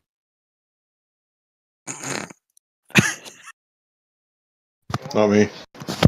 Oh. Why would you fucking unmute him? There's nothing to say. Who are you unmuting? No, listen. I'm agnostic about the ether. I don't. There isn't enough evidence from my standard. There's not enough evidence. Okay. I don't know. I don't think it's been eliminated, and I don't think it's been supported. Okay. I know you guys don't like these three words. I don't know. It's fucking in your abductive fucking reasoning world where you think everything has to be explained. Tell that to Kinsey, who did all those sex experiments on fucking children. Gotta explain everything. Justify that. Did it in the name of science, bro. I didn't proclaim anything about that. I just want to know what causes stuff to attract each other, like masses and stuff. What causes? You don't have not a even causal causes. mechanism. I just want to know. Yeah, why. you have the causal mechanism. Yeah. I slipped up. I just want to know if that's a thing that happens on the flat Earth. Do two lead spheres come together? It's irrelevant. It's irrelevant. Hey, gravity's actually irrelevant to this conversation, and nobody realizes it. If I can just hear a flat earther tell me that the gravitational constant exists, if it slips past their sweet lips, they say, "I believe that the gravitational constant exists." My life is complete. You're like the gravitational constant is the whole fucking crux of the crisis of cosmology. The crisis, the disaster, the Armageddon. It's the cosmological constant crisis, bro. You I think didn't name it. Do you think 120 orders of magnitude class or do you think calling it a crisis is apt? Think that's accurate? 120 orders of magnitude? I think it's normative, like Jekyll said. Think if you had a bank account and it had 120 zeros behind the first number, and then you went in there and it was zero. And they said, dude, don't call it a crisis, man. It's just an insignificant error. Well, I mean, if it was Zambian dollars, I wouldn't be that upset, you know. Zambian dollars. Dude, you'd still be a trillionaire in Zambian, in American dollars. I don't think so. If it was Zambian dollars. 120 zeros, bro. Yeah, I don't think that's that much. Yeah. Why don't you take 5 minutes and type out? Yeah, why don't you take the time? Why don't you type out, or not type it, write it down by hand, a number with 120 zeros behind it. I know. Tell me it's not that much. No, it's a big number. Yeah. It's a ridiculously big number. Like, now that the day's passed over, can we go to a new topic? They passed over about 5 hours ago. You selfish bitch. But yeah, what are time zones? That's good. That's good. Depends on the time zone. Yeah, let's debate time zones on the flat Earth. Yeah, let's debate the You flat. really want to take a losing cause? All right, can somebody watch? Can we watch my stream real quick? I wanna show. What's a meteorite? Are you gonna? I don't know, but it comes from Uranus. Nice one. Uranus. So, you know, can we just play with this little model real quick? Play whatever you want to play with, bro. Yeah, I mean, what causes the stuff in the sky to do stuff like this? Why do the lights? No, we can't see anything. I right? just see Discord, bro. Your stream. You do? Sorry. Yeah. Is this better?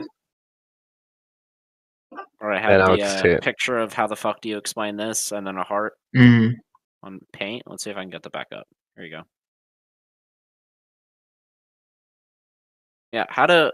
You just said that everything don't need to be explained, and that's not your position. And you say you want to know how we're going to explain this. I do want to know how you explain day and night cycles. How do you explain You know, I don't want to get into this, you know, 'cause it's so absurd. Your position is just absurd. What? That everything has to be explained or be explainable. Are you saying it's inexplicable? No, I'm saying anybody can tell a cool story about anything. What is your cool story about mean shit. I'll just make something up on the fly. It'll be cool. Go on. Close to what you believe, obviously, is ideal. Oh, why has it got to be what I believe? Close to. It doesn't have to be exact. What the fuck is that? This is the light rays wrapping around. Yeah, that's not how it actually works. Even in the globe model, it's just garbage. So of create course, a straw this man. isn't how it works on the globe model. I agree. No, daylight isn't like that.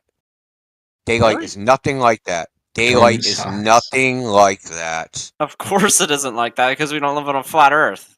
Okay, do you think dude? Okay, this is how fucking dumb you are. Okay, and I hate to say this, you're dumb.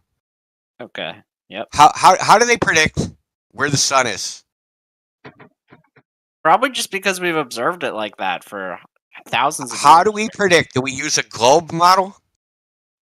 Probably not. No, we don't. We don't use a globe model. So the position of the sun has nothing to do with the geometry of the Earth. So then it would be pretty easy to like overlap it onto a flat plane, right? Okay, well, why can't we do it with a globe model either? We can. You can't. That's why we have the equation of time. That's why we use that, and we don't use a globe model to predict the position of the sun. So you're saying we cannot predict the position of the sun using the globe? Not that we don't, but that we Look, can't. we don't.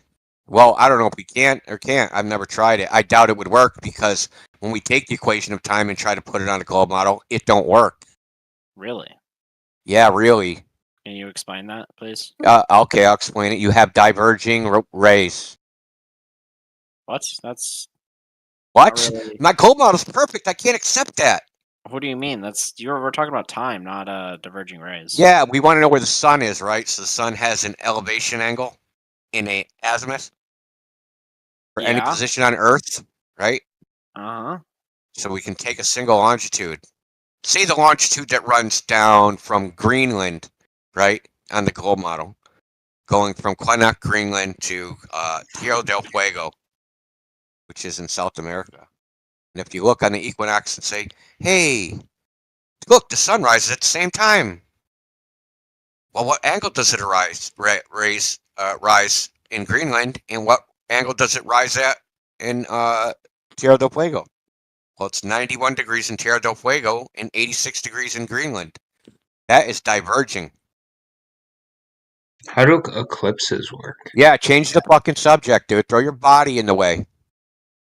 I feel like flat earthers have done enough gish scalping today that Globies. Yeah, just throw your body in the way. Throw your body in the fucking gears, bro. You guys do this shit all the time.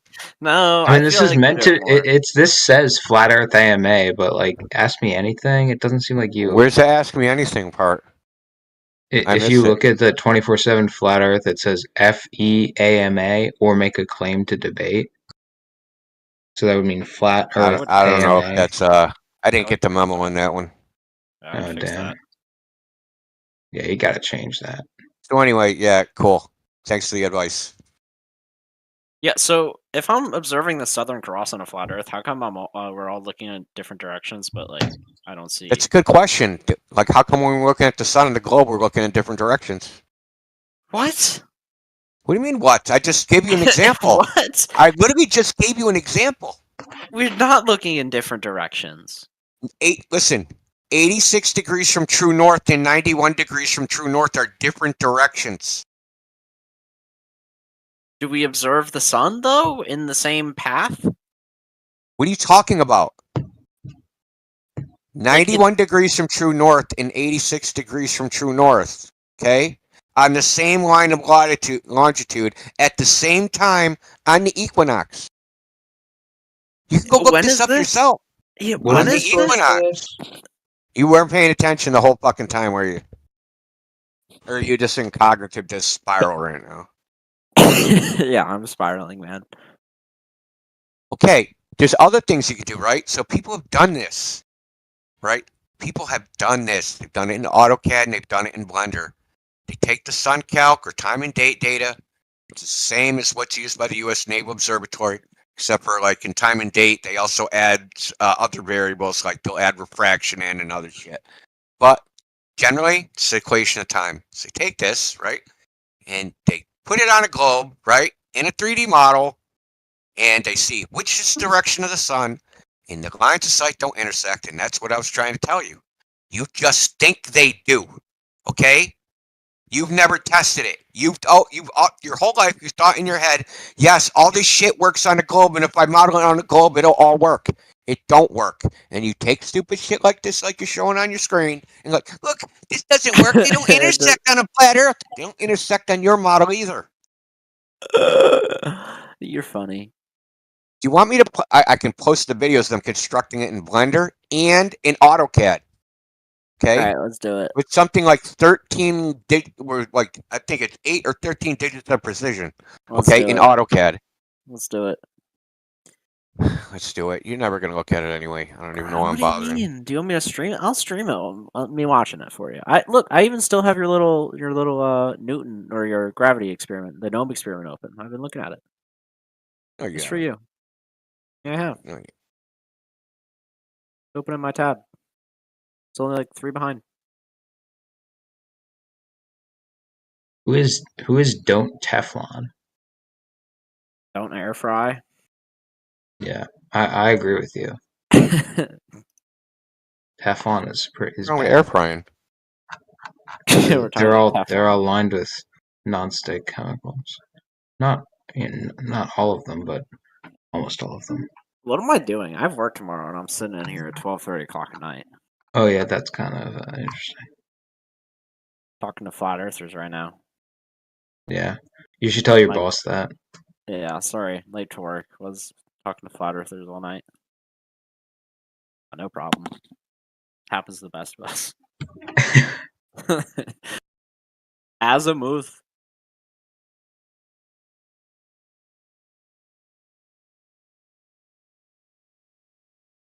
Why does the map look like it's from a fucking video game?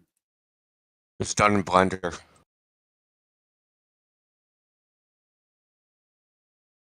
What if this guy just like botched the whole Blender model? I would believe that. Well, you can watch him make it because he makes it in there. Wait, India, were you the one who was talking about like how the map actually does make sense with distances or something? Somebody was talking about how like if you just like think about it right, then like the shortest path is actually right in this map model. You don't think I was talking about that? Okay.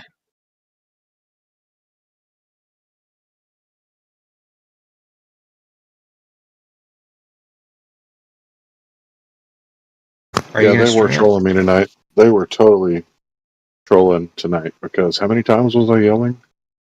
I think I was flexing my intellectual superiority over you. Is that what you do when you talk over people? No, I wasn't really talking over you. That was mostly other people. I tried to be polite. I think you were all doing it in equal measure. Quite honestly, I was listening. Well, did you measure that on a flat plane? That equal measure? How many times you heard me yell? You did say you wanted to beat me up if I was 2 feet in front of you. That is true, Larry. No, I said you wouldn't do that if I was that 2 was feet in APOC, front of you. right? No. APOC also threatened violence as well. No, I think Larry was. I just didn't threaten violence. Yeah, Larry didn't threaten violence. It was more like, if you did say that in front of me, I would have beat you up. I didn't say that. He didn't that's say basic. Yeah, but that's look. If you're saying you wouldn't say that if you were 2 feet in front of me, or what, No, Larry? I was saying you wouldn't interrupt. What would happen if I said that 2 feet in front of you? I think we should all Just get saying. into a physical place on Earth. You wouldn't do it. I just wouldn't do it. No, you wouldn't. Why, what would be the consequence if I did? What would be stopping me? I don't know. What would you perceive the consequences to be? Because that's why you wouldn't do it. Well, the point is that Larry's saying that he'd beat me up. He would roll his eyes. Mickey Mouse, this is what you don't get. The thing is, if you were 2 feet in front of him, you would perceive consequences, and you wouldn't do it. From Larry? Yeah, from Larry. What? What's he gonna do? What is he gonna do? That's why I keep asking, what's he gonna do? I don't know. Have you ever just been in front of somebody you don't run your mouth to? You don't have to imagine what they're gonna do to you, right? Man, right? You know that men's communication can escalate to violence at any given time. So it is violence. There we go. Well, what do you think he's? No, potential of violence. Yeah, potential of violence. So what is he gonna do? Beat him up for not believing the Earth is flat or that the ether is real? Come on. No, for being disrespectful maggot. Yeah, the thing is that you guys can talk about communism, right? And that's the number one thing I hate more than anything, right? I'm not going to beat you up for being a communist. But if you talk about the ether, I'll push you out of a helicopter. Yeah, that's exactly where I was going. I was thinking that I might think about you secretly falling out of a helicopter, but I won't do it. I see. Does anyone want to talk about meteorites? Yeah, what do you want to talk about meteorites? What do you want to talk about? From? I don't know. Where do they come from? Tell me. Space. How do you know that? That's the direction they come from. We have explanations. They come the direction of space. Which way is that? Any way other than the surface of the Earth. They can come from anywhere but the surface of the Earth. What makes you think that? The fact that they're not on the surface of the Earth. So let me ask you this. There's something called rains of animals. Animals fall out of the sky. Do they come from space? Yes. No, I'm serious. Do they come from space? Probably not. Probably. Why not? Where else can they come from? Probably. I said probably. I didn't make a claim that they didn't come from outer space, did I? They can't possibly come from Earth, man, because they come from up. So, because they come from up, they must come from outer space. Well, we'll just have so to there's lots of cats, dogs, snakes, frogs, fucking birds, fish in outer space, right? Are these like the animals that Noah forgot to put in his ark that are like coming back? It must down? be. Could be. Yeah. Yeah. Well, Indio hasn't seen space whales yet, so he's not ready for it. Yeah. Jekyll, when are we? When is you the mean wedding like the happening? Star Trek one with the freaking transparent aluminum? Yeah, I was thinking Star Wars, but yeah. Wait, Jekyll, what's up? When is the wedding happening? We have to invite Gemsy and everyone. Oh yeah. I mean, you should have heard it earlier, Indio. Gemsy was persisting on the idea that me and Treg are going to get married. Yeah, he was. I think he wanted it more than anyone. Yeah, he can officiate if he wants. He was shipping it in his head. He's like, "This is canon." He's shipping the Trig and Mickey and Mouse experiment now. Yeah, the Mickey Mouse experiment. Who said that? That was got to be the funny. I was like crying when someone said that. I think that was Jeffrey Einstein. Who is now in the Stoic chat. Yeah. When is rolling my boulder talking on a smack? When are you gonna jump in the VC? Is he talking? So I want you to explain space cats, dude. Cats from space. Explain them. I make no claim for an explanation. Oh, now we don't can't need observe it, explanations. right, or something. When did you see that? Yeah, you know what? I've got a better example. Actually, I have seen raining frogs when I lived in Georgia. I've got a better counter. I've got a counter to you, India. Right? Usually, you see birds, for instance, take off and land. Have you ever seen a rock just take off into the sky? Wait, have you seen frogs take off into the sky? Because I have. I've seen frogs jump pretty high. Yeah, but just imagine like comparing a bird to a rock that just takes off into the sky to, I don't know, land somewhere else. No, it's called rain of animals. It's not just birds, tornadoes.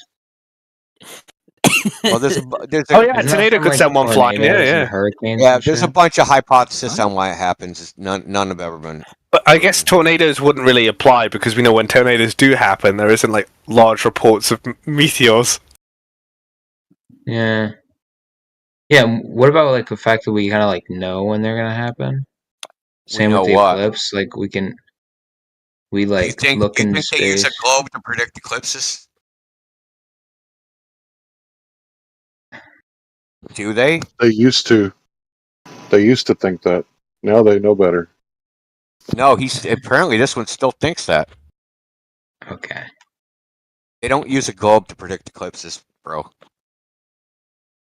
So Larry, I find a video of rain of animals. Larry, where do meteors come from? The dome. What's a meteorite? Meteorite? It's a bit of rock, isn't it?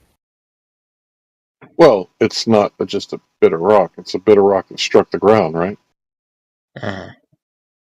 Well, I don't think that's like a part of its. I mean, if you're trying to be extra specific, it would have had to have come from outer space, like definitionally. By definition, a meteorite is a rock that struck the ground. Yeah, from and the sky. is the composition of the dome made out of solid iron or Nicholson? I don't know. What do you think the ionosphere is made off of? What bounces radio signals? Larry, can you tell me where it's from? Where it's from? Iron or nickel? Well, where do they come from, Larry? I've never seen one. Never seen. You heard store reports, right? I mean, everyone knows it's probably happened somewhere because you've seen videos, reports, testimony. I think Joe Dirt found a meteorite and it turned out to be like a pile of shit from an airplane. He's just saying they don't exist. You get like rocks don't fall from the sky. Is that what you're saying? I've never seen one. It doesn't make any sense. Like according to you guys, like there's a place called Mars. You can go there and grow rusty potatoes, and it's like the Hallelujah Mountains where you can like walk on land in the sky. Let's be clear then. Let's be clear then. I don't think there's any land in the sky. What would it mean for you if you? What would it mean for you, Larry, if there were meteorites, like rocks were literally falling from the sky? Would it change any of your beliefs? Be weird for you, right? Because it's Well, show me. I'm asking what it would mean. We know rocks fall from the sky. The thing is, do they fall from outer space? Yes, that's the difference.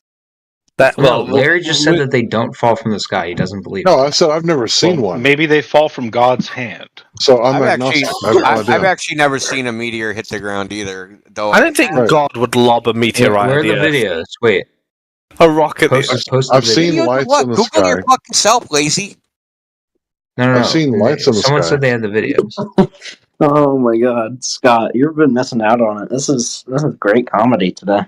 Yeah, I mean, if rocks periodically fell from the sky, wouldn't there be like meteorite insurance? Huh?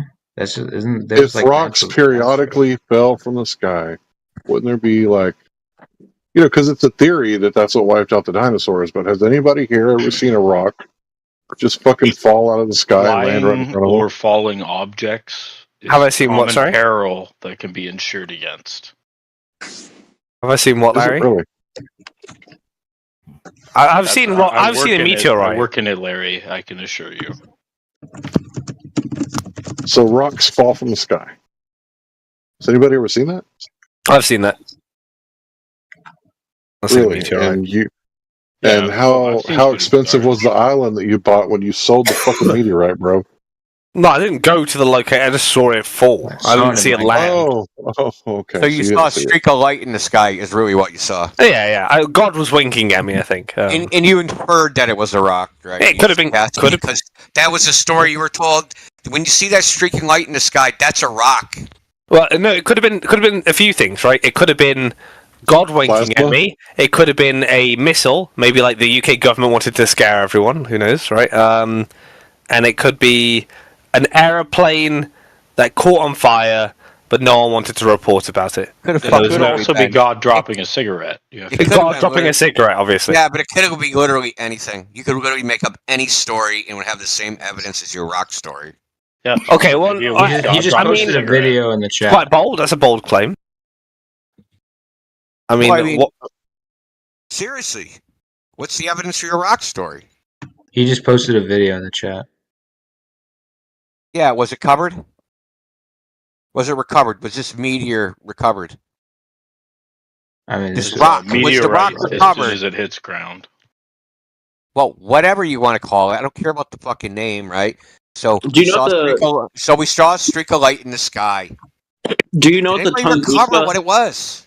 Do you know what the Tunguska event is? Yes, I've heard of it. Yes. You know the meteorite that hit the ground and then like flattened an entire forest, and you don't even know the story now. You're gonna tell me about a story you don't know about. Tunguska event was supposed to be an airburst meteorite. That was Cheblinsk, I think, right? Well, I mean, look at the side chat. That's what happened after. Well, that's now, obviously not straight I just watched the video, and if there was an object that big that can light up the whole night sky, wouldn't it have made a sound like when you shoot a gun and you hear it hit the target? So it's like bang. I don't know if this image is legit, but this is.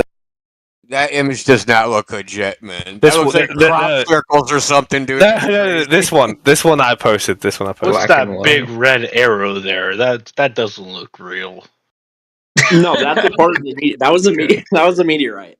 That was a meteorite. Okay, gotcha. Mm-hmm. Was it going the magic speed? Oh, the 2013. Oh, this is Chiblinsk. So they only go perfect circles if they're going the magic speed. You know that, right? Yeah, so I confused the Tunguska event with the Cheblinsk event. I'm sorry. They never recovered that either. They didn't? So this is just a fake No, because they said it went into a frozen lake and they never got it. What do you mean they didn't recover it? There's literally a picture of the Cheblinsk meteor, part of it that they recovered. Yeah. They have a 4-ounce specimen. Oh, a 4-ounce specimen. Really? Because it exploded? Yeah, but you know where it got recovered, right? From the bottom of a frozen fucking lake. So they went down there, they found a piece of fucking ore, and they're like, look, I have a meteorite. This doesn't look like 4 ounces to me, bro. Well, whatever. Not that part, yeah. But they didn't find anything else that could have possibly caused it, like, I don't know, shrapnel from a rocket, you know? They just found a rock. A huge bomb just went off in the middle of the village, I guess. No, dude. First of all, you're inaccurately describing the event, that sequence of events. Okay. You mean the meteor that went storming through the sky? Yeah, You know, where it shattered blew everything up was very far away from where it landed. Okay. Yeah, and flattened stop. a forest and flattened forests. Yeah, that Where part. did it flatten a forest? Right From next to the airburst, red from the arrow. pressure difference. The thing was The a pretty. airburst was the Tunguska. Okay, the airburst. This might have been an airburst, but it didn't flatten any forests. The one that you posted It destroyed knocked a out few. some glass or something. Knocked out some glass to some car windows. Yeah, that's what I did. Yeah. Broke a few It was windows. like 1 ton hitting the ground, supersonic. Of course, it's going to make a pretty large impact, right? Well, according to them, it went through the ice of a frozen lake. Yeah, from the bottom of the lake, they And then recovered they a fished around at the 500. bottom of the lake and found some shit, and they were like, "This must Yeah, be you it." mean the 540 kilogram meteorite that they recovered out of the bottom of the lake? Yeah, that's pretty big.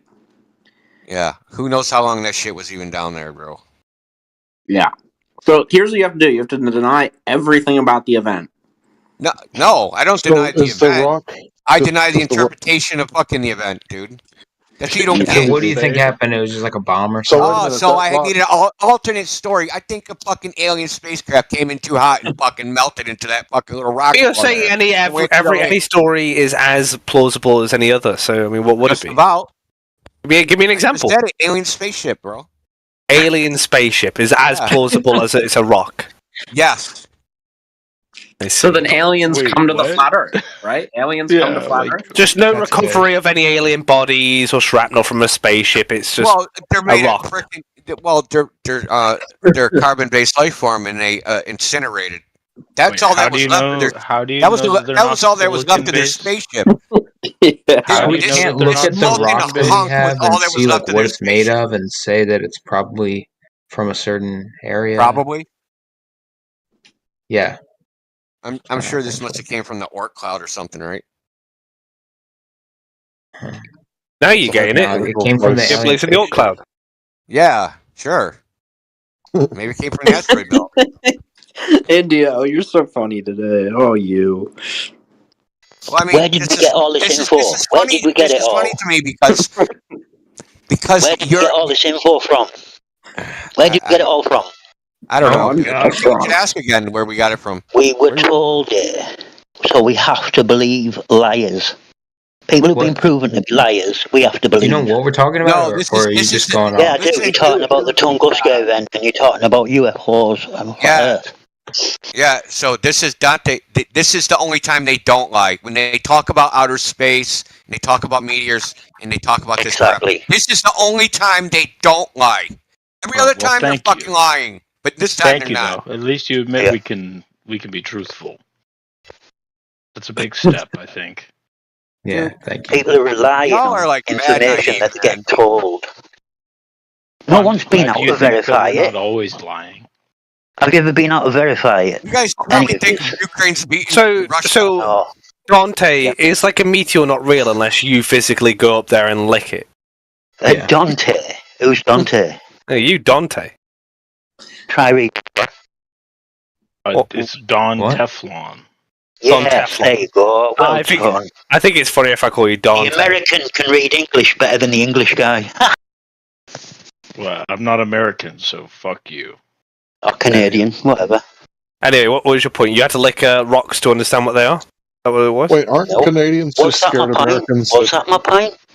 Sounds like it. Do I sound scared to you, motherfucker? Or did I say that information has to be trusted?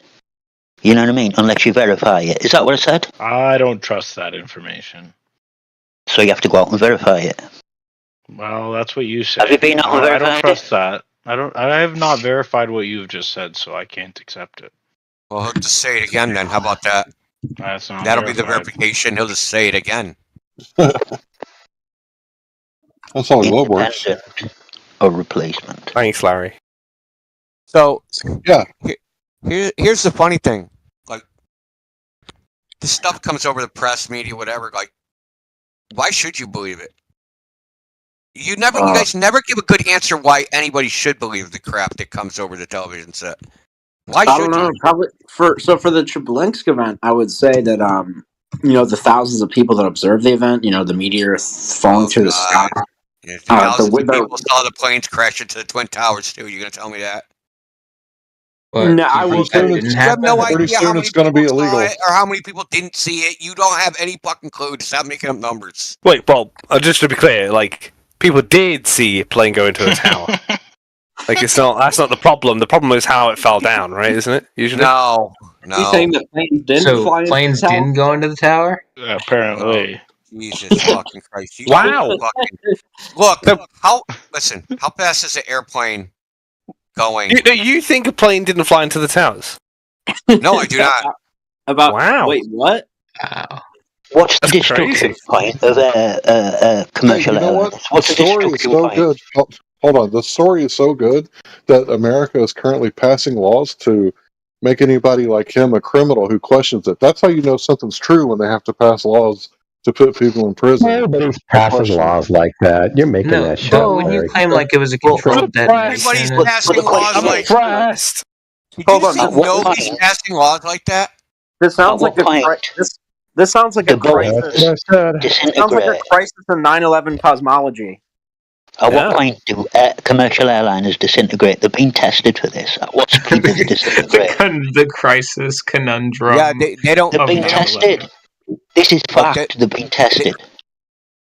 Yeah, we know I know they've been tested. They don't know. These clowns, they saw it on TV. It's got to be true. Yeah. It's got to be fucking true. It was on the fucking idiot block. So Indio, if someone comes up to you and says, "Oh no, I was there. I saw it," you'd be like, "No, you didn't. No, you didn't." Mickey Mouse. How do you know what technology is? Have you ever been to New York City?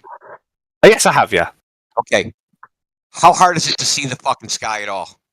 The sky, not that hard. The what? Are you fucking crazy? You're in the fucking bottom of a canyon, surrounded by fucking 40-story building. You can still see the sky, India. Yeah, Have you been to New York? Listen, you can see a very small sliver. Listen, you can see a very small sliver of the sky. Now think about an airplane going 880 feet per second. How long are you going to see that airplane? You know what? The U.S. Air Force city. Yeah, but you can barely see the fucking sky, dude, because you're in the city, dude. You're only going to see a small sliver of the sky of the street you're on. The plane is just going to. What about the second plane that happened like fucking finish, 30 minutes after? Douchebag, let me finish. You're only going to see a small sliver of the sky. Yeah, let me show you this. The plane is only going to be in that space for a small period of time, 0.02 seconds. Okay. Yeah. How long does it take to identify the airplane? Now remember, the U.S. Air Force has tested this. Okay. How fast does it take to identify an airplane? How long do you have to see it visually before you can identify it as an airplane? I don't know. The Air Force has tested this. Okay? They know positively how long it has to take.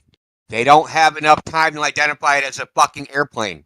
Right, okay. India, look at the side chat, right? I mean, the Twin Towers stand out as buildings. They're not like amongst all the smaller buildings. New Jersey, man. But first of all, they're in New Jersey. The second thing is when one plane hits the tower and people say, "Oh, what was that? A big bang?" Or they look at the news and they're like, "Oh my god, that's horrible."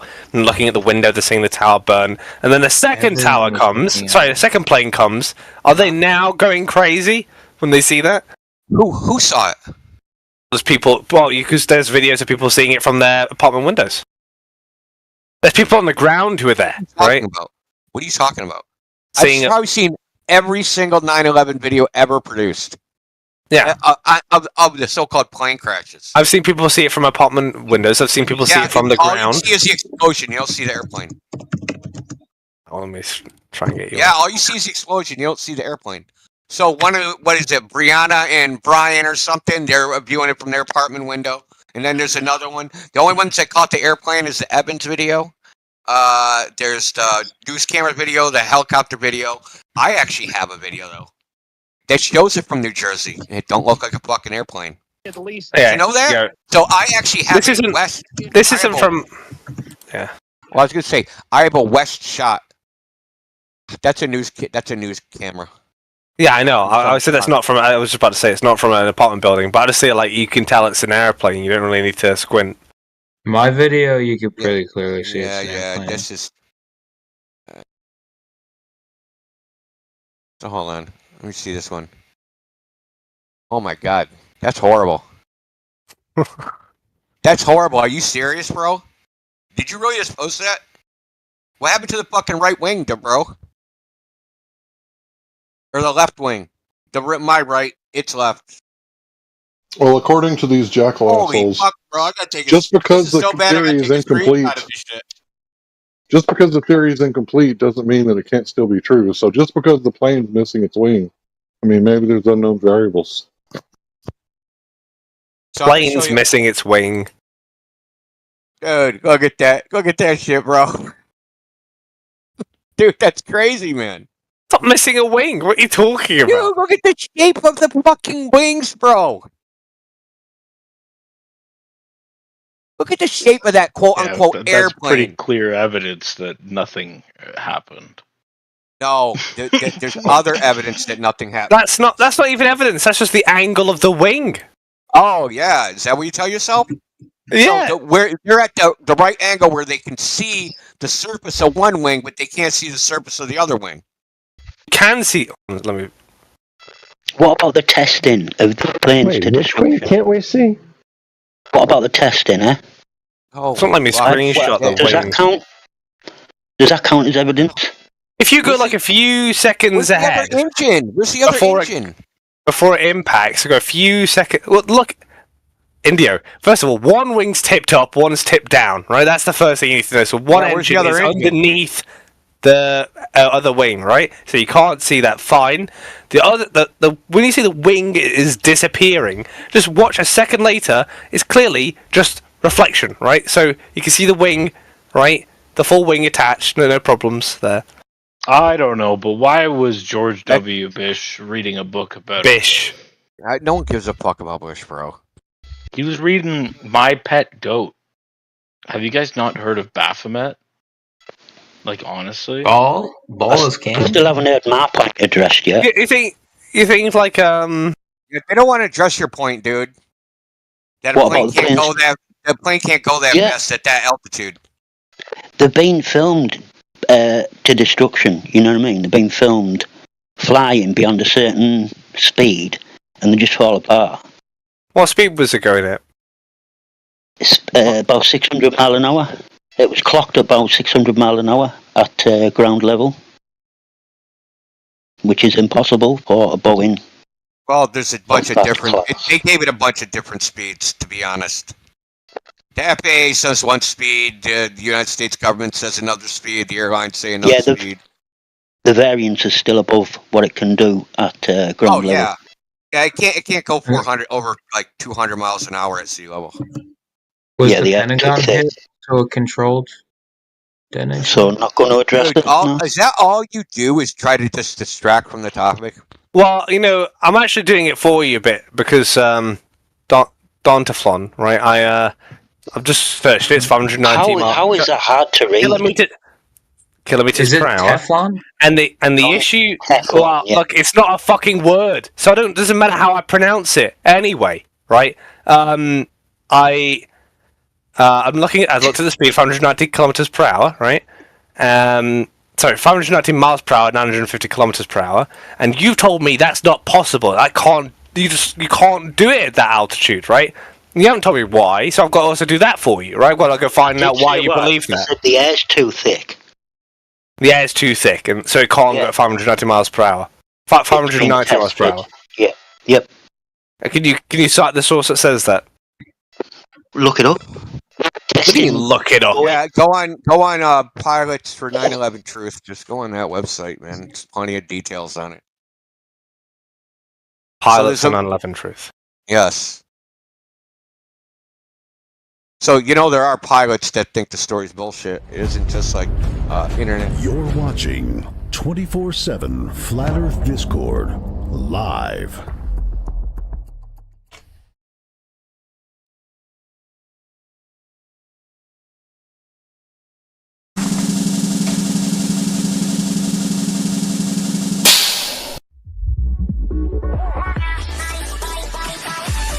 https://discord.gg/flatearth. Welcome to 24/7 Flat Earth Discord channel. Be sure to go to VC Check and 1 to get your VC verification tags to get involved in the conversation about our Earth. Be sure to bring your verifiable Earth curvature evidence, though. Enemy spotted. AI enters the VC.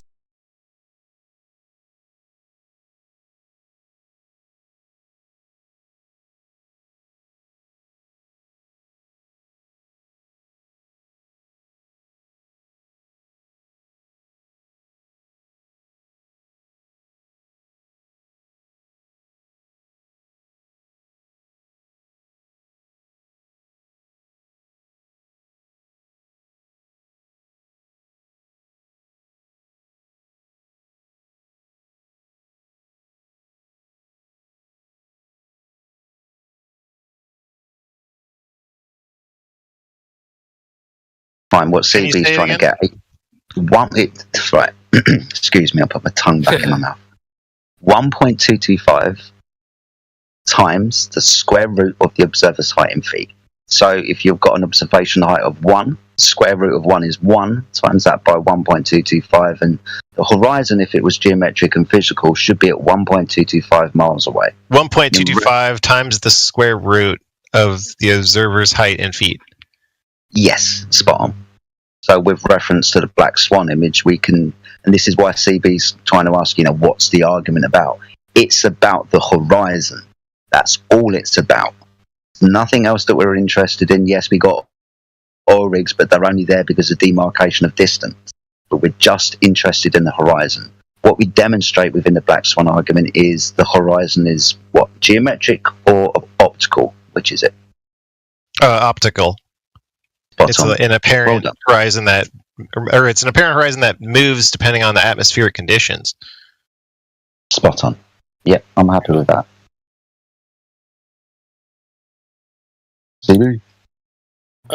Well, just for anyone out there that still is trying to crunch some numbers in their head, a little help for you. We'll keep it simple for you. What's the square root of 1? 1. Okay, so what's 1 times 1.225? 1.225. Okay, so if we're 1 foot off the surface of the Earth, where should we see the geometric horizon?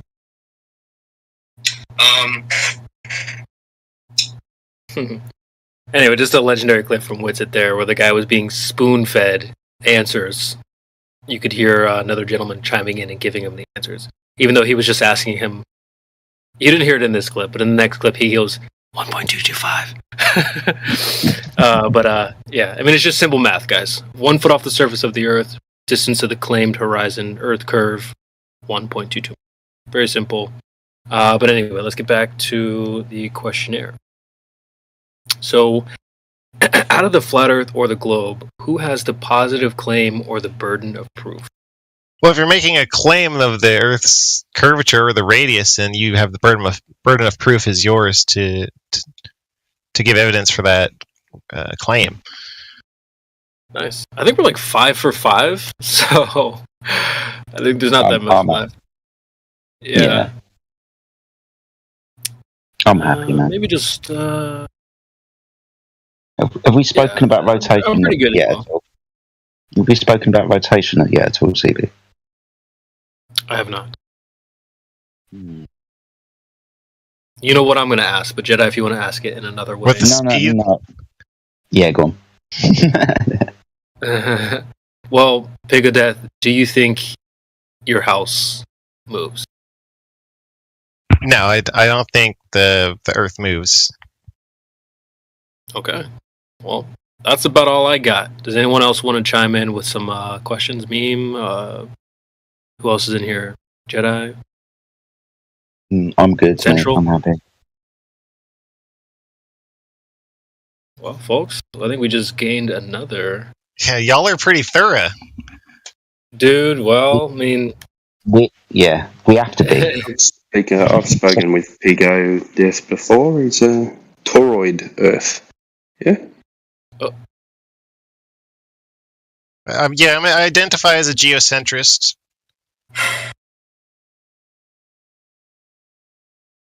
Well, that's just obvious. So safe to say, toroid Earth with a flat plane, physical plane in the middle. Yeah, like the Earth is flat and there's a magnetic field around it, which is in the shape of a toroid. Bingo. Well, we have directional values. It's been extrapolated and surmised that it's a toroid. But since we can't, test the whole Earth, like with the Enterprise sensors, we can't really know that for sure. Meme, you've got final say on this, buddy. You've been listening to the conversation. Yeah, he's good. I think he's good. I'm happy too. He's new. That's fine. Well, there you go. Welcome. Congratulations. Well, thanks for your time, y'all. No worries, man. No worries at all. Congratulations. You just leveled up, bro. Respect.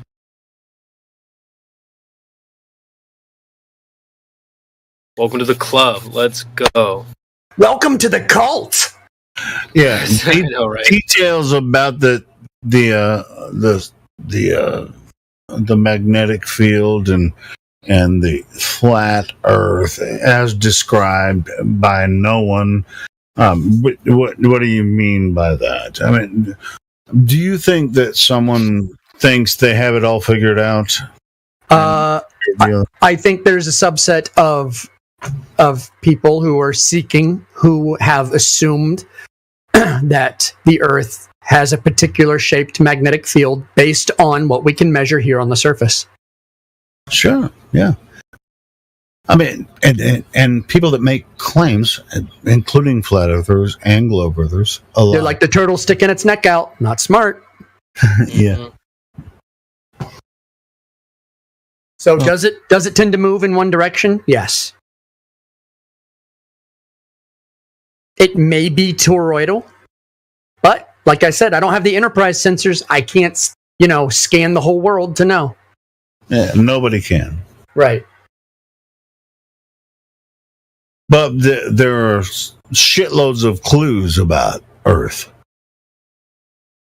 and that's why history of man exists, right? Whether through anthropology or archaeology, sure, there's shitloads of clues that we and shitloads of I love the word shitload. Raging clue. Oh, yeah, there's a shitload of people clue everywhere. That are curious about humanity, right? So anyway, go ahead.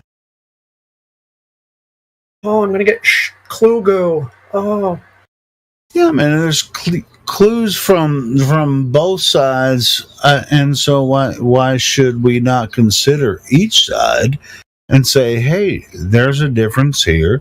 Let's consider and contrast the ideas and be honest with ourselves about it.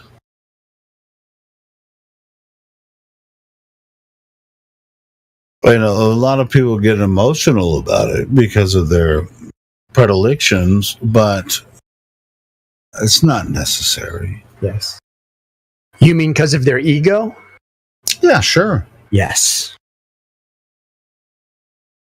But you know what? My ego is for me. And I'm not going to waste my ego on the temporal, physical, material world. So, whatever the Earth is, I'm not really super concerned. Because ultimately, it's not the thing in life that's going to affect me. So I'm not going to tie like my identity up in it. I'm not going to take a stand on the unknown or the suppositional or the presuppositional or anything assumed. Sure, but I think as far as people that come into this conversation, it definitely means something to them because they're actually involved in this conversation. So because it's gotten their gears turning, and that's the best part. That is, yes, I agree, brother. Yes. That's what life is about. It's about being deceived. It's not about waking up. It's about being deceived. Because without that, you don't wake up. We're actually moving in the same direction. Whether you're globe Earth, flat Earth, concave, or whatever, we're moving in the same direction trying to figure out what this place is. No, We're all moving in the same direction down the drain. Maybe that could be true, and maybe down the drain is and that's a good thing. Yeah. I've accepted that there's just things you're not going to figure out. So yes, it's very liberating. Yeah, it is. That's why I've been saying that, Mevis, about you. You seem liberated. I am. So you can see how free and like light your spirit is. Very light. So yeah. I mean, look at me. I enjoy Star Trek. I enjoy Warhammer. I enjoy my video games. I live my life and I enjoy it. And I'm not like, I can't watch that. It's got these numbers in it. No, they talk about the globe, and it's like, look, if you've made your life worse, then you've done something wrong. Yeah, I'm the same way. I watch a lot of TV shows and fictional. I listen to a lot of fictional novels, murder mysteries, and all that kind of stuff, and even like conspiracy novels. I follow all that, fiction stuff. But there's an aspect of humanity in there that we all can relate to, when it comes to these stories. And whether you're looking at the news and you think that's real, that's another aspects of fiction. I mean, if you watch Fox and CNN and think that shit's real anymore, then you're kind of lost in a gambit. Well, the only Fox is real. CNN is fake. Yeah. I was going to say the only thing that I can't watch, that I find that I cannot watch, I can't watch anything conspiracy related. I just can't watch it. Yeah. And I can't watch any of the news. I can't watch either one of these. If I start hearing Dave Weiss's piano music playing, I gotta go, dude.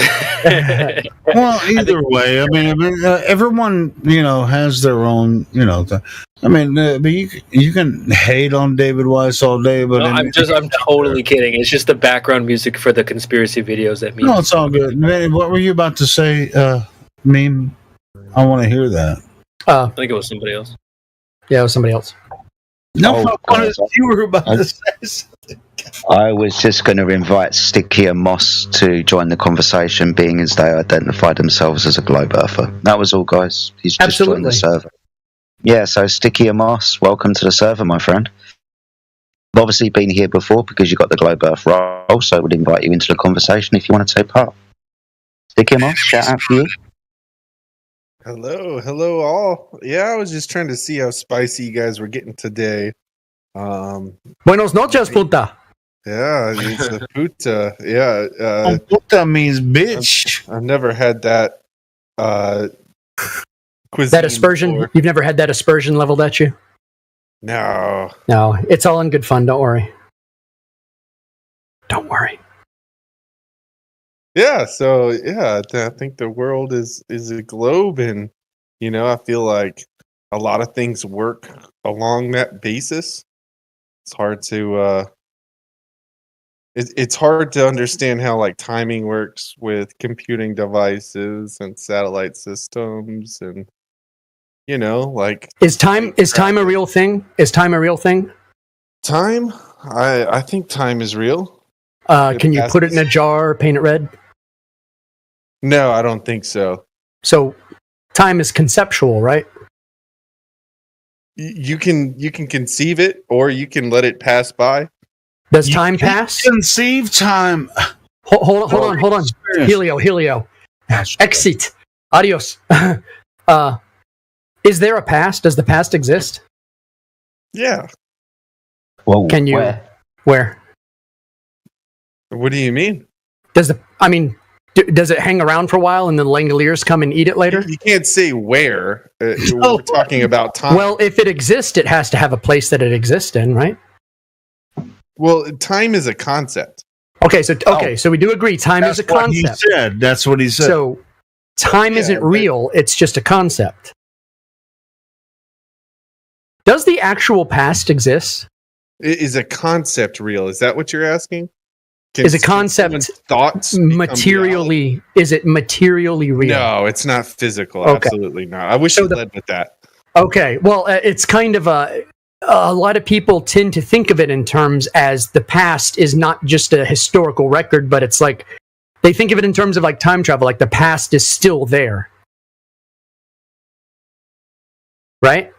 Most people do think of it in those terms. Yeah, and you know, like they've been getting into these, you know, realities, if you will, where, you know, everything's happening at once all the time.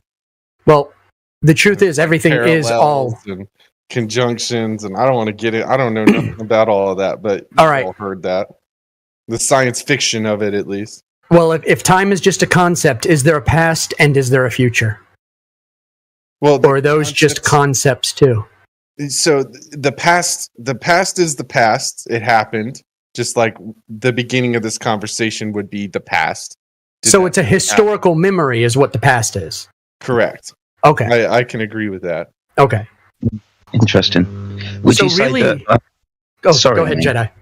I was just going to say, being as we understand all that, would you then concede that time is something that you can't bend?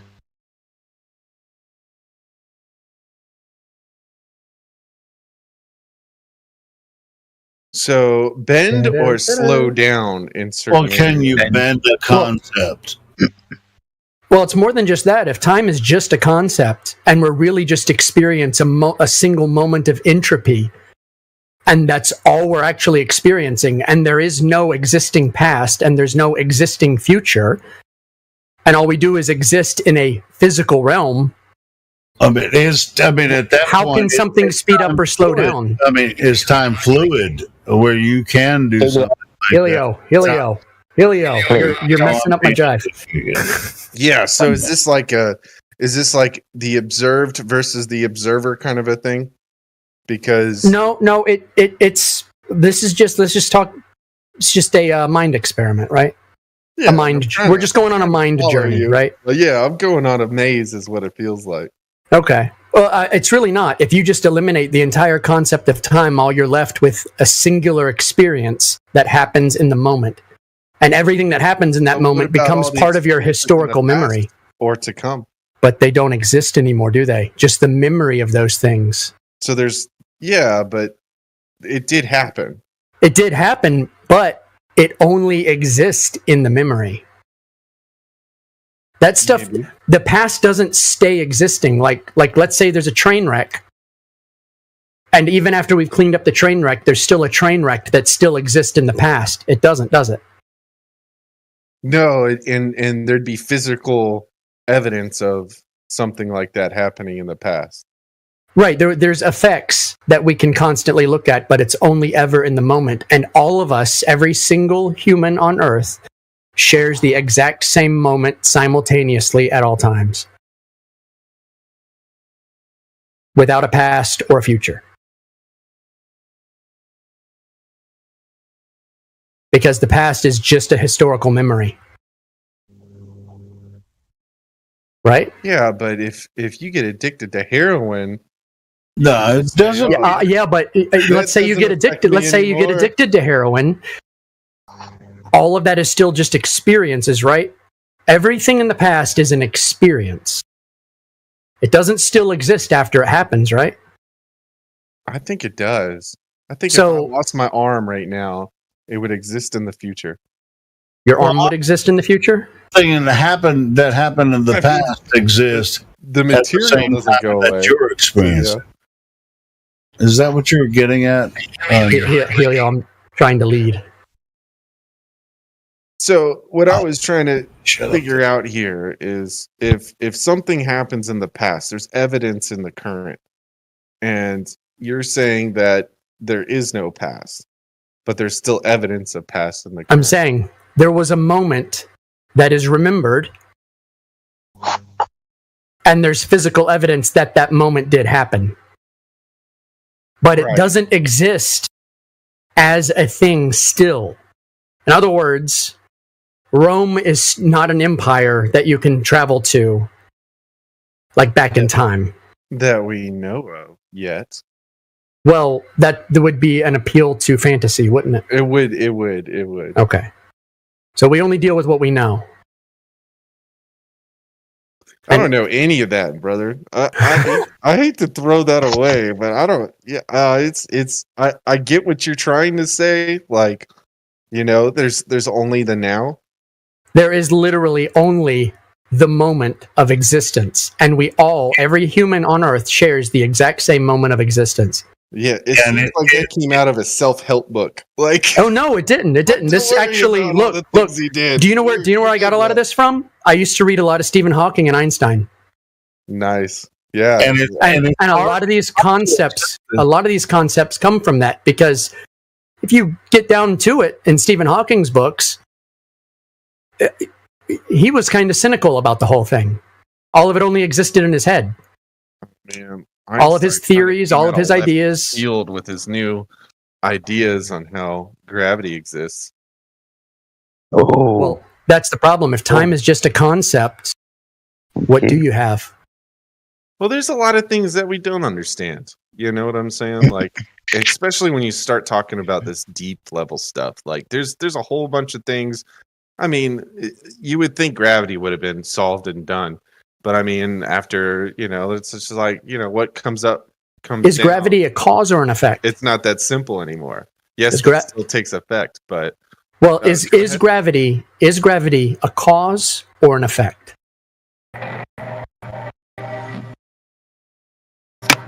Yeah, I would almost argue both. I can't, because that becomes incoherent. No, see, there's other elements that come into play. You can't just grab a small piece of the pie. Well, you got the whole thing. But if gravity is a consequence, that means it's an effect. So, but gravity can't be the cause of itself. Gravity to work, there needs to be multiple elements. I mean, you need literally a celestial object. Doesn't that violate the principle of science of a complex cause?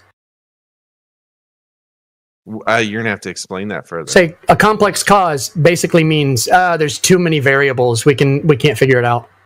We can't figure out what the cause is. There's too many variables. No, I think our understanding of gravity is well advanced, but it's not perfect. They keep changing it about every 11 years. Every time there's a new. Yeah. On average, it changes every 11 years. So I don't think it's stable, and I don't think anyone's figured it out. No, but to throw out the globe. Well, the only reason I'd throw out the globe is because the Earth measures flat. That's the only reason. No other reason. Interesting. The only reason, like for me, I don't even believe in like 99.9% of conspiracies. I don't even believe in them. All right. All I saw was the math. The math doesn't fit reality, and reality says that foundationally we're on a plane. Plane, not airplane.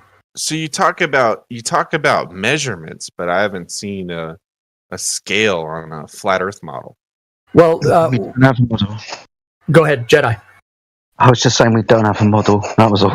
I'm just talking about a scale. I'm not talking about a full complex model like a bunch of globers will come in here and rant for. I don't need to see the sun and the moon spiraling. What would be interesting to see is the Earth flat with accurate scale. But bro, that would be. Let's not apply a bunch of double standards all of a sudden. I wonder how much rigor you've applied to these globe measurements that have been claimed, right? So when Mima's brought up flat Earth measurements, now it's time to start applying a ton of rigor. Oh, well, you need to have a scale in this, that, and the other. Well, let's take a look at the globe Earth. Do they have measurements of the globe to begin with?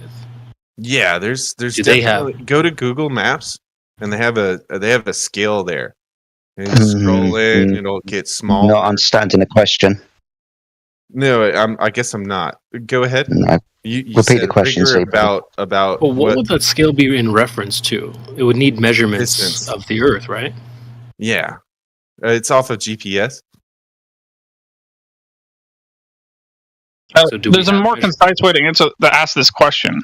So, if you're talking about, a hypothetical where someone creates a flat Earth model of just the Earth, excluding whatever luminaries above us, etc., whatever container, right? Just the ground.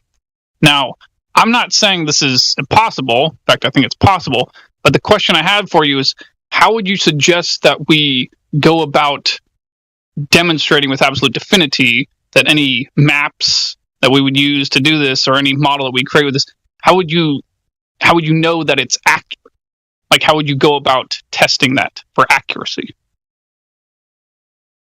So you do it like they did in the olden times. You know, you don't have to use steps, right? You can use a ruler if you want, and then apply a little bit of, middle school math. You walk and do a little stretch of, say, 10 miles, and then you multiply that by the distance that's already there on your said map. If it matches up, it matches up. If it doesn't, you can go from coast to coast, but math is going to help you. But what you're describing though is a flat line, just a straight line. Yeah, and it's just right. So how would you measure curvature? Curvature is the deviation, right? Is a deviation from flat. Correct. You would right. Honestly, yeah, I get what you're saying. It'd be a little bit harder because you're going up a hill, then down. Oh, you'd be going down a hill or around a hill, I should say, wouldn't you? So you're gonna definitely have to take elevation into effect. Not necessarily elevation, but drop. Yeah. Elevation, if you're calculating from a height, yes. But if we're just talking about the raw data numbers, we don't have a gradient and we don't have a compounding squared function. What we have is we just have a single grade that we're measuring. Well, so if we measured just a grade... Stay on a flat surface, like water. Yeah. Measure the distance of the... Think about what you just said, though. Think about what you just said. The flat Water's water. flat, isn't it? Yeah. And is the Pacific Ocean flat? Yeah. Yeah? Looks pretty flat, huh? Not when you're looking at the ball, is it? I mean, if it's a very small ball versus a celestial object. Well, the ball isn't as big as you think it is in your model. It's 24,901 miles in circumference. Took me 8 hours to fly from Atlanta to... That's great. So, yeah. You're going slow. But over 10 miles... 100 miles an hour. At just 10 miles, that's a 66-foot sagittal between point A and point B. At 100 miles, that's 6,667 foot.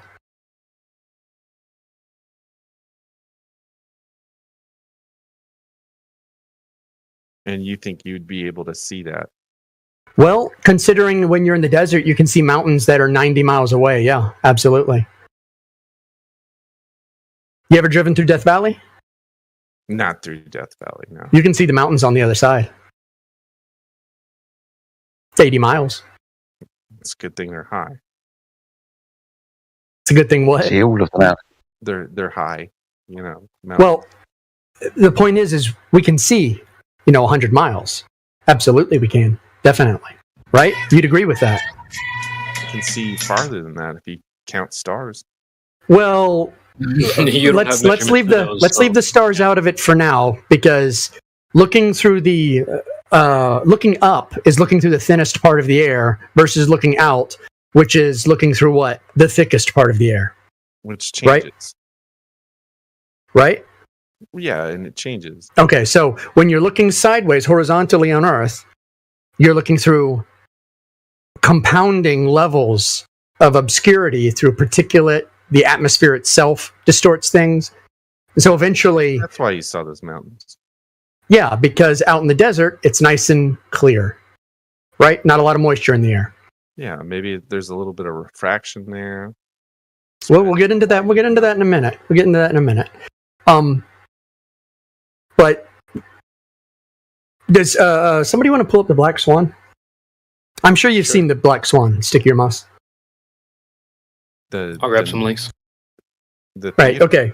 So you see this? No, not the ballet movie. You see the image that was posted in live stream voice text? I'm clicking.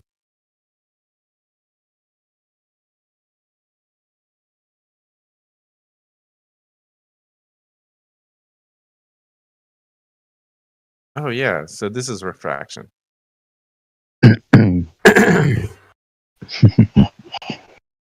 Yeah. What's refraction? It's when light reflects off of things. No, that's reflection. That's reflection. Sorry, why is it when you saw the image of the two oil rigs, did you first say this is refraction? Why did you say that? Because I can show you a picture of a boat going over the horizon. That's awesome. Okay, well, you do understand what a black swan is, right? Go ahead. Okay, so all swans are white. Have you ever heard that? Let's see where you're going. Okay, if it's just one black swan, what does that prove? That all swans are not white. So you can't show us a white swan to disprove the black swan, right? So who's the black swan?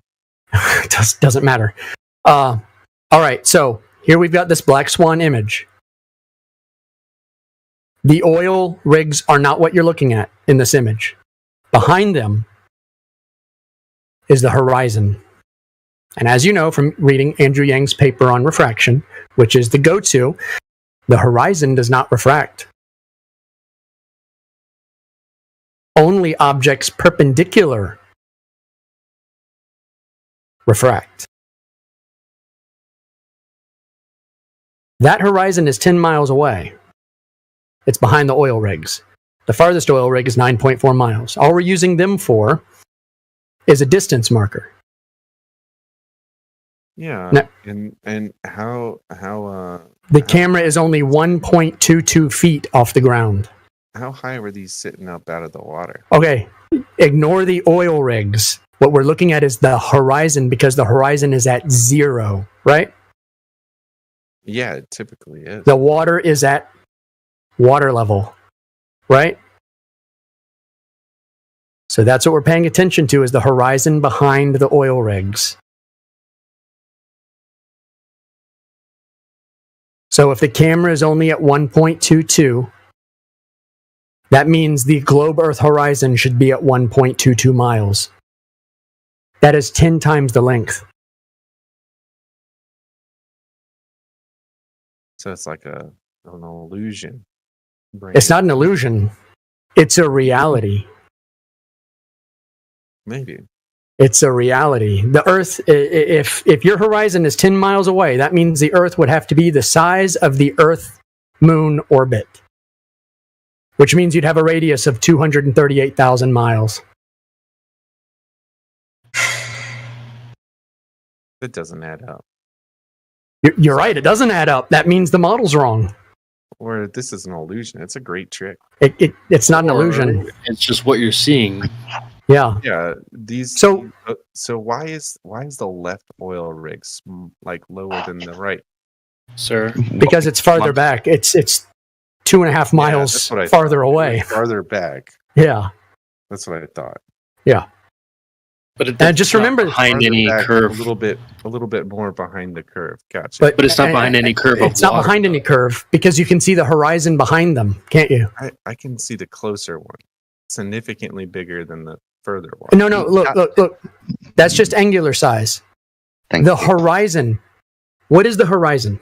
In your model, what is the horizon? You can see the whole third platform in the first one. And No, you can only see two. hold on. You got to listen to me. What is the horizon in the globe Earth model? The horizon's, the flat plane you see ending. I mean, I'd agree with that. But in the globe Earth model, what is the horizon? Isn't it the thing that you said your boat disappeared over earlier? Yes. The horizon's the curve, right?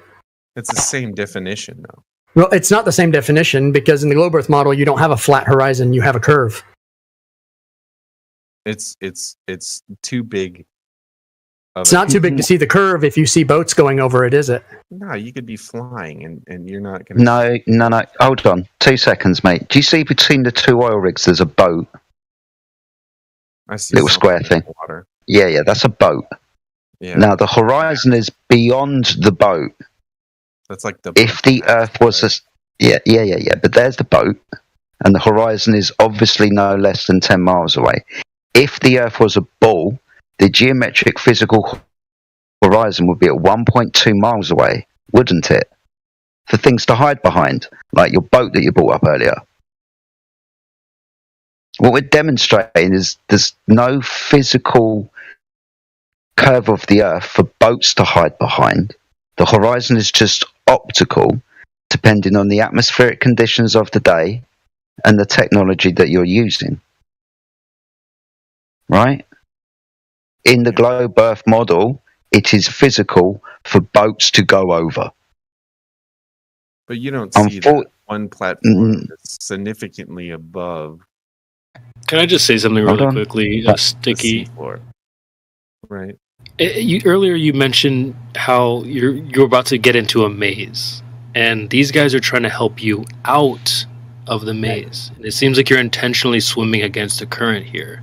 Mimas said this is not about the rigs. You're like, oh, but what about the rigs? I don't know if you're doing it intentionally or just lost or confused, but they're trying to help you out. So I'm not sure if you're just going against the grain on purpose. Sticky or Moss, can you point us to the horizon in the image? Can you do that? You won't be able to see me. Well, I mean, you can describe it though. It's dark and hard to see, but I believe it's right there where the blue line stops. Where the blue line stops, but it's behind that platform habitat, right? Correct. Yes. Yeah. Okay. That horizon in the globe Earth model is the curve of the Earth. That's where the horizon ends. Okay. All right. Now, if you're on a ball that's 24,901 miles in circumference with 3959 radius, that means at the height of 1.2 feet, the globe Earth horizon should only be 1.2 miles away. That horizon is 10 miles away. Where's the geometry? In the waves. I'm just throwing something out there. Don't. Where is the geometry? Remember, this is a refracted picture. I mean, there's No, the horizon doesn't refract. Also, there's no proof of refraction. Do you know why? Because inherent in refraction is this little thing called R in its formula. It doesn't calculate anything optical. All it does is calculate the size of the Earth that you need to have to explain something. It's an ad hoc reverse engineered idea. Actual refraction, Snell's law, has nothing to do with it. This is atmospheric refraction, which isn't even real. It's just to explain the broken math.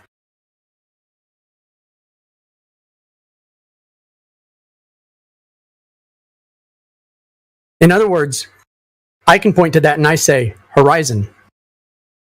A glober might point to that and say, it's not really a horizon. That's a holographic projection that the Earth is playing a trick on me. Which one of those comes from a rational place of thinking? Right. Remember earlier you said that was an illusion. We're just saying what you see is what you see. What you see. There. Yeah. And you're saying that that's actually slightly looming non-standard refraction high in a holographic projection of a clock from behind the reified now debunked sphere-edge horizon formerly known as Earth curve. So what we're demonstrating here is where the model says the physical curve of the Earth is. It isn't. The horizon isn't a physical location for boats to disappear behind. It is, like I said earlier, an optical phenomena depending on the atmospheric conditions and the technology that you are using to make the observation. The image is taken from a video. This is a still shot. You can literally see the gentleman put the camera down on the beach, and then in the first instance, when he looks through the camera, you just see horizon. Then he zooms in, then the oil rigs come into view, and the horizon keeps moving beyond the oil rigs, demonstrating that, wow, there's no physical curve of the Earth. We don't see that. The horizon is most definitely optical. You get this, yeah? Yeah, it's how we perceive the light. Yeah. So we don't see the curve of the Earth then, do we? For boats to disappear behind.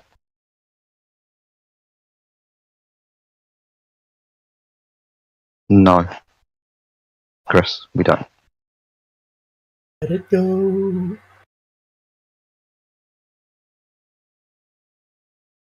We like using this image because it's handy. It's called the Black Swan, and it demonstrates exactly what we need it to demonstrate. We can give you loads of other images, mate, if you want, where the horizon appears beyond the limitations of the geometric curve of the Earth. No one's seen the curve of the Earth because there is no curve of the Earth. So there's no chance that it's the perception of zooming in that's bringing the horizon up, along with the oil rigs down. And I'm still curious as to why the left one only has one platform to show. All right, okay. Have you ever stood in a street at night and have you ever observed the lights, the street lights descend towards your focal point? The one that you're standing next to is massive. One that halfway there seems to be a little bit shorter than the one that you're standing next to, and the one furthest away seems really, really small. This is just perspective. So every time you bring up saying that oil rig looks a little bit smaller, yeah, it's because it's further away. But notice, though, you're supposed to be making an argument for the thing that boats are supposed to be going behind, the curve. All the things you've been bringing up are all well. You're bringing up things that aren't curved. You're like, oh well, light, refraction, you said perception. So where's the curve? And it's not. It doesn't exist in any of those things. So you're supposed to be proving the curve. And I posted there. So where is it? I also posted our wiki. There's probably about 100 of these long distance observations that have everything detailed in them right there in that link. No, I like this. This is interesting. So, Wait, so if boats do go over the curve, where is the curve in this image here that we posted? No, it's interesting. You guys talk about perception of things, and yeah, it looks like it's our mind that's playing tricks because are these poles setting? No. So is that oil rig really behind a curve? No. Yeah, exactly. No, I think using imagery like this isn't really good evidence either way, because of how. But here's the problem. Here's the issues. Here's the issue. The original claim is that the horizon is Earth curvature. So this is simply a rebuttal to that claim. Yeah, here's my issue. If I showed you a picture of a boat going over the horizon, would you guys just disband this Discord? That's the issue. Isn't that called a white swan? The answer is no. Yes. That's a white swan. Yes, give us the white swan. Do it. Actually, present it towards us and let's argue it. Let's have a discussion about it. Give us the white swan. How about this? How about this? I'm saying you put your money where your mouth is. Oh no! Break! Let's not be rude. Hold on a second. We're not. How about if I was to demonstrate to you on a named flat surface an object disappearing from the bottom up? Would you then just dismiss that? That's what I'm because wait, hold on. So you're having break. Hold on. The fuck? All right. You basically just turned around and said, "Here, what would you do if I gave you a picture of a boat disappearing from the bottom up?"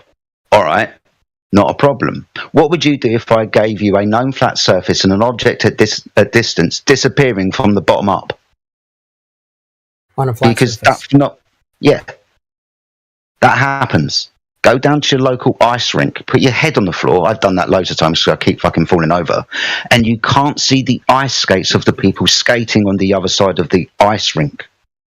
Now, I should have a direct line of sight between my eyeball and their skate, but because of perspective, that person disappearing from the bottom up, I can't resolve the bottom of their skates. So what would you say to that? I'd have to revert back to what I was saying. Our perception of light is flawed, and Our perception of light is fine. There's too many. So why did you bring up your boat then? If our perception of light is flawed, then why did you bring up your boat? Cranes, and I just went off of that. If the perception of light is flawed, then that immediately means you have no evidence for a globe Earth. Yeah. Here, I think we need to reset the table, okay? Let's just take a listen to the original claim about the horizons. It's just a 90-second clip, if you just be patient. Yes.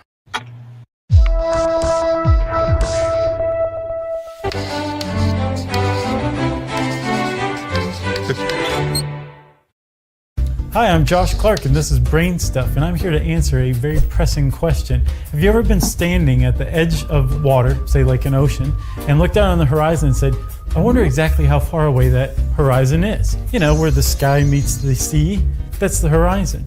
Well, it turns out because the Earth is curved that it depends on where you're standing and how far above water you're standing. Let's say that you are in the water, right? And you're up to, say, your eyes are about 8 inches above the water surface. Well, again, remember the Earth is curved, and despite the ocean seeming flat, they actually curve themselves, which if you've ever really looked at the horizon, it kind of goes like this a little bit, which is pretty cool. But it also goes like this, right? So if your eyes are 8 inches above the water, right then you're about a mile away from that horizon point where the sky meets the ocean as far as you can tell. If you're standing up above water and you're like I am about 6 feet tall, that means your eyes are about 5.5 feet above the water's edge, which means that you're about 3 miles away from the horizon. Isn't that? Okay, so just to reset the table, this is the original claim coming from the globe side. The horizon is the Earth curvature. So we've had to go out and try to debunk this claim. We've used things like, originally, when I first joined, the flat earthers were saying things like, well, there's different reasons for why the horizon's optical and not a geometric location. They were saying things like refraction. That was the first thing you said, so point for the flat earthers. We also said things like weather conditions or how high off the ground you are plays a factor as well. Your perspective, you brought that up as well. So I think that's another point for the flat earthers. So the response from the globe, just to finish really quickly, the response then from the globe was, well, you just don't understand perspective. That's flurfspective, yada yada. So our response to that was the black swan. So to turn and say, well, refraction, brother. No, I'll turn. That's been our argument. That's the argument. No, you're the black swan. And I'll stick my guns. No, the black swan argument is a modus tollens argument. If the thing is a thing, it will display the attributes of that thing. If it doesn't display the attributes of that thing, then it ain't that thing. Alright, so if the Earth is a sphere of a radius of 3,959 miles, and every horizon distance will be no more than 1.2 times the square root of the observer's height in feet. Now, this is the claim of where the geometric horizon should be for your boat to go over. What we demonstrate in the black swan image is the horizon is optical, depending on the atmospheric. I've said this 3 times now, mate. Got to get this by now. No. I totally get it, guys. Are you sure? Let's make this make sense. Because you said that looking at the horizon's not. Right. I don't think that's the right way to do it. My vocals out here because you guys that's have done wrong, a lot of though. explaining on this. And Here, let me try something visual. I want to try something visual with you, okay? If you look I think we're over this. At 8 p.m. No, we're not. At 11:08 p.m. I posted a video.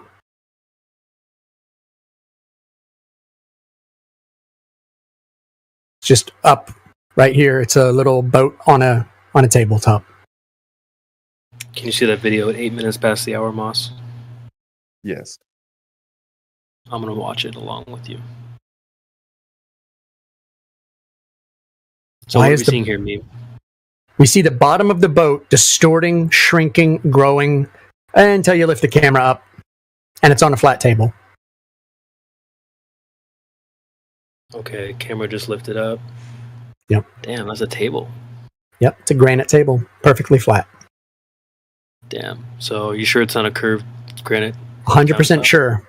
No curve. It's only camera's 4 foot away.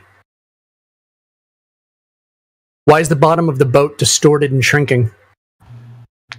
The same reason why the top is.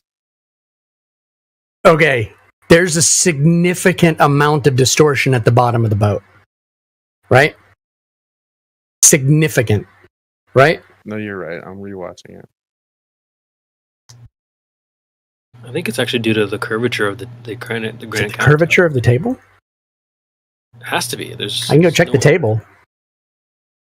That table is probably flatter than my level. I mean, that's the only possible explanation is curvature. That's right. The only possible explanation for why you would have two images joined together, one being the deck and one perpendicular to it, that the angular resolution of the eye would disappear at the point they join. So maybe there's an optical effect going on that has to do with resolution. Yes. Because that's why ships are disappearing. Yeah. But I mean, all of this, AKA not curve. Stuff, all of this stuff that we're talking about, I don't really know too much about perception of light. Well, it's okay. We're teaching you. Well, we're showing you. Yeah. I'm along for the ride so far. So it's interesting. And I believed in the globe for 35 years. 23 here. Well, then give me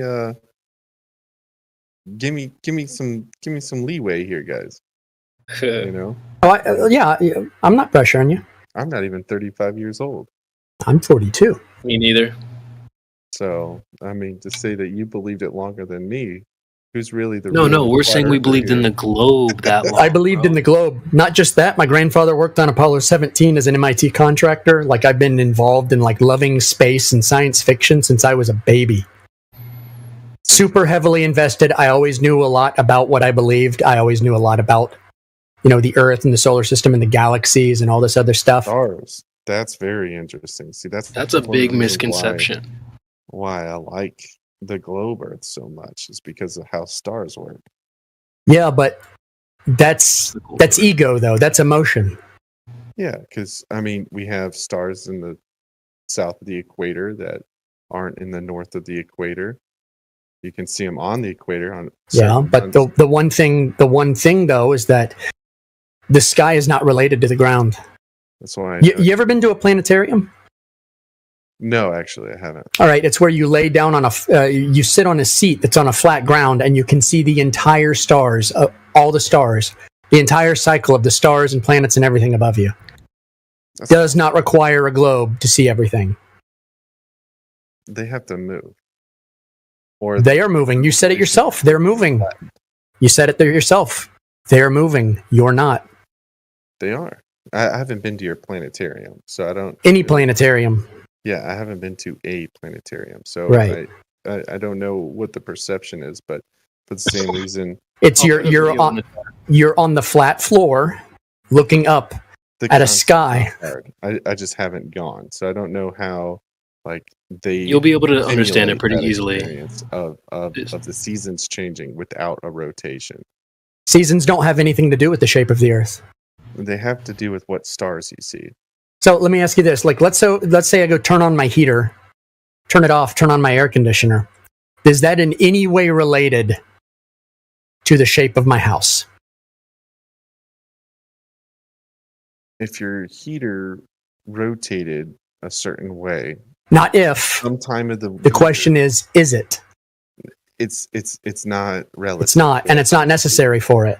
What you're talking about is a pattern recognition and then a correlation. But you're not talking about on the north of the equator and rotates completely the opposite way on the south end. No, they all still go east to west. It doesn't. The direction goes. They all still go east to west. How does that still? Come on, Mr. Perception. Standing upside down. Figure this one out. Listen, don't spiral on me. Well, how the sky works is completely irrelevant to the shape of the ground. East and west changes when you go south of the equator. No, listen. How the sky works is completely irrelevant to the shape of the ground. No one's ever been there, and it's not what you think it is. Like the Southern Cross. What I'm saying is the sky is not what you think it is, and nobody's ever been there to validate what it is. So you don't know what it's doing. You're just seeing patterns. Now the ground measures flat. And since it measures flat, if something measures flat, what is it? They're patterns that support the globe. No, patterns don't support anything. Patterns are just patterns. It's inference and human attitudes that connect patterns to other things. There's an explanation for that. Explanations are just stories, narratives. Right, but there's no narrative for the flat Earth on why the stars move. I don't need a narrative. I can just simply say, I don't know. Well, with a great, discovery, that requires a great explanation. No, you can't just claim. No, because an explanation is just a story. Right, we need your story. I don't need a story. Falsification does not require a replacement. You had a lot to say with these pictures. Yeah, that's because I claim that the Earth is flat, not the motion of the stars in the sky. Your illusion. You're right. But they're not an illusion. It's what you see. We're saying what you see is just clear, like that's what you see. That's there. You're the one who's saying when you go out into reality that what picture, you're seeing. You really think that the poles are setting towards the horizon? No, there are no poles. No, there are no poles. Yeah, you're the one who's saying that they're setting or going over some type of curve. That's an illusion. So you're the one who's saying we have the illusion. You're the one saying what you see is an illusion. Yes. Sir. Don't project. So what we see in reality is not really what we see. We're seeing an illusion, is what you're saying. Yeah, I'm saying. So that violates Popper's principle of unfalsifiability. Saying you need to get back on that red pill. No, what you're doing is you're violating Popper's principle of falsifiability. I don't know who that is. I know.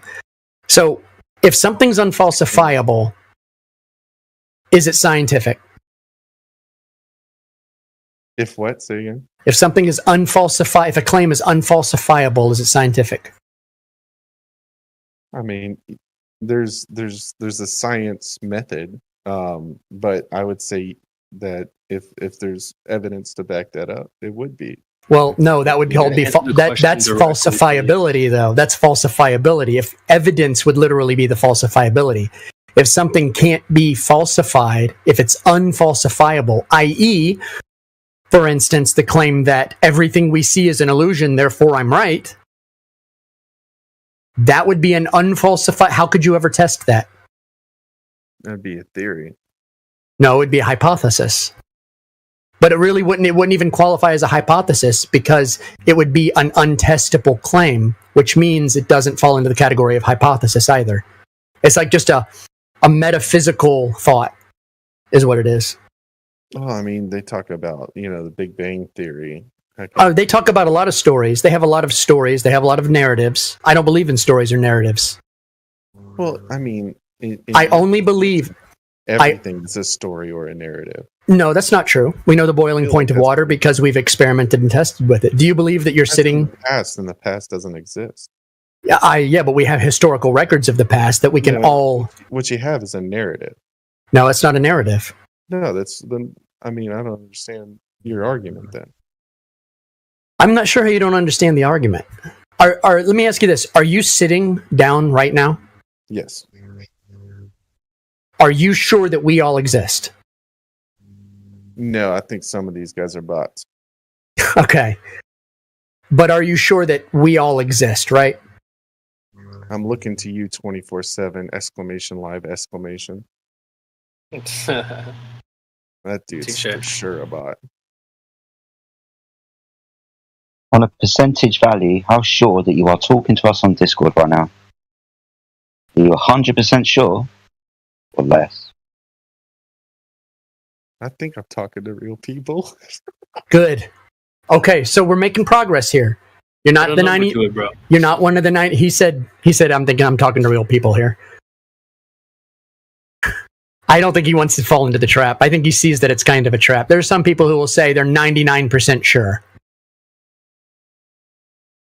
that they exist and that we aren't all just figments of their imagination and that reality is real.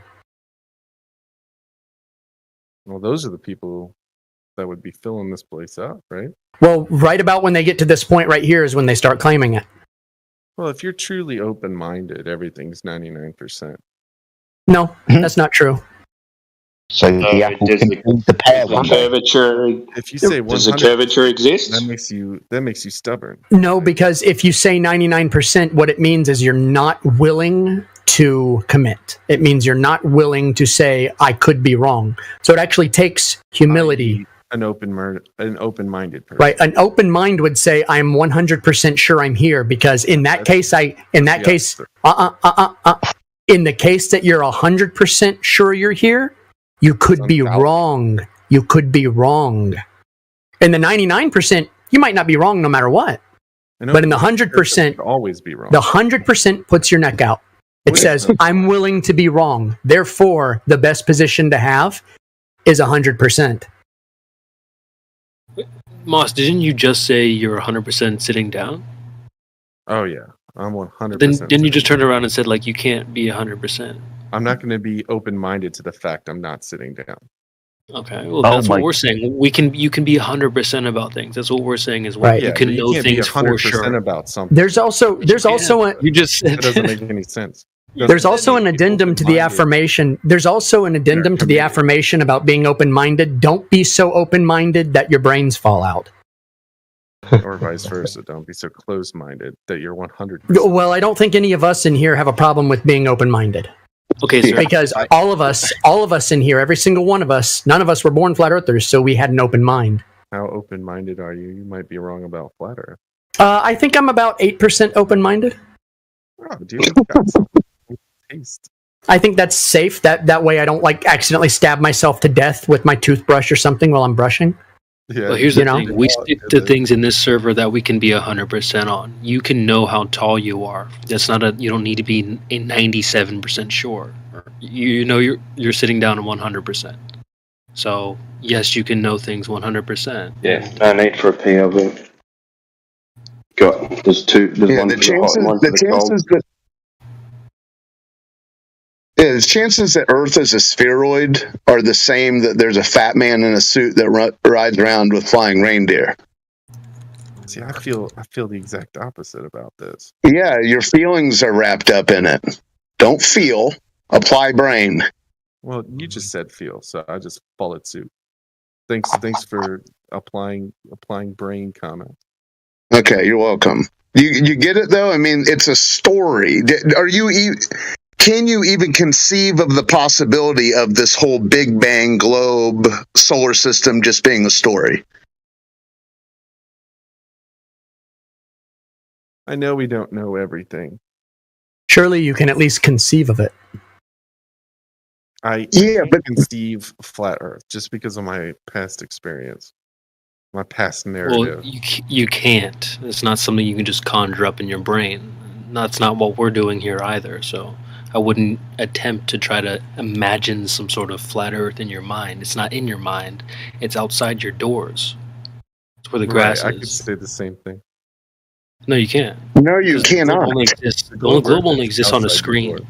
No, it only exists on a screen. You don't go outside and see round curvature or hills of water or any of this. You don't experience rotating buildings or moving houses or any of that. So you don't experience or see it or anything outside. So you can't say that. You've never experienced it. Right? You've never experienced it in your life.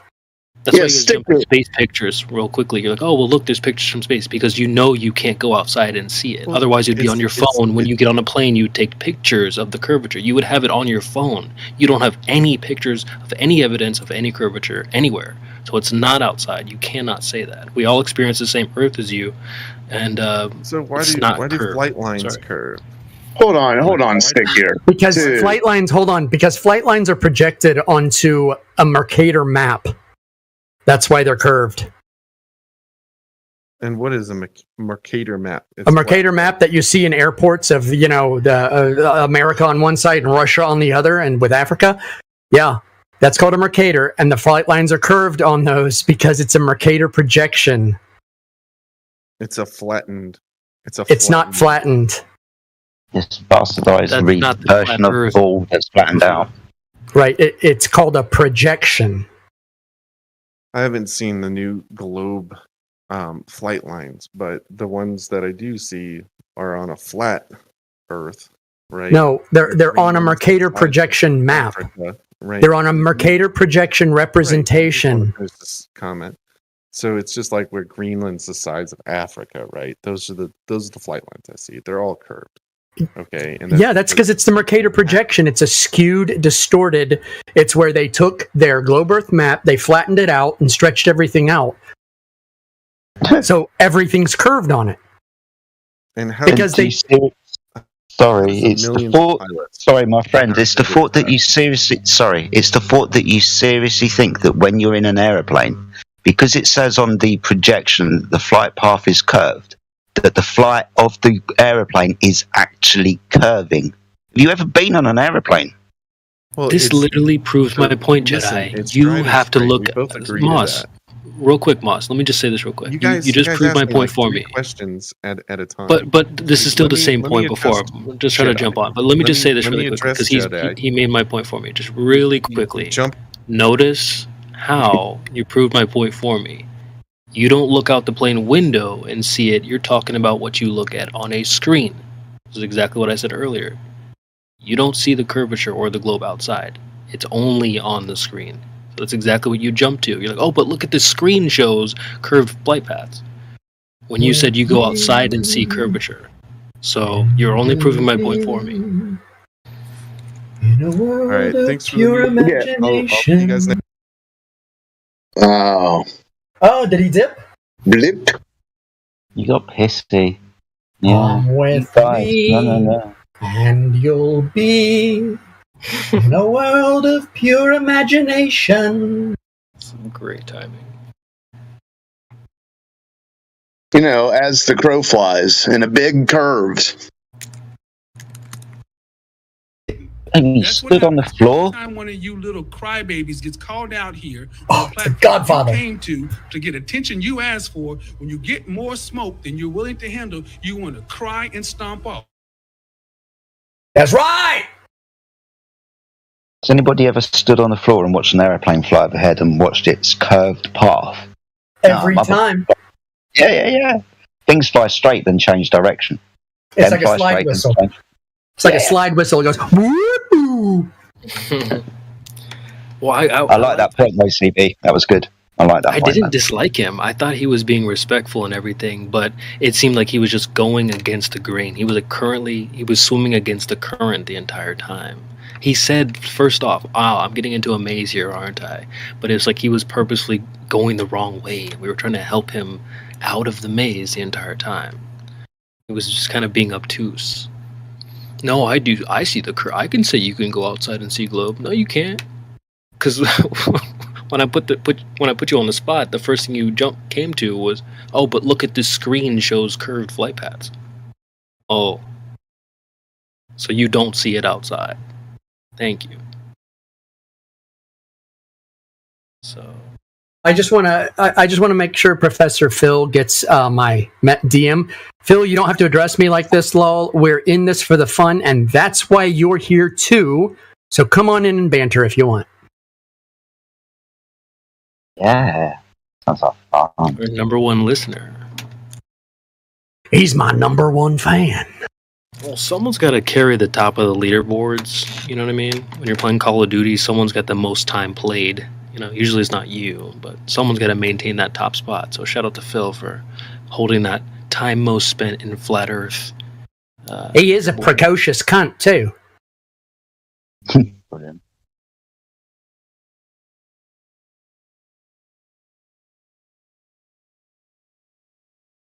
Come with me, and you'll be in a world of OSHA violations. Dude, and then what's with this respawning back to like 2016? But flight paths. Really, dude? That's as far as you've evolved to 2023. Someone was in his DMs. Oh, yeah, of course. Someone was in his DMs. So, and I'm fairly certain I know who it was. Because they DM'd me while we were talking to him. You're not so smart, are you, Phil?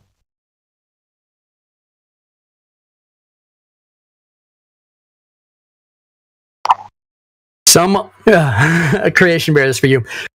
Some underwater sequences in The Little Mermaid are completely CGI due to the star having difficulties to swim.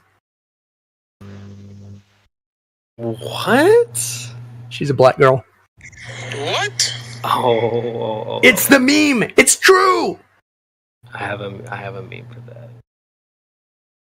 Everybody knows black people don't swim. That's hilarious.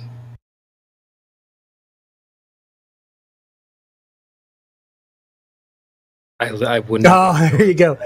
Yes, the bottom is correct. It's 100% facts.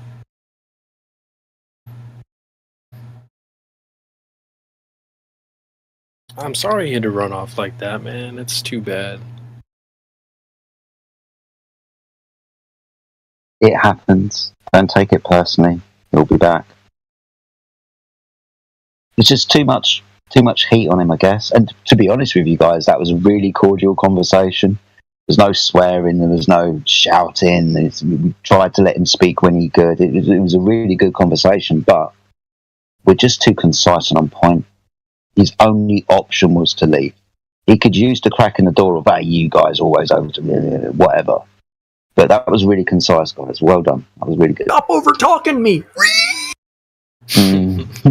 Yeah, I agree. It's not. I don't really envision it. Yeah, it was probably a good place to end it because if he's bringing up Flight Pass, I don't really imagine it getting much better from that point on. But I don't know. Maybe I'm not as optimistic as the next. I only get vile with banterers who come in here. So if like Professor Field comes in here, I'm always rude, but he likes that. That's what he's here He likes the abuse and humiliation. He does, and he dishes it out, and you can give it right back to him, and you can hear him smiling as he leaves. Like, oh, I know why Phil's here. I don't know why he doesn't just put the big boy pants on, roll them sleeves up, come on in here. You ain't sending me no DMs, so what's good? See, what I don't get is why they selected, like, to me, such an unattractive girl. I mean, maybe that's just a really bad picture of her, but there's something off about her. That's Hollywood for you, maybe. Yeah. Like, the face is it's like an upside-down triangle. That's the pointy chin she's got, I ain't gonna lie. It is, man.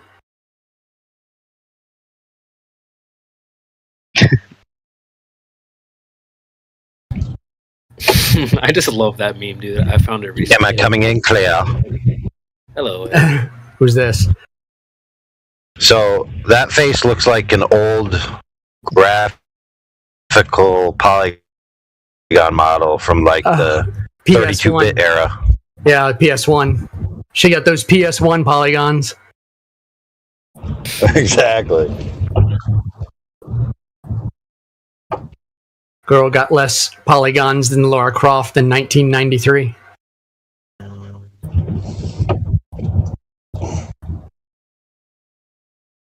What's your take on the last conversation, AI? Do you have any thoughts on that?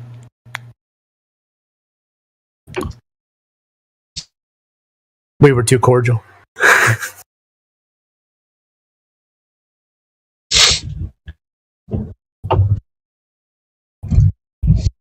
It's okay. I'm not. I know. I'm probably in bad sleep now. Conversation. Oh, we can. No, we hear you loud and clear. Yeah. Oh, cool. Yeah, there's no such thing as a picture or a video of a boat going over the horizon. Even if the horizon was what they claim, right? The picture itself wouldn't inform you of that. You have to know the other thing in the first instance. But you don't actually see it go over the horizon. What you actually see is just the bottom disappear. That's all you see. That's all anyone sees. Nobody has the frame of reference to actually see it going over the horizon. You could say, well, I look at it sideways, then I could see it. No, because then the horizon would be behind it, right? Because you changed your vantage point. So it's impossible. It order to witness a boat actually going over a horizon, you would literally need to be able to see all points simultaneously. Right? So you essentially have to be a fifth dimensional being.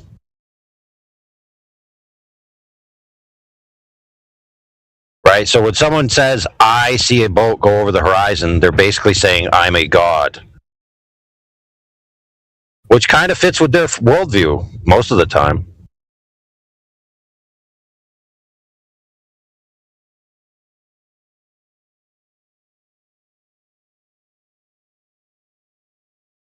Oh man, who put those plastic buckets in my way? It was me. Bro. The drive-through, right? And it's 2 lanes, and they put the plastic buckets on one side. They're like, the plastic buckets are like 4 inches tall, dude. Like, that ain't gonna stop me. I barely noticed them.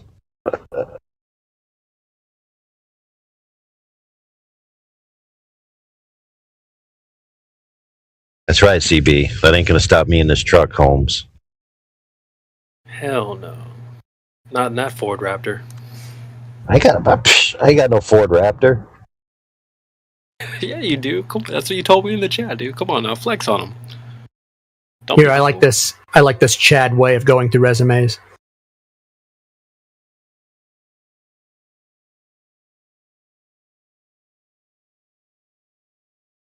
That's brilliant.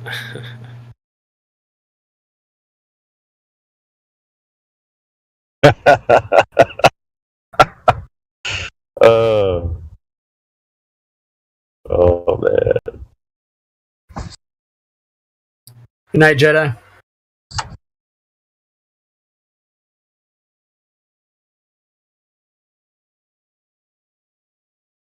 Oh, I thought this was funny. This was Twitter's,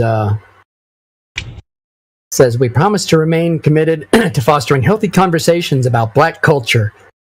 Is there a single black person in this picture?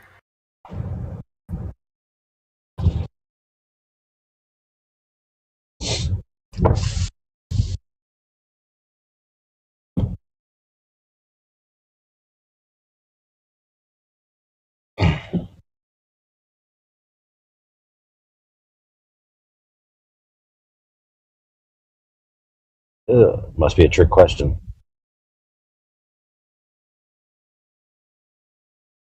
According to the one drop theory, it's impossible to know.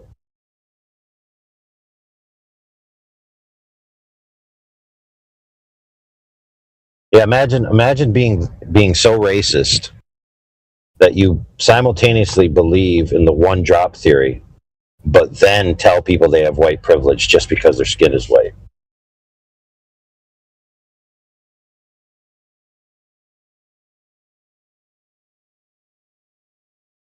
So I have black DNA in my heritage, right? So I'm black technically. One drop's all it takes. Get your hands off my bike. Yeah, you literally just said what I typed in the chat. So shout out to AI, always on point. There's some MMA lore about this guy named Mike Perry. They call him 2% black. They give him the pass. It's super funny. Oh, dude, I think it was like, what's that chick's name? Elizabeth Warren. She was like 1/264th Indian or something. It was worse than that. It was like 1,024th. 1 in 1,024th. I think that fits within the realm of, what is it, error? Yeah, but she used it to apply for a college loan. So if you identify as schizophrenic and you pick a different ethnicity, can you get two college loans or grants? Man, that's brilliant. I know, huh?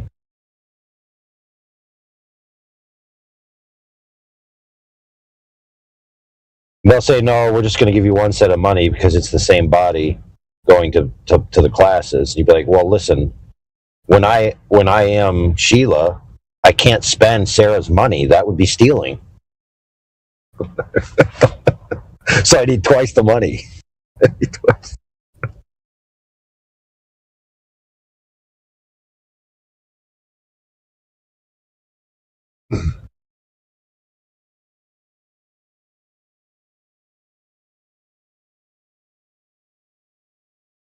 Isn't that so cringe? I'm just thinking about the last guy. I usually joke about how you fly in a plane and they show you this cartoon on the headrest in front of you of a damn over-exaggerated like globe. And then you look out the window and there's no globe there. And this guy, we said, he's like, oh, but I want to imagine the Earth, the flat Earth. You can't. It's just the Earth. So when I said just go outside, that's about all you got. He's like, oh well, I can say that too. Hell no, you can't. That's why I chimed in. I think I cut off Jedi. I was like, no, you can't say that.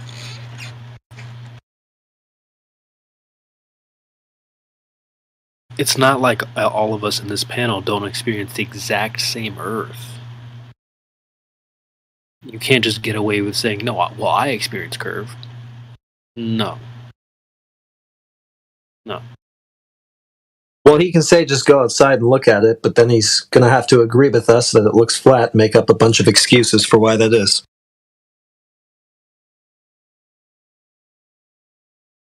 But that's what made it even more embarrassing. Like, he was like, oh, but flight paths. Okay, so on a screen then, which is exactly what I said. It's only on a screen. I would go to say that there's no flat Earth on your screen. You're not going to see the entire realm of existence laid out on your MacBook. So if you want a taste of the flat Earth, you got to go outside. There's no other way around that. And there's no other man or woman in this panel, or in your city, or in your family, or whoever that can tell you what the entire realm of existence looks like. So they need to stop asking. I'll just keep beating that into them. Sorry, you're not going to get that answer from us. If you really want to know, it's really, you're dying to get that answer, no pun intended, you might just have to wait until then to ask your creator, because it's not going to come from your fellow man. Those kinds of answers.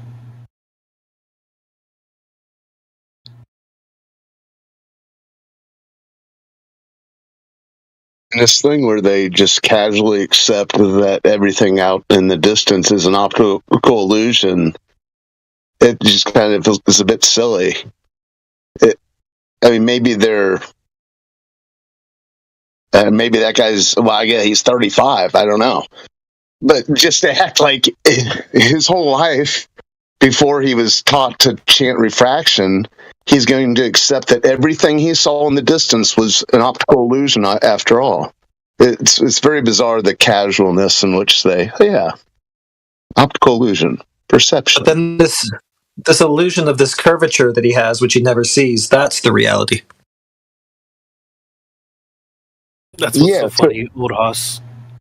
No, when he dropped that, well, we see boats going over the curve, then he wants the geometric horizon.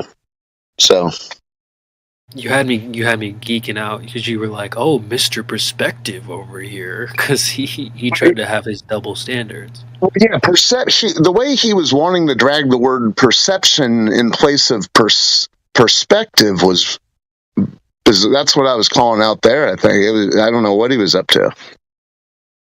I didn't. The only reason I didn't read into that is because he didn't have a very advanced vocabulary.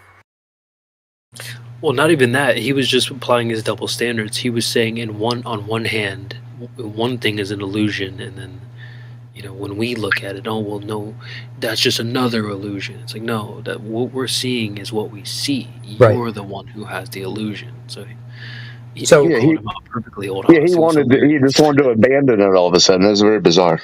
He's not like the regular normie. Like most normies that I've ever talked to, most of them that I've ever broached the subject with, slowly, of course I'm very tactical on this, are actually way more awake than people think, right? That they'll recognize a contradiction and go, oh, wow, that's interesting. On occasion, you have a normie with severe cognitive dissonance, and they are the hardest people to get through to because they don't have a sophisticated capability of thinking. They don't think. I would say that some type. Go ahead. Those are the ones who are emotional enough to come here and defend the globe. I was kind of thinking the same thing, that they're like doubled down. They're like sunk in. You know, what do they say? They have to get their heels sunk in or whatever. They got the gorilla mindset. What's that? Gorilla mindset is no matter what anybody says, I'm not going to change my mind. Which in some instances, it's a very good way of thinking. But for anything that regarding like new information, it's not a good way of thinking. I won't change my mind on anything, regardless of the facts that are set out before me. I'm an American. I'm dug in, and I'll never change. I love that. I love that one because I'm an American. yeah. But yeah, Central had it kind of on point too. Like they're emotionally tied to it. So maybe the average. I kind of agree with. Yeah, the average normie isn't coping enough about it to come in here and argue. Yes, that's exactly what I was thinking. Like your neighbor, for example, probably isn't coping like those guys. He's probably not going to do mental gymnastics and backflips to try to get out of these little traps that you set for them. It's the anti-flat earthers and like these emotional guys that will start doing backflips and stuff out of these corners that you put them in.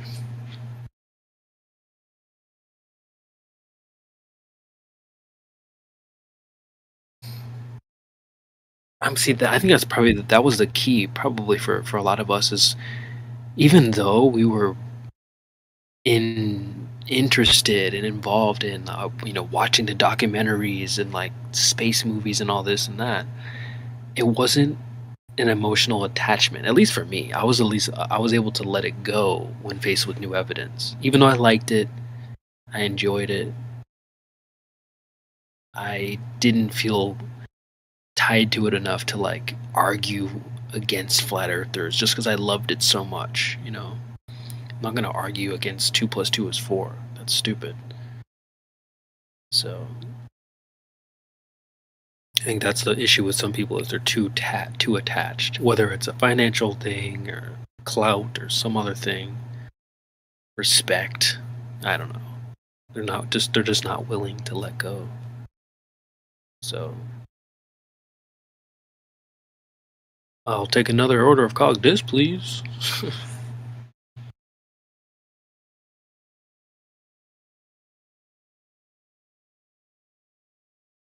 Yeah, maybe it's a good sign him jettisoning himself. If his excuses or his questions, if they weren't holding any water, that when he was talking about the whole curved flight thing, it's like you're kind of just, that's bottom of the barrel there, right? And I think maybe he realized that was a tad stupid. But yeah, it's bizarre that he left because he was really rolling there for a while.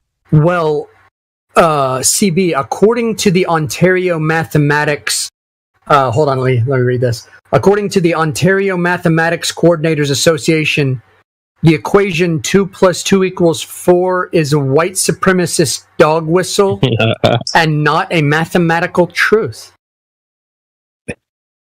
Jesus, dude. Well, gotta trust the experts, so. Proponents of math's political neutrality who use the phrasing 2 + 2 = 4 are engaged in an act of covert white supremacy. Well, yes, I'm a white supremacist. I'm not opposed to this either. The wackier and crazier everything gets, the happier I am. I want this because it's that much closer to collapse. I was going to say there's no other way. What did they say? The only way out is through. Yes, the only way out is through. Weather the storm and be happy.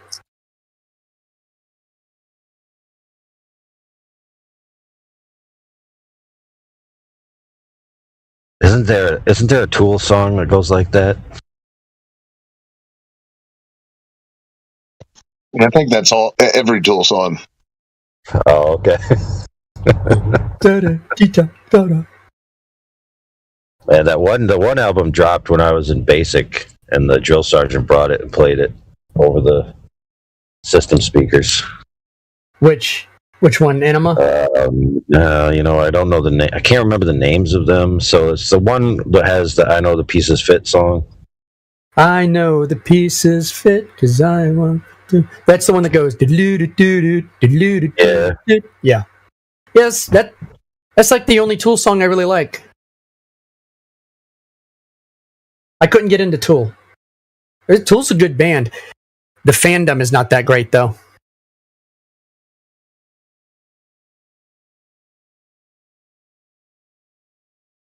Bunch of tools. I don't think Tool likes their fandom either. They don't. He said so, yeah. Yeah. Yeah, he's like, has the crystal meth worn off yet? He's like, yeah, I'm out of here. Yeah. He probably said something like along the lines of, "It's a pity that my fans are more interested in the beat than the actual message of my music because they're too unintelligent to understand it." Yeah.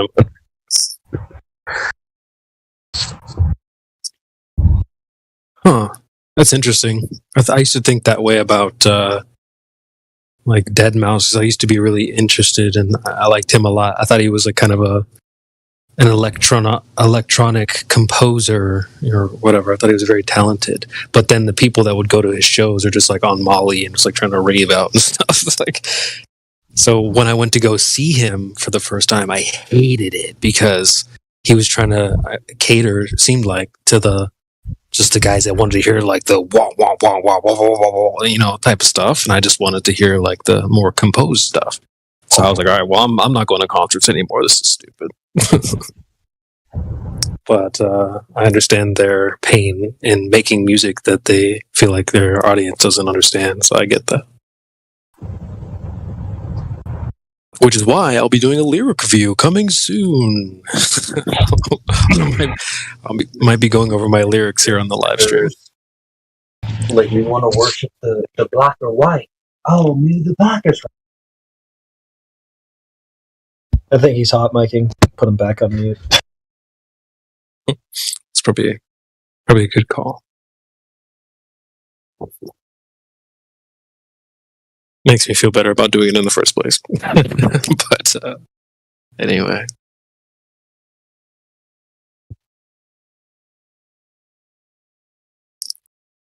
Yeah, I don't know. I never listened to Tool. I'm not too familiar with them, but Right, I gotta post this one. It looks like a damn anime character. Hold on.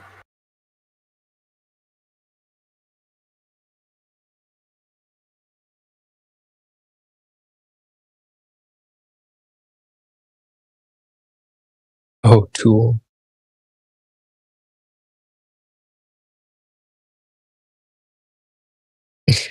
Jeez.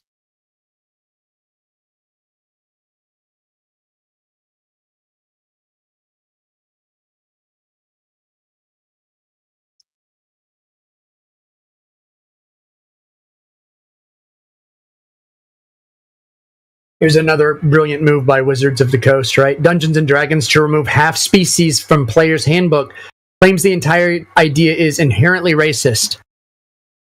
Jeez. So, first, they said orcs are black people. Okay. Wow. And now, interracial, marriage, they're banning that.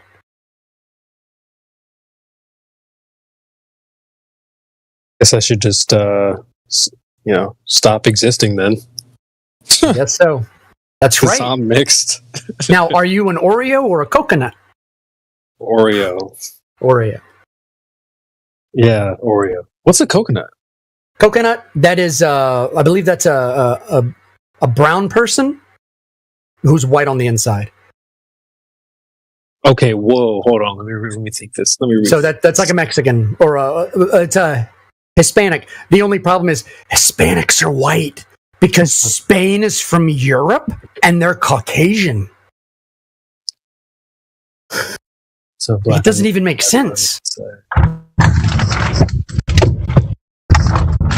But aren't those both brown on the outside, white on the inside?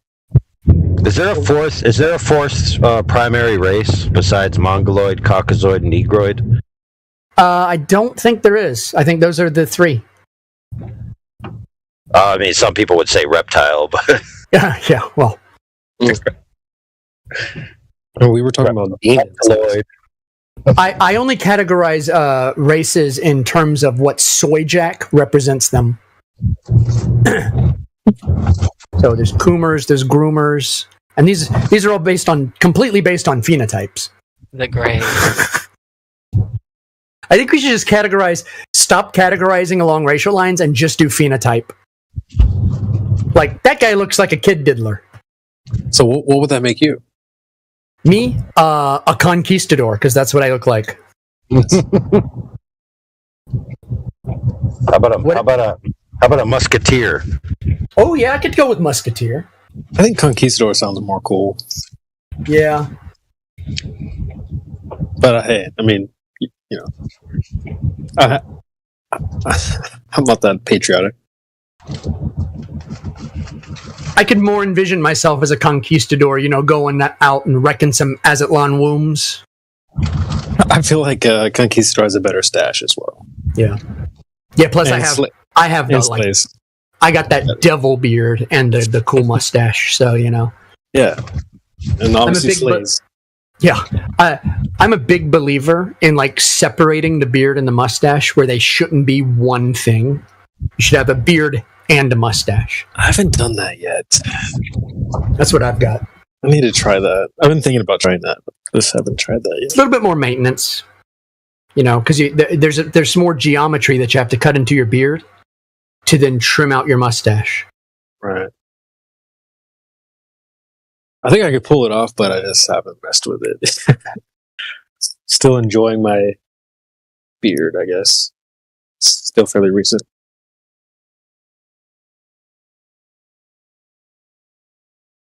It was a late beard bloomer. But anyway, someone just popped in.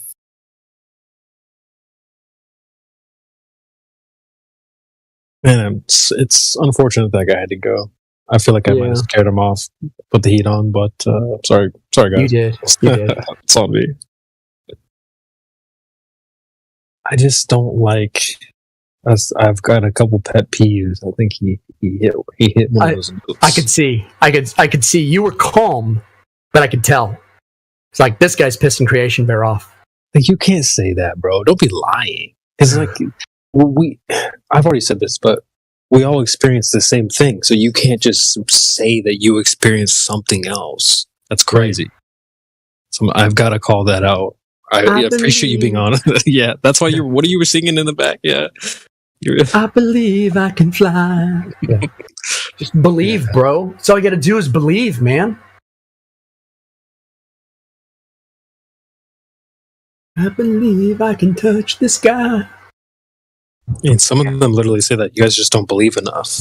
Are you kidding me? That's what I lack belief. That's the shocker one that I hear. You just don't believe enough, man. So, dude, I probably believed more than you. That's what they don't understand. I think that's a big misconception. Is that, like Mimas, they don't realize that you were into this stuff. I was into this stuff. Oh my god, dude! They think we just rolled out of the womb and never heard of the globe ever. Just jumped on the back of the bandwagon. When you were telling him how old you were when you figured it out, and when Meme did the same thing, he thought you meant this is how out of touch this guy was. You're so on point. I'm glad you brought that up. Yes, that's what I'm saying. They come here 5 deep into the flat Earth. Yeah, they come here with this idea that whatever Meme's age is. 42. And I was 35 when I was exposed to flat Earth. Yeah, I'm sorry, but he thought that blew my mind. I'm like, does this guy think what's going on here?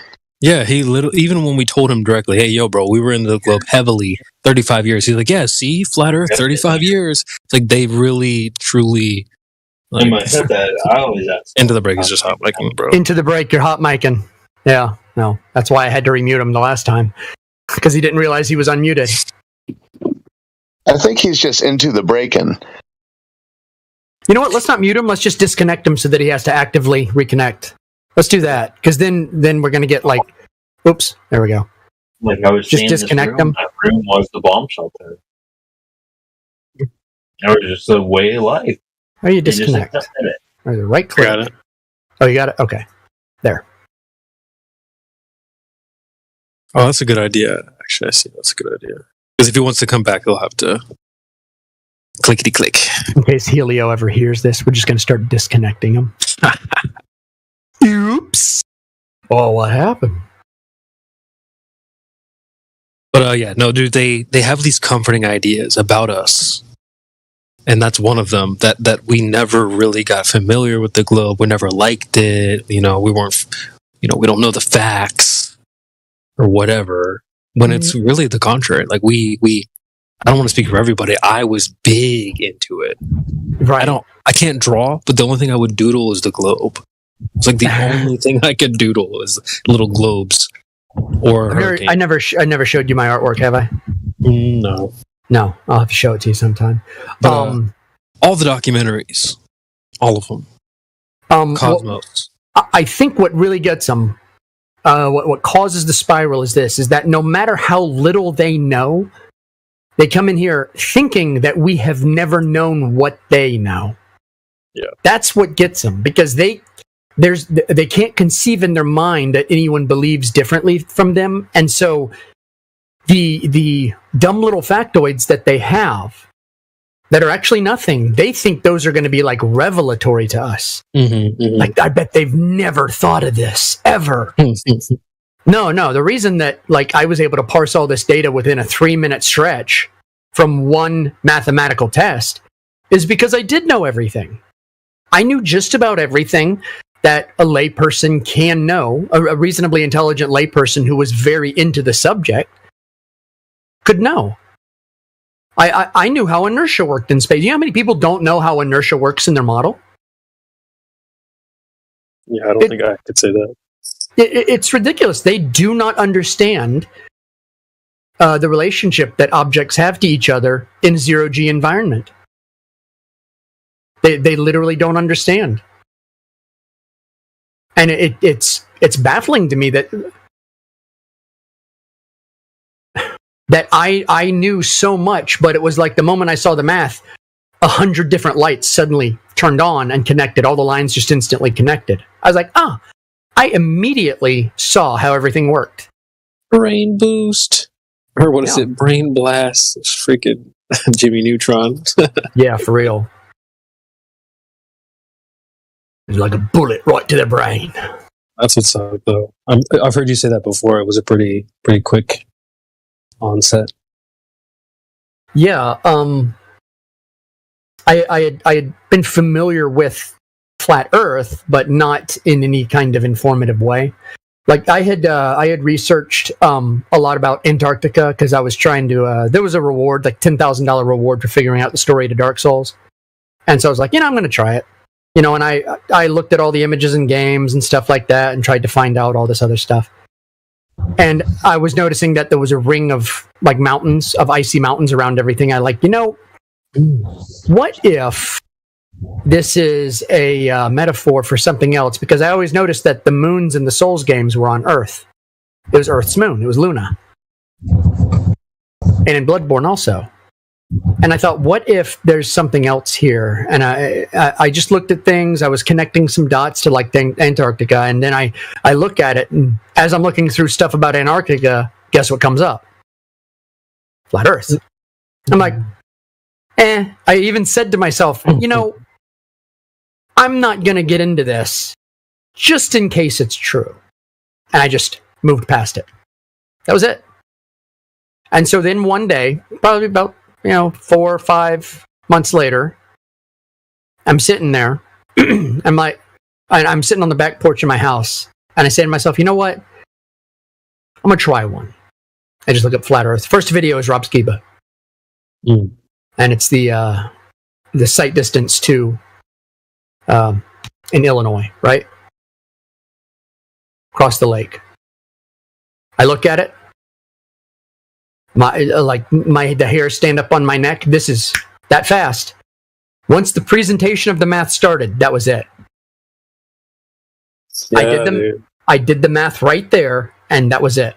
I was done. And from that point on, in that video, whenever he starts talking about the math versus the thing, that's like 3 minutes from the beginning of that spot to the end of that spot, every single light connected. Every single line was drawn in my head for like stars, this, that, the other, everything. Wow. The implications run so deep. Mm-hmm. You know, that's why that you'll get the hairs sticking up on the back of your neck.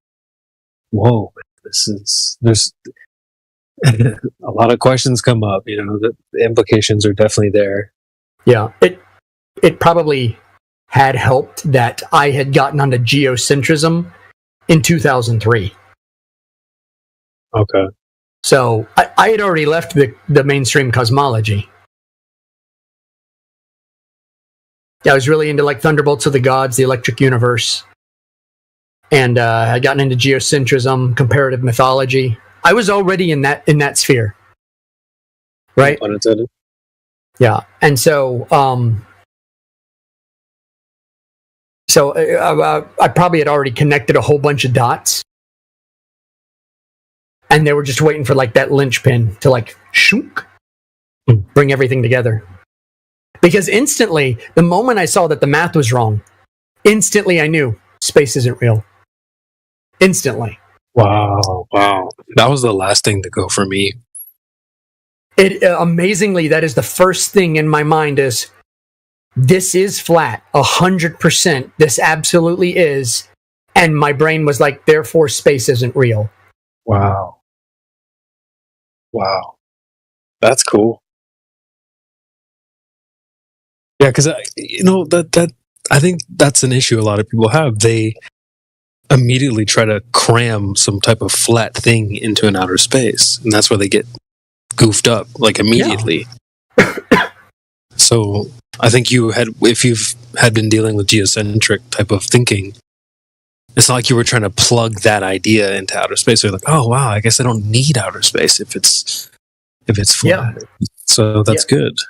Because I had already seen that there was like real data confirming that we don't have motion, right? And confirming that the universe was spinning around us. Wow. So for me, it was just shrinking that. That's all it was. Okay, space isn't real. And I had so many different mythologies in my head. I'm like, what is out there? And my first thought, of course, was, are we just in a giant ocean? Wow. That was my first thought. So, but like I said, it's not Sunday. So, but no, I mean, of course, that's what I thought right away. I was like, underwater city, the underwater city meme. Wow. First, dude, I have a picture for that. Dude, I mean, that's probably not uncommon. I don't really sit down and think about that really that often, but it's crossed my mind for sure. Yeah. Just being in some type of watery type of system. Some water. Yeah. Ooh, let me post a picture, man, from SpongeBob. They hit the nail on the head with that. Yeah. Well, I think of like the fantasy trope of like the underwater metropolis, right? Underwater, like Atlantis or something? Here, let me find it. There we go. Sandy's Dome. Yeah, it's Sandy's Dome. And like, I never really thought about it when I watched it. As I watched this show so much because my little brother liked it, so I would like kind of raise him up and be watching it with him. And that idea never really crossed my mind. But now, as a flat earther, looking back, I'm like, damn, bro, like that's perfect. Like that's the gas pressure argument in a nutshell, right there. Yeah.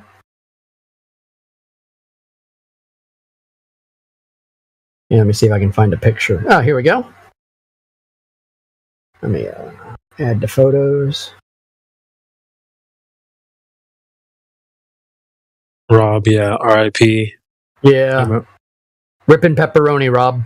I wonder what really happened. We don't have to get into that, but little sketchy, or how he. I guess we don't need to get into that, but rumor has it has it that he had a bad reaction to a ham sandwich. A ham sandwich? Yeah. Is that code? That sounds like code. Code. You want me? I'll tell you the story if you pull me to another room. I think I know what ham. I think I know what you're referencing there. Oh, really? Huh. Oh, well, what was he thinking? Yeah, I don't know. See, we're psychic in here. Maybe. Well, there's some religions that believe it's immoral to eat pork and is directly against God's law, and that you actually go to hell for literally eating pork. Right. Like God cares whether you eat pork or not. Right. Now, some of them will only say so far as if you intentionally eat it, it's bad. But some people say if it even enters your body, you're going to hell. So if you accidentally eat a ham sandwich, you're freaking just going to spontaneously combust. You know, it's like you're at a store, you buy some meat, and you say, I like this sandwich, give me some of that. And you start eating it, and then you look down, you see ham over there, and then you see the chicken, which you thought it was, right there, and you go, oh man, they mislabeled it. And then your head just kind of spontaneously explodes. Yeah, if that were true, God would be an asshole.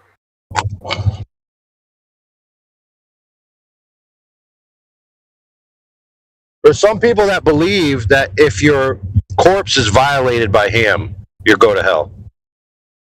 These aren't jokes, by the way. These are people who seriously believe these things. I know they're not. Yeah. And well, I mean, they put pork in the juice. Kin ham. Yeah, but transversely, there's also people who think if they abstain from pork, that they're better human beings than you are. Mm. Both of which, on either side, are equally as retarded, in my view. I have noticed that anyone who's pushy about their diet definitely deserves hell. Oh man. You're not a vegan?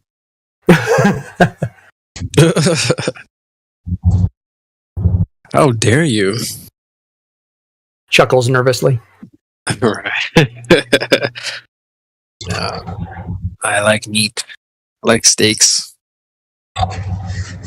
Oh, I mean, I love fat.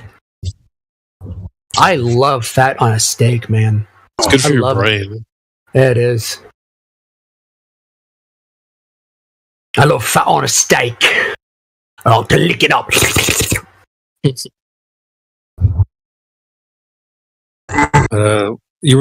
You posted that underwater type of city, Atlantis type thing. Yeah. That's neat. Oh, I saw a video today. I got a screenshot.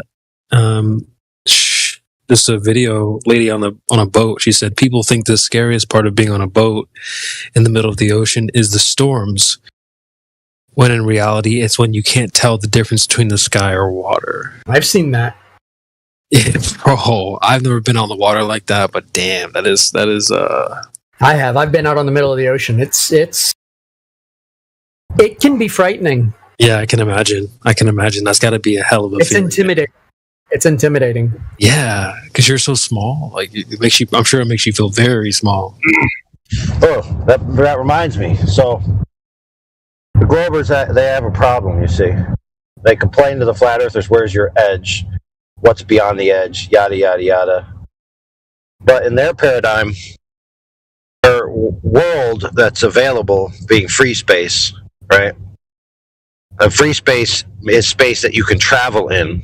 Right, like there's actual coordinates and area that you can actually transpose yourself from point A to point B. But when free space ends is the boundary of the universe, right? If the universe is expanding, right, that boundary ever expands and ever goes outward, but they have no idea what's beyond that boundary, right? And there are articles out there and stories, and I'm not sure if there's a books, but where they posit the idea that the concept of the edge of the universe is terrifying. Terrifying to think that there's no more space to go into, or terrifying to think that no matter how far you go to the right, you'll never run out of space to go to. An infinite universe or a universe that just stops and there's nothing beyond it, both are terrifying. Why? Why do they use those types of words? Same thing when they use the idea of the Earth being at the center of the universe. It's terrifying. It's horrible. What is wrong with these people that they're terrified and horrified about the nature of the cosmos? You know what's terrifying? Opening up your bank account and seeing that $5 went to like some subscription you had. Mm-hmm. That's terrifying. There is nothing astrophysicists could ever tell me that's terrifying. I don't get why people are scared of this stuff. Yeah. Space is scary, dude. I think space is kind of scary. Like I said, I was raised in it, and like the vastness of it and the terrifyingness of it is what I loved. Really? That's why I loved it so much. That's why I was attracted to Lovecraft so much, because it's cosmic terror. Oh, yeah. Well, it's like being out in the middle of the ocean again. It's like you're in this huge, empty, giant place, and you're such a small thing. I would try to meditate and like put myself in outer space, and then like I like would glitch out thinking about how because I had this idea. Not supposed to be. Yeah.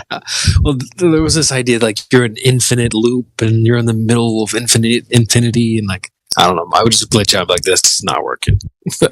That Lovecraftian entities and all of those types of things.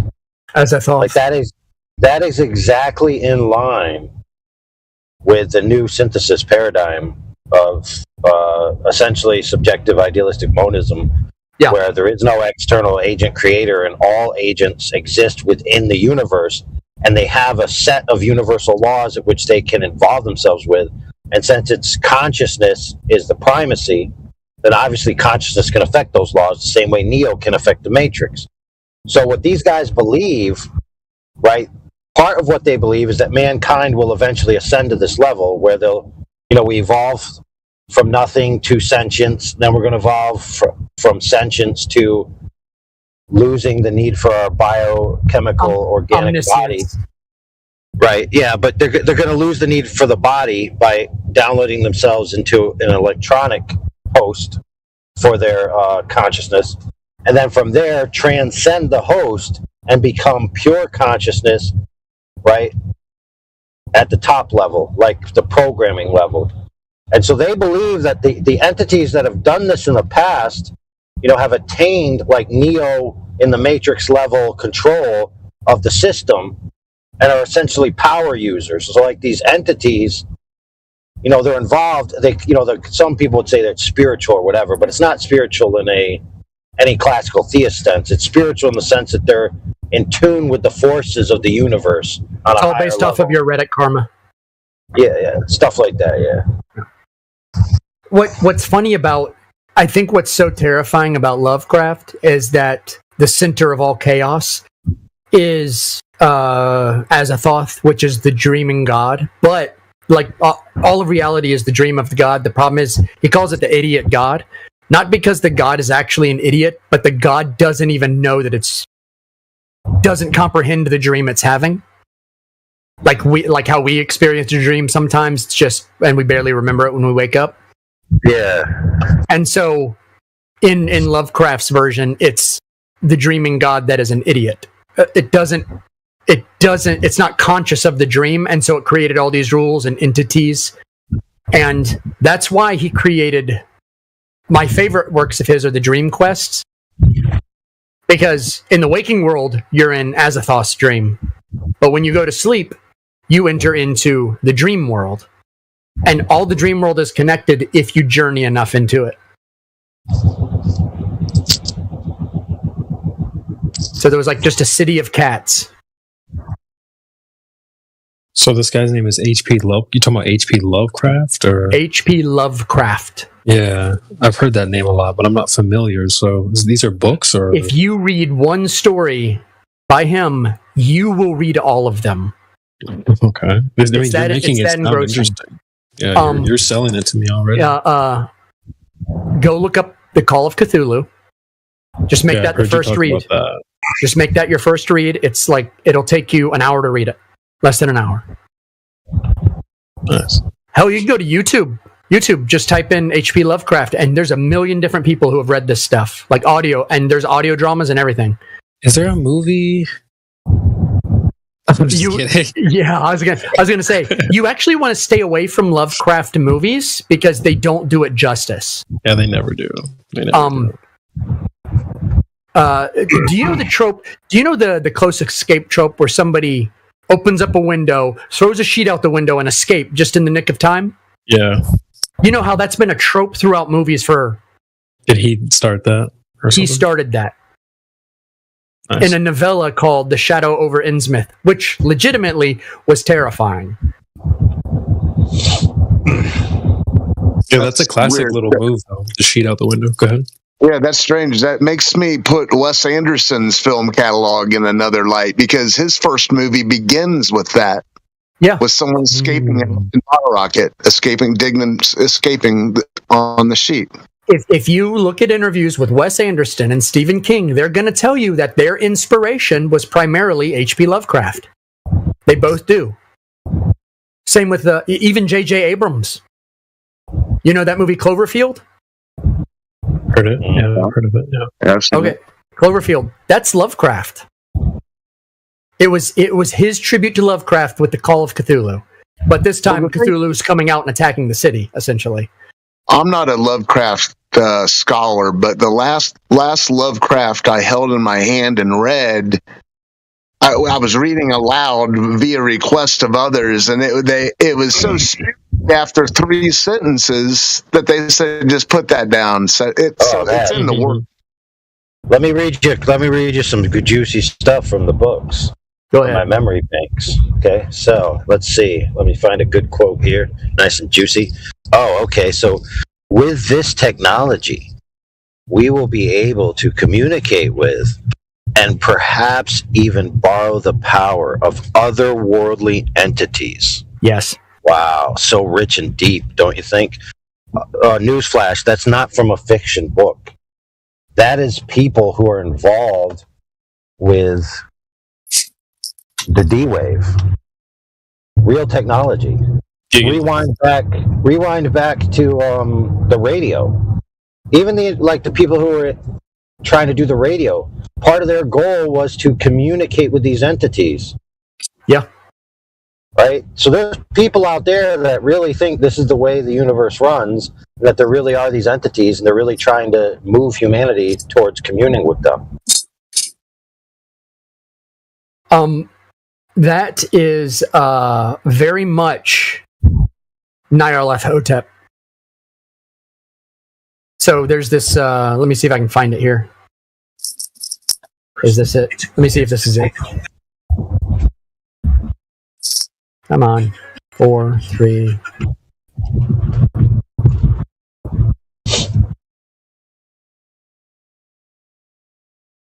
Oh, which, by the way, it sounds fanciful to a lot of people, but the mainstream consensus narrative paradigm, right, that came through this scientific pursuit that began way back in the past, right, and permutated itself out of science to more philosophy and religion.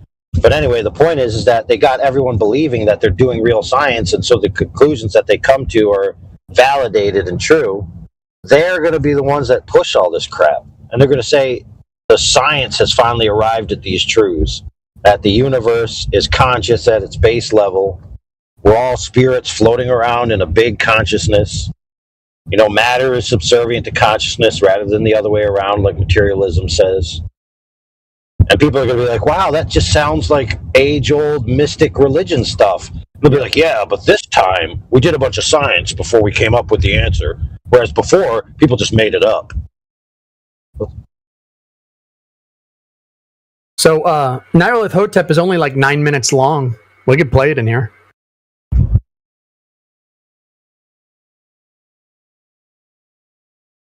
Y'all want to hear it real quick? Yeah, go for it. All right, CB, can you play this YouTube video I just posted? Mm-hmm.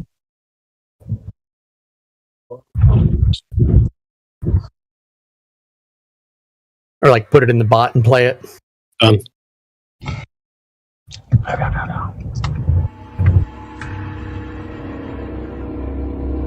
Horror readings by G.M. Danielson.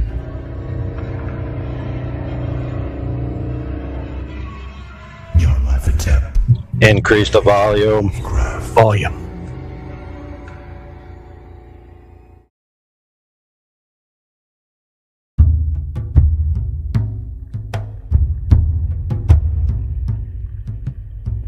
Nyarlathotep.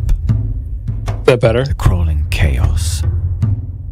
I am the last. Yeah. I will tell the Argent Void.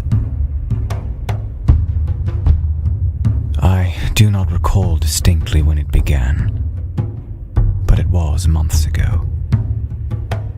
The general tension was horrible. To a season of political and social upheaval was added a strange and brooding apprehension of hideous physical danger. A danger widespread and all-embracing. Such a danger as may be imagined only in the most terrible phantasms of the night. I recall that people went about with pale and worried faces, and whispered warnings and prophecies which no one dared consciously repeat or acknowledge to himself that he had heard. A sense of monstrous guilt was upon the land, and out of the abysses between the stars swept chill currents that made men shiver in the dark and lonely places. There was a demoniac alteration in the sequence of the seasons. The autumn heat lingered fearsomely, and everyone felt that the world, and perhaps the universe, had passed from the control of known gods or forces to that of gods or forces which were unknown. And it was then that Nyarlathotep came out of Egypt. Who he was, none could tell, but he was of the old native blood and looked like a pharaoh. The Fellaheen knelt when they saw him, yet could not say why. He said he had risen up out of the blackness of 27 centuries, and that he had heard messages from places not on this planet. Into the lands of civilization came Nyarlathotep, swarthy, slender and sinister, always buying strange instruments of glass and metal, and combining them into instruments yet stranger. He spoke much of the sciences, of electricity and psychology, and gave exhibitions of power which sent his spectators away speechless, yet which swelled his fame to exceeding magnitude. Men advised one another not to see Nyarlathotep, and shuddered. And where Nyarlathotep went, rest vanished, for the small hours were rent with the screams of nightmare. Never before had the screams of nightmare been such a public problem. Now the wise men almost wished they could forbid sleep in the small hours, that the shrieks of cities might less horribly disturb the pale, pitying moon as it glimmered on green waters gliding under bridges, and old steeples crumbling against a sickly sky. I remember when Nyarlathotep came to my city, the great, the old, the terrible city of unnumbered crimes. My friend had told me of him, and of the impelling fascination and allurement of his revelations, and I burned with eagerness to explore his utmost mysteries. My friend said they were horrible and impressive beyond my most fevered imaginings, that what was thrown on a screen in the darkened room prophesied things none but Nyarlathotep dared prophesy, and that in the sputter of his sparks there was taken from men that which had never been taken before, yet which showed only in the eyes. and I heard it hinted abroad that those who knew Nyarlathotep looked on sights which others saw not. It was in the hot autumn that I went through the night with the restless crowds to see Nyarlathotep. Through the stifling night and up the endless stairs into the choking room. And shadowed on a screen, I saw hooded forms amidst ruins, and yellow, evil faces peering from behind fallen monuments. And I saw the world battling against blackness, against the waves of destruction from ultimate space, whirling, churning, struggling around the dimming, cooling sun. Then the sparks played amazingly around the heads of the spectators, and hair stood up on end whilst shadows, more grotesque than I can tell, came out and squatted on those heads. And when I, who was colder and more scientific than the rest, mumbled a trembling protest about imposture and static electricity, Nyarlathotep drove us all out, down the dizzying stairs into the damp, hot, deserted midnight streets. I screamed aloud that I was not afraid, that I never could be afraid, and others screamed with me for solace. We swore to one another that the city was exactly the same, and still alive. And when the electric lights began to fade, we cursed the company over and over again, and laughed at the queer faces we made. I believe we felt something coming down from the greenish moon, for when we began to depend on its light, we drifted into curious, involuntary formations, and seemed to know our destinations, though we dared not think of them. Once, we looked at the pavement and found the blocks loose and displaced by grass, with scarce a line of rusted metal to show where the tramways had run. And again we saw a tramcar, lone, windowless, dilapidated, and almost on its side. When we gazed around the horizon, we could not find the third tower by the river, and noticed that the silhouette of the second tower was ragged at the top. Then we split up into narrow columns, each of which seemed drawn in a different direction. One disappeared in a narrow alley to the left, leaving only the echo of a shocking moan.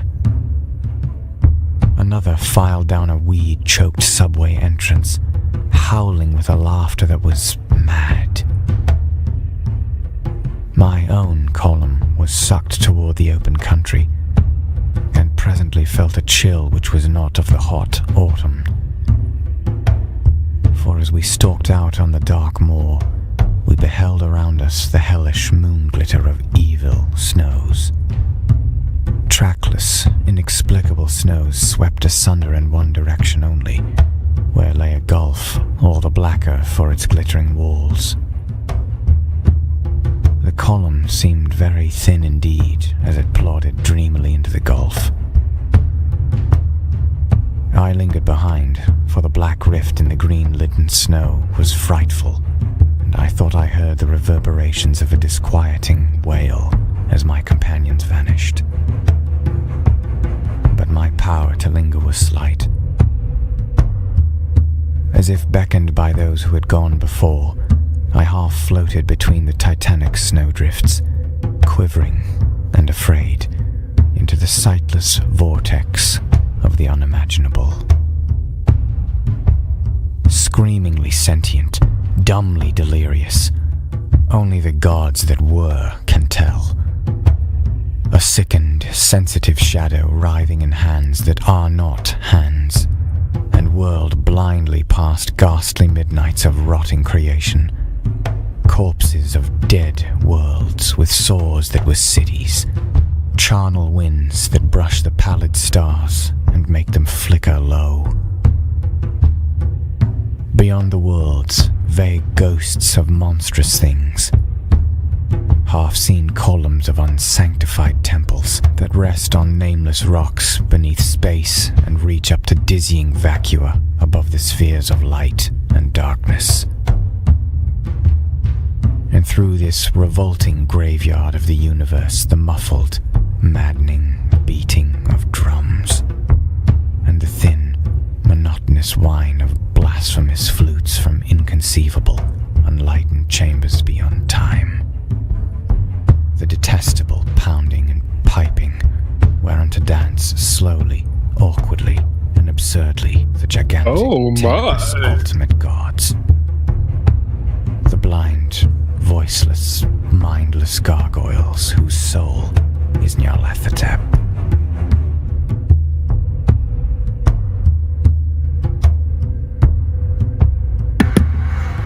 That's it. Oh, that's it? Yeah. That's the whole story. Nice. So, what I like about this one is this mysterious figure shows up. Like, at first, everyone gets this feeling like there's a lot of political and social upheaval. And then everyone gets the feeling that the world and the universe passed from the control of known gods to unknown gods. That's where I actually wrote that down. Yeah, and then this guy comes along and he's showing him this weird technology, like with mirrors and my first thought is like cell phones and D-Wave and all this other stuff, right? And start showing them sights, and then when they go and finally see them, like themselves, like these like demon things appear on their heads, and when they leave there, they're trying to convince themselves that I'm not changed. But then the world that they see is destroyed. Damn. Like, their perception is completely changed after that. Hello, puppet. Say what? I said, hello, puppet. Oh. Hello. But how'd you like it? That was neat. Yeah, that was cool. I mean, at the end there, he was talking about the graveyard of the universe. Is that what you meant by how, like, their idea had been kind of squashed, or yeah, like he was talking about like the all these corpses of worlds with sores where cities used to be.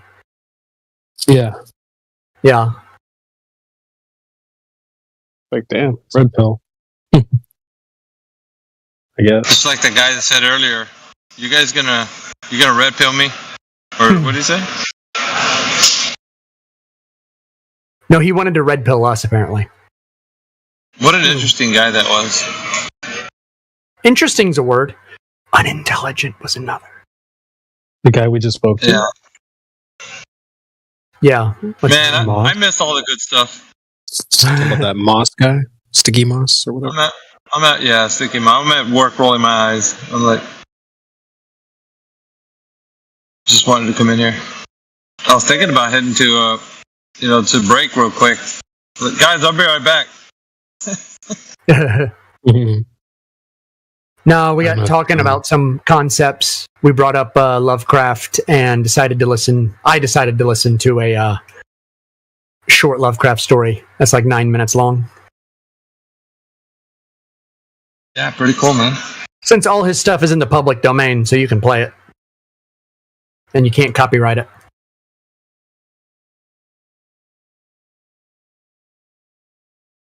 Which is one reason people won't make movies about it.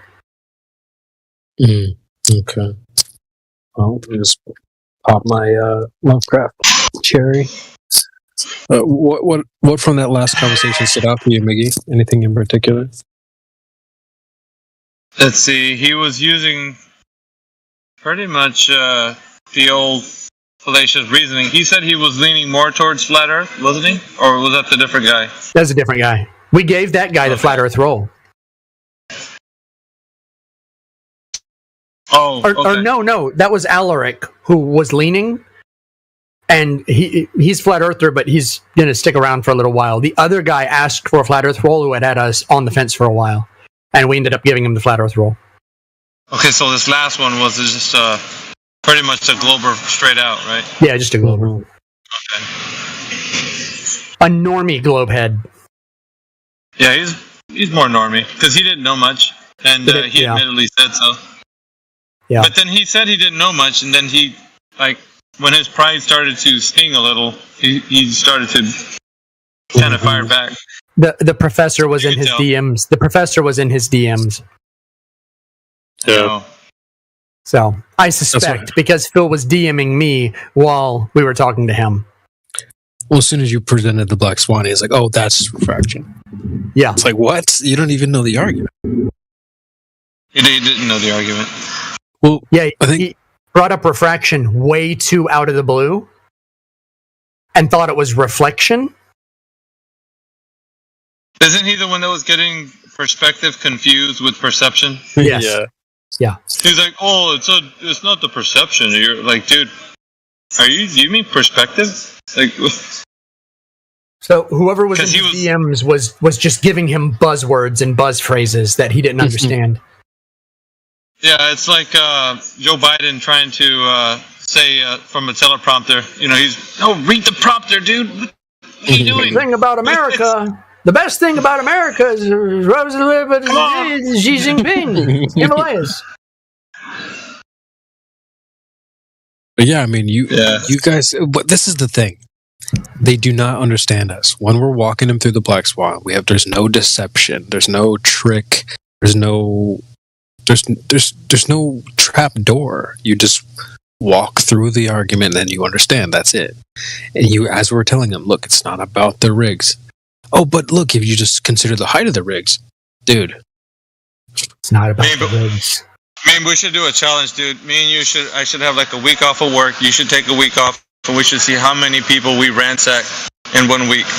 Like, try to hardly get any sleep, just stay in the chat and just like... Oh, God. I'm serious, man. Just go freaking ham on the world. Like, whatever. I'm going to go to Parker's and buy a big giant thing of their extra caffeinated coffee that they sell. I'm actually serious, dude. Like, yeah, I'm serious too. I'll do it. Because to me, I'm thinking like, what do you think the damage would be after it's all said and done? Like, how many of these people do you think we could actually like? I hesitate to use the word mystify. You know what I mean? Toe tag, mystify, like left speechless. Because I mean. I'll mystify, you do the toe tagging. I just want a body count, dude. I want to like stack a pile so high like they did in 300, make a big wall of them. Every once in a while we'll play Cop Killer. Just for the body count portion. Hell yeah. Shit, dude, I gotta get back to work. Break time's over. All right, see ya. Later, mate. Later, bro. Take it easy, my Migga. That's Miggy with a no Y. But yeah. See, that's why I love Lovecraft. And the writing too is just really flowery and captivating. Yeah, the gods of the unknown. That line really stood out. I actually had to write that down. The thing I was reading was literally about a guy getting the mail out of his mailbox. So that was an interesting story. That guy's the reader's voice grew on me. But I was following. I like it. I think because I get anything I read that I like, I get lost in it and stop paying attention while I'm reading. But it seemed like they were going to go see him. And then I guess everyone got cast out. That's where I got confused because I thought they were just going to walk in and see the guy. But I'll tell you what happened. They went in, they saw him, and he said, "Well, I've got a scientific mind, Nyarlathotep. This doesn't affect me." And Nyarlathotep told them all to go ahead, go. And when they went outside, indeed, he had changed them. So they went in to see his presentation with his technology and his electricity and he said the squatting shadowy gargoyles that squatted on their head, right? And he could deny it all he wanted, but when Nyarlathotep sent them out and then they were still in denial, they realized, that everything had changed because he opened their eyes to the world that they couldn't see, and it was all in ruin and decay and rotting. and abandoned, like post-apocalyptic.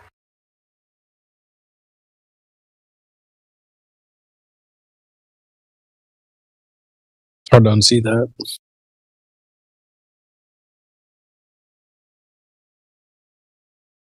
But yeah, you can't go wrong with Lovecraft.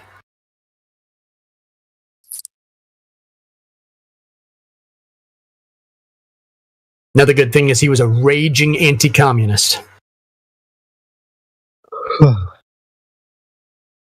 So, all right, I'm gonna go to bed. I was gonna say I'm over here yawning. Yeah. Good night, me. That was my cue. I'll see y'all. Have a good night.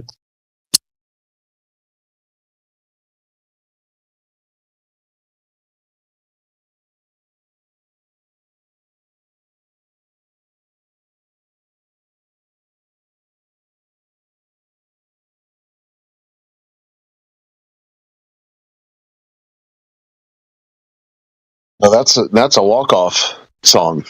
HP audio book, H.P. Lovecraft. That was the first for me. A nice little bedtime story.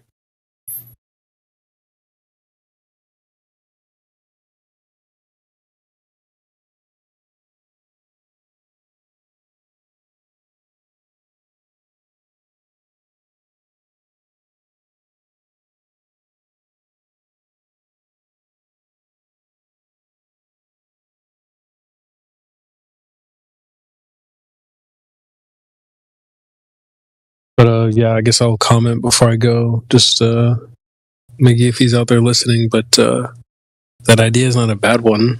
I can imagine what it would be like if you guys set up shop. And it does seem like there's certain characters that attract a crowd.